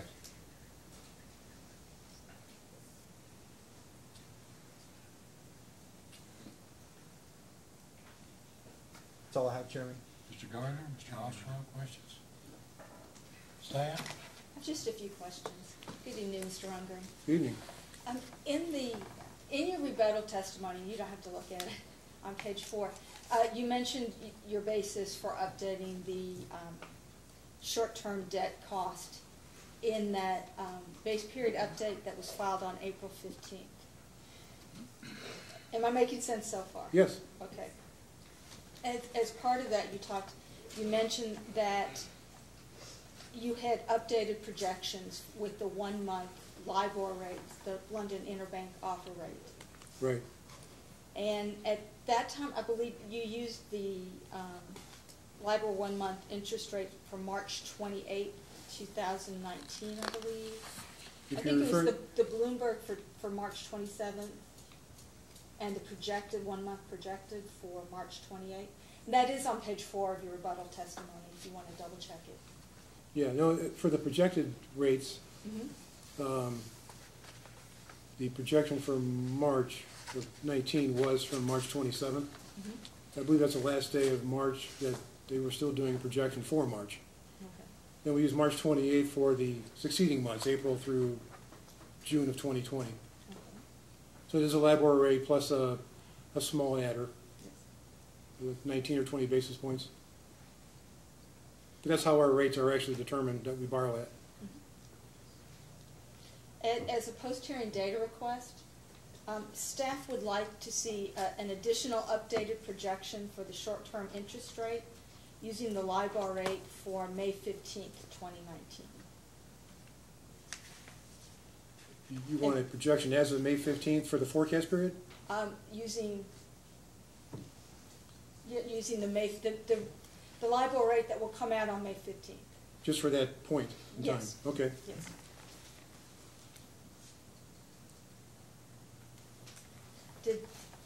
Does that make sense, what we've asked? Yeah, we can do that. Okay.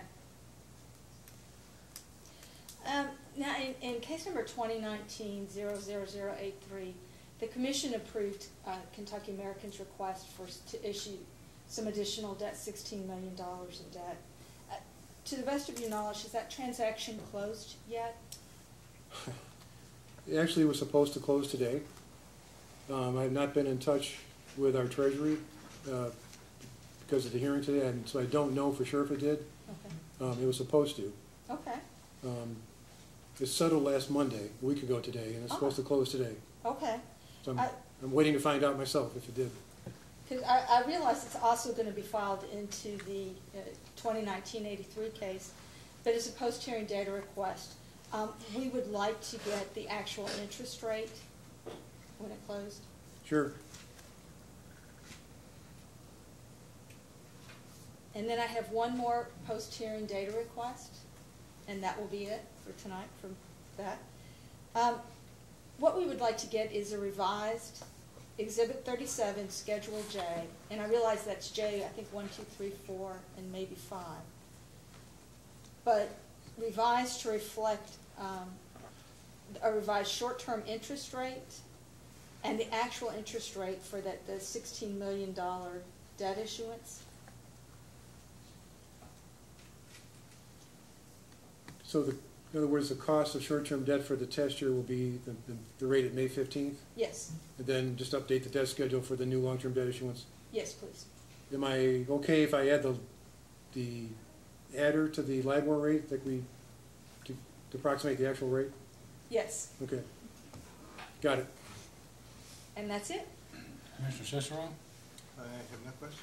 Mr. Matthews? I don't have any. I have no questions, Ms. Yes, sir. May this witness be excused? Yes. You may step down, sir, and you may be excused. Call your next witness. Our next witness is Ms. Constance Heppenstall.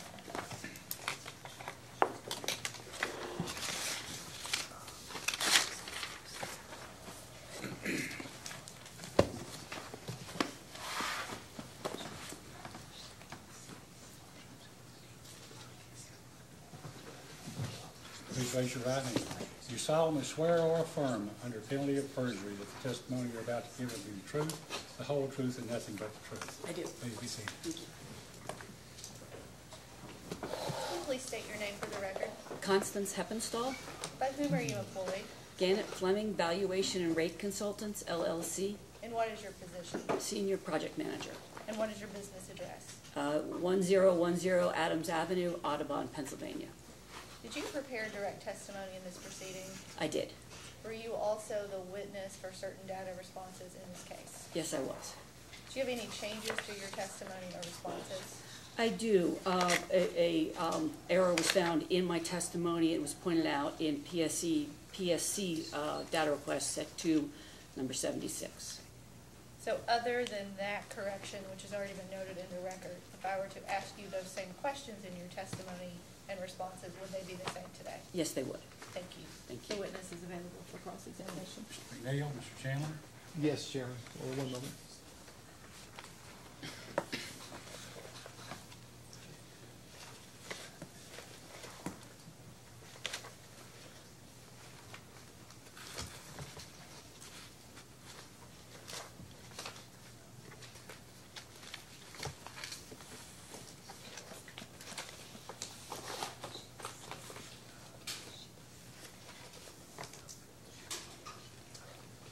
We have no questions, Chairman. Mr. Gardner, Mr. Ostrov, questions? I have a few questions. I'm also going to do an explanation. We've got a few post-hearing data requests that I'm going to provide to you. They're really just going to Kentucky American. There's no better way to get them out there. Okay. As you know, on April 15th, Kentucky American filed a base period update, and it reduced the revenue requirement by about $1.4 million. To the best of your knowledge, does Kentucky American propose to keep the same rate design as proposed in the original application? And you're saying that the revenue requirement was reduced by? By $1.4 million. And when you mean rate design, do you mean the exact rates, or do you mean that just kind of the structure? And The structure. To the best of my knowledge, yes. And if the commission were to make any adjustments to the revenue requirement, are there any changes to the rate design that you would propose in terms of the structure? No, I would recommend a scale back probably of the increase by class.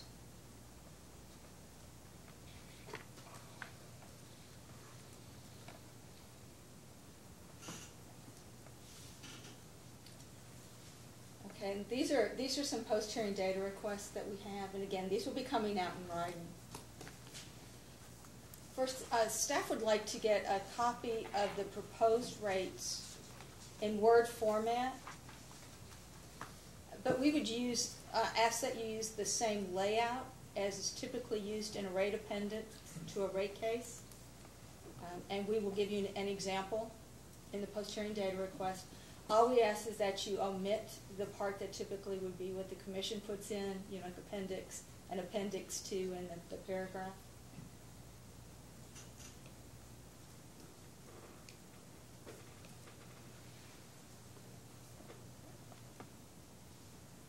Actually, I think that's it. Staff has no further questions. Commissioner Cicero? I have no questions. Mr. Matthews? No questions. I have nothing, Ms. Braun. I do not. May this witness be excused? Yes, ma'am. You may step down and them and be excused.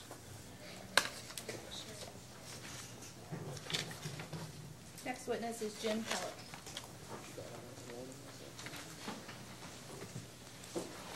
Pellick, please raise your right hand. Do you solemnly swear or affirm under penalty of perjury that the testimony you're about to give will be the truth, the whole truth, and nothing but the truth? Yes. Please be seated.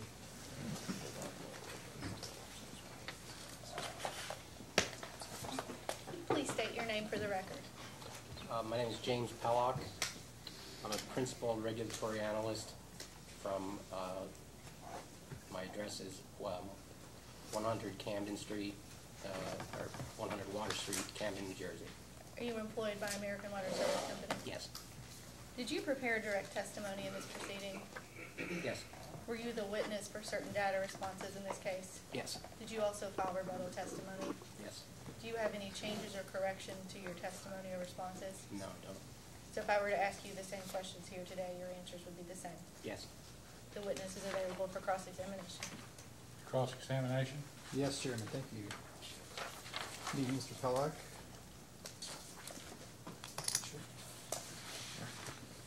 Chairman, may I approach? Yes, you may. Thank you. Again, this is a packet that I'm not going to introduce, but it's in the record. Thank you.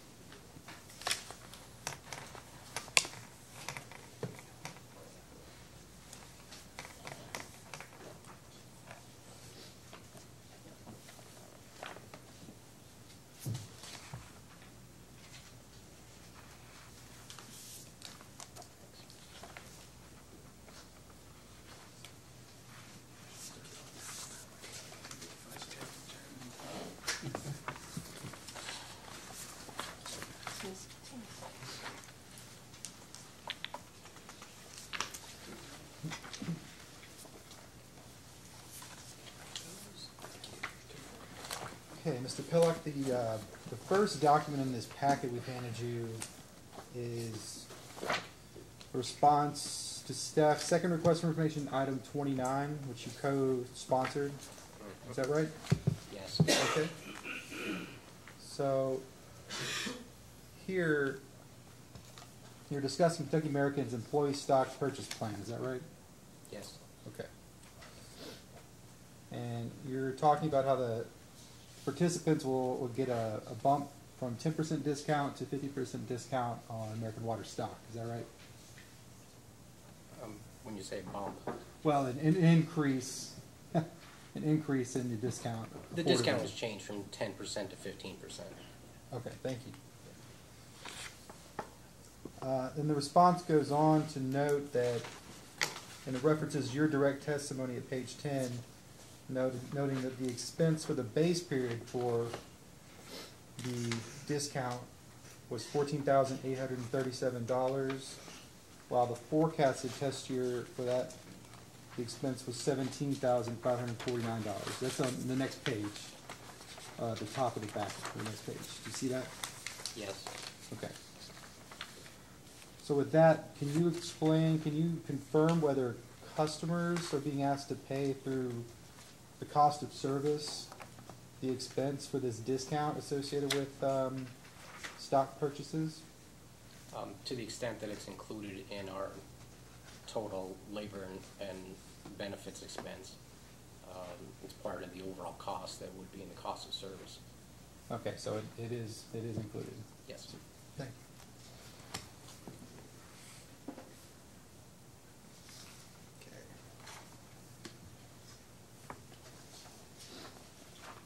If you flip to the next response, it's your sponsored response to Attorney General's request for information, item 96. You see that? Yes. Okay. So in this response, you were asked to identify organizations and covered activities and the amount of the dues you pay to them that are for those covered activities. And you provided a chart, a 4-page chart that's included on the back of that. Do you see that? Yes. Okay. If you flip to page 4 of 4, in this document, do you see the top line there, American Water Works Association Company under vendor? Do you see how for legislative advocacy, regulatory advocacy, and public relations, they're all answered yes? Right. Can you explain whether,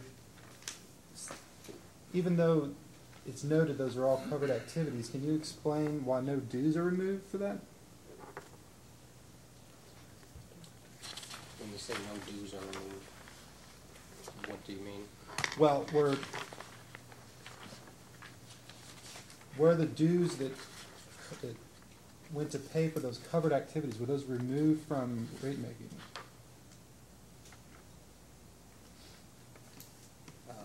No. They were not I removed. don't believe so.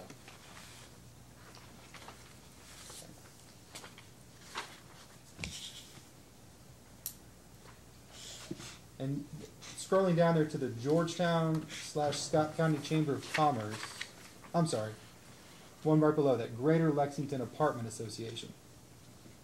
So we have the same instance where there's a yes answer to all three of those covered activities, and there's 12.28%. Do you know whether those dues were removed?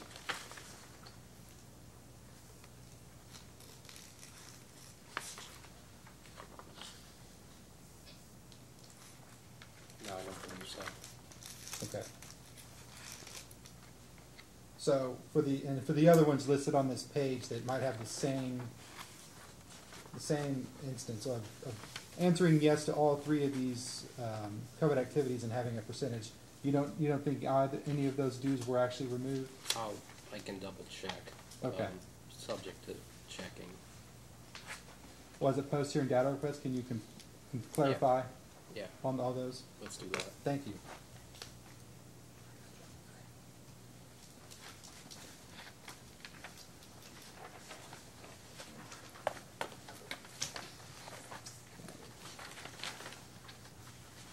So now I have a few questions as well about full-time employee staffing. Chairman, may I approach again? Yes, you may. This-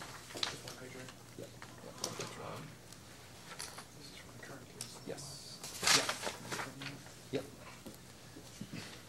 So we're passing out right now, it's Exhibit 38. Exhibit 38, Schedule G, page 3, the current rate case. This is in the record, noted as you're the witness responsible. Mr. Neal, may I interrupt? Sure. This is Exhibit 37 to Kentucky American's application. Yes. Schedule G. Yes. Okay, I just wanted Yes. it to be very clear. Thank you. I'm sorry, I said 38. I think you did. Yeah, But I just, it's 37. Thank you. Yep. Thank you for that.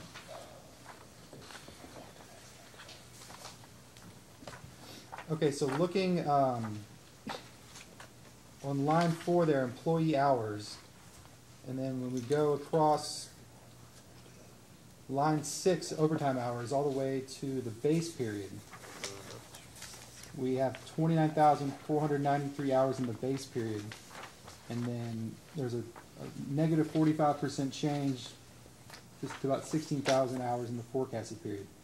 Can you confirm you're reducing overtime here? That's right? Now, okay. Can you confirm that for the record? Yes, it's Thank you. indicated in the rebuttal testimony as well. Thank you. So, can you confirm that Kentucky American historically maintains vacancies when it makes this calculation? Is that right? Yeah, to the extent that, we have a choice of staffing up to full levels or maintaining a certain level of overtime hours. To the extent that in this filing, the overtime hours are reduced, the staffing level was increased up to 152 in the filing.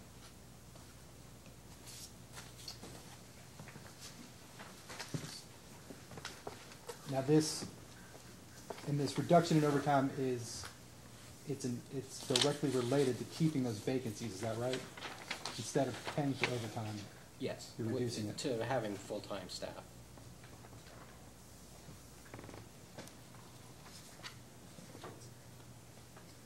And Chairman, may I approach again? Yes, you may.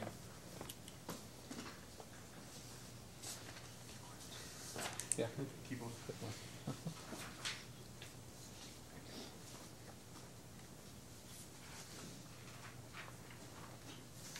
Now this is a similar document for the company's last rate case, 2015-00418.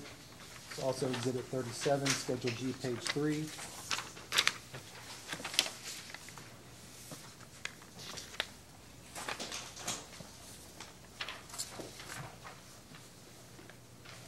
Chairman, I would like to mark this up.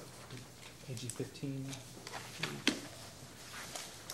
Let it be so marked.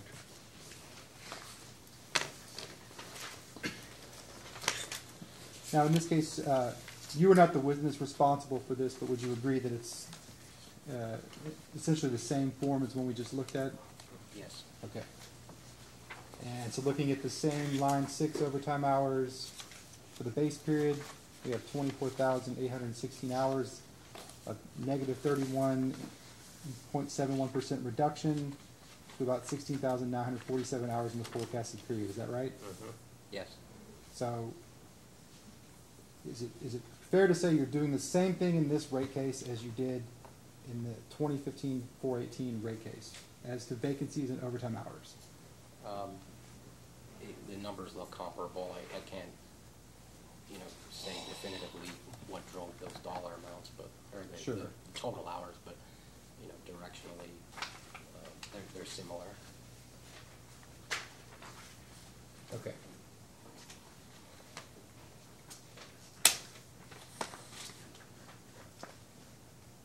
And do you know how many full-time employees that the company has as of this moment? Somewhere around, I can't say for sure. Sure. I don't Subject to check. maintain the HR records. About 140, 138, somewhere in that range. Okay. So for the fully forecasted test year, you projected 152. Yes. And we're about a month and a half out from that test year beginning. You don't think the company's going to achieve that number, do you? I don't do the hiring. To the extent that the team is working to fill the roles, something that it's a revolving, it's a moving target. So we have the additional roles to fill, but at the same time there are people that leave the current organization, and you work to fill those roles as well. Will we get to 152 within 2 months? I can't say that we will. Can't say that we won't. But we're not there at this point. Okay. As opposed to hearing data requests, can you just clarify the most recent number for full-time employees? Yes. Thank you.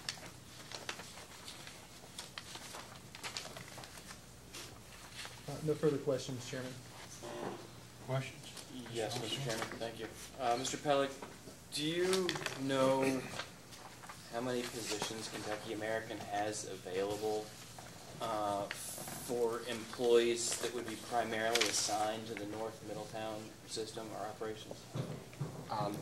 No, for North Middletown, included in the filing, there's one employee to cover that operation. Okay, and I apologize, I just didn't hear the first part of it. Did you say there are no North Middletown employees included?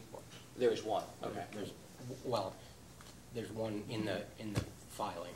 Okay. And they're still trying to, they're in the process of filling that role. Okay, and so they're trying to fill that role. Yes. In your rebuttal testimony, you mentioned that there's an employee, and this is part of the base period update, that would only be assigned 60% to the water operations there. That's correct. What's the other 40% assigned to? To the wastewater operation. And then earlier there was a discussion about potentially Kentucky American hiring or currently recruiting an employee that would serve both Eastern Rockcastle and North Middletown. Are you familiar with that? No, I'm not. That's okay. a level of detail that in our modeling, that wasn't part of it. The acquisition of North Middletown was a discrete part, but beyond that, it's a level of detail that we didn't have. Okay. Switching gears slightly, Kentucky American's included an amount in its proposed revenue requirement in this case related to rate case expense, correct? Is that a yes? Yes. Okay. And this is typically referred to as a regulatory expense in Kentucky American's materials, correct? Say that again? Sure. I think you've termed it as a regulatory expense in your testimony. Yes. What did you say, materials? In the application, in the testimony. If that's how it's labeled. I don't believe so. Okay. I think it's probably regulatory, maybe matters. Okay. I don't have that document right in front of me, but long story short, there is a component of revenue requirement that is associated with rate case expense, correct? Yes. And those costs include internal labor expense, legal fees, consulting costs, travel expenses, and other expenses, correct? Yes. Kentucky American's estimated that the total rate case expense for this case would be $1.2 million, correct? Yes. And the proposal is to amortize that expense over a 3-year period, so about $410,000 would be included in the revenue requirement, correct? Yes. And those costs are based on a good faith estimate, I presume. Is that correct? Yes, they are. Is Kentucky American seeking to include the estimated costs or the actual costs for that rate case expense?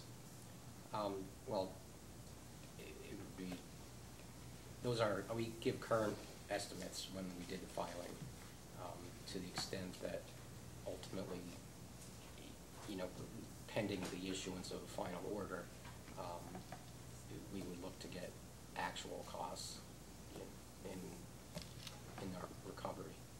Do you know what actual costs are today? As of this moment, no. Okay. As a post-hearing data request, can Kentucky American provide a detailed schedule of rate case expenses and supporting documents through the date of that filing? Yes. Thank you, Mr. Chairman. That's all the questions I have. Mr. Penny, questions? Just one or two. Thank you. Good evening. Do you know I think we referenced in your testimony it's I think Exhibit 37, C, D, and G, and you don't need to reference those right now, but among those you list the overtime hours broken down, I think, by area, you know, operation, maintenance, administration, and the like. Do you know the total amount of overtime as well as related labor expenses in the base and test year? In terms of hours or dollars, or? I think of both, if you have a total. Well, I think it actually in the exhibit that was circulated, it's on there, isn't it? Is that total? I'm looking at 2015. Let me take a look at 2018. So that's the hours. And dollars. All right. And dollars. Okay, so that's on there. All righty. And then you testified about hiring to fill some of the vacancies. I think you're going to respond to that in a post-hearing data request. But if the commission does not approve the QIP, will this change the forecasted number of employees? I can't answer that. The management of the company in operations will determine that, and the HR department. Okay. All right. I think he's asking you, is it in the forecast? Have you included numbers in your forecast period? That we would assume hiring. You mean adding additional roles or Yes. taking roles away? When you have in the forecasted, do you account for, say, the commission approving the QIP and account for that in the number of employees that you forecast? I can't say for sure. I have to defer that to some. Okay, we may ask that in a post-hearing data request. Yeah, that's fine.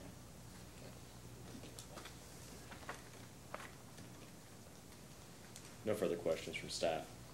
So let's go to that same exhibit again, okay, that 37G. Yes. I look at the end of the base period. It's obvious you've made an attempt to reduce overtime, but the total employee hours is 333,186. Would you agree? Yes. And for the base period ending February 28th, that 12-month period is 332. Would you agree? Yes. And the difference is 1,160 hours subject to your verification. Mm-hmm. If I look at the dollars for the forecasted base period is $10,605,902. I'm sorry, for the forecast period. For the base period, it's $9,991,412 for a difference of $614,490. Okay? If I divide the dollars by the hours, it comes out to $530 an hour.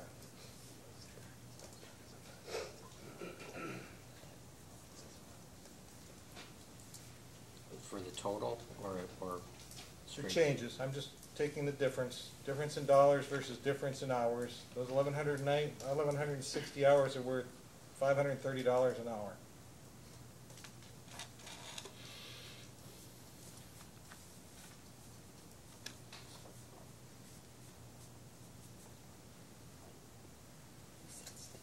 Okay. Conversely, if I look at the base period compared to the 12 months ending in August, the hours increased by 23,770. The dollars increased by 536,249 for an average rate of $22.56. Would you agree that there seems to be something that doesn't calculate out correctly there? Yeah, we'll have to look at that. I don't have anything else. Mr. Matthews? I don't have anything. I have nothing. Counsel? May this witness be excused? Yes, you may. And you'll ask that on the post-hearing data request for the explanation.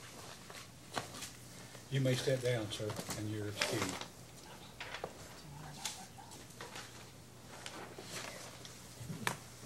Call your next witness. Our next witness is Justin Sensabaugh. Excuse me, just one second. Mr. Vice Chair, could you repeat the question you wanted in the post-hearing data request? I apologize, we both were. So, the differences related to the change in hours between the forecasted year and the base period, the average hourly rate is $530 per hour. If you look at the base period compared to the 12 months ending August 2018, the change in the hourly rate, or the change in the hours was valued at $22.56 per hour. So $22.56 looks reasonable. The $530 an hour for the extra 1,160 hours does not look reasonable. He's going to find out what that's attributed to. And I apologize for not catching that. Well, that's not a problem. Please raise your right hand. You solemnly swear or affirm under penalty of perjury that the testimony you're about to give will be the truth, the whole truth, and nothing but the truth? I do. Counsel? Mr. Sensabaugh, would you please state your full name? Justin Sensabaugh. And would you please tell us what your job title is and the name of your employer? Operations Manager of Production for Kentucky American Water. And what's your business address, Mr. Sensabaugh? 2300 Richmond Road, Lexington. And you did not file testimony in this case, did you, Mr. Sensabaugh? I did not. You also did not file any, you weren't the sponsored witness for any data responses, were you? I was not. But you got put in the unenviable position that when Mr. Rogers no longer is with the company, you did adopt some of his testimony and some of his data responses. Is that correct? That is correct. And so if we were to ask you the questions for those testimony portions and data responses that were asked of Mr. Rogers, of you here today, would your answers be the same? Yes. He's available for cross, Your Honor. McNeil? I have no questions for this witness. No questions? Staff? Make it unanimous, no questions. Commissioner Cicero? You're free from me. Mr. Matthews? Okay. I assume you may be excused. I won't even ask anybody. Best witness all day. Next witness. Be Greg Roach, please.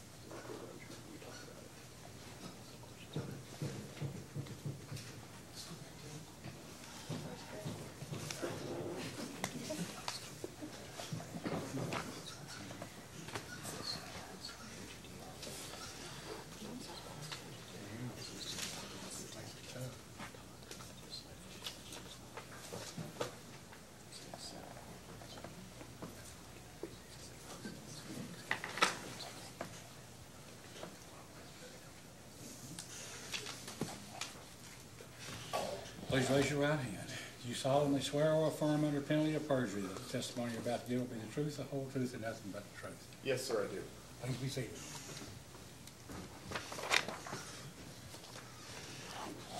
Would you please state your name for the record? Gregory P. Roach. And by whom are you employed? I am employed by the American Water Works Service Company located in this particular case at 153 North Emerson Avenue in Greenwood, Indiana. And what is your position? I am the Senior Manager of the Revenue Analytics Group.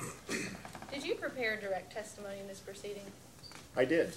And were you the witness for certain data responses in this case? Yes, ma'am, I was. Do you have any changes to your testimony or those responses? I had one change to a table in my testimony that I submitted via a discovery request from staff. And other than that correction that is noted in the record, if I were to ask you those same questions today, would your answers be the same? Yes, ma'am, they would. This witness is available for cross-examination. Just a few questions, Your Honor. Thank you. Mr. Roach, good evening. Good evening.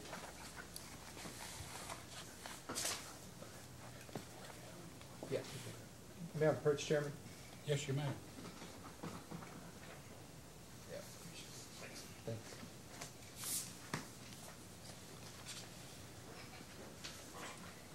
We are handing out a couple of pages from your testimony that include some figures along with one exhibit, Mr. Roach.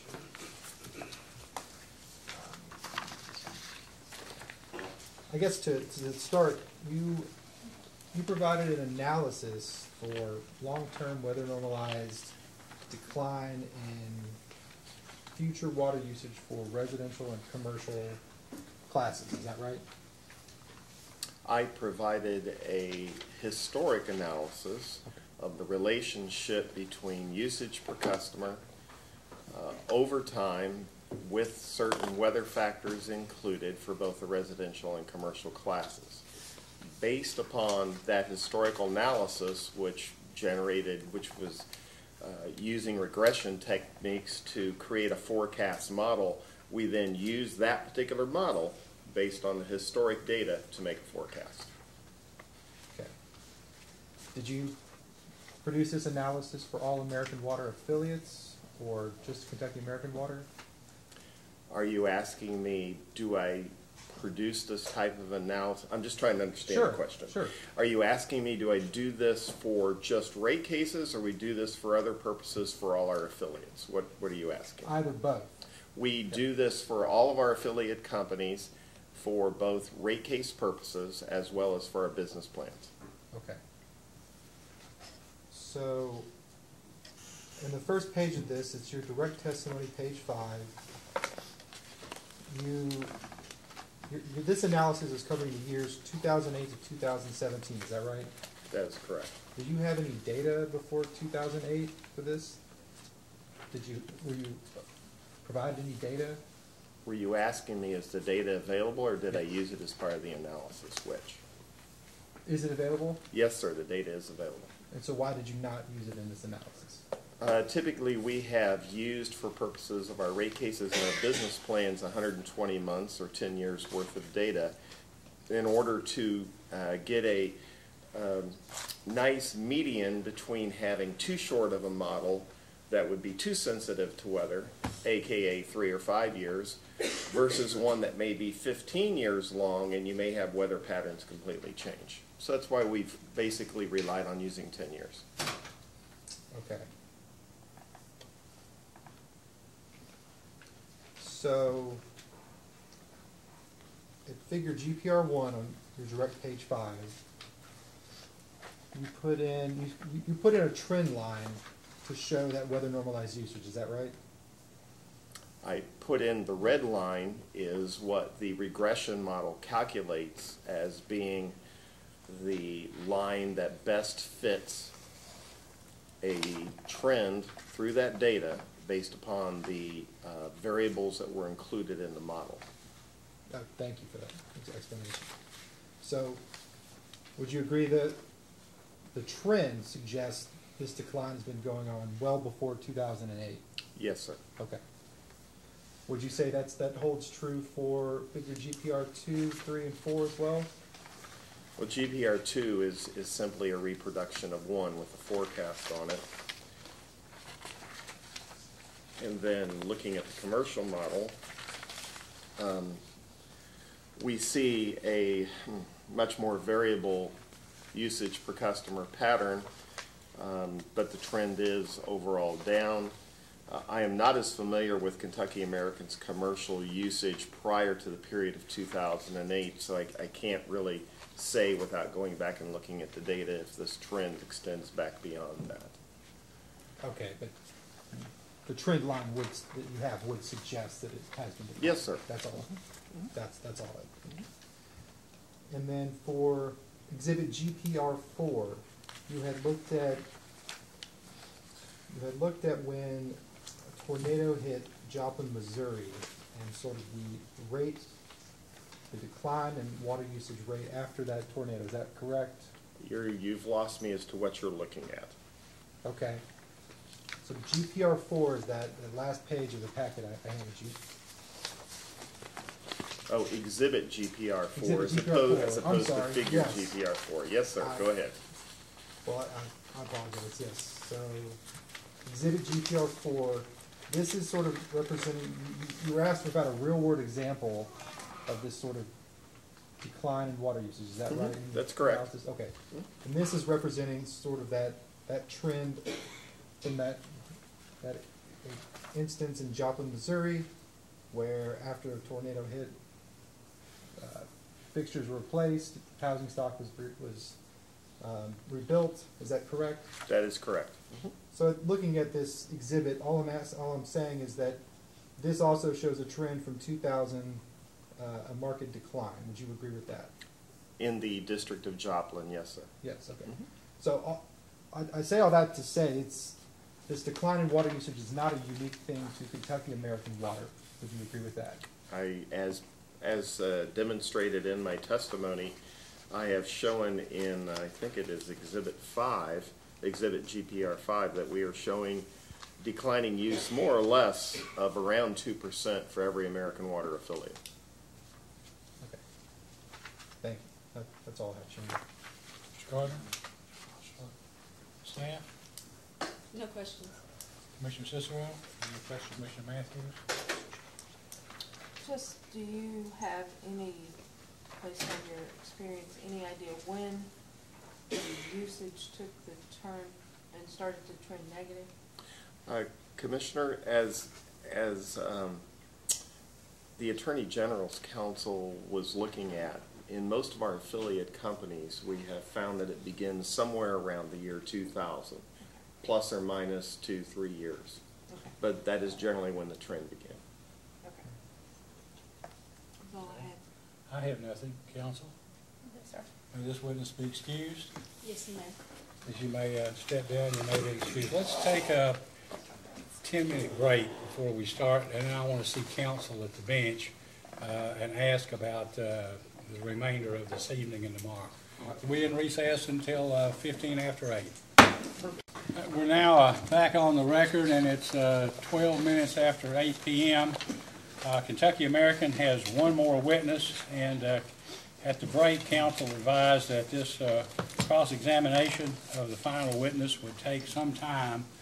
So it's been decided that we will recess for this evening, come back and begin the testimony of Ms. Schwarzel at 9 a.m. and then conclude with the two witnesses for the Attorney General and election in Fayette Urban County Government.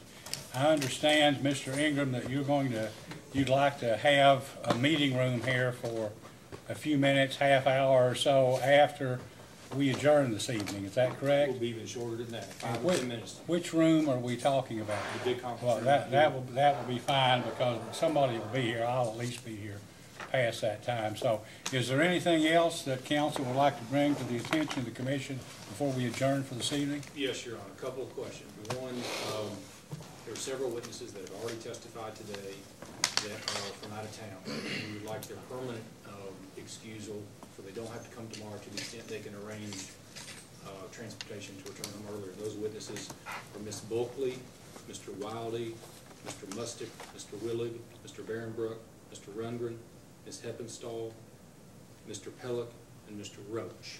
Council have any objection to those witnesses being excused? No objection.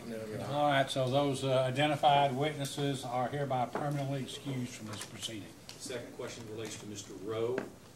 He is scheduled to travel on Wednesday morning If he could be excused at about noon tomorrow, he might be able to begin that travel earlier, which would be a help to him. I don't know if that's okay with the parties or the commission, but if I could ask that, I will. And we don't. Does anybody have any objection to Mr. Rowe being excused now? Any commissioner? No? In that case, Mr. Rowe is now excused as of this moment. And then final question. I just want to confirm, because it's a little different than the way it has been done in the past. The hearing data requests that have been asked so far today and the ones that may be asked tomorrow, those will come to us in writing from the asker, correct? That's right. They'll come in writing, and we will have a deadline. And if you don't get them in writing by the deadline, you're not required to respond. Thank you, Your Honor. All right, is there anything else? If not, then this hearing is adjourned until 9 o'clock in the morning.